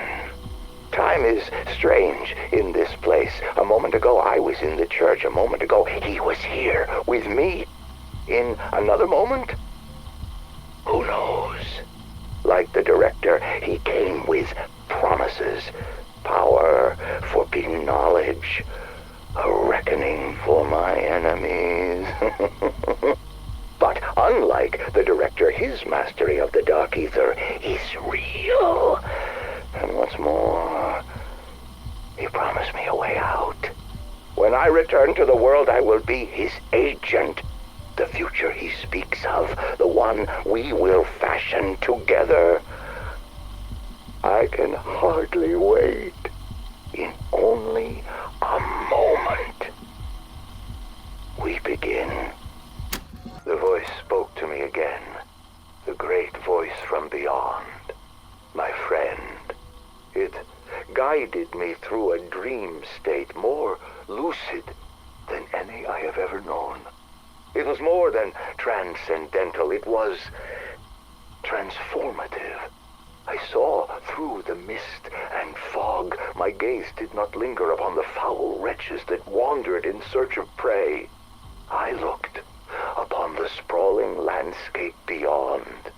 Though this place was shrouded by darkness and tainted by trauma, I saw lights.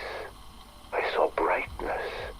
From the fields I glimpsed a farmhouse, a sunken town, rustic and ravaged by age, a cabin overlooking the inky black water of a lake, and a pyramid somehow floating in the distance. A single tower still stood tall. Though I was alone, I knew no fear as I walked across this unfamiliar realm. When I felt a yawning hunger deep in my belly, the voice guided me towards a place of nourishment. My eyes feasted upon its saturated colors, and my appetite was swiftly sated. My thirst was soon quenched. I knew for sure this was so much more than a mere dream when I read the sign. My friend confidently issued a solemn promise. This land that once was will be restored, as will I. The more Richtofen forces his staff and the Samurai to comply, the closer to collapse the town edges. By the coming of January 1991, the enormously thin stability that was holding together the facility shattered. Dimensional fractures open up into Liberty Falls, and the mansion is overrun by zombies and Dark Aether creatures on February 18th, 1991.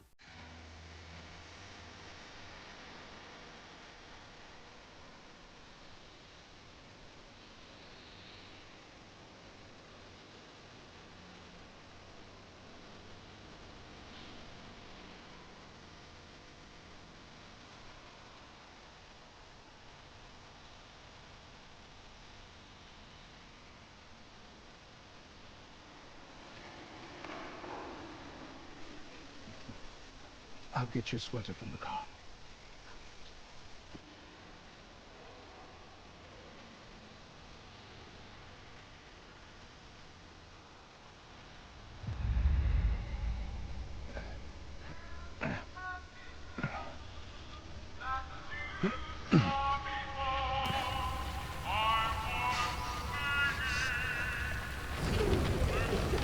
Fire! Run!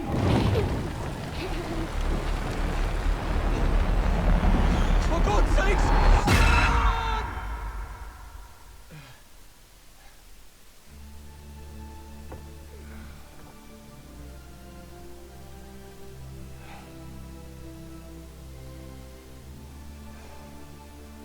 Warning. Dimensional breach in progress. Sublevel 10, report. Something's wrong with Sam. Dimensional breaches are occurring across the facility. Secure your stuff. I'll have a Sam myself.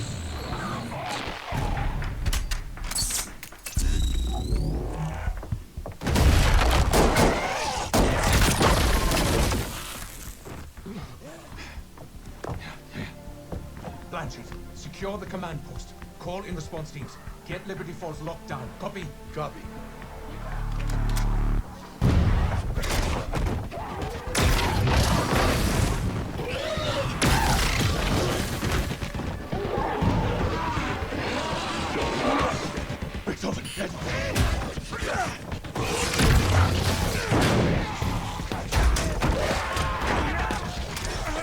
Director, Project Janus! Emergency! Override!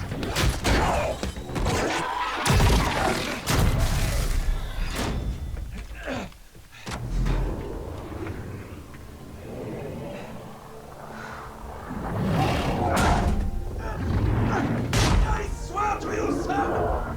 You'll never be free!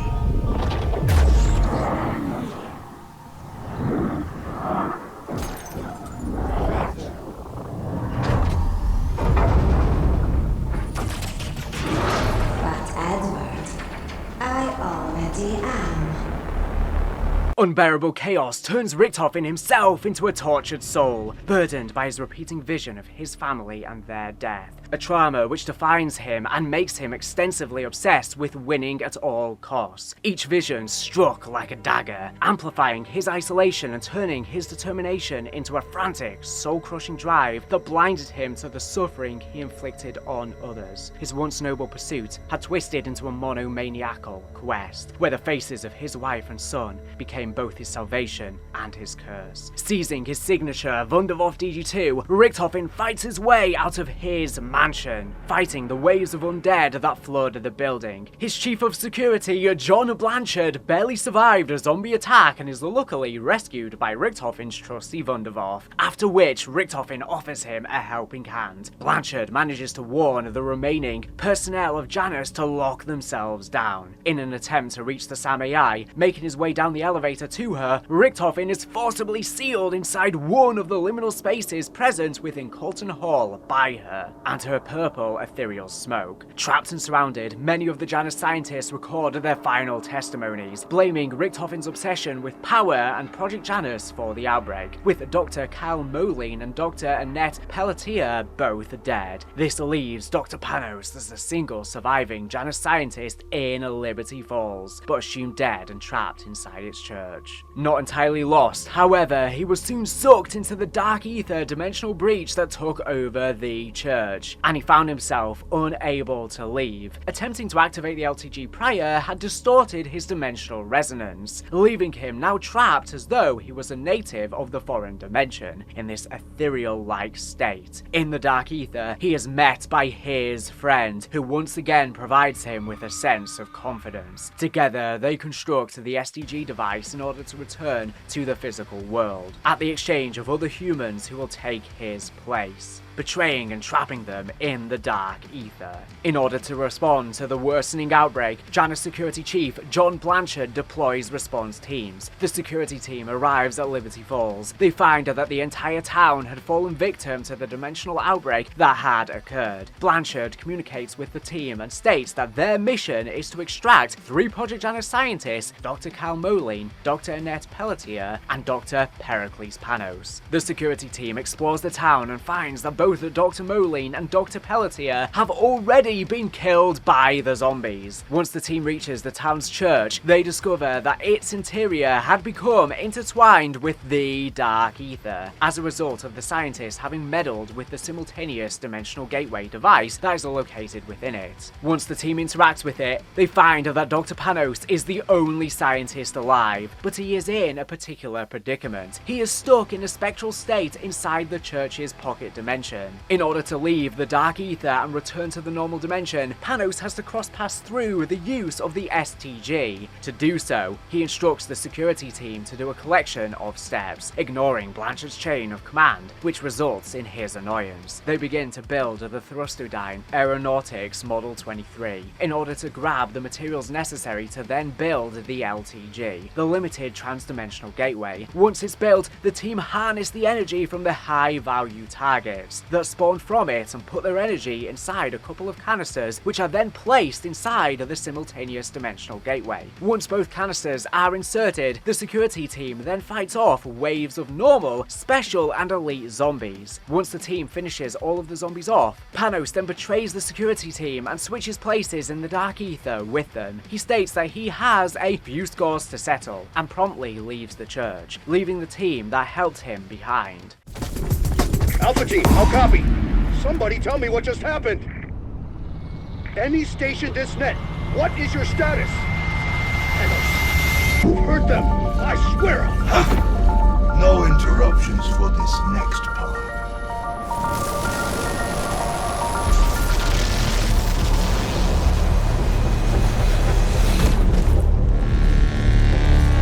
Thank you, my friend, for volunteering to take my place here. Or, in your parlance, thank you for being voluntold. Now, if you will excuse me, I have a few scores to settle. Bye-bye, Dark Aether. Shortly after, Blanchard reports on the town's downfall, to the zombie incursion and Panos' betrayal, and swears revenge on him by planning to follow him to the nearby Janus Towers and putting a bullet in his crown once he finds him. This is John Blanchard reporting my preliminary sweep of Liberty Falls since the loss of our strike team. It doesn't look like planet Earth out here. Something is taking over. The air is heavy. Almost corrosive. It hangs on everything. I feel like I'm choking just standing in it. I can barely think. Liberty Falls is gone. It's a boiling pot of chaos. We have to stop it from spilling over. Fucking Panos.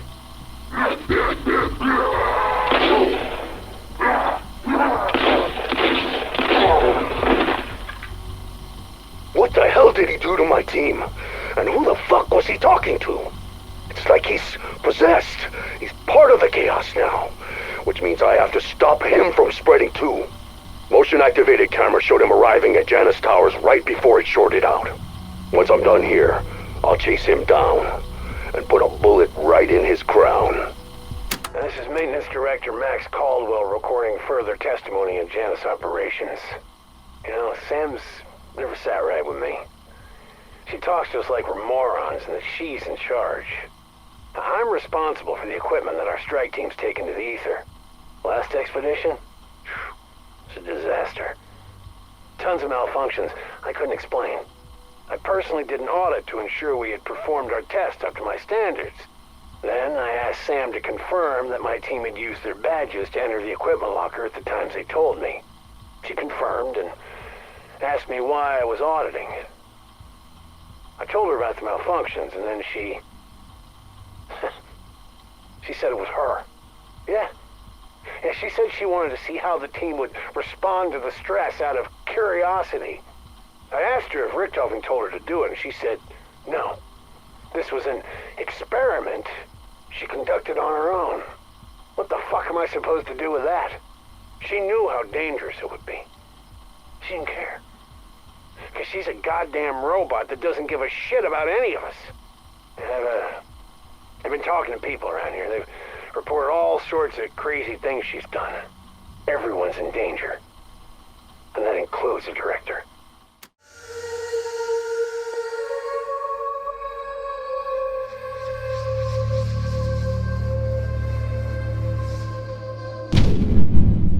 For some backstory of Citadel Day More, let's take a step back once again to early human history. By 1291, the Crusader kingdoms began to fall, with the new Templar Grand Master Jacques de Morlaix trying to find support for more military action wherever he could, including seeking out Hugh Khan, grandson to Genghis Khan, as a potential ally. This was necessary as, by this point, the Templars had been pushed all the way out of the mainland and had to found a new headquarters on the island of Cyprus. This period is key, as judging by the age of the man, this is likely the period of time in which the Owl served in the Templar Order. He may have even been a direct comrade of Grand Master de Morlaix himself. If the Owl was just an ordinary Templar though, we wouldn't be discussing him. During this period of time, he did two important things. The first was to father his 4 bastard sons. We know this as they were already fully grown, capable enforcers where he fled to Avalon in the 1310s.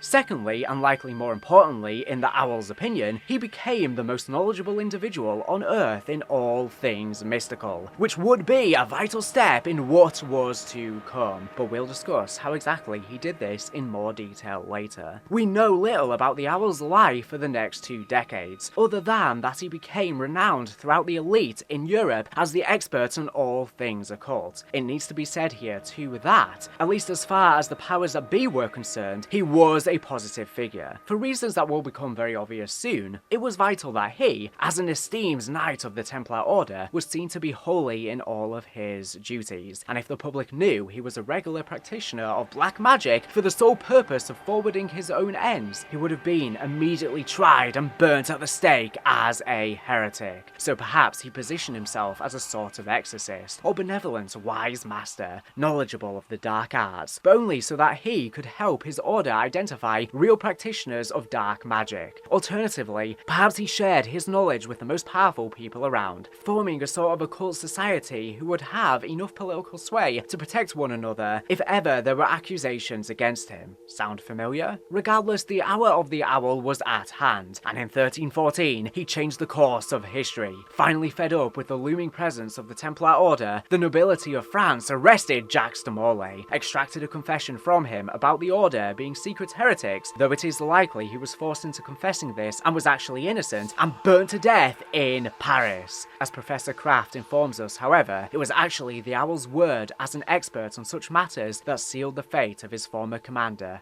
and, ultimately, caused the destruction of the entire Templar Order. He was seemingly in Paris during this ordeal, but quickly fled to Avalon along with his bastard sons and began his reign of terror. All while his former comrades were hunted mercilessly by the forces of the Church and the European powers. Let's go through the official Call of Duty blog. There is a lot of information in this passage that has been redacted, however, both here and in the following excerpts from the blog post, I will fill in each redacted without our best assumption as to each word, for both ease of understanding and ease of listening. 1314 AD, Relic des Templiers. From French to English, Relic of the Templars. Jacques de Molay, the last Grand Master of the Knights Templar, is burned at the stake for heresy in Paris. Surviving members of the Order scramble to hide relics gathered during the Crusades. A lone knight rides south, carrying the Necromonicon, once owned by Abdul Al-Zarad, said to be able to summon ancient entities and even capable of manipulating reality itself. Once at the Keep, using a ritual learned from the Necromonicon, he summoned dark powers, and Guy de Saint-Michel, along with his foreign forces, ruled Avalon, the descendants now the French Syndicate. Obviously, such lore is considered apocryphal. The line Jacques de Molay, the last Grand Master of the Knights Templar, is burned at the stake for heresy in Paris is real-world history, and thanks to Craft, we are fully aware of the Owl's role in this event. Sir Guy de Saint-Michel, known to most as the Owl, the man who may have single-handedly destroyed the legendary Knights Templar. Guy was the leading expert of his day in all matters occult. His prowess in the dark arts won him his Nightbird sobriquet. That reputation made it easy to accuse the Templars of heresy, and while their leadership was burned at the stake, the Owl escaped to Avalon. But he would have never succeeded without his bastards. 4 sons who stopped at nothing to win his favor. Their true names are lost to history, but their noms de guerre still inspire fear and hatred. The Stag was his shock trooper, striking like lightning when least expected. The Dragon's scorched earth tactics betrayed his reptilian lack of mercy. The Lion was the brightest of the 4, always keen to please his master. And the Raven, like his father, was a creature of the shadows. And although they served him faithfully, the Owl would never acknowledge their birthright, much less knight them. Nor would he give them what they desired most: love, respect, recognition. They were useful as thugs, enforcers. Sadly, all relationships, even those built on love, respect, and recognition, will break in time. But the Master's reign of terror in what would become Avalon echoed through the ages, giving rise to the French Syndicate.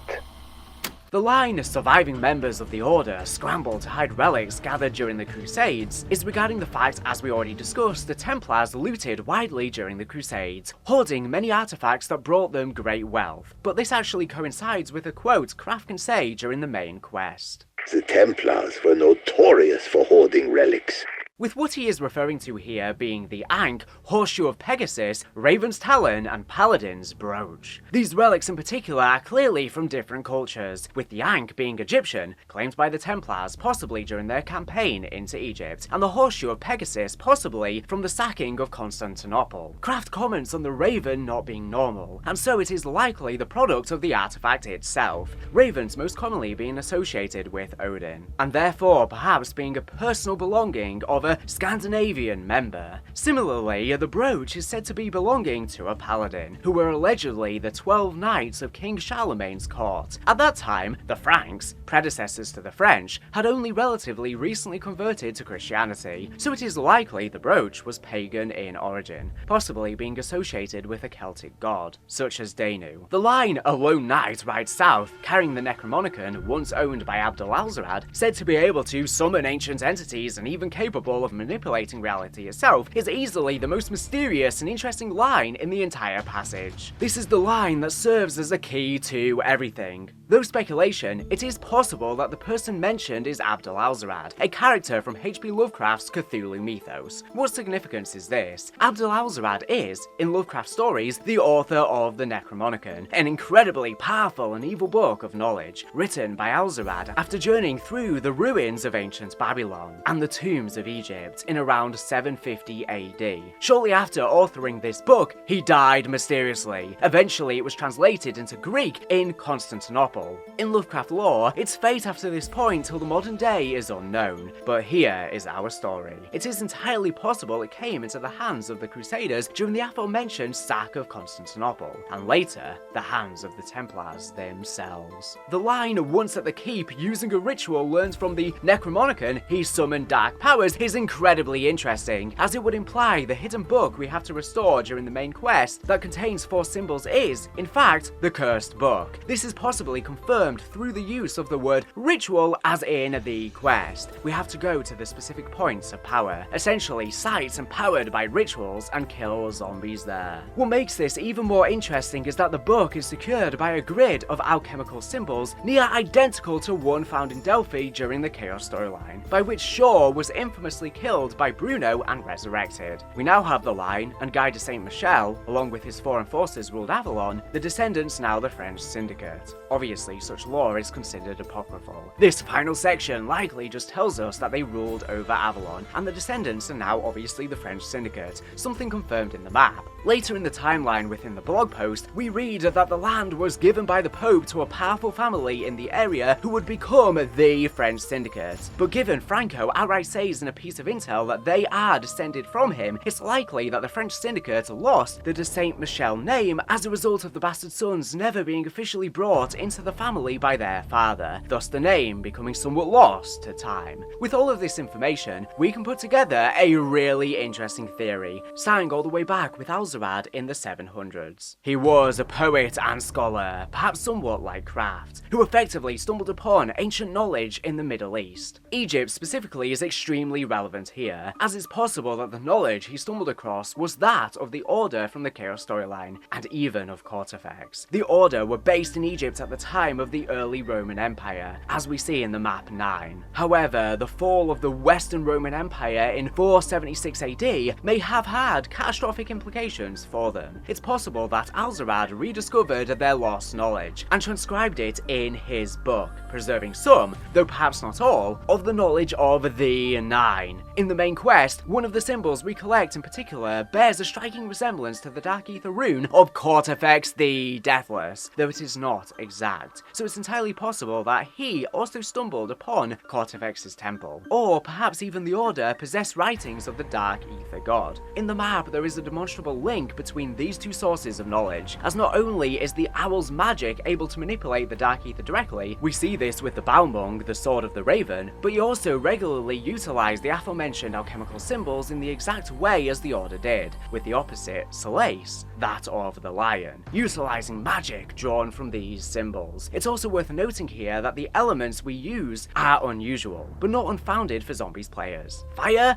electricity, light, and shadow are the 4 elements of the bows in Der Eisendrache, and more importantly, the 4 basic elements according to both the Apothecans and Keepers. We even see this in the Revelation's main quest, with the runes of creation being for these 4 elements. While the 4 elements theory was traditionally accepted in alchemy, this is a very abnormal choice of elements. The real world standard was water, earth, fire, and air, and so again suggests higher knowledge of the Dark Aether. As we see in the Owl's study, he knows of alchemy and clearly of the Dark Aether, as the Void Sword makes a direct tear to it, and he even has some drawings seemingly studying Ethereum crystals. By the time the Templar Order was falling, the Owl had likely been in many losing battles, possibly even seeing people important to him perish and becoming extremely jaded. If in these 2 decades, he then came across this book of knowledge in some dusty Templar vault, he would very quickly become extremely powerful. He possibly bought himself powerful friends with his knowledge, ensuring he could never be accused of heresy himself. He would likely be totally ideologically opposed to the Templars as a result of this knowledge, believing now that only he knew the truth about the world, and that their religion was false. When the time was right, he sprung, accusing his old commander of heresy, and escaped to Avalon, where he would occupy the Citadel and fortify it with dark rituals from this book. Kraft states during the main quest that he has no power himself. He is just harnessing the power within the Citadel, naturally found. The knowledge of the owl obtained was so great that he was able to create a form of life itself, a golem made of stone, whose only task was to protect what he considered his greatest creation, the Obscura Certilium, an amulet with such powerful magic that it was capable of reopening portals to the Dark Aether. This amulet was made for use in a nearby ancient tomb, and so it's likely that the owl did many experiments there in order to construct the artifact. Furthermore, when we play the Mystic recording, which is an imprint left by the owl, similar to the spectral reflections from the machine, it was clearly intended for one of his sons, who he assumes has betrayed and murdered his brothers in order to reach the study. The owl says this son is his favourite, not actually naming them, which likely means he doesn't really know or care which one succeeded, and he talks in a similar manner during the boss fight. Again though, the amulet was never actually obtained, as we are the first to enter the study. Guy de Saint-Michel,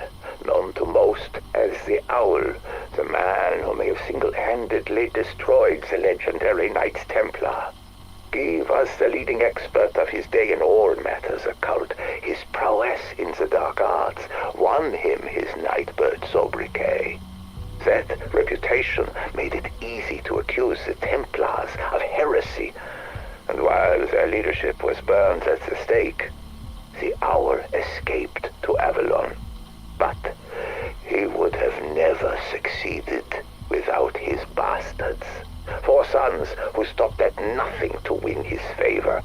Their true names are lost to history, but their noms de guerre still inspire fear and hatred. The Stag was his shock trooper, striking like lightning when least expected. The Dragon's scorched earth tactics betrayed his reptilian lack of mercy.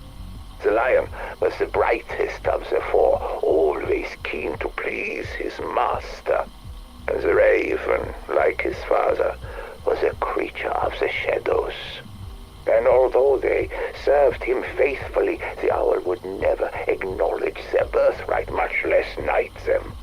Nor would he give them what they desired most: love, respect, recognition. They were useful as thugs, enforcers. Sadly, all relationships, even those built on love, respect, and recognition, will break in time. But the Master's reign of terror in what would become Avalon echoed through the ages, giving rise to the French Syndicate. Sergei, your services are required.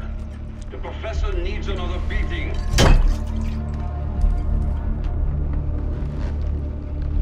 Are you there? Why did I hire that drunk? No, check the alarm!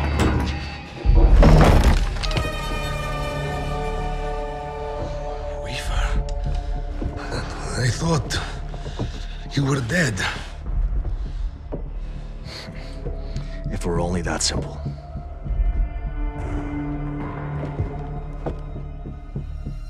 Why the fuck is this rat bastard with you? We're looking for a man named Kraft. Who may know how to bring back Maxis. Kraft is our prisoner. We were offered millions to find out something only he knows, but he won't talk. Not even to me. And, who are you? I'm the one who's gonna kill your boss. Is that a problem? Where the fuck are you? I am thinking of doing the same.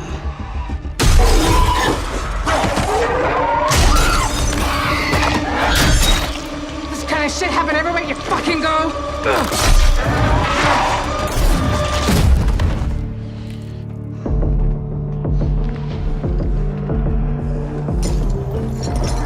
We're in no condition to fight. Stay on comms. Guide us to Kraft. And try not to kill Peck. Back to the main storyline of Black Ops 6 Zombies. Almost a week after Terminus on February 25th, still 1991, the ex-Requiem crew and Maya arrive at a village in Avalon and find a drunk and remorseful Ravenov in a small apartment, turned to alcoholism after the sacrifice of Samantha Maxis. Ravenov is surprised to greet the crew, and even more so Peck with them, given their history. Graham Weaver asks Ravenov about Kraft, who might know how to bring Samantha back from the Dark Aether, but Ravenov states that he won't talk. A dimensional breach occurs and zombies enter the apartment and attack the crew. Weaver, Gray, Maya and Carver then set out to find Kraft whilst Peck and Ravenov stay on comms. As they make their way to the Citadel and to the castle's interiors, they discover a beaten and bruised Kraft locked up in a cell. He goes to them and states that he knows who they are and why they are here, and that to get the Sentinel artifacts they need to get an amulet, the Obscura Certilium, that is hidden in the castle. He warns the crew that the artifact must never be in the possession of the Syndicate, as it could fall into Richthofen's hands. The team is then made aware of the existence of the bastard swords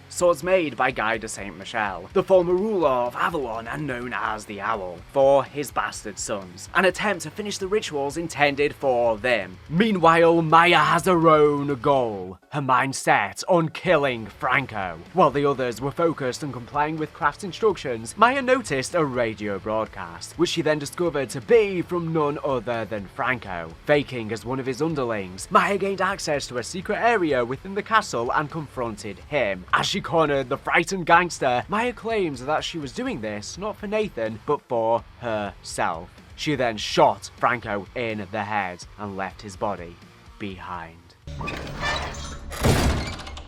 Chloe, is that you? You fucking wish. Oh fuck! Oh fuck! Oh fuck! Okay. Okay. The door should keep her out.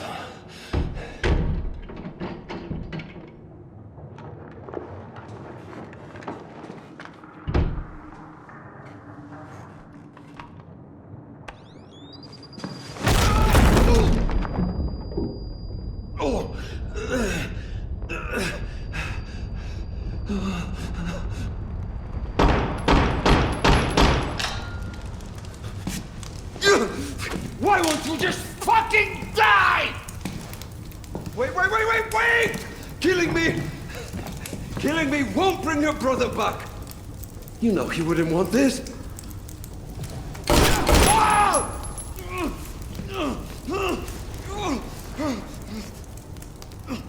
This isn't for Nathan.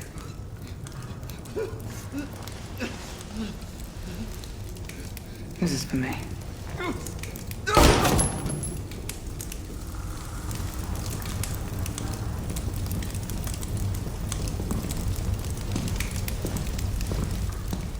After completing the necessary steps for each sword and the respective upgrades, a hidden room made specifically for Guy's bastard son, who would emerge victorious, opens up, and a spectral recording of the Owl plays, stating that in order to finally get the amulet, they need to defeat the stone golem that is guarding it. A fight ensues that teleports the crew from the village's square to an underground cave that traps them within the stone golem. After a lengthy fight, the stone golem, once defeated, then drops the amulet they had been seeking. Once they grab it, Kraft can be heard panicking and warning the crew that zombies are pushing through the cell's door.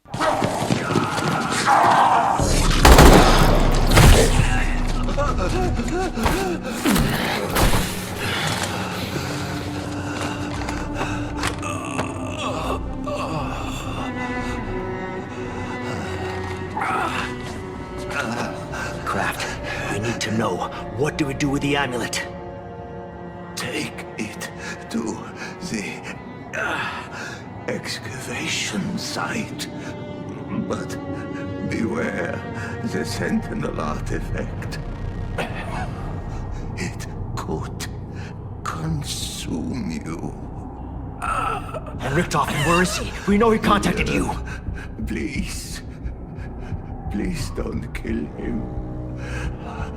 He is my son. He's your what? I don't think he knew he was raising a monster. Until it was too late. And the dig site he mentioned. It is not far.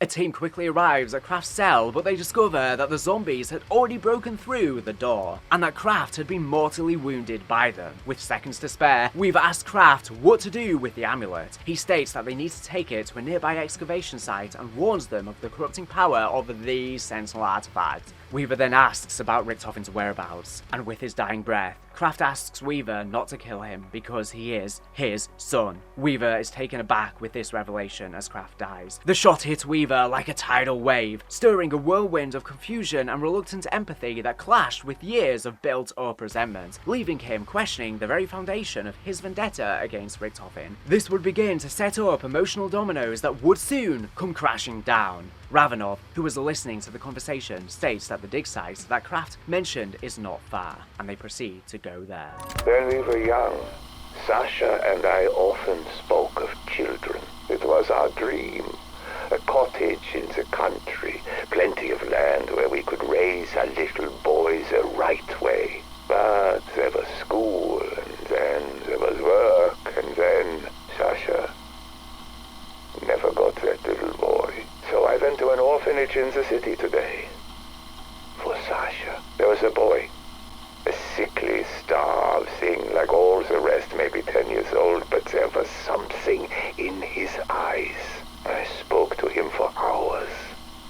He reminds me of Sasha.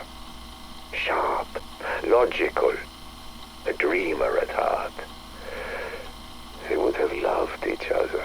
The boy suffers from memory loss. His childhood, his parents all gone. His name, Edward, is the only thing he has left. He doesn't understand the world, but he wants to. We're alike in that way. He's asleep now in the spare bedroom. My adopted son. I don't know what comes next. But we're in this together now, my Eddie and I. For better or for worse. These sons of the Owl fought brutally to prove their worth, but their legacy of violence left the castle cursed, its secrets tied to the Sentinel artifact. The crew succeeds where the bastards had failed, and claimed the amulet before going to the dig site near where Kraft told them the artifact was.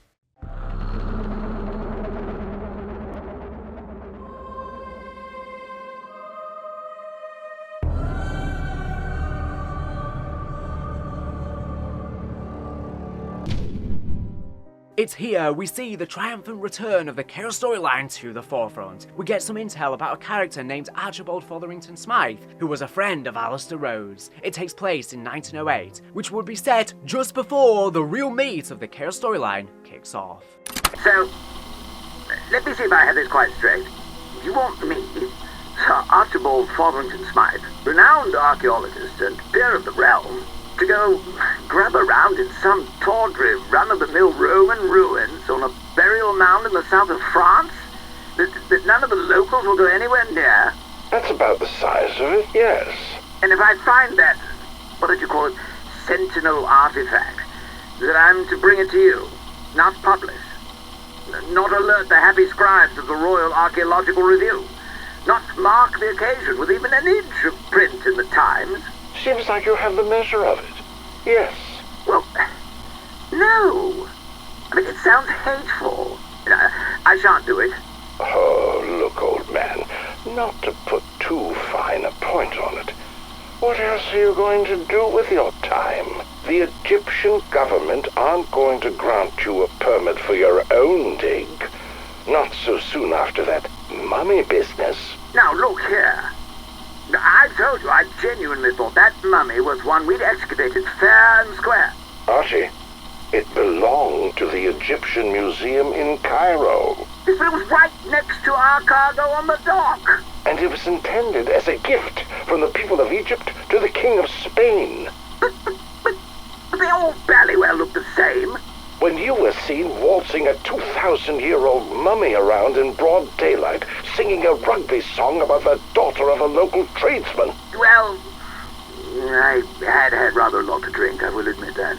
We've known each other a long time, Archie. We go back, don't we? Oh, I should say so. Wasn't old Flinders big at Tannis? 1885. I remember because I missed Scarlett's birth for it. My wife was furious. But Archibald Obin, my point is this. In all that time, have I ever steered you wrong? No. I suppose you haven't. Well, what say this? You take the expedition, and I'll be sure to smooth things over with the Egyptian authorities. We'll have you back in the sandpit in no time. And you'll cover the cost of the whole dig? Absolutely. First-class steamer cabins and champagne all the way. All this sentinel jazz seems jolly important. Why aren't you handling it yourself? Would you believe me if I told you I was keeping a low profile because I'm having a spot of bother with a cult? Probably not. Tell you what, if you'll throw in a couple of cases of that saucy 70 claret, we have ourselves a deal. You know how to squeeze a fellow dry. Deal. Excellent. Well, I shall commence my preparations at once. Pots! Damn your eyes, man! Where the devil are you? Load the motor car! We're off! Archibald! Sir Archibald! It's after 2 in the bloody morning! Best of British, old man. You will most assuredly be needing it. This alone tells us that we are not just dealing with some reinvention of the character. This is the same Alistair Rhodes, and therefore the same Scarlet Rhodes exists in this timeline. This mention is particularly significant because it marks the first time a canon event from Black Ops 4's Chaos storyline has been explicitly acknowledged in the Dark Aether narrative. Up until now, we've only seen characters and concepts cross over, but this is the first time we have a concrete event that took place in both stories. This was the first major confirmation that theorists who suspected the two stories were the same might have been right all along. This conversation is also seemingly taking place at Alistair's mansion, the location we play in Dead of the Night. And in fact, in one of the teasers before the map released, Archibald says, "This sight, blithering well doth both baffle and amaze." I suppose I shall have to thank Alistair for more than just the contents of his cellar. This is a direct reference to Dead of the Night's wine cellar, the very place where the Order tied him up, as seen in the music video for the map, and a reference to how Alistair and he would often party and get drunk together, which are the contents he's referring to, as referenced as well in the Citadel Day More conversation with them. The memory of those raucous nights, filled with laughter and camaraderie, now carries a bitter edge for Archibald, as his current predicament stems from trusting Alistair's promises, pulling him into a dangerous quest that cost him everything. Treyarch also seems to be using this intel to dispel a common fan theory about Scarlet among leftover fans of the Chaos storyline. Often, people theorize that the reason Scarlet was sick as a child, and that we never saw her mother, was that her mother was some sort of mythological creature or goddess, making Scarlet a demigod. However, with the casual mention of her mother here, and no implication she is anything but human, it seems Treyarch are attempting to deconfirm this old fan theory. Alistair also mentions currently having to keep a low profile, because he is currently dealing with a cult. This cult is, as we know, the Order of Chaos, who would currently also be pursuing the Sentinel artifacts, and by this point have already had run-ins with Alistair where they pursue him as well. Sir Archibald is a world-renowned archaeologist, who was personally acquainted with treasure hunter Alistair Rhodes. In 1908, Archibald was invited by Alistair to his home, where the latter requested Archibald to conduct an expedition into a burial mound of Roman origin in the Principality of Avalon,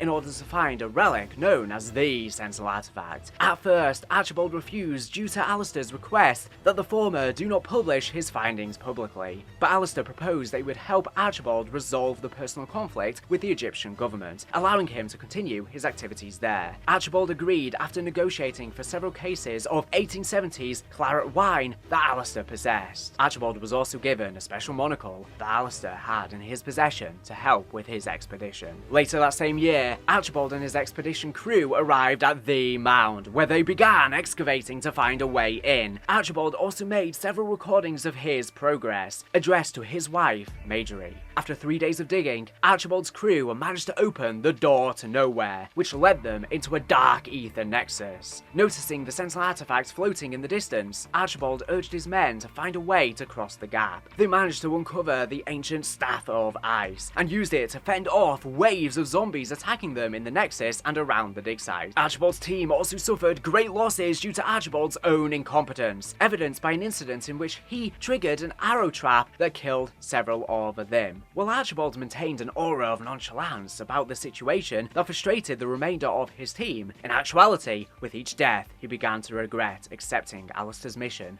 more and more. As work on the dig site continued, Archibald's crew shrank in size, after losing more of his team to ancient trials that were required to open the path to the Sentinel artifact. Eventually, Archibald was the last human standing, with the path to the artifact fully opened. As he made his way towards it, he noticed a decanter on the ground. Assuming it to be left behind by his then dead valet, Bernard Potts, he attempted to pick it up, only for the decanter to reveal itself as a mimic in disguise. Archibald uttered one last word, "Mother," before succumbing to his death. In that final moment, Archibald's thoughts turned to his mother, a fleeting memory of warmth and safety that contrasted sharply with the cold terror of his life, a poignant reminder of all he had left behind in his pursuit of glory, and how it was all for the naught. Alistair's monocle was also swallowed by the mimic powered by the Crazy Place's electrical storms. I'll play the intel of his death now.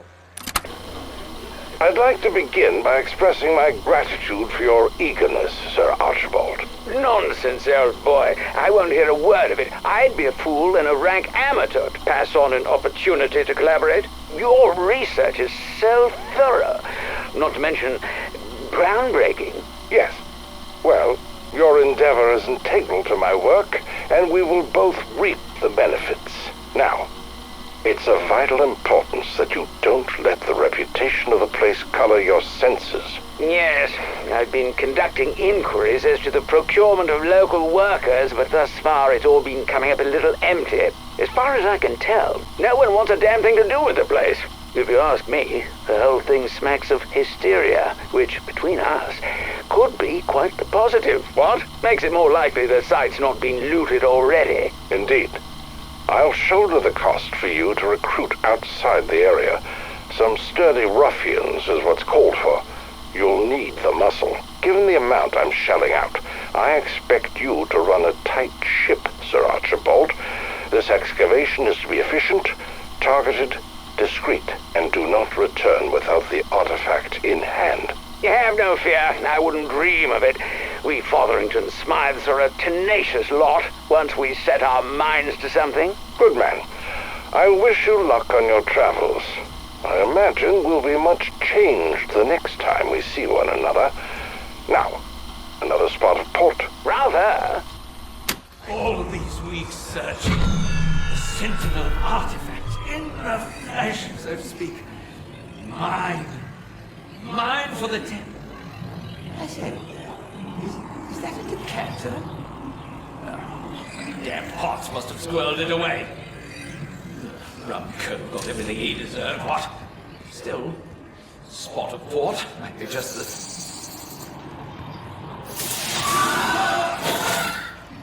Mother. Archibald's bones and remains can still be found in the boss arena of the tomb, suggesting that the bones may have been regurgitated by the mimic, potentially trying to rid the monocle or after the flesh was consumed. But back to the Black Ops 6 Zombies main crew storyline. Several hours after Citadel Day More, the Ex-Requiem crew and Maya arrive at the excavation site that Kraft had told them about. There, the Obscurus Attilium comes to life. As they go deeper underground, they lose contact with Raptor 1 Ravenov and the rest of comms. In the dark, there, the Obscurus Attilium bonds with the magical power of the caves. It comes to life, and a voice is heard from it. They are the echoes of Sir Archibald Fotherington Smythe, the archaeologist who had been at the same dig site decades ago, who was also trying to find the Sentinel artifact at the behest of his fellow colleague and old friend, Alistair Rhodes. It seems here, due to the weakened Dark Aether Veil, it allowed a memory of him to come to life.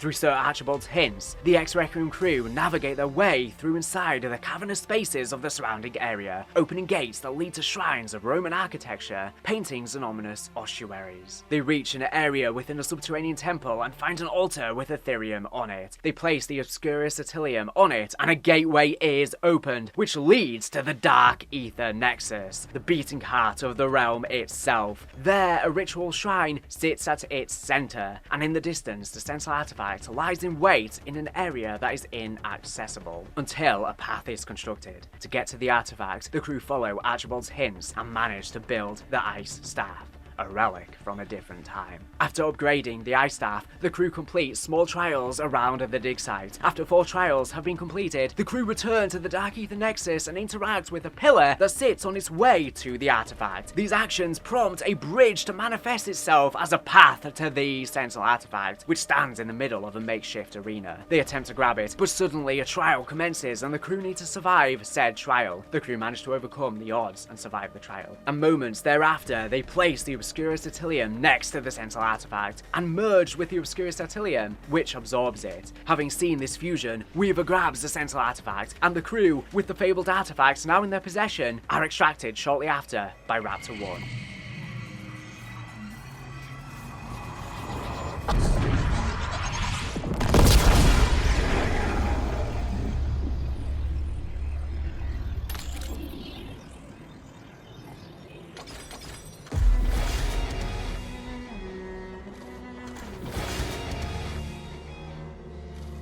Raptor 1, I'm at the LZ. Let's get the hell out of here.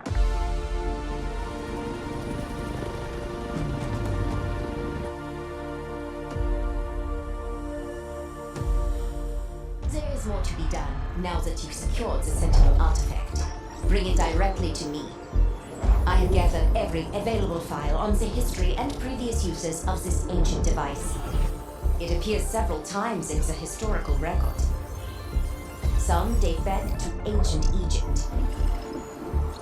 I have deciphered steps to activate and control it. The artifact requires an infusion of exotic materials. Unique elements that can only be harvested here at Liberty Falls. I have already ensured everything we need is ready for your arrival. You will see your lost agent Maxis again soon. I'll be waiting.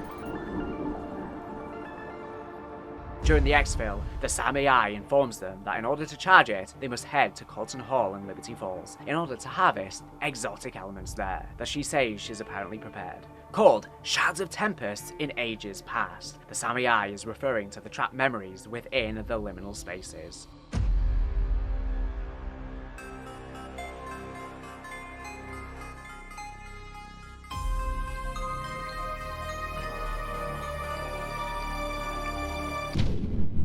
Arriving at Colton Hall, with the Sentinel artifact in hand, the Terminus crew explore the storied mansion, trying to search for a means to access the liminal spaces. While the ending of Terminus revealed Richtofen's pursuit of the Sentinel artifact, it was not until an audio log found in Colton Hall that we hear the depths of his desperation and the emotional toll of his failed attempts to resurrect his son, Samuel. I'll play now.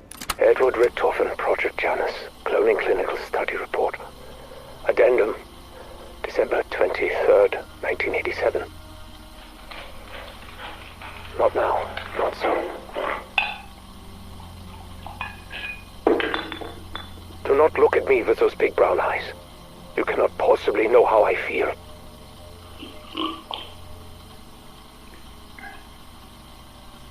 Do you feel like a failure? No. I am the failure.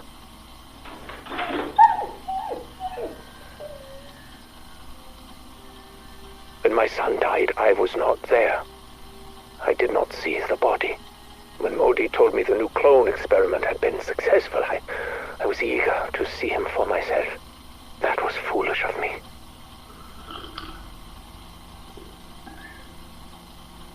His skin was thin, pale, sallow, but I still clung to hope. But this fragile vessel soon became a mere shadow of the boy. The soul I had hoped for, but still I needed to be with him, the way I was not there for Sammy. Over the coming weeks, every visit to the nursery brought more pain for both.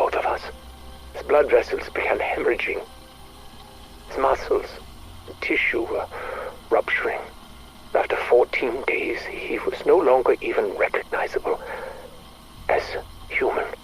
It became clear that euthanasia would be a mercy, and I gave the order. I do not know what to do next. Perhaps Modi's biotechnology is not the right way to proceed. We are running low on DNA samples. I miss you so much, my son. Since my current projects are not bearing fruit, I may need something a little more esoteric. Perhaps it is time to talk to my own father and take his methodology more seriously. This audio log, recorded as Richtofen spoke to his canine companion, Not So Fluffy, once Samantha Maxis' dog, reveals the crushing weight of his failure. When Dr. Modi reported a seemingly successful cloning of Samuel, Richtofen rushed to see the boy, his heart filled with fragile hope, yet the clone was a tragic shadow of his son, pale, frail, and deteriorating rapidly. Over 2 agonizing weeks, Richtofen watched the clone suffer, its body failing as blood vessels hemorrhaged and tissues ruptured. The boy's big brown eyes, so reminiscent of Samuel's, became a haunting reminder of his loss. Forced to order euthanasia to end the clone's suffering, Richtofen was left broken, blaming himself for failing Samuel again. With the DNA samples dwindling and biotechnology proving futile, he turned to his father's esoteric knowledge, setting him on a desperate path to seek the Sentinel artifact, believing its power could restore not just a body, but the soul of his son. With the strike team eventually breaching the veil, they are contacted by Richtofen, who reveals he is too trapped in a liminal space, and while they may not trust him, they should definitely not trust the SAM AI. You don't trust me, fine, but you cannot trust her. Repeat, do not believe a word she says. Charging the artifact with the sealed memories of Josiah Shem, the cult leader who built the mansion, Vance Malloy, a bootlegger from the Prohibition era, and Samuel Colton, the owner of the failed nuclear plant, each of these men died in violent ways, the blood staining the dimensional veil itself and allowing for these breaches. They got trapped in pockets, time loops. Of most note, however, is Josiah Shem. Shem was in contact with an entity he called the Great Voice, seemingly the same entity who would later contact Panos. This entity gifted Shem a device to be used in the cult's suicidal ritual, with this device shattering space-time in this location and creating the liminal spaces themselves. Each spirit story revealed a shared thread of ambition and hubris, their violent ends leaving echoes of regret that resonated with the crew. It can be seen particularly as a reflection of Richtofen, a new man as hungry for power as the former residents of Colton Hall. Would he be the first to escape its curse, or would he too fall victim to the mansion's dark history?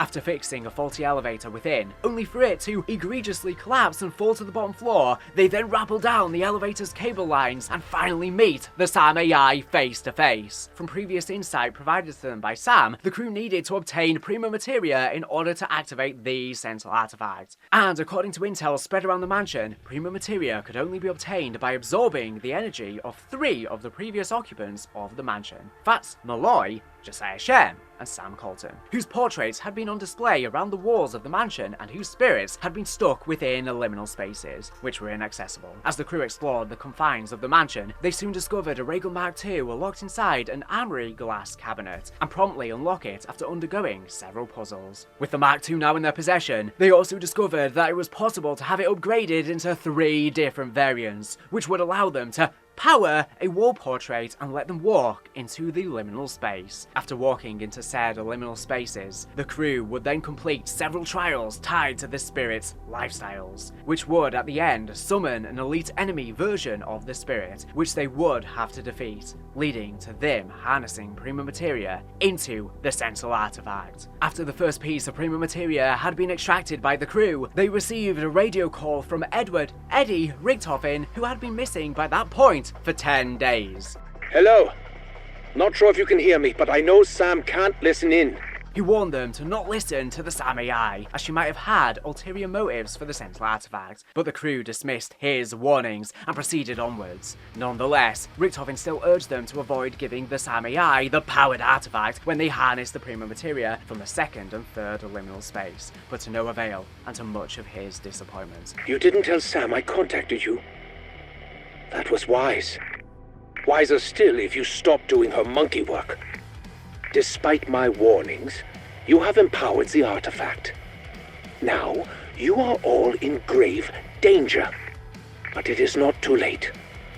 I beg you, think twice before giving it to You're not the boss of me. That ship sank years ago. You did it! The Sentinel artifact is loaded with prima materia.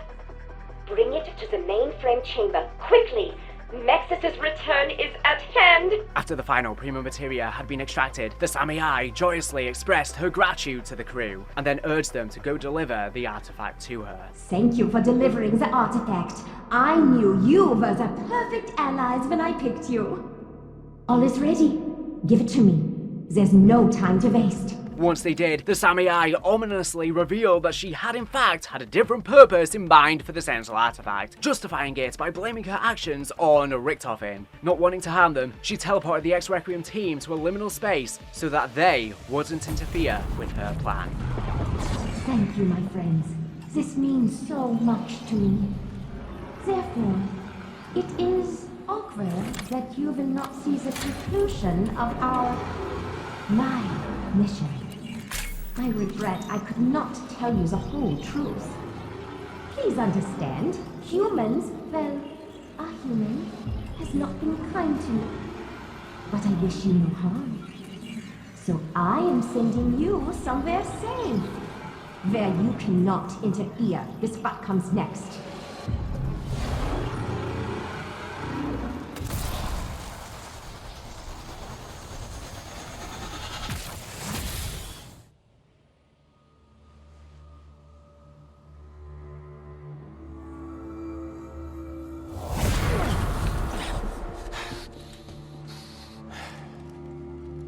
You idiots gave us the Sentinel artifact, didn't you? This has been a long time coming, Richtofen. Yes. Yes, it has. A whole decade. 10 years since my wife and child were killed in a botched hit intended for me. Burned alive in a fire set by an inept, one-eyed CIA assassin. With help from his German accomplice. My God. Maxis and I.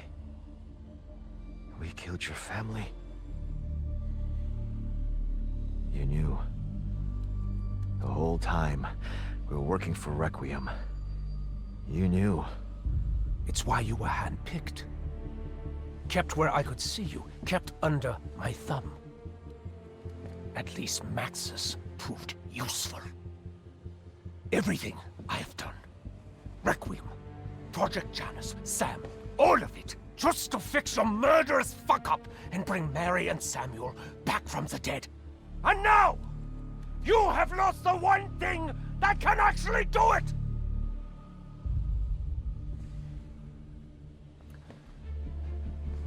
With this device, Josiah Shem accidentally shattered spacetime. I used it as the basis for my technology to access liminal spaces so we could feed the artifact.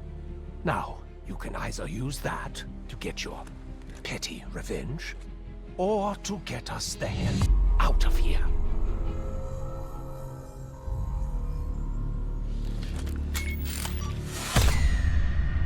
In that same liminal space was also Richtofen, who was visibly unimpressed with the sight of the crew. Now finally face to face, Weaver pointed his Raygun Mark II at Richtofen and prepared to exact his revenge on him, only for Richtofen to have dismissed his threat and revealed to Weaver that he and Samantha Maxis had killed his family in 1981 in a botched CIA hit intended for him. Shocked at this revelation, Weaver then slowly realized that Richtofen knew about this revelation during the entire time he was working for Requiem, as he was personally chosen to be kept under Richtofen's thumb. The truth cut through Weaver like a blade, unraveling years of guilt and anger and confusion, replacing them with a hollow ache of responsibility. As he grappled with the realization that his most regretted actions had destroyed the very family Richtofen was now fighting to restore, and led to all of the crew's imprisonment, for which he felt further guilty of. Richtofen further explains that everything he had done for the last 10 years, Requiem, Project Janus, the Samurai, were all attempts at bringing back his dead dead wife and child, with the Sentinel artifact being the last hope he had in actually succeeding. With the revelation out of the way, Richtofen offered a way to escape from the room they were trapped in by having explained that a device he had been holding was used as the basis for his technology to access the liminal spaces needed to feed the artifact. He then offered Weaver a choice, to shoot him and enact his revenge, or to shoot the device and leave the liminal space. Weaver decides to not go for revenge and instead shoots the device. The crew and Richtofen are then teleported to the grand foyer area of the mansion. There they fended off some of the zombies who had still been lurking the premises, but soon enough they discovered they had summoned a huge threat. The residual temporal energy that came with their teleportation revived the skeleton of an exhibited T-Rex, now a Z-Rex, and was now chasing them. That thing can't be a part of your plan!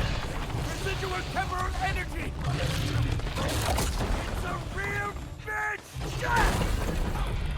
In a hilarious fashion, they try to escape by leaving in a vehicle, but the Z-Rex catches them and throws them onto a nearby excavation site, which then became an arena where the X-Requiem crew, with the help of Richtofen's aid from the sidelines as he fell over the edge, fought off the Z-Rex.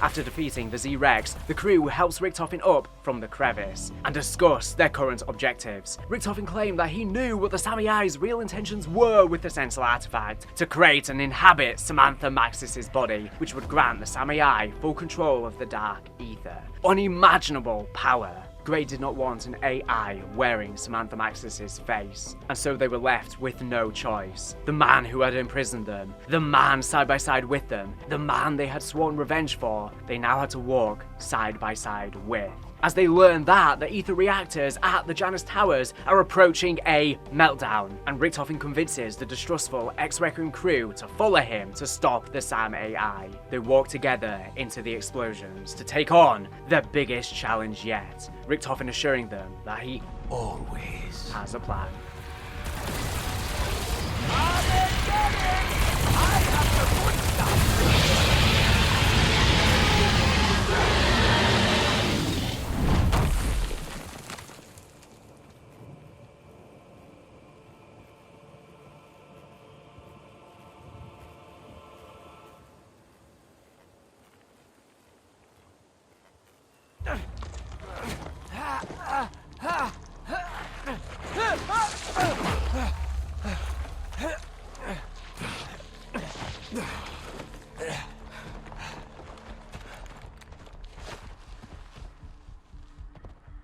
Thank you, Major. Fuck you!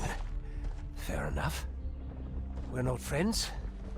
We never will be. But we are running out of time. The ether reactors at Janus Towers must be close to melting down by now. Worse, I know what Sam really intends to do with the Sentinel artifact. She said she wants to bring back Maxis. No.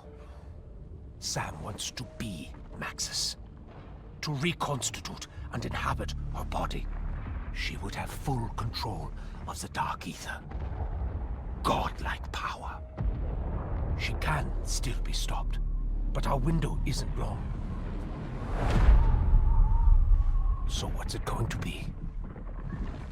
I trusted you once, and look where that got me. I don't trust you at all. A machine wearing Maxis' face. I'd die before I let that happen. God damn it. Okay. You got a plan?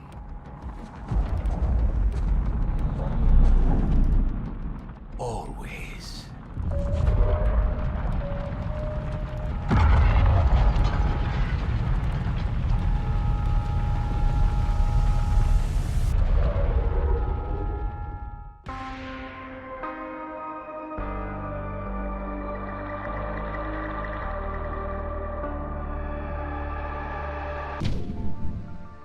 Arriving at Janus Towers, the Terminus crew are beset by pleas from both the Samiai and Richtofen to each see their side and perspective of things. Both want the Sentinel artifact, and both appear to have their reason. Sam, however, contacts Weaver specifically to tell him something one-on-one.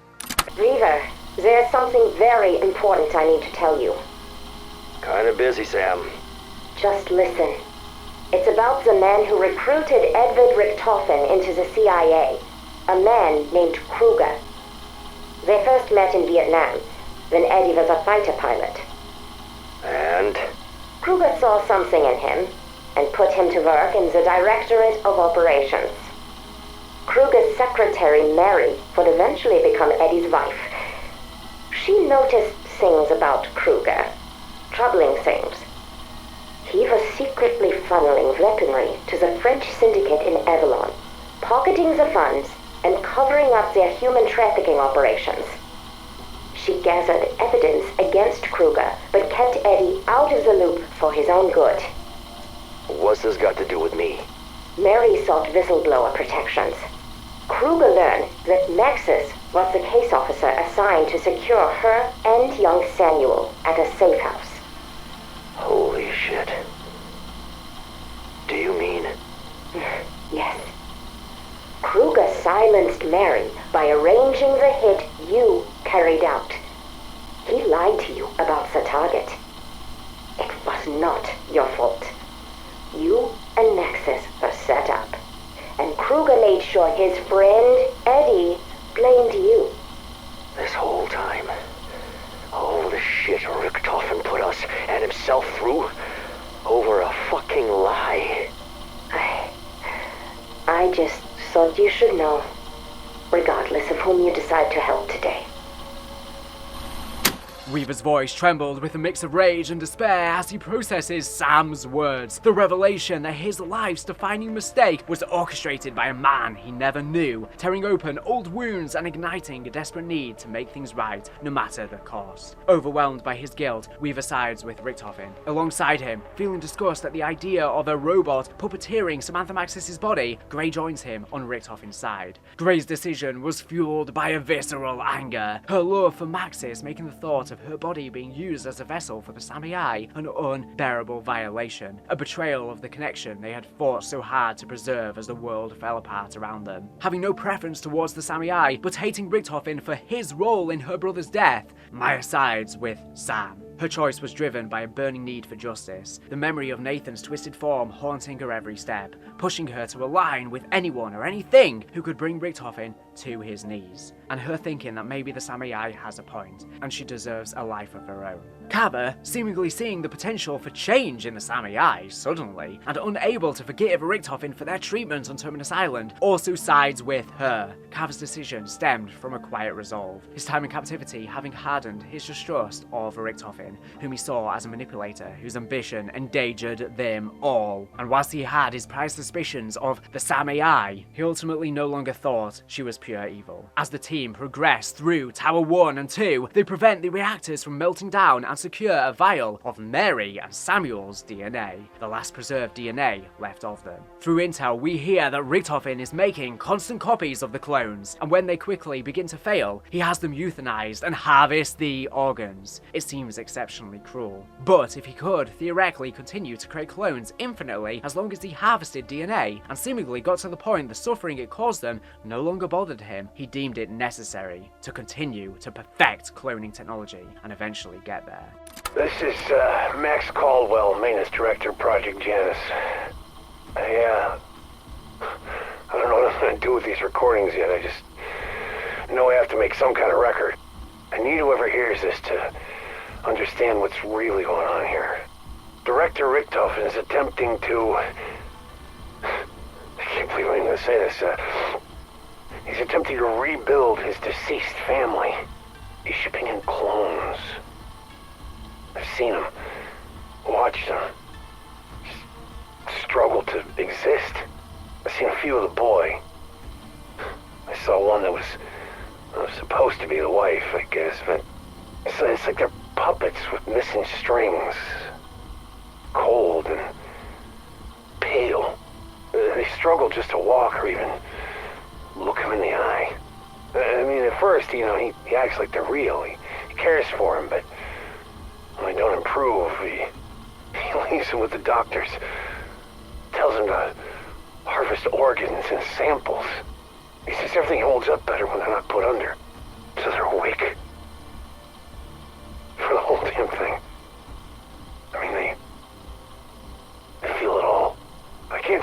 I've seen him in my mind. I hear him, too. I mean, it's painful for him to try and talk. They sound like dying animals or something. I hear it every fucking night. He's got too many friends in high places. I can't end it alone. But it has to end. I mean, it has to. But why then even bother with the worldwide hunt for the Sentinel artifact at all? Well, this line is key. This fragile vessel soon became a mere shadow of the boy. The soul I had hoped for. The clones cannot and will never work correctly, no matter how many advancements they make. Why? They are soulless. Even if he perfectly recreates their bodies, it would not be them. We talked before about how cloning someone perfectly, down to the atom, still isn't enough. You'd only get their shell, unless you could restore the memories and experiences that are their soul. All the desperate cloning, the organ harvesting, the cruelty, it's not just for the sake of perfecting a body. The Sentinel artifact still needs DNA to build a vessel, but a vessel alone can't bring someone back. That's why the clones will never be right, no matter how advanced the process gets. They have no soul. That's where the artifact's power and its hunger for echoes comes in. Just like Archibald's echo in the tomb was pulled forward from history, the artifact could do the same for Richtofen's family, drawing their essence, their memories into the bodies it builds. The DNA gives them form, but the memories give them life. Without both, they are just empty copies. So, he needs to preserve their DNA with the cloning, but then acquire the artifact to restore their souls as well. Back to the team's venture. Inside the Mutant Research Lab, Requiem discover Panos' research for a new type of biological and ethereal weapon. While in there, Grey finds that each of the Requiem heads, along with Samantha's DNA, have all been collected. Seeing the last remnants of the person she loved being stored as an object of study, her rage is uncontrollable. Her screams echoed through the lab, a raw outpouring of grief and betrayal, as the sight of Maxis' DNA reduced to a cold scientific specimen shattered what little hope she had clung to for a future with her. She felt helpless for simply standing by as all of this happened to Maxis, wishing she could be the person she was now, back then, and stand up for Maxis. At the time, we don't know what she chooses to do with these DNA samples. However, given events we know surrounding Ava Jansen's birth in Modern Warfare Zombies, it seems like it will be relevant in the future. I'll play the tragic intel now.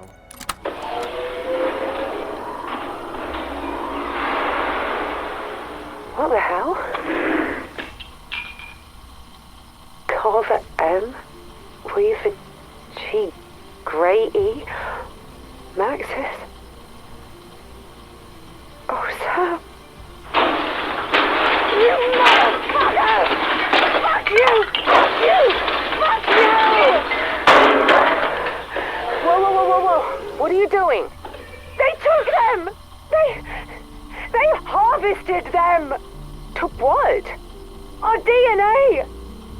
Richtofen took our fucking DNA! It's all here! Me, Weaver, Carver, they have Maxis' eggs, Maya! Her fucking eggs! But how the hell they even have those? After she returned from the Dark Aether the first time, Richtofen, he ran tests on her. He tortured her. It was horrific. Weaver told me about it while we were locked up on Terminus Island. Even if I'd known earlier, it's not like I had the power to change anything back then. Oh, fuck, I was so useless! That has to be when they took them. She never told me. Why didn't she tell me? Maybe she didn't know. Oh, God, I can't. Grab what you need and trash the rest.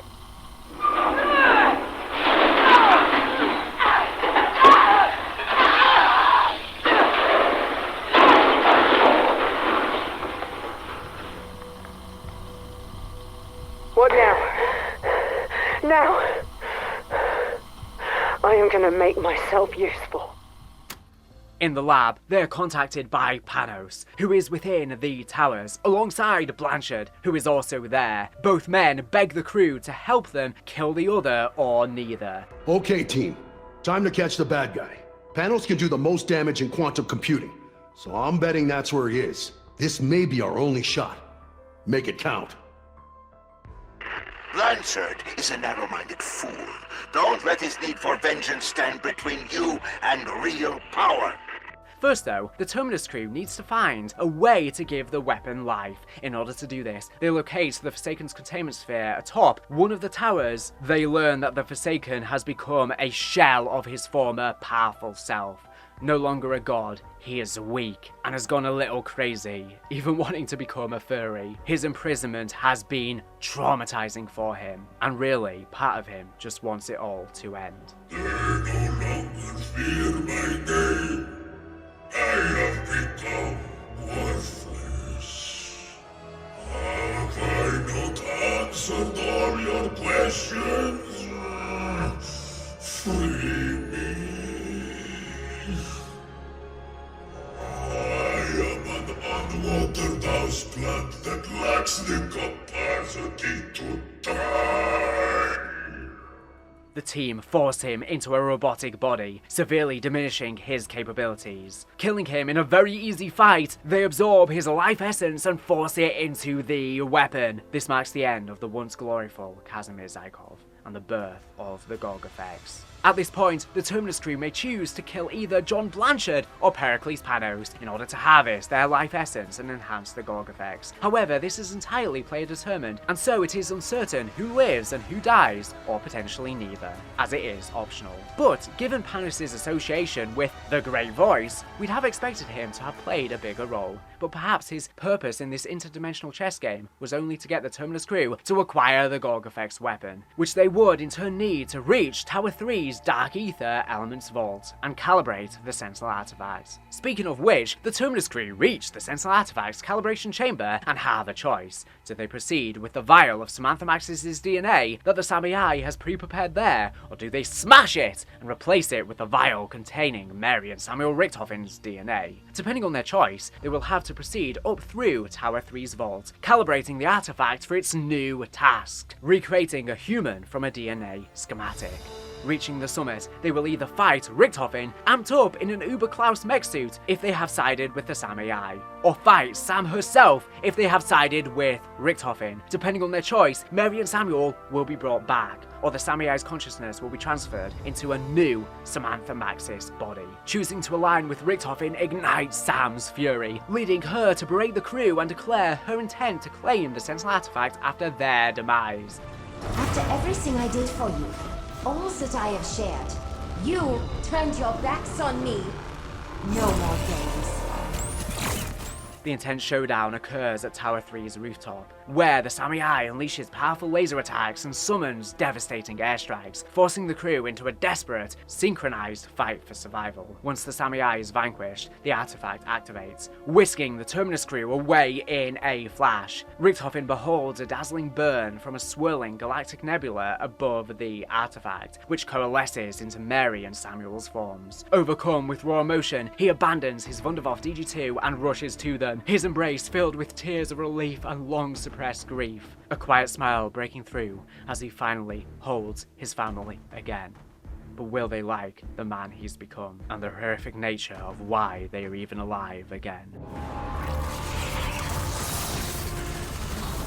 It did not have to end this way.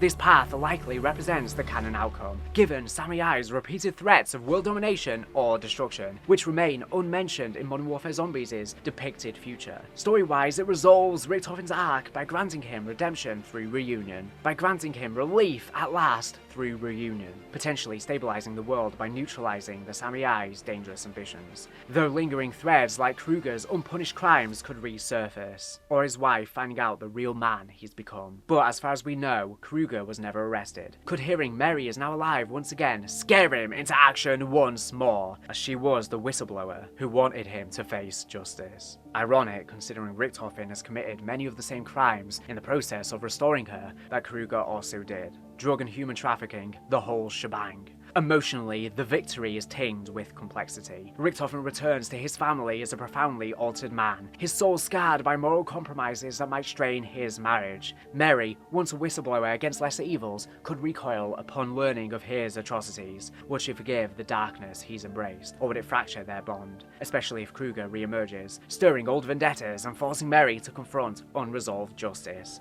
I'm sure Richthofen has the means to conceal his secretive agendas in the time she was gone, but I doubt he's able to hold the darkness within, emotionally, when he's around them. Alternatively, opting to support the Sami I incites Richthofen's wrath, as the crew shatters the vial containing Mary and Samuel's DNA, prompting him to accuse them of murdering his family a second time. The Sami I counters by denouncing Richthofen's years of malevolent deeds, asserting her plan as the moral path. Richthofen locked all of us in prisons. I freed you. Now is your chance to return the favor. Thank you, friends. After the ether reactors have finished attuning the artifact, I can flee the darkness. I will cherish this gift. I will live. Wrong. First you will suffer, and then you will die. We have no intention of dying. Not today. Today we celebrate the birth of something new. I will not stop until you're all dead, and this place is a smoldering pit.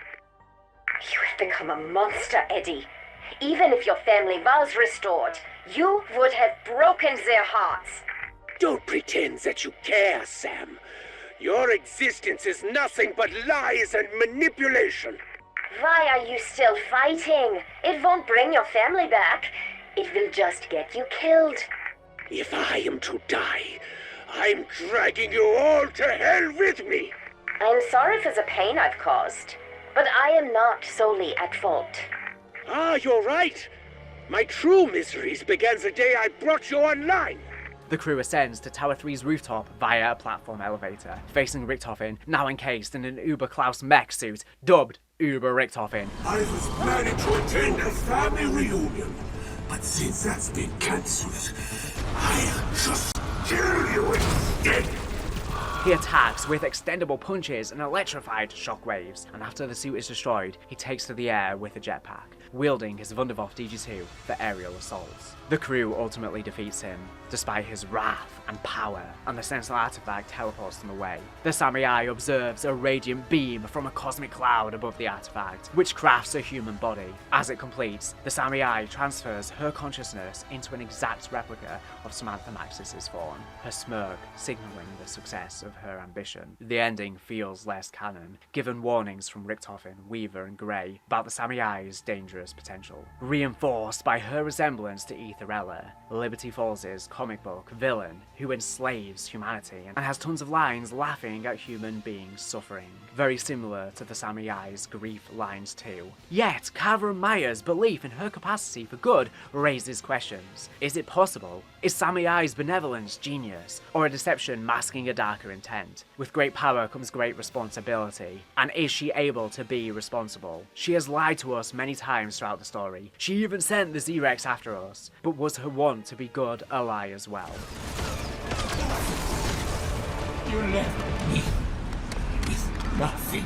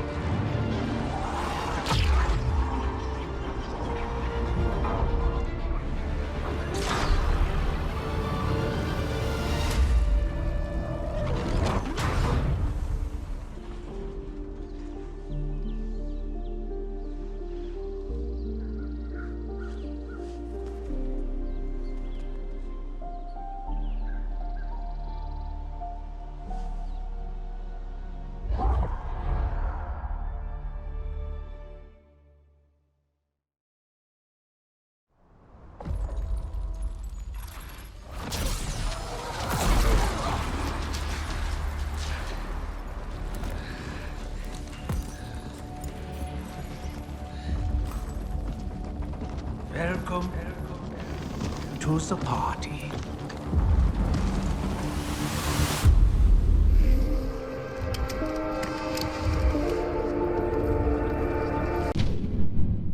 Regardless of the outcome, however, Weaver, Strauss, Gray and Maya are transported by the artifact into the Dark Aether, where they come face to face with versions of Richtofen, Dempsey, Takeo and Nikolai, along with a mysterious new character, possibly the voice who spoke to Panos and Shem, the great voice from beyond, potentially the Warden, based on rumoured story elements and differences in appearances between the end cutscene and the actual gameplay. It seems likely that this Warden steals the essence of Dempsey, Nikolai, Takeo and Richtofen in order to try and accomplish some grand goal, potentially the reforming of the multiverse. For now, that is where we leave off, as we await what happens next in the heart of the Dark Aether, where the Terminus crew and the new Dark Aether version of the original characters have to fight side by side against the Great Voice / Warden, to stop the multiverse from being restored and to stop the essence of the original characters being harvested. We don't get much more information on this new character yet, but we do get some backstory on our original characters. Each is seemingly from a different universe and point in time, ripped into the Dark Aether and now forced to work together.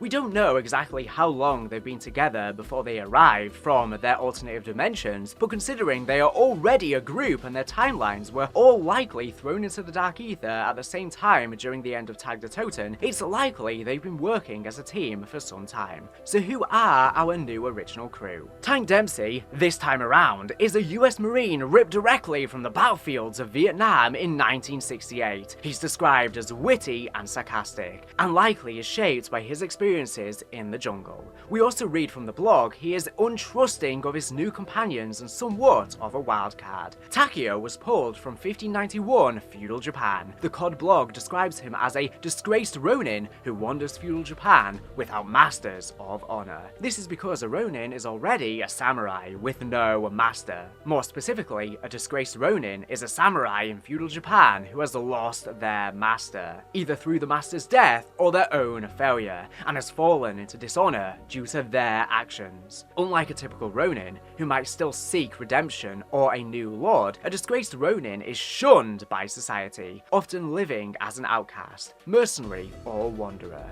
carrying the stigma of shame. He is bound by a code that he only barely believes in anymore, narrowly clinging onto the burden of his Bushido beliefs. Nikolai comes straight from the 1984 Soviet-Afghan War, where he was the Soviet tank commander. By now, this war was a protracted stalemate. Initial quick gains gave way to guerrilla warfare. Mujahideen, armed by the US-Pakistani aid, inflicted heavy casualties via ambushes and IEDs. Soviet forces controlled cities and roads, but not rural areas, with operations like village raids yielding temporary wins but fueling resistance. The Soviets had taken many casualties, and many were also dying of disease. As a tank commander, Nikolai has endured 5 years of deployment, commanding armored assaults in mountainous terrain unsuited for tanks, surviving multiple ambushes and mine explosions, losing squad members, and facing chronic shortages of supplies and medical care. And even if he somehow returns home, the war will only get worse until 1991, when the Soviets finally withdraw and the Soviet Union begins to crumble.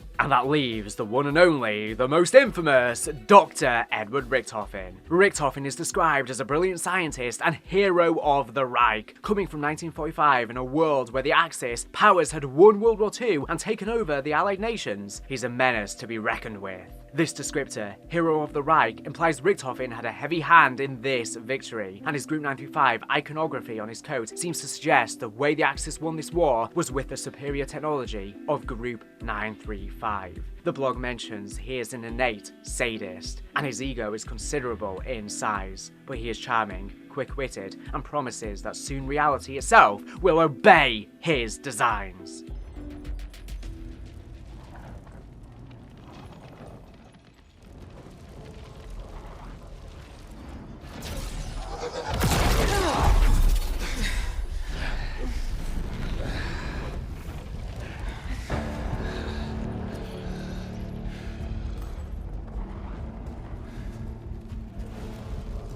Welcome to the party.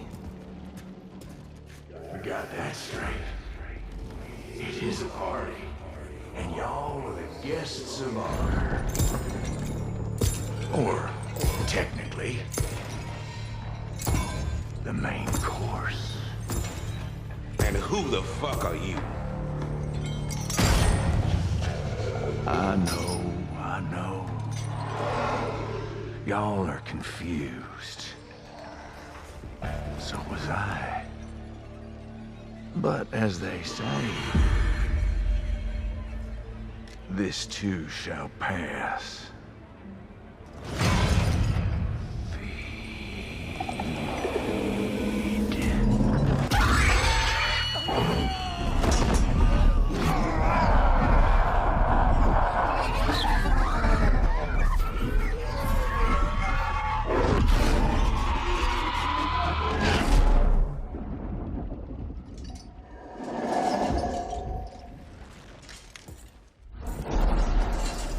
See y'all real soon. In the meantime, why don't y'all get to know some of the natives?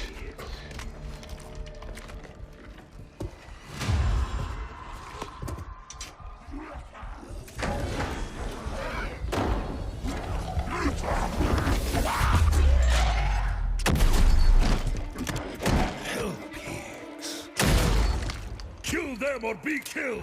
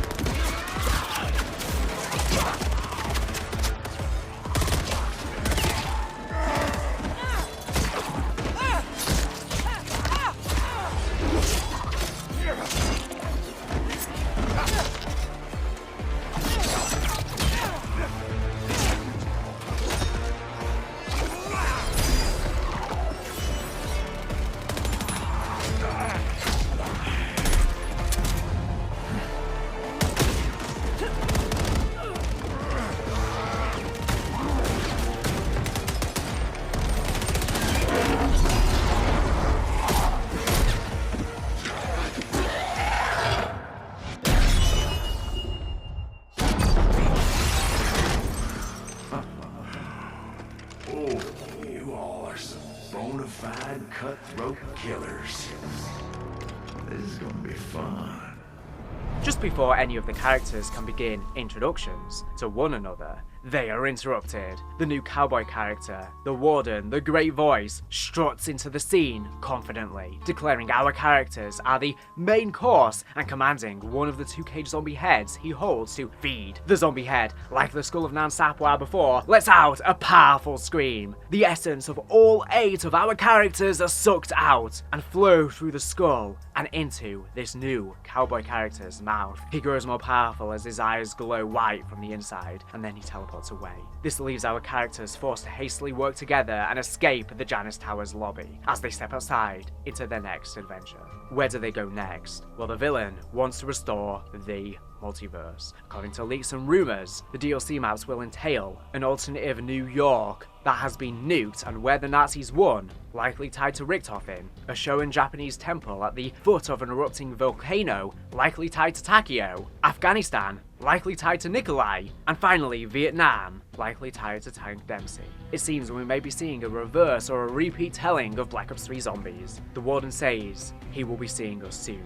He likely wants to continue to extract our essence and feed off of us, and we may have to return to their home worlds to prevent that from happening. As to who the Warden is, he is most likely a new villain. As his dialogue suggests, he too suffered the same fate of being catapulted into the Dark Aether like the original cast and the Terminus crew, and that initially he was confused, but he grew to understand, and now he himself has become a powerful threat to the realm, and wants to harvest the Dark Aether essence and restore the multiverse for power and potentially some other unknown cause, maybe working at the behest of some other more dangerous entity. But that is all we know for now. What are your thoughts? Did you enjoy this saga of the Dark Aether chapter and how Black Ops 6 Zombies has wrapped up? I've been very open about my negative feelings on a lot of it, but there are some gems hidden within, and I've made countless videos about my negative thoughts, so I don't want to rant too long here, as this is more so an informational piece. Unfortunately, in retrospect, I'm not very happy with this story. I've come to the end of making this full storyline video now, and I think it's honestly one of my weakest ones I've done. I think that's in part somewhat my fault, but I also think it's largely in part just the game. I can only fix up so much, and the story is just all over the place, very messy, too many lingering questions, too much happening just for the hell of it, too many inconsistent narrative arcs and character dialogue. As you've seen throughout this video, I think it's come across very messy, but that's just the nature of the storyline, unfortunately. Now let's move on to the full story of Modern Warfare Zombies. Ava! Ava!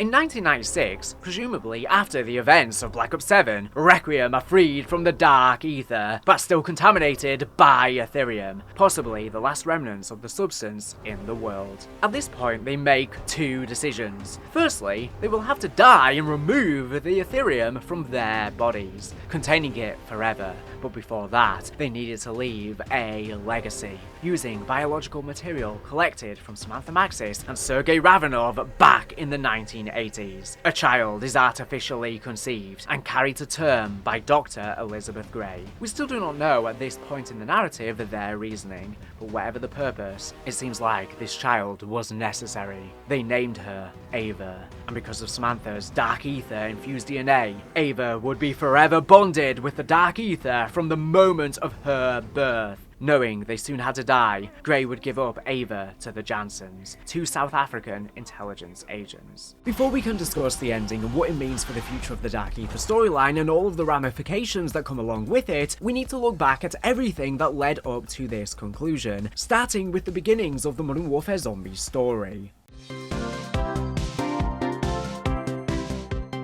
Our story begins in the 90s, where we are introduced to many of our characters we would go on to see decades later.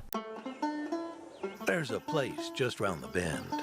A place by the name of Liberty Falls. During her childhood, Crystal Miller was a resident of Liberty Falls, a small town in West Virginia where she lived with her parents and attended school. On February 18th, 1991, following recess, a fire drill was sounded and Crystal, alongside her classmates, were quickly escorted out of the school to evacuate from the town. Crystal, unaware of what was going on, could only follow her parents' order and focused on running. Unfortunately, Crystal's father was attacked by a zombie horde during this sprint and was ultimately left behind by Crystal and her mother, who just kept running. The two of them eventually found a fire escape, but Crystal's mother was quickly swarmed by another zombie horde, leaving Crystal to run away on her own. 3 days after the outbreak, a local biker gang, the Steel Mountain Riders, found Crystal huddled up inside a Freedom Fried Chicken restaurant and took her to safety. On February 23rd, Crystal was interviewed on her traumatic experience by Project Janus security chief John Blanchard. Being just 5 years old, she did her best to recount the events. Afterwards, she was adopted by her aunt and uncle.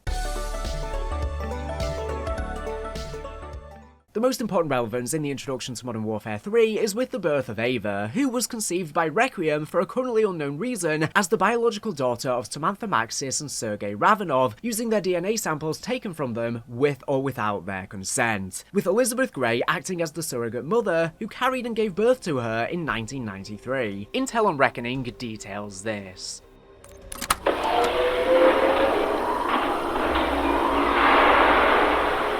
What the hell? Carver M, Weaver G, Gray E, Maxis. Oh, Sam. You motherfucker! Fuck you! Fuck you! Fuck you! Whoa, whoa, whoa, whoa, whoa. What are you doing? They took them! They harvested them! To what? Our DNA! Richthofen took our fucking DNA! It's all here! Me, Weaver, Carver, they have Max's eggs, Maya! Her fucking eggs! But how the hell they even have those? After she returned from the Dark Aether the first time, Richtofen, he ran tests on her. He tortured her. It was horrific. Weaver told me about it while we were locked up on Terminus Island. Even if I'd known earlier, it's not like I had the power to change anything back then. Oh, fuck, I was so useless! That has to be when they took them. She never told me. Why didn't she tell me? Maybe she didn't know. Oh, God, I can't. Grab what you need and trash the rest.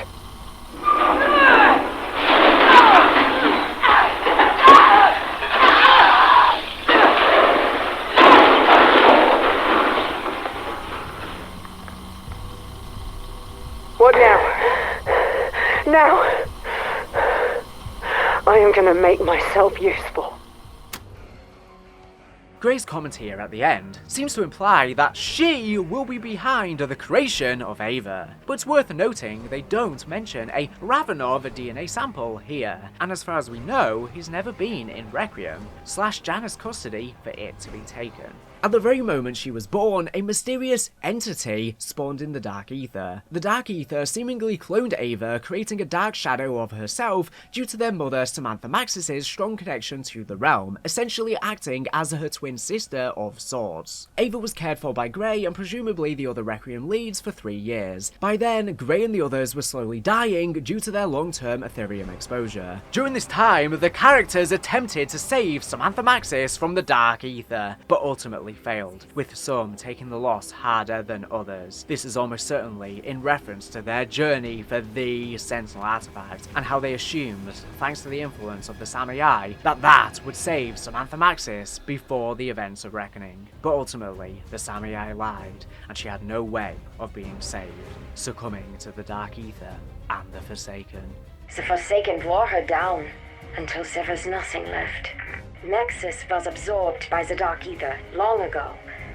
Even the artifact cannot recover her. Maxis fought bravely, but in the end the Forsaken consumed her. The awful truth is that she fell to the Dark Aether. Trapped in the sphere with Psychov, Maxis had no chance. Mortally wounded, she yielded to the Dark Aether. Eddie, you let her die inside that orb. You could have saved her. And risk releasing the Forsaken? Maxis chose her fate. Mary and Samuel did not.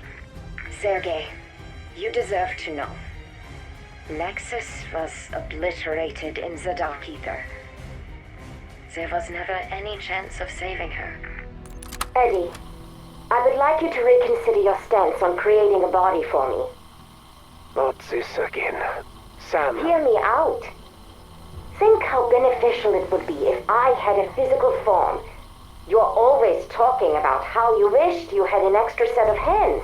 That's not what But the explorations in the Dark Aether come at such a high cost. Even with my help, you have lost so many people already. We both know that in my current form, my consciousness cannot survive exposure to the Dark Aether for long. Prolonged exposure to the alien physics there would cause my quantum fields to collapse. My mind would implode. But organic matter isn't impacted the same way. If I had a physical body, just think of how much I could accomplish, of how many lives I could save. Typical. You would gloss over the potential ramifications. The unchecked control and freedom you would then have. No, we would be partners. If you gave me this, You don't actually expect me to believe that. Maxis was loyal to her friends. You cannot suggest I wouldn't be the same. Ha! Loyal Maxis. Here's a story. In all her sanctimonious arrogance, Maxis went into the Dark Aether to fight the Forsaken and protect her friends. She picked a fight she foolishly thought she could win, and the Forsaken eviscerated her for the trouble. No one mourned her there. Her death was just a consequence of the natural order. The Dark Aether simply did its part and absorbed the scraps that were left. The end. Now, let me ask you this. What on earth makes you think you could do any better? There must be other ways. We still have her DNA. You could build me a body from that. All those cloning projects, I have seen them. Damn it, Sam, shut up! I'm done having this debate with you. Focus on the project. No more distractions. Soon Franco will locate my father, and I will use the artifact to bring Samuel and Mary back. What I will not do is give in to the whims of some petulant clockwork girl. Eddie, please. Please. I live with a foot in each world, but I do not belong to either. If I carry on like this, it will destroy me. Then it will destroy you. Before the Ethereum would kill them, as of 1996, long after their escape on Terminus Island, it was decided that Ava would be handed off to her now adoptive parents, a couple of ex-New Zealand National Intelligence agents, the Jansons, while it was decided that Ravenov would keep watching over her from afar, seeing as he has direct ties with her. A device is built to sacrifice their lives and give up their Dark Aether essence before they die anyways to create 4 vials of highly enriched Ethereum. Their essence is likely heavily corrupted by Ethereum after their extended stay in the Dark Aether during the events of Black Ops 7, fighting alongside the original characters. This makes their blood essentially a ticking time bomb, ready to trigger an outbreak at the moment of their deaths. So instead, they chose sacrifice to preserve the world. Before doing so, Gray records a message for Ava on August 15th, 1996, in which she details her true origins, while wishing that some part of Ava will remember Gray after she is gone, this message to be given to her when the time is right. For some reason, the Requiem leads end up in Zaravan, Urzikstan. Weaver, Gray, Carver and Strauss all sacrifice themselves, whether willingly, partially or not, to this device powering 4 Ethereum canisters where their corpses remain rotting for decades. In this room are many zombie artifacts,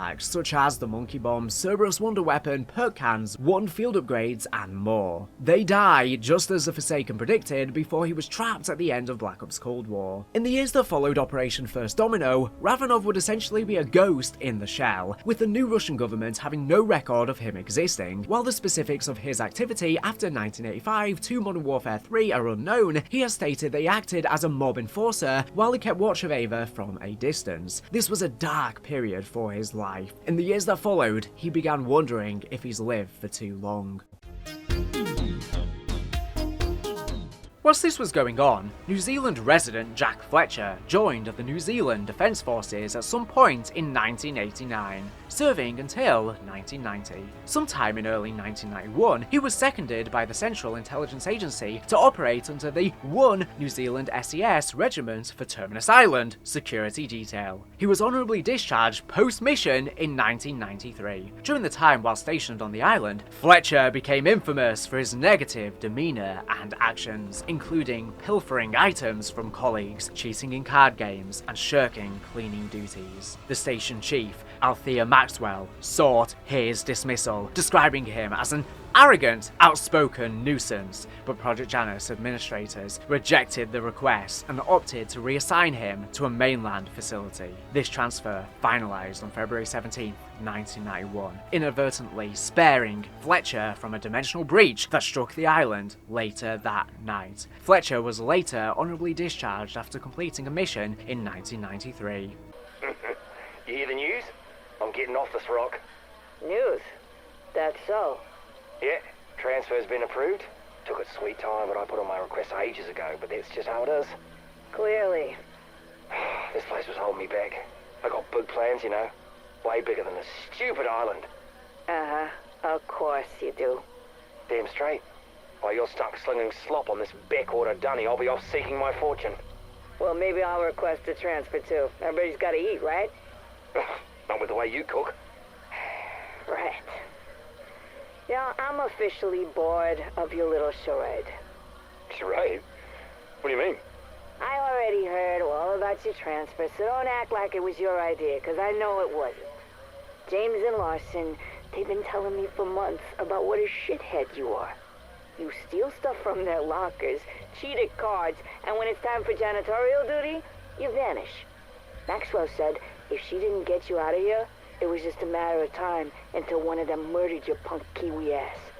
Now if it were me, I would have gladly helped those two find a place to stash your corpse. But Althea's always had a hard-on for due process. So maybe shut the fuck up and play nice until you're gone for good. Understand? Copy.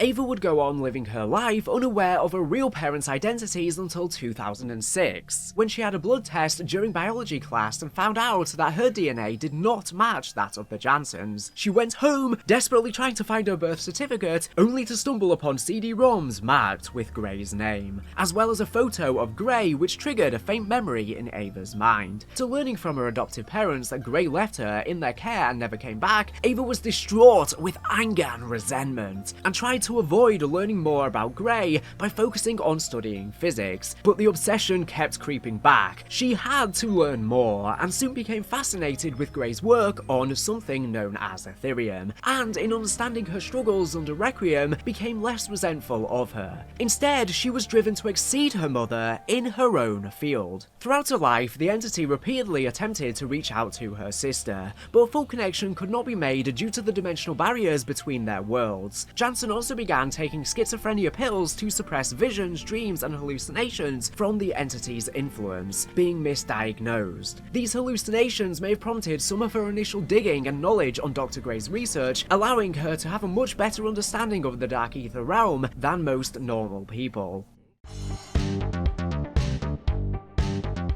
Starting in 2005, Fletcher worked as a mercenary for a variety of clients. His mercenary work would later expand in 2011 into his own company, Terminus Outcomes, and quickly established itself as one of the world's largest private military companies, named after his experience on Terminus Island and quite literally being the outcomes of its aftermath. The company is headquartered out of Brunei to bypass extradition treaties with the United States and has multiple training facilities located within Turkmenistan, Congo, and Uganda. Terminus Outcomes contractors are equipped with the latest weaponry and technology, and their training even rivals that of major NATO militaries. After graduation, Jansen primarily worked as a theoretical physicist. At some point, she began speaking about Ethereum publicly as a quote-unquote thought experiment, as well as speaking about the possibility of alternative dimensions. She was heavily criticized by the scientific community after publishing her talk, Ethereum, a Thought Experiment, online, which theorized that an element, Ethereum, could be provoked into radioactive decay as to release enough giga-electrovolts to pop the soap bubble to pierce the veil between adjacent dimensions and provide the world with a clean, sustainable energy source. Many dismissed her as a quack and a charlatan. Sometime after her talk was published online, she was interviewed by C. Cassidy regarding her PhD paper, Alternate Dimensions, Worlds Within Worlds, where she was asked to respond to her critics. She was quick to accuse the interviewer of being one of her said critics by forgetting to refer to her as Doctor. She would then elaborate on her beliefs, stating that historically those in power have pushed back against scientific theories contrary to popular belief, using the Catholic Church's pushback against Galileo Galilei's championing of Copernican heliocentrism as an example. News of her work eventually caught the ear of the American government, with the FBI abruptly raiding her laboratory, confiscating her research and placing her under arrest. She was held in detention for 12 days before being released. When asked by the media for an interview regarding the arrest, Jansen and her faculty staff failed to respond. Taking a detour, during the war zone in Verdansk, Kostovia 2020, Russian ultranationalist and wanted terrorist Viktor Zakhaev used the tensions between the coalition and the Allegiance to power up all the bunkers in Verdansk without realizing it, allowing him to activate the intercontinental ballistic missile silo hidden within Bunker 10. His plan to fulfill his late father's wishes ultimately failed, however, as Task Force 141 managed to get the abort code for the missile 615 5-7 and launched an assault with the help of Farah, Alex, and Marcus Griggs' demon dogs in order to create a diversion. Price infiltrated Bunker 10 when Zakhaev activated the missile. Captain Price shot him in the shoulder before throwing him off to the bottom of the silo. With Zakhaev seemingly neutralized, Price received the abort code from Nikolai and prevented the ICBM from launching. Luckily for Zakhaev, thanks to some writing magic, the floor in the bunker silo was actually filled with water all along, allowing him to survive. Following his close experience with death, he began hearing rumblings of this mysterious element known as Ethereum. Task Force 141 also caught wind of these rumblings when they discovered intel on the Office of Requiem's formation from the 80s, with even the President of the United States themselves being anxious to get this show on the road. Simon Ghost Riley wrote on it, "What the hell was the Office of Requiem?" Following on from this, it seems Task Force 141 operators became more aware. Unbeknownst to Task Force 141, Zakhaev managed to survive his encounter with Price. After escaping, Zakhaev began searching for new weapons. He soon learned about Ethereum and the conflict between Requiem and Omega that ensued decades prior. It would seem as though governments and other bodies had most of their research intact, which ended up subsequently falling into the wrong hands. In 2021, he hired Terminus Outcomes, led by Jack Fletcher, to help him track and find the remaining Ethereum. All of this to avenge his father, Cold War relic Imran Zakhaev's death, stating, I miss you, Father. You will have the legacy you deserve. I'll see to it. with his ultimate goal and hopes being to take aim at the West.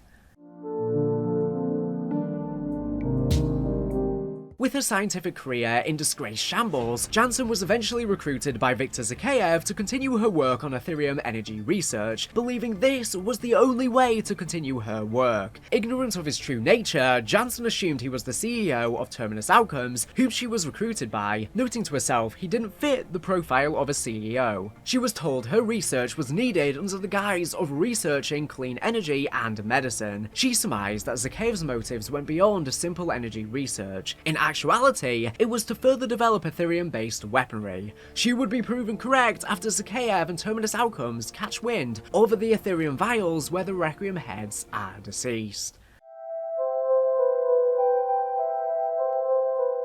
Later the same year, 2021, accompanied by Fletcher and a squad of his contractors, Zakhaev travels to Zaravan, Urzikstan, where they ambush a group of local police forces at an American checkpoint, creating a diversion. After breaching into a basement of a hotel, they discover a long-abandoned CIA safe house containing the mummified remains of Grigori Weaver and the 3 other corpses around a device placed on a table. They seem untouched since the 90s and are long since gone. The device opens, revealing 2 vials of highly enriched Ethereum. Zakhaev quickly reaches out to grab this cache of weapons-grade Ethereum. In disbelief, he exclaims, "Oh, they're actually real. They're actually here." Interestingly enough, 2 vials are now missing. Armed with these vials by his side, he and his mercs attempt to escape, but are quickly attacked by police reinforcement, including military police. As they are relentlessly shot at, almost all of his men are killed, and he is cut off from his escort. Chasing them down, the cops have Zakhaev cornered with no options left, aside from one. He makes a quick, reckless choice and tosses one of the vials at the police.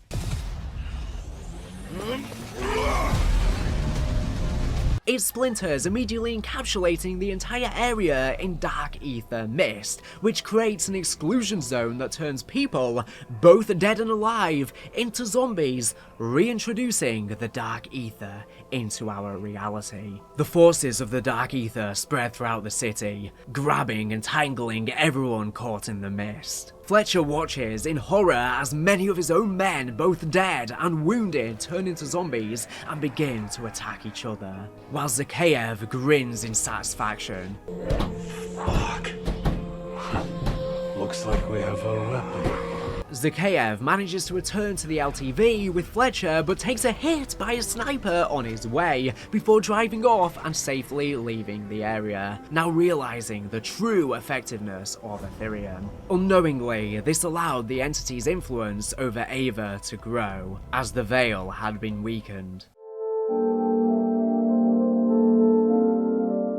Operation Deadbolt was established overnight in response to the threat. Special Security Officer Selma Green was placed in charge of the operation. While picking recruits for the newly formed response unit, Green was recommended by her CIA colleague, Kate Laswell, ordered by higher-ups, to choose Sergei Ravanov, the former Spetsnaz captain who has had past dealings with similar undead incursions, and who is, most relevant, acting as a familiar face for us, the last known surviving member from the Requiem era. Despite the complete lack of background information on Ravanov, Green was told to trust the recommendation by higher-ups, to which she even received a direct letter from the White House stating, "You know who I am. I hope my identity and status have been appropriately communicated to you." In another letter, they stated, "You have the entirety of my office and the Pentagon at your disposal." This implies that not only does the president themselves seemingly have a vetted interest in Deadbolt, knowing of the outbreak immediately, but that they also handpicked Ravanov specifically, and could even be, potentially, someone we know. Laswell tried to reassure her by saying, there is no one else that could fill his position. Ravanov remains merely a seasoned and mysterious veteran to everyone else around him, something constantly mentioned in the intel. He lends his expertise where he can. As the CIA created Deadbolt, Terminus Outcomes deploys contractors into the exclusion zone, where they establish a fortress overseen by the company's second-in-command, Legacy, Baranov. Fletcher and Zakhaev begin to study the Ethereum sample in their possession, with Fletcher proclaiming that they would make a killing by selling Ethereum once Zakhaev had enriched enough additional samples. Extraction's going great. Gonna make a killing selling this Ethereum.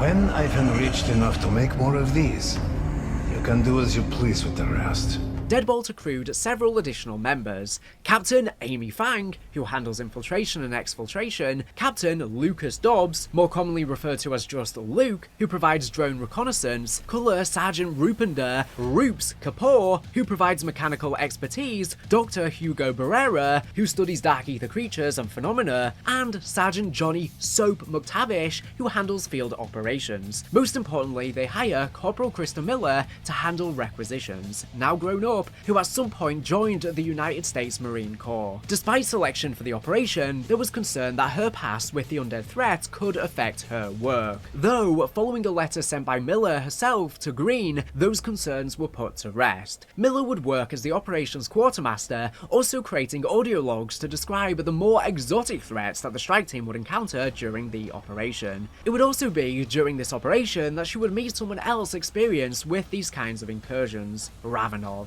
At one point, Ravanov learned from Miller that she experienced the Liberty Falls outbreak and promised to help her learn the truth behind it by offering to connect the dots based on what she remembered. However, they had to keep it off the books, as Miller had kept it mostly to herself throughout her life for fear of consequences and threats she received, potentially deadly. The government, of course, did not want their involvement in Liberty Falls to get out. Miller was surprised she found someone else alive who even knew of what happened and questioned why she even had to keep it to herself for so long. Miller experiences post-traumatic stress disorder due to the events she endured on Liberty Falls, and states she hates fried chicken due to her experience. She would eventually be rescued by Carl Hoover, plus his biker gang, the Steel Mountain Riders, before being handed over to Janus Security when the Steel Mountain Riders went to save more survivors. Carl would end up being pulled into the Dark Aether and mutated into his motorcycle, becoming the Bloodburner,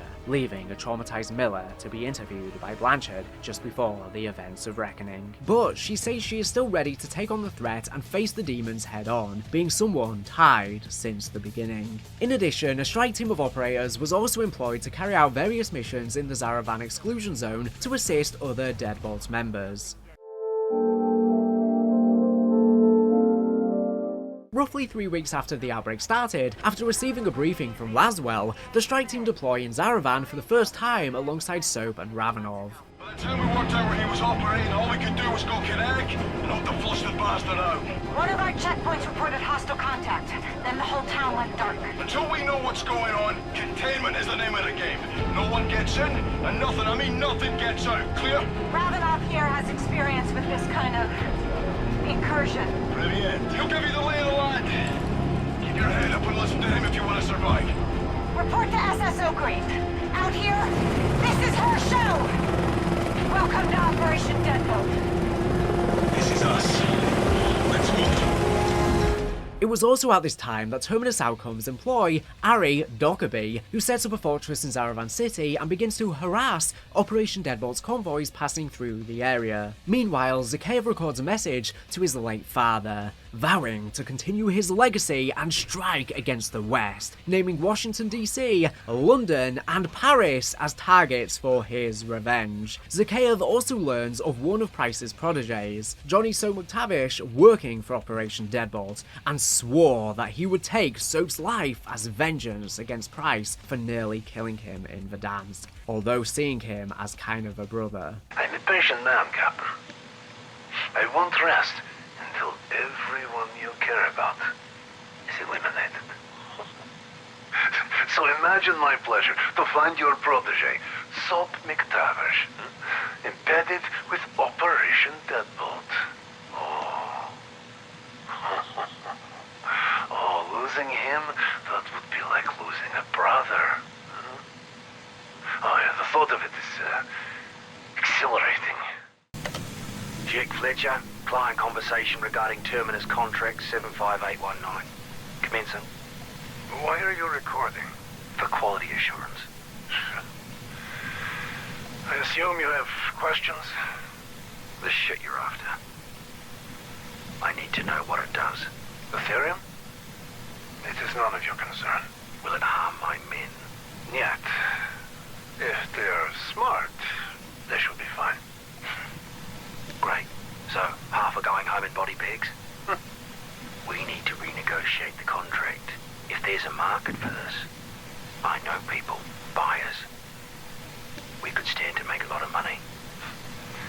Money is of no concern. Then you won't mind parting with it.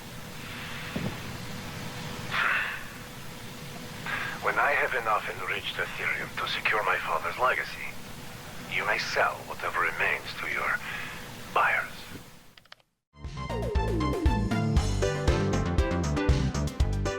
As Ava Jansen learns of Zakhaev's true plan with the Ethereum that he and Fletcher have been extracting, she realizes she needs Deadbolt, as she may be the only person with the knowledge to stop the outbreak. She uses a tablet within the exclusion zone to contact them. After her tablet was found by Deadbolt operatives and decrypted by Luke Dobbs, Deadbolt would deploy boots on the ground to her coordinates. Following this event, Zakhaev ordered Fletcher to find and kill Ava Jansen, while also continuing to extract Ethereum and defend against Operation Deadbolt's assault.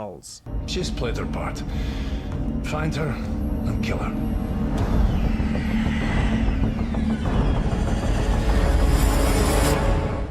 This prompted Terminus Outcomes mercenaries at her location to try and prevent Operation Deadbolt's strike team from extracting her, while also fighting against the zombie hordes in the area. By the time Deadbolt operatives reach her, she was already in the process of deleting her work from Terminus's servers. Accomplishing this, she and Deadbolt then fought Terminus mercenaries to a nearby helipad where they were exfiltrated by Amy Fang. Terminus Outcomes failed in preventing her extraction. Bravo Zulu team. I have a lot of questions for Dr. Jansen, and she has a lot to answer for. Back at the base, Jansen was interrogated by SSO Selma Green, Johnny Soap McTavish, and Ravenov about her work with Zakhaev. She told them that she had no idea that he was a terrorist when she started her work for him, and that she wanted to help Deadbolt stop his plans. Informing her interrogators that Zakhaev kept his weapons-grade Ethereum on his person at all times, she pleaded to Deadbolt to let her fix the problem she unintentionally helped start. It took some convincing, but ultimately Green agreed to have her on board. With Deadbolt's assistance, Jansen was able to craft a prototype Ethereum neutralizer. After a firefight against Terminus Outcomes and disabling a pair of SAM turrets, Deadbolt escorted an ACV containing the neutralizer across the exclusion zone to a particularly Ethereum-rich area, where they gave it a test fire. Ultimately, it was successful in destabilizing the raw, unprocessed Ethereum crystals. Unfortunately, Jansen later reveals in a post-mission briefing with Green, Soap and Ravenov, that her research concludes concludes that the neutralizer would only be effective against unprocessed Ethereum, as opposed to the weapons-grade Ethereum present in Zakhaev's vial. A frustrated Green would accuse her of failure. Jansen shot back, saying that that wasn't true and she could amplify the neutralizer's output to affect the vial using research conducted by none other than Dr. Oscar Strauss. It seems as though much of Requiem's research had been salvaged. After some debating, Green relented and ordered Deadbolt to secure Strauss's data. As the ether storm in Zaravan expanded, Jansen began to clutch her head in pain as she swallowed some schizophrenia pills. A concerned Ravenov tried to confront her and ask what was wrong, to which Jansen simply replied that it was just a migraine that would soon pass. Ava, what is wrong? It's just a migraine. It'll pass. They always do.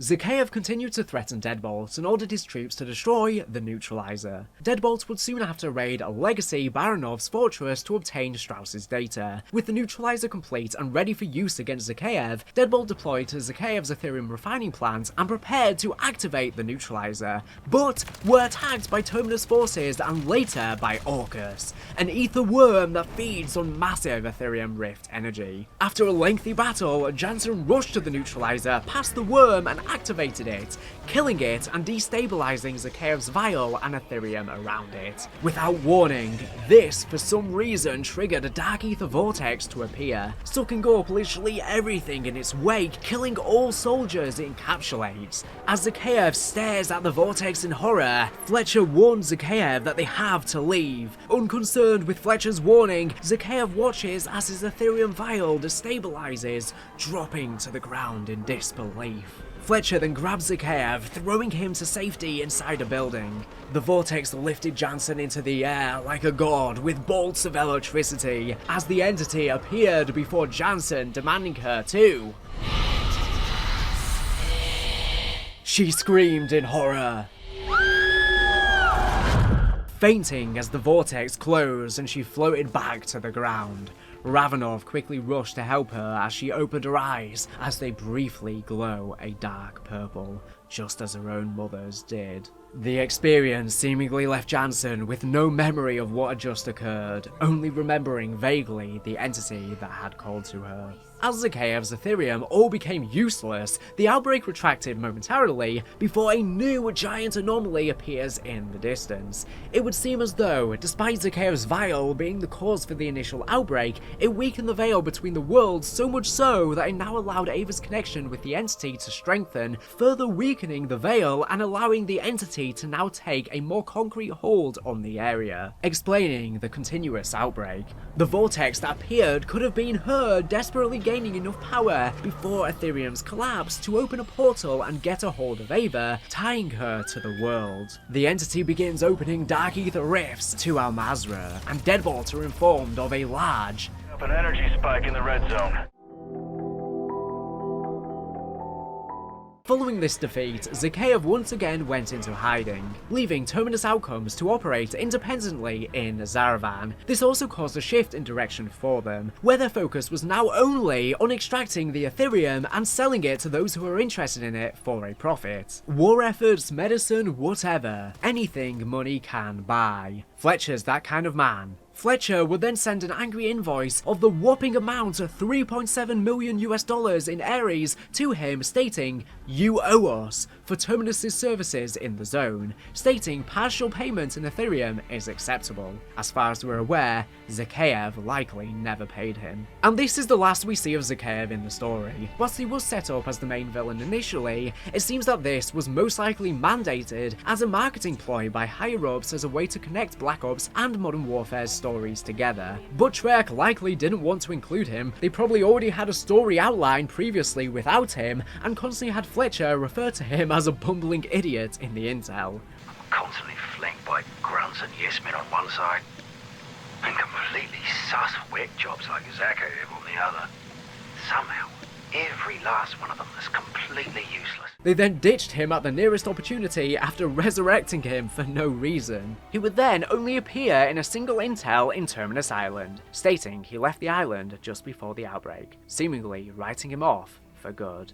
The same goes for Soap. Following this point, he makes no other appearance in the cutscenes beyond a few radios and once again serves no purpose in the story and was ditched at the earliest opportunity. Since Modern Warfare 3 Zombies takes place in 2021, this is before his eventual death in 2023 when he's shot in the head by Makarov in the London Underground at the end of the campaign for the same game.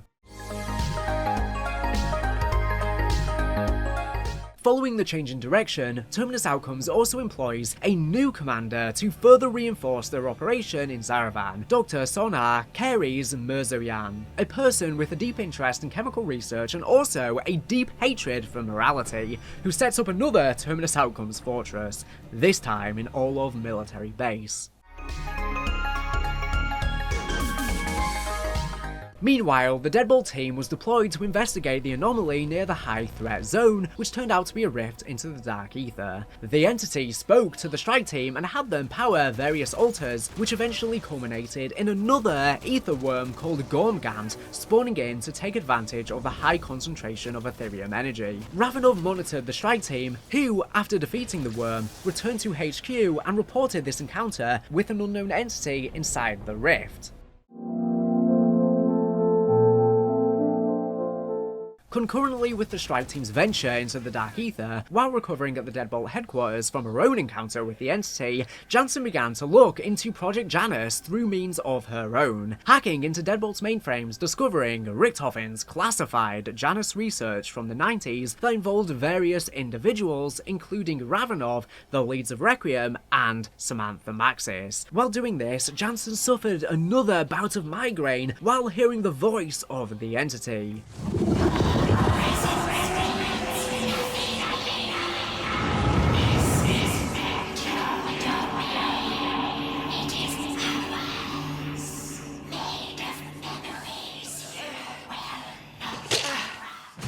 She suddenly found that the lights in the facility had gone out. Stepping out of her room to investigate, Jansen finds several corpses laying about and noises of gunfire.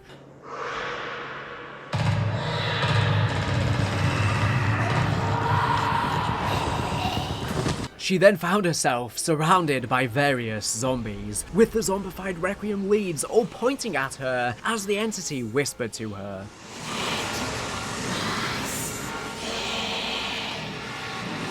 Jansen fought back against the zombie horde with a machete, but as Ravenov called out to her, she turned back and found that she had slashed his throat. Green quickly ordered her men to arrest Jansen.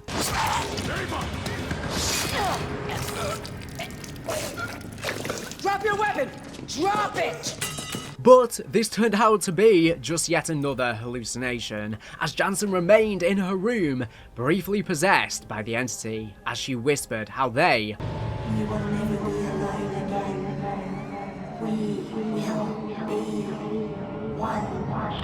As her eyes glowed purple once again, Jansen snapped out of the hallucination as Ravenov called her via phone, informing her that the strike team had returned from a brief encounter with the entity in the Dark Aether dimension. Jansen, this is Ravenov. The strike team have returned from the rift. Ravenov? Ava, they made contact with some kind of entity. They're coming for debrief. Report to ops. They met... what? An entity inside the rift. I'll be right there.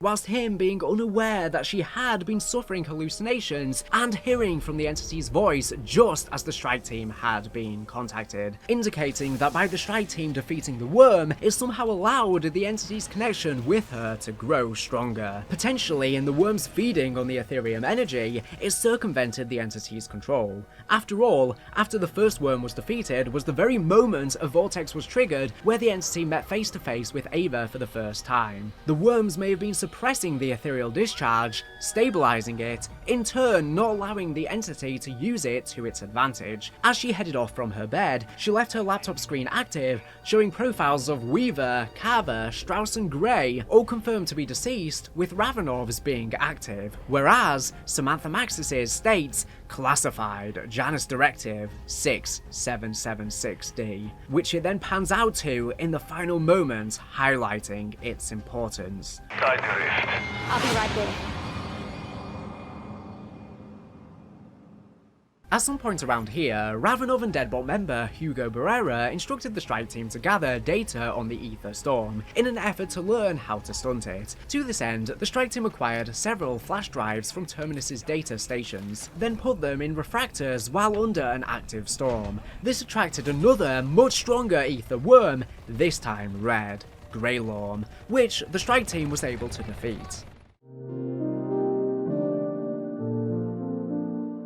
After Fletcher learned about the Omega Group and heard whispers of the Dark Aether containing a treasure trove of goods, he assembled a team of Terminus operatives to escort him into the Dark Aether, after learning of a new rift opening in the high threat zone. Once inside, his team was quickly stranded due to unfamiliarity with the territory. At the same time, following the appearance of the first rift, Jansen contacted the strike team and informed them of the second anomaly. Ravenov opted to join the team as he was also on site at the time. Fortunately for Terminus outcomes, Ravenov followed Fletcher and the squad of Terminus soldiers when entering the anomaly, and was later joined by the strike team in the Dark Aether. Fletcher got in contact with Sergei Ravenov and the Deadbolt team, who followed them in pursuit. Both sides agreed to a truce and worked together to escape the Dark Aether. They found pieces of Jansen's neutralizer and reassembled it in order to open another rift. Fletcher, however, betrays both Deadbolt and Terminus Outcomes mercenaries by using an Ethereum vial to transform his men into zombies, slowing Ravenov and the strike team and facilitating his own escape. And just like Zakhaev and so before him,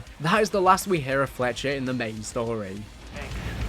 Couldn't have done it without your help, Deadbolt.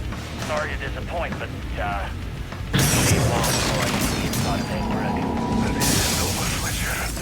You do not understand the forces you are playing with.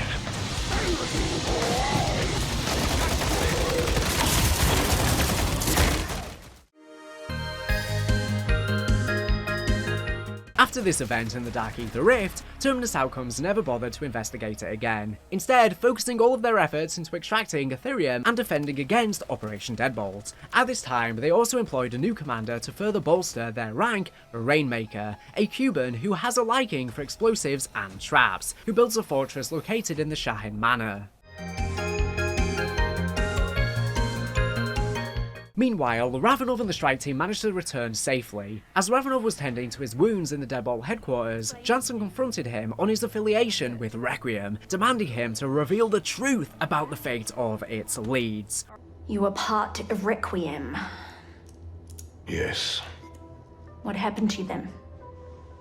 Maxis sacrificed herself to end the outbreak. We promised we would find a way to rescue her. And when we failed, it was a blow. Some of us took it very hard. We vowed never to let this happen again. Ravenov allowed her to tend to his wounds and briefly mentioned that Requiem attempted and failed to rescue Samantha Maxis from the Dark Aether following her sacrifice in 1985. What I have to do. I'm sorry. This is the only way.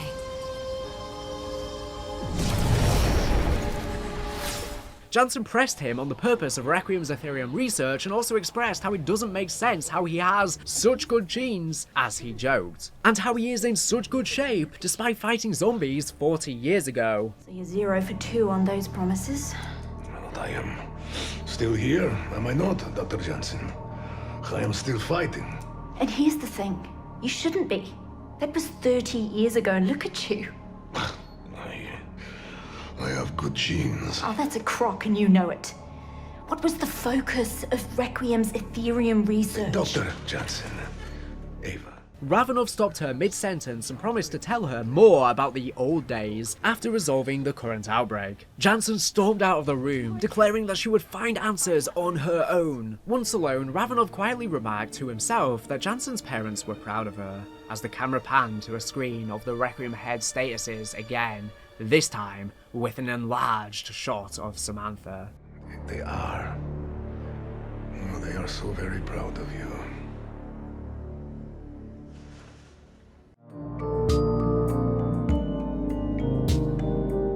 Slowly, the entity began to take over Jansen's mind, manipulating her further, which was made easier due to her anger and enragement with Ravenov, causing her to become distracted during Deadbolt's briefing sessions. She was eventually lured by the entity. Jansen was subsequently reported missing, and later found entering a third rift in Zaravan. Ravenov and the strike team pursued Jansen into the rift and witnessed as the entity possessed her completely, claiming that they have been restored.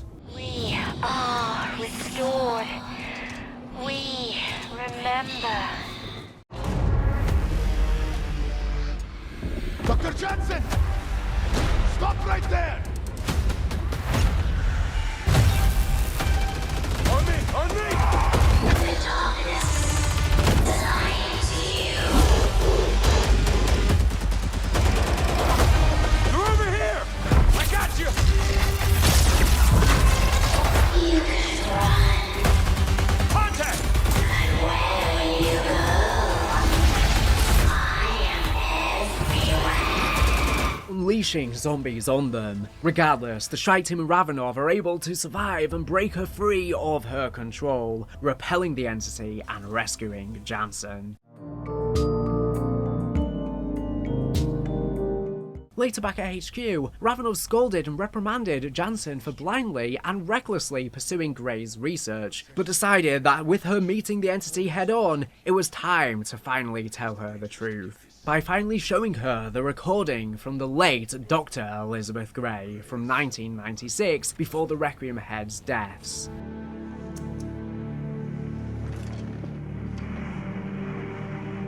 In the recording, Grey detailed the nature of Jansen's birth, revealing the truth. While she carried and birthed her, it was merely through surrogacy, and her biological mother was none other than Samantha Maxis, currently, as far as we're aware, still trapped in the Dark Aether. One day she went into the Dark Aether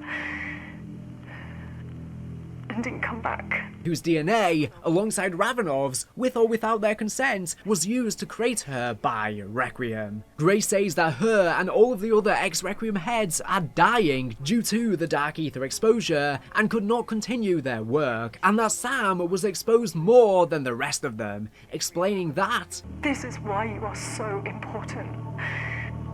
You are bonded to the Dark Aether. It's in your genes. No one knows whether that could be something wonderful or something dangerous. She says that Sam was the kindest, bravest soul I have ever met. Whilst they're dying, she says, but we can ensure that someone will watch over you.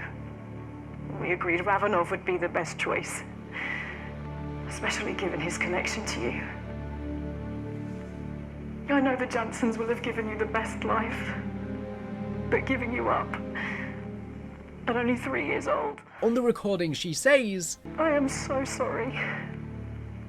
I'd like to hope there's a part of you that will remember me. After she is gone, to which Ava says, there is. Before Grey says, I love you, Ava. Goodbye.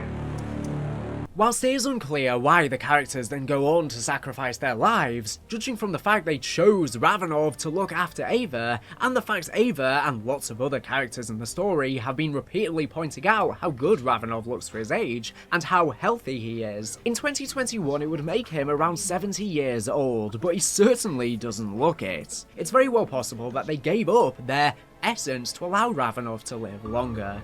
Thanks to others, I am a survivor. We know after their trip into the Dark Aether in Black Ops 7, they will almost surely be extremely contaminated with Ethereum. Could it be that, once they leave and are forced to remove their contaminated essence, Ravenov consumes 1 vial of essence to become somewhat immortal, similar to Primus drinking the blood vials in Revelations? There are 2 vials missing after all. Maybe Ravenov took 1, but if so, it begs the question, who took the other? It's also interesting how the Ethereum was killing them, and yet they may have managed to develop technology to allow it to do the complete opposite. But after all, zombies do live practically forever, being the undead, and time passes slower in the Dark Aether, so it is very well possible that it can have 2 drastically different effects. And Ava specifically was even looking into the Dark Aether for the purpose of advancing medicine. What better medicine than this? Following on from this, Ava frustratingly says to Ravenov, how could you not tell me the truth? to which Ravenov reveals that the entity is her dark shadow created the moment she was, a physical, breathing bond with the Dark Aether, a living gateway. She is her mirror, her reflection, just as the Dark Aether reflects our world. The entity. It is a reflection of you, a shadow, born the same moment you were. And every time the veil between this world and the Dark Aether is lifted, its influence grows stronger. Please, you need to let me help you. Angered at the revelation of being lied to, Jansen lashes out at Ravenov for hiding the truth from her, claiming that he doesn't care about her as his own child, while showing disgust towards Requiem for creating her. She says, "My father? Do you even think of me as a daughter? Or am I more of a liability?" Ravenov explains how Requiem's DNA was taken with or without their consent, and he did not choose to be your father. She then storms out once more, despite Ravenov calling out for her. But Ava!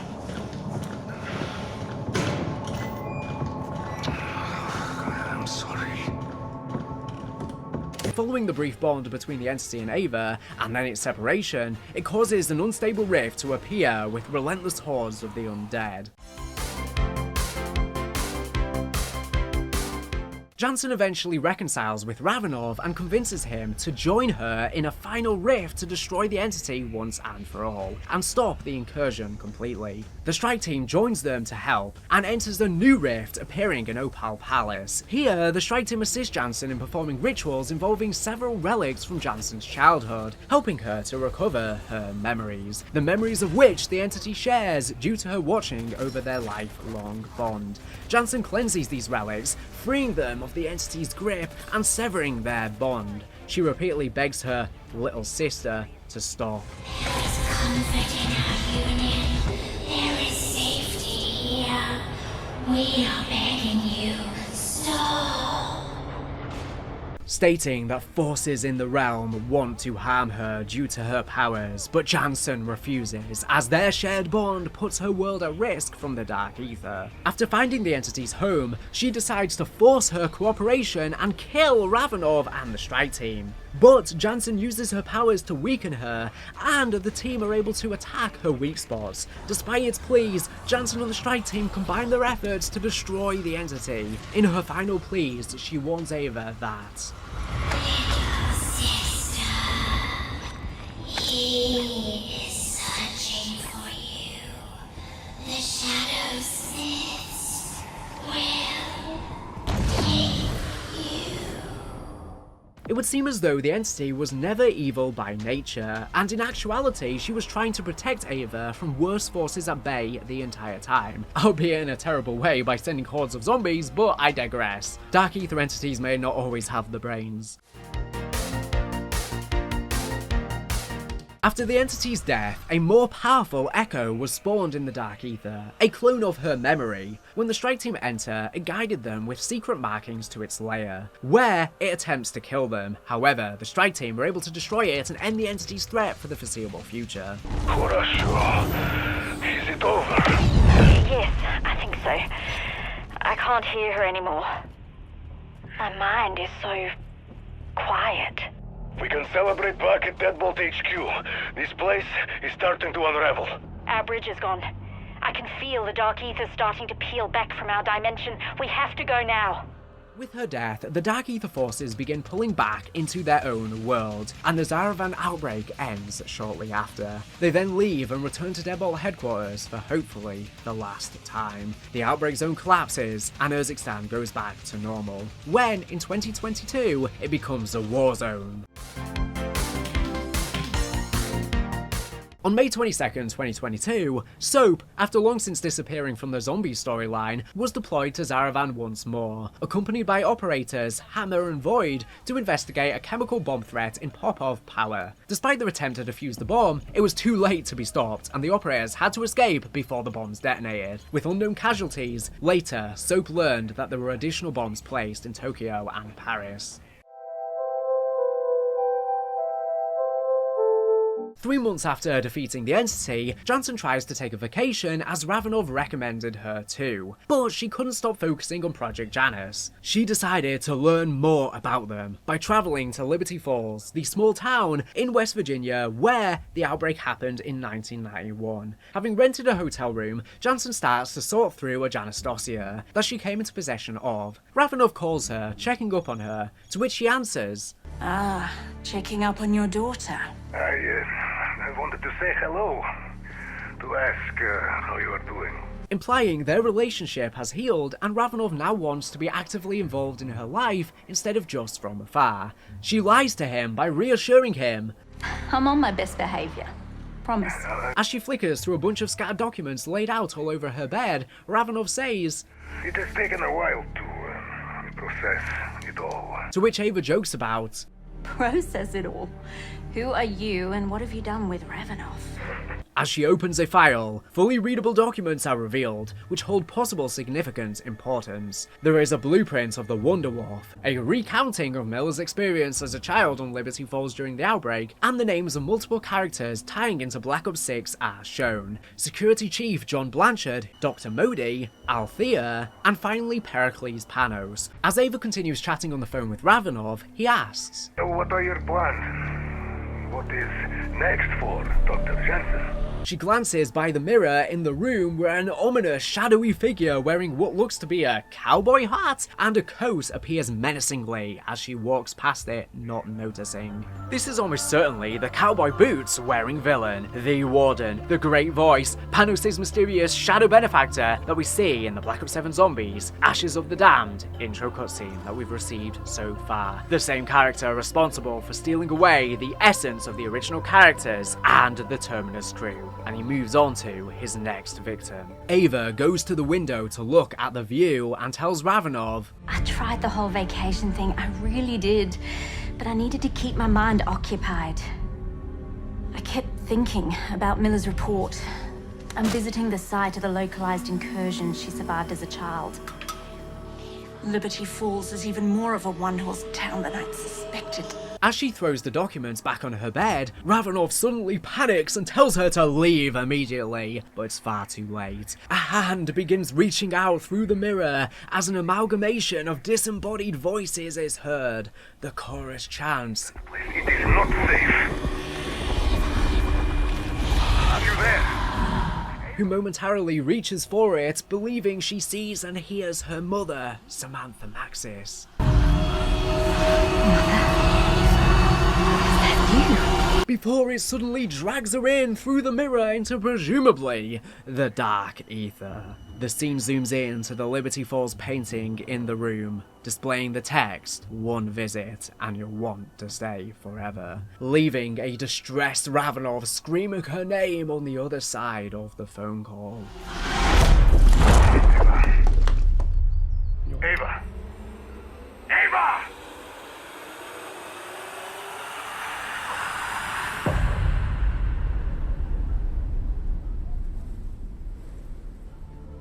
And this, for now, is where the zombie storyline is left hanging. It seems as though, whatever happens in Black Ops 7, this cowboy villain will somehow survive the encounter with the Terminus crew and the original characters, and will only be kept back from Earth via the creation of the entity. And once it is defeated, this character once again has access to the Earth, taking Ava Jansen likely for her powerful abilities in controlling the Dark Aether. Whether this is setting up a future continuation post Modern Warfare Zombies, or Ava is being pulled back in time somehow and will feature in Black Ops 7 is yet to be seen. Though it is worth noting, we see this evil entity on the roof of the mansion, which we learn in Black Ops 7 is the specific place where time was shattered. So if there was a Dark Aether location where time travel could occur, it would be here. This would mean that our earlier theorizing about the Grey Voice, aka the shadowy cowboy villain, considering we hear the Great Voice say "Y'all" in Reckoning, giving Josiah Shem the artifact to shatter space-time, may be true. And it all could have been to set up the ability to pull Ava back in time later, using the shattering of space-time to his advantage. All of this still remains to be seen.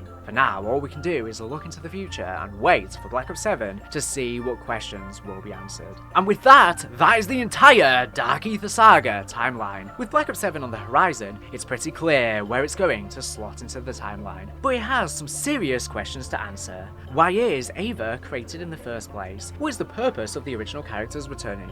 And how and why? How will the Terminus crew escape the Dark Aether and get to Urzikstan to make their sacrifice? Black Ops 7 needs to answer all of this and more, but you can bet I will be here to cover these answers when we hear of them. I'd like to give a big thank you to the Call of Duty Wiki for some information in this video, and all of the great render artists in the community that's helped to visualize a bunch of stuff. For now, I will see you in about a year with the full storyline of Black Ops 7 Zombies. And thank you for watching this monumental effort, the longest zombie storyline video in existence. This has been a crazy amount of work, so definitely drop a like if you've somehow made it this far, and I appreciate every single one of you for watching, especially if you've watched the entire thing. Anyways, thank you for watching, make sure you subscribe for epic content like this. Plenty more to come. Bye.